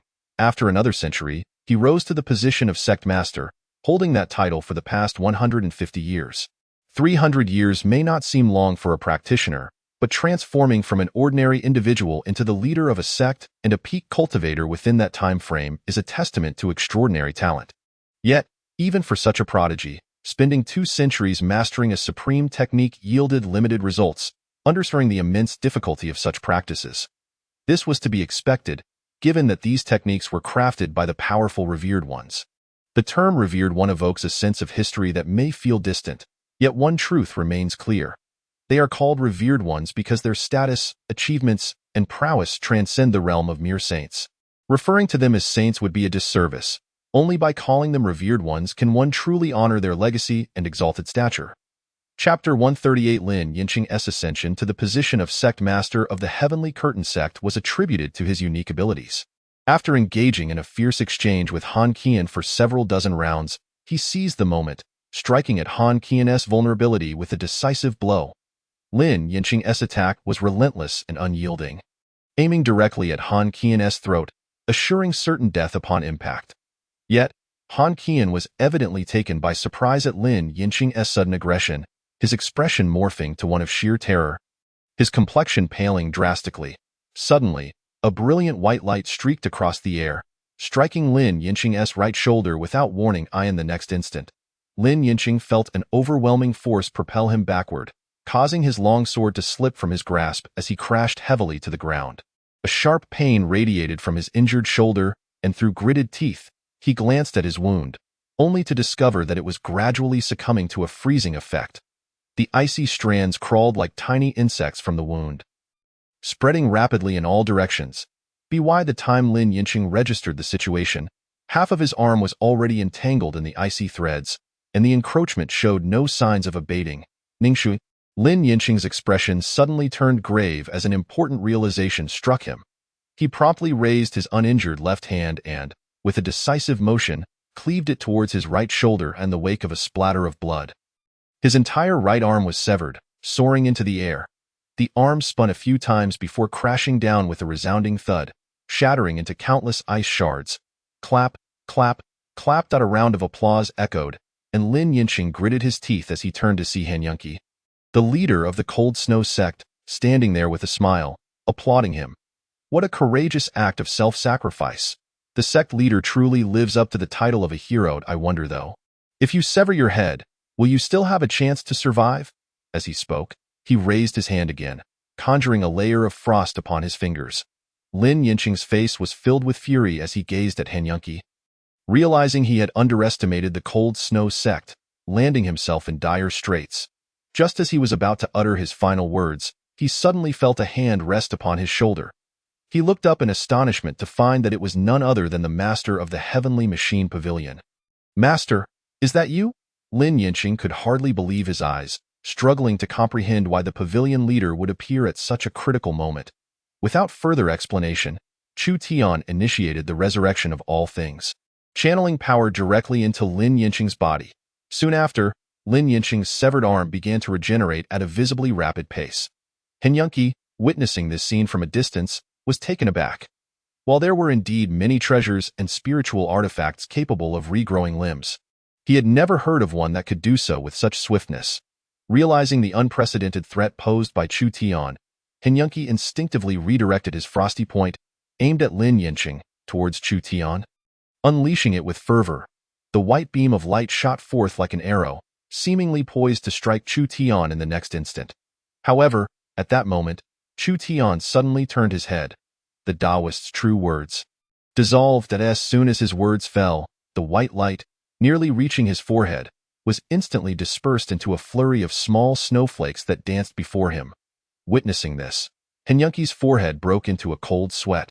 Even the strongest within the Cold Snow sect could not withstand such a close-range attack unscathed. Yet this unexpected figure had done so effortlessly. Moreover, all it took was a mere utterance from Chu Tian for the entirety of Han Yunqi's assault to dissipate. Chu Tian glanced at Han Yunqi, regarding the audacious little scoundrel who had attacked him. He had initially come to ensure a fair fight, preventing the Cold Snow sect from bullying Lin Yinqing with their numbers. Never intending to engage directly, yet, to his surprise, upon his arrival, this scoundrel had brazenly launched a lethal attack against him. The Taoist's true words explode. With another incantation, an overwhelming force erupted behind Han Yunqi. The explosion caught him completely off guard, sending him hurtling away, landing in a disastrous heap as blood gushed from his mouth. Those standing alongside Han Yunqi fared no better. Their cultivation levels were inferior, and many suffered grievous injuries, some even losing half their lives in the chaos. Coughing up blood, Han Yunqi swiftly regained his footing, kneeling before Chu Tian without a moment's hesitation. Junior, I had no intention of attacking you. It was a mistake. I hope you can forgive me. Han Yunqi's tone was laced with trepidation, his eyes glued to the ground, unable to meet Chu Tian's gaze. However, upon hearing these words, Chu Tian felt insulted. A mistake. Was he to be regarded as a fool? A ninth-grade practitioner of divine light would mismanage their attack? Did Han Yunqi truly perceive him as simple-minded? In that instant, Han Yunqi felt a chill run down his spine, an icy dread seeping through him. Suddenly, Chu Tian raised his hand, and Han Yunqi found himself inexplicably lifted off the ground, as though bound by invisible ropes, unable to move. Are you not being a tad too arrogant? A voice resonated with supreme authority, capturing the attention of all present. Descending from the heavens were 6 venerable elders, their white hair flowing, adorned in the long robes of the Cold Snow sect, exuding an otherworldly aura. Upon seeing them, Han Yunqi's despairing expression morphed into a smile. Grand Elders, Master, please save me. At Han Yunqi's cry, the other disciples of the Cold Snow sect finally snapped to attention. Echoing his pleas, Grand Elder, please save us. We beg the Master to strike down this villain. Avenge us. As the 6 elders touched down, their backs turned to the disciples. They fixed their gaze upon Chu Tian. their eyes brimming with barely concealed ire. "You dare to kill our disciples before the Cold Snow sect and force our sect leader to kneel. Is this not the height of arrogance? The utmost disrespect to our sect." Chu Tian regarded the 6 formidable figures with indifference. To him, they were but 6 insignificant threats. Having faced 50 before, he hardly feared these 6. He then turned to the disciples of the Cold Snow sect. A man of principles who would not indiscriminately slay the innocent. The Taoist's true words he had previously employed had been carefully controlled, ensuring that while many disciples were injured, none were dead or even permanently crippled. Did he ever command Han Yunqi to kneel? It was the latter's own cowardice that led him to prostrate himself. The Grand Elder, sensing the tension, cleared his throat awkwardly before addressing Chu Tian. "Regardless, we ask that you release our sect leader. We can discuss matters further afterward." A faint smile graced Chu Tian's lips as he complied, nonchalantly tossing Han Yunqi aside as if discarding refuse. The Grand Elder instinctively reached out to catch Han Yunqi, but upon contact, a surge of power coursed into him. With a sickening crack, the Grand Elder's arms shattered, blood spilling from his lips. Seeing this unfold, Chu Tian could only offer a wry smile. It was not his intention to provoke the Cold Snow sect. He was merely draped in the mantle of the Tao, his every gesture invoking the forces of the heavens. Such power was trivial to him, akin to a gentle drizzle, yet for the elders, it was a force of nature, overwhelming and unyielding. This display served its purpose, instilling a sense of caution within the 6 elders. "The sect leader has been returned to you. Now, let us engage in earnest discussion," Chu Tian declared, pulling Lin Yinqing from behind him and taking a seat upon a materialized chair, as if settling in for a performance. The elders of the Cold Snow sect immediately shifted their focus to Lin Yinqing. However, Lin Yinqing appeared somewhat dazed, glancing at Chu Tian, who seemed to be observing the unfolding drama, unsure of what to say. "Are you not here to find someone? Speak up," Chu Tian remarked, exasperation creeping into his tone as he noticed Lin Yinqing's confusion. Upon hearing this, Lin Yinqing regained his composure, casting a grateful glance at Chu Tian before addressing the Cold Snow sect's elders. "I seek a person named Wanyu. She is currently within the Cold Snow sect, and I wish to take her with me." Lin Yinqing's gaze fixed intently upon the elders. While they exchanged glances, confusion etched on their faces. Having devoted themselves to cultivation, they had long since ceased to concern themselves with the affairs of the sect. And most of the current members were unfamiliar to them. With a wave of his hand, Han Yunqi retrieved a slightly yellowed scroll from his storage ring. Wanyu the scroll seemed to come alive, flipping through its pages until it settled on a specific entry. Furrowing his brow, Han Yunqi lifted his gaze to Lin Yinqing. There is no record of anyone named Wanyu, nor anyone with Wanyu in their name within the sect's registry. "Are you certain you are not mistaken?" Upon hearing this, Lin Yinqing paused for a moment, turning once more to glance at Chu Tian, seemingly awaiting his directive. Chu Tian, in turn, felt a sense of exasperation. Was it not I who sought someone? Or was it you? Why does every matter seem to hinge upon my judgment? Yet, with a sigh, he continued, "She is sealed within the snow deity coffin inside the Cold Snow sect. Strictly speaking, she ought to be regarded as your saintess. Not a disciple of the Cold Snow sect. It is entirely reasonable that she does not appear in the sect's registration records." Upon finishing, Chu Tian directed his gaze towards the members of the Cold Snow sect across from him. A faint smile gracing his lips as soon as the word snow deity coffin left his mouth. The expressions of the Cold Snow sect's members shifted to one of palpable unease. While it was no secret that the Cold Snow sect revered the Cold Emperor, the matter of the snow deity coffin sealing the saintess had remained a closely guarded secret, known only to the highest echelons of the sect. How could Chu Tian possibly be aware of this? However, at this moment, a more pressing issue loomed. Lin Yinqing's intention to take the saintess away was something they could not possibly acquiesce to. After all, the saintess was meant to be offered as a sacrifice to the Cold Emperor. If they allowed her to be taken, what would they present as an offering? "I regret, Lin Sect Master, but this condition is one we cannot accept. We hope you might consider another proposal." The speaker was the old sect master. While Han Yunqi might not represent the entirety of the countless disciples and elders of the Cold Snow sect, the words of the old sect master carried weight. Thus, when he declined, there was little room left for negotiation. Upon hearing this, Lin Yinqing felt a surge of anger, clenching his fists as he glared at the members of the Cold Snow sect. On what grounds do you claim that you cannot leave? She is not one of your disciples. There is no connection between her and you. What gives you the right to prevent her departure? His furious outburst echoed his indignation, yet the Cold Snow sect remained steadfast, showing no sign of reconsideration. How utterly absurd! The status of a sect saintess far exceeds that of an ordinary disciple. How could she possibly lack significance to the Cold Snow sect, regardless of any past relationship she may have had with you? It has been irrevocably severed, the old sect master proclaimed, his tone aggressive, his eyes locked onto Lin Yinqing with an air of righteous indignation.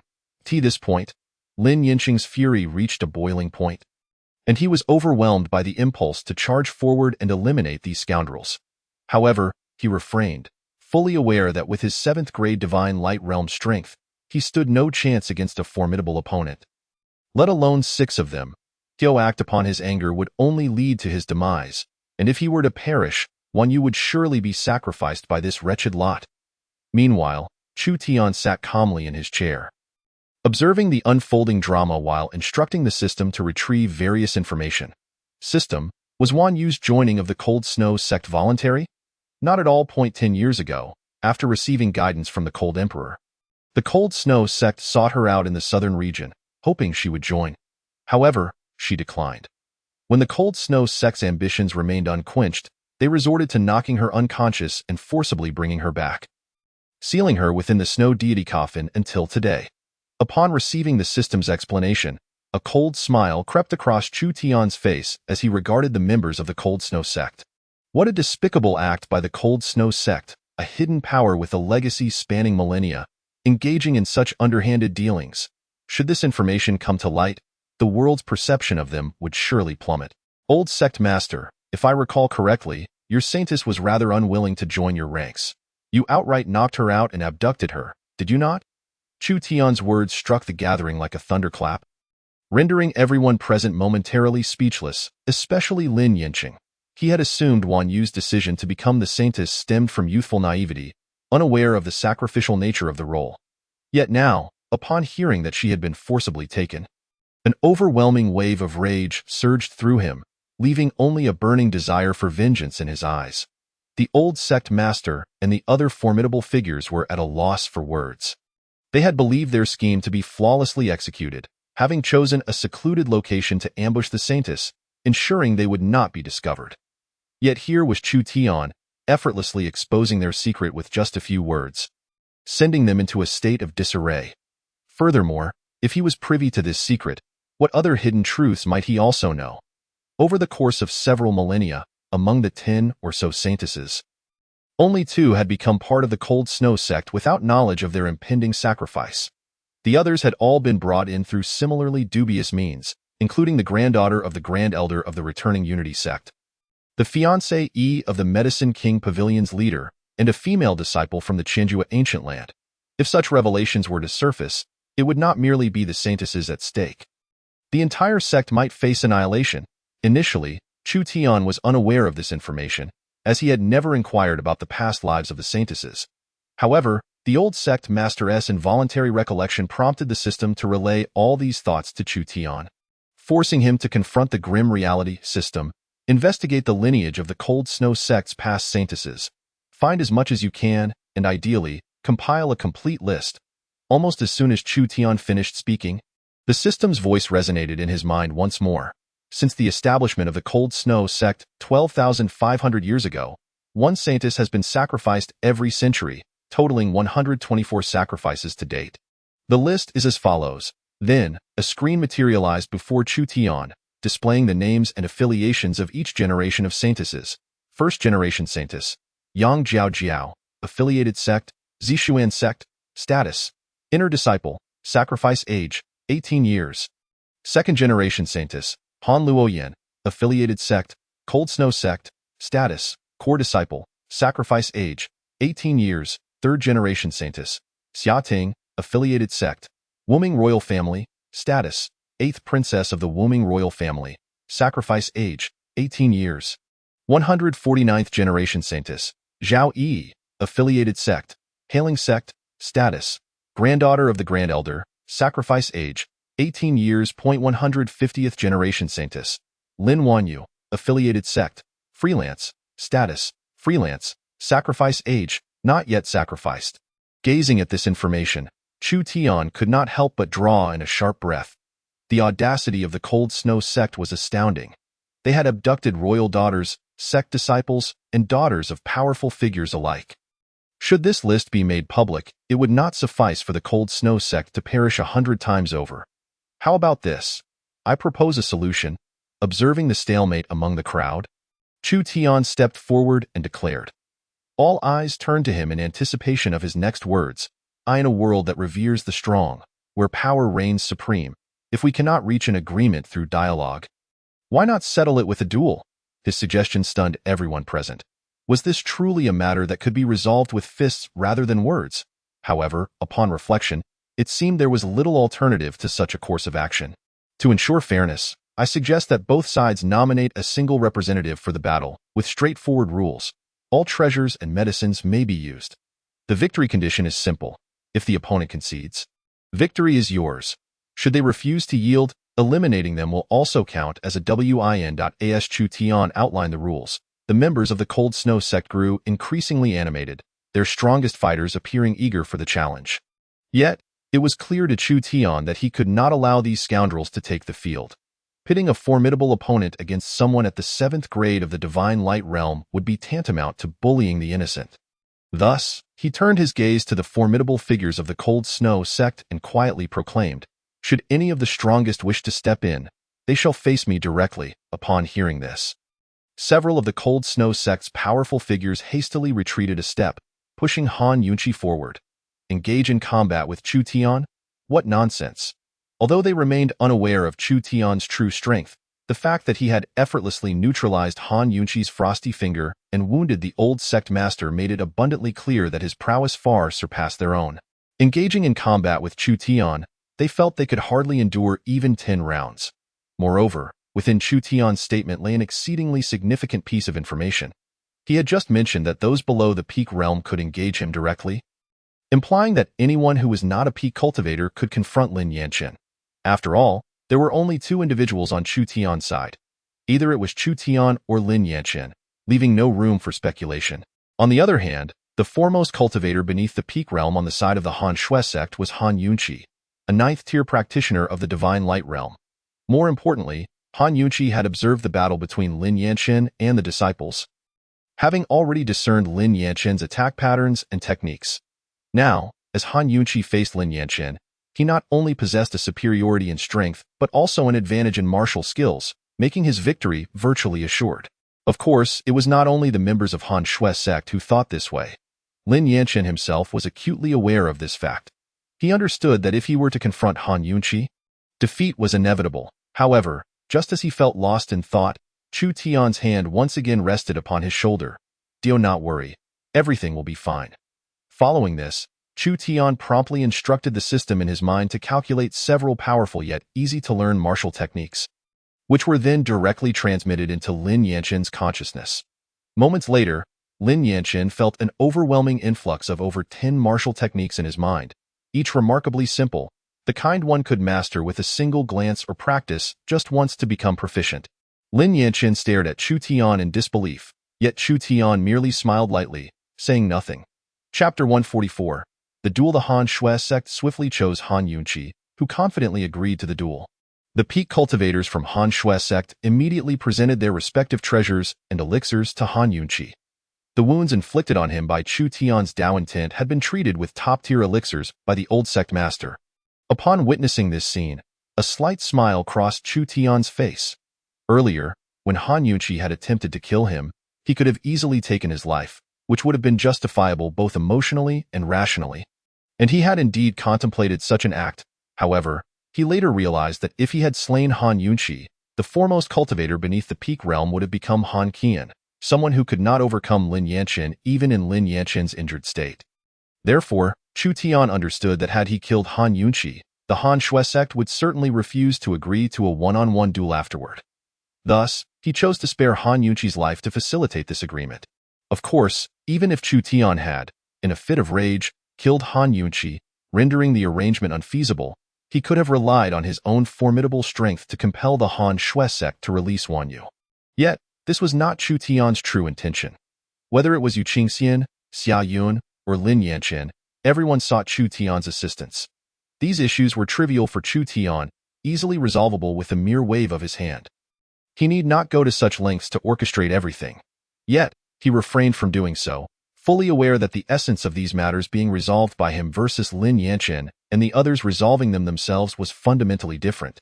Chu Tian always hoped they would achieve their goals through their own efforts, while his task was to provide them with as many advantageous conditions as possible.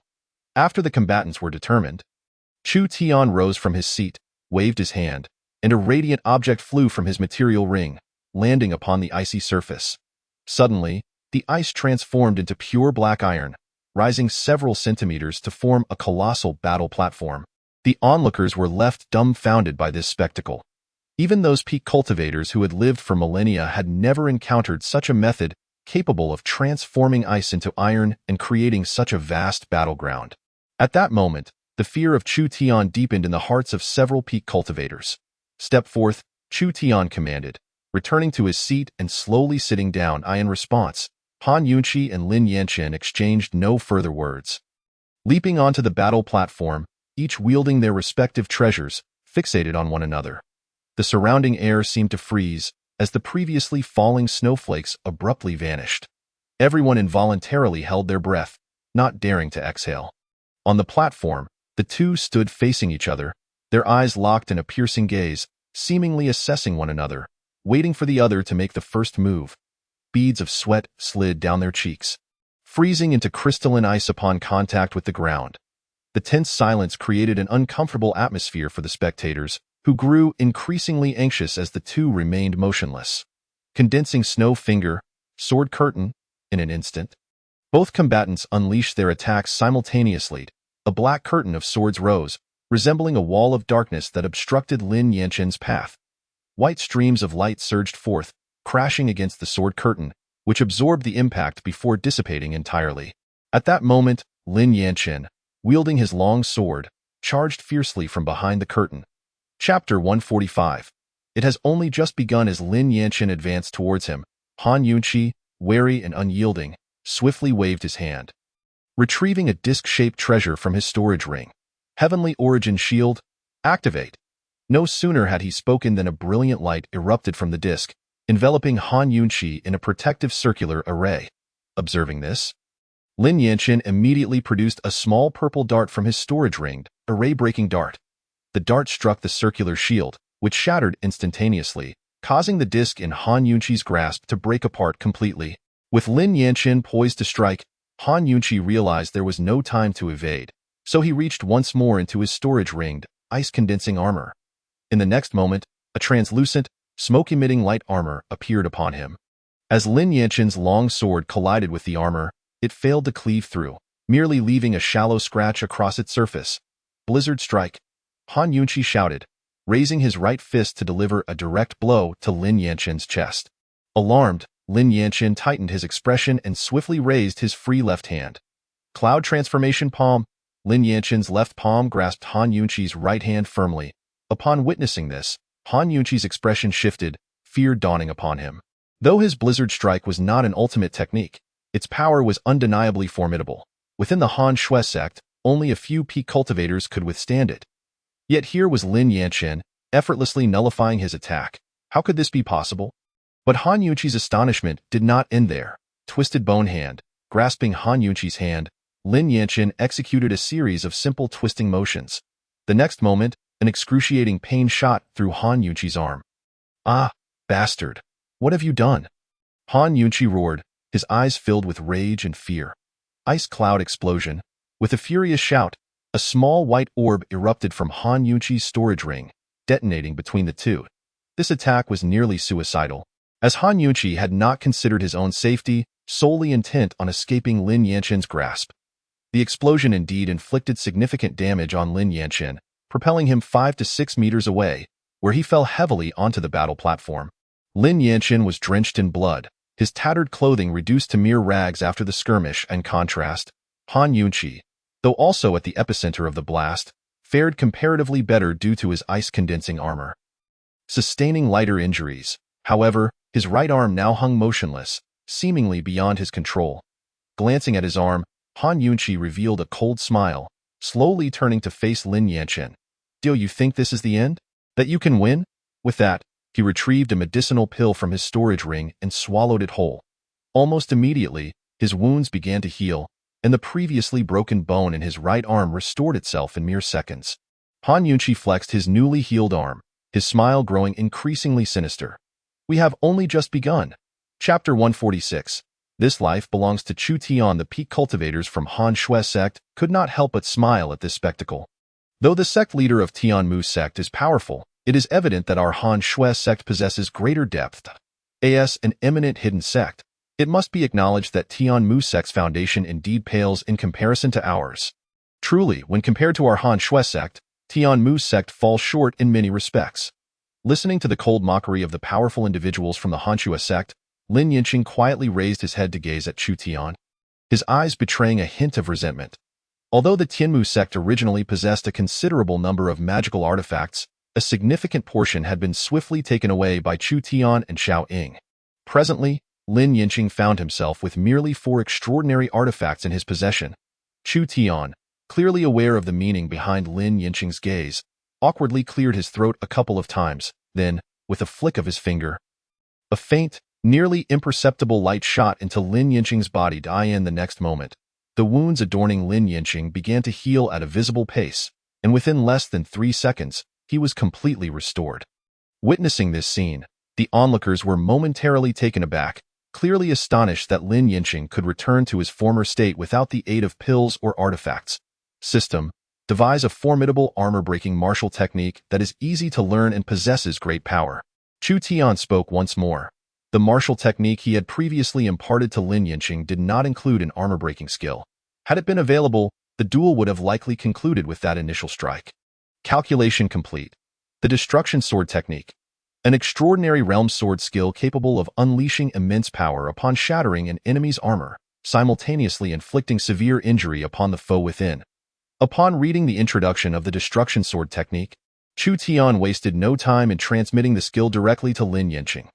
Once Lin Yanqing received the technique, he turned to Chu Tian, his face a mask of disbelief. An extraordinary martial skill, just handed to him so casually? It was well known that such skills were exceedingly rare throughout the entire Wuming Kingdom. The emergence of even a single scroll would incite the fervor of countless individuals. The 3 supreme techniques of the Tianmu sect and the 4 ultimate techniques of the Han Shui sect were, in essence, extraordinary realm martial skills.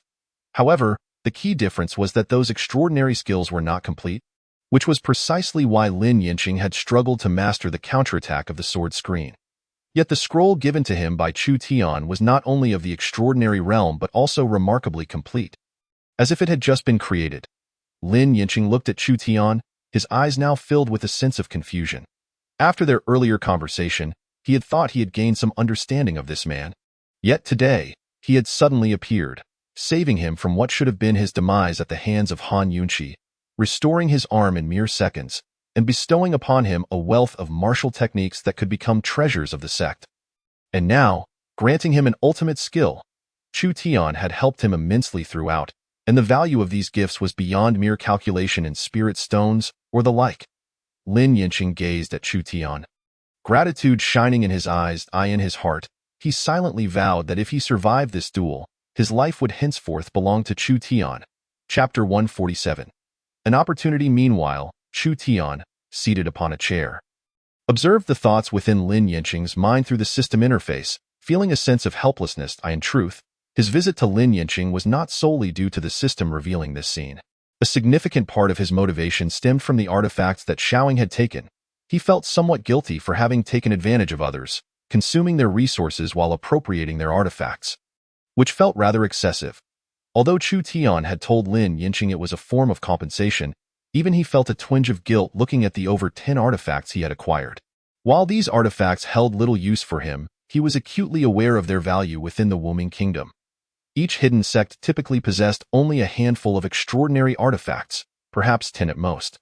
For weaker sects, it could be as few as 2 or 3, thus, the loss of over 10 artifacts would undoubtedly deal a severe blow to any hidden sect. He had even worried that upon Lin Yinqing's return, the supreme beings of the Tianmu sect might execute him on the spot. This concern was precisely why Chu Tian had spared no effort in assisting Lin Yinqing. Had it been anyone else, he would have merely provided a few scrolls of martial techniques. Chu Tian shifted his gaze back to the combat arena. At that moment, Lin Yinqing and Han Yunqi had exchanged blows for over 10 rounds. Neither side gaining the upper hand, yet neither could suppress the other. Although Lin Yinqing had acquired the destruction sword technique, he had refrained from using it, seemingly waiting for the right moment. However, Lin Yinqing understood that while the destruction sword technique could breach Han Yunqi's ice armor, the protective artifacts on Han Yunqi's person were certainly not limited to just one. Every use of such an ultimate technique would demand a tremendous amount of spiritual energy. If he revealed his trump card too early, Lin Yinqing would inevitably face precautions from Han Yunqi, making victory exceedingly difficult. He needed to find an opportune moment to shatter Han Yunqi's ice armor and swiftly defeat him. Otherwise, given the number of artifacts Han Yunqi possessed, his chances of victory were virtually non-existent. Chu Tian, observing Lin Yinqing's thoughts, smiled faintly. Although employing an ultimate technique would deplete significant spiritual energy, he could continually support him in secret with the revitalization of all things, ensuring his power remained at its peak. Of course, Chu Tian would be even more pleased if Lin Yinqing could achieve victory without overly relying on his assistance. Lin Yinqing, today, I shall let you witness the true might of the condensing snow finger. After several probing attempts, Han Yunqi had concluded that Lin Yinqing's attacks could not penetrate his ice armor, thus summoning his courage. The closer he approached, the greater the power of his attack. If he could close the distance to Lin Yinqing, he was confident he could render him incapable of further combat. With that, Han Yunqi lunged forward, extending his right hand, fingers poised, as powerful spiritual energy coalesced into a radiant white light. Upon witnessing this, Lin Yinqing's heart raced. He knew that this was an exceptional opportunity. Once Han Yunqi drew near, he could unleash the destruction sword technique to shatter his ice armor and swiftly bring him down. However, this chance might be singular. Any minor mishap could lead to his complete failure. Aware of this, Lin Yinqing tightened his grip on the long sword in his hand. Chapter 148. What kind of monster? Han Yunqi charged forward, thrusting his right hand, imbued with white light, fiercely toward Lin Yinqing's head. At that moment, a glimmer of determination flashed in Lin Yinqing's eyes, and his long sword sprang into action. The powerful figures from the Hanxue sect watching from the sidelines could not help but display their disdainful expressions. After so many attempts, did he truly believe this time he could breach the ice armor? It was akin to striking a rock with an egg. His actions were merely a desperate struggle before utter defeat. The powerful individuals of the Hanxue sect seemed convinced of Lin Yinqing's inevitable failure, yet one among them bore a look of concern. No, his martial technique is flawed. The old sect master had discerned the issue. But alas, it was too late. Destruction sword technique. With a furious shout from Lin Yinqing, as his sword descended, it was enveloped in a dark flame. Boom! The long sword struck Han Yunqi with tremendous force, shattering the ice armor upon contact, as if glass had met a hard stone, scattering it into countless fragments. Upon witnessing this scene, the powerful figures of the Hanxue sect erupted with excitement. How is this possible? This is inconceivable. The elder had yet to finish his exclamation when he was abruptly silenced by a harsh slap from the old sect master, who then fixed him with a fiery glare. The elder, realizing his error, quickly lowered his head. But the spectacle was not over. From the cracks in the ice armor, golden light began to emanate, expanding as if it were ready to burst forth at any moment. This was one of the abilities of the destruction sword technique, causing protective artifacts to explode and inflict harm on the wearer. Naturally, those standing too close would also be affected to some degree. Yet Lin Yinqing remained steadfast in his position, showing no inclination to retreat. He was acutely aware that, despite the risk of being injured by the explosion of the ice armor, this was his sole opportunity to subdue Han Yunqi. The ice armor granted him little time to ponder. Half a second after the light appeared, it erupted with a resounding boom. The previously concentrated icy finger, which was intended to eliminate Lin Yinqing, suddenly spiraled out of control and shot forth uncontrollably. Ironically, this icy finger did not veer off course, but instead hurtled directly towards Chu Tian. In an instant, the situation on the battlefield became insignificant. As every onlooker's gaze fixated in unison on the icy finger racing towards Chu Tian, their eyes brimming with terror. Meanwhile, Chu Tian remained seated in silence, seemingly devoid of any intention to act, merely awaiting the impending arrival of the icy finger. Just as the brilliance of the icy finger dwindled to less than 5 meters from Chu Tian, as if it were poised to strike him at any moment, an utterly unforeseen event transpired, leaving everyone astonished.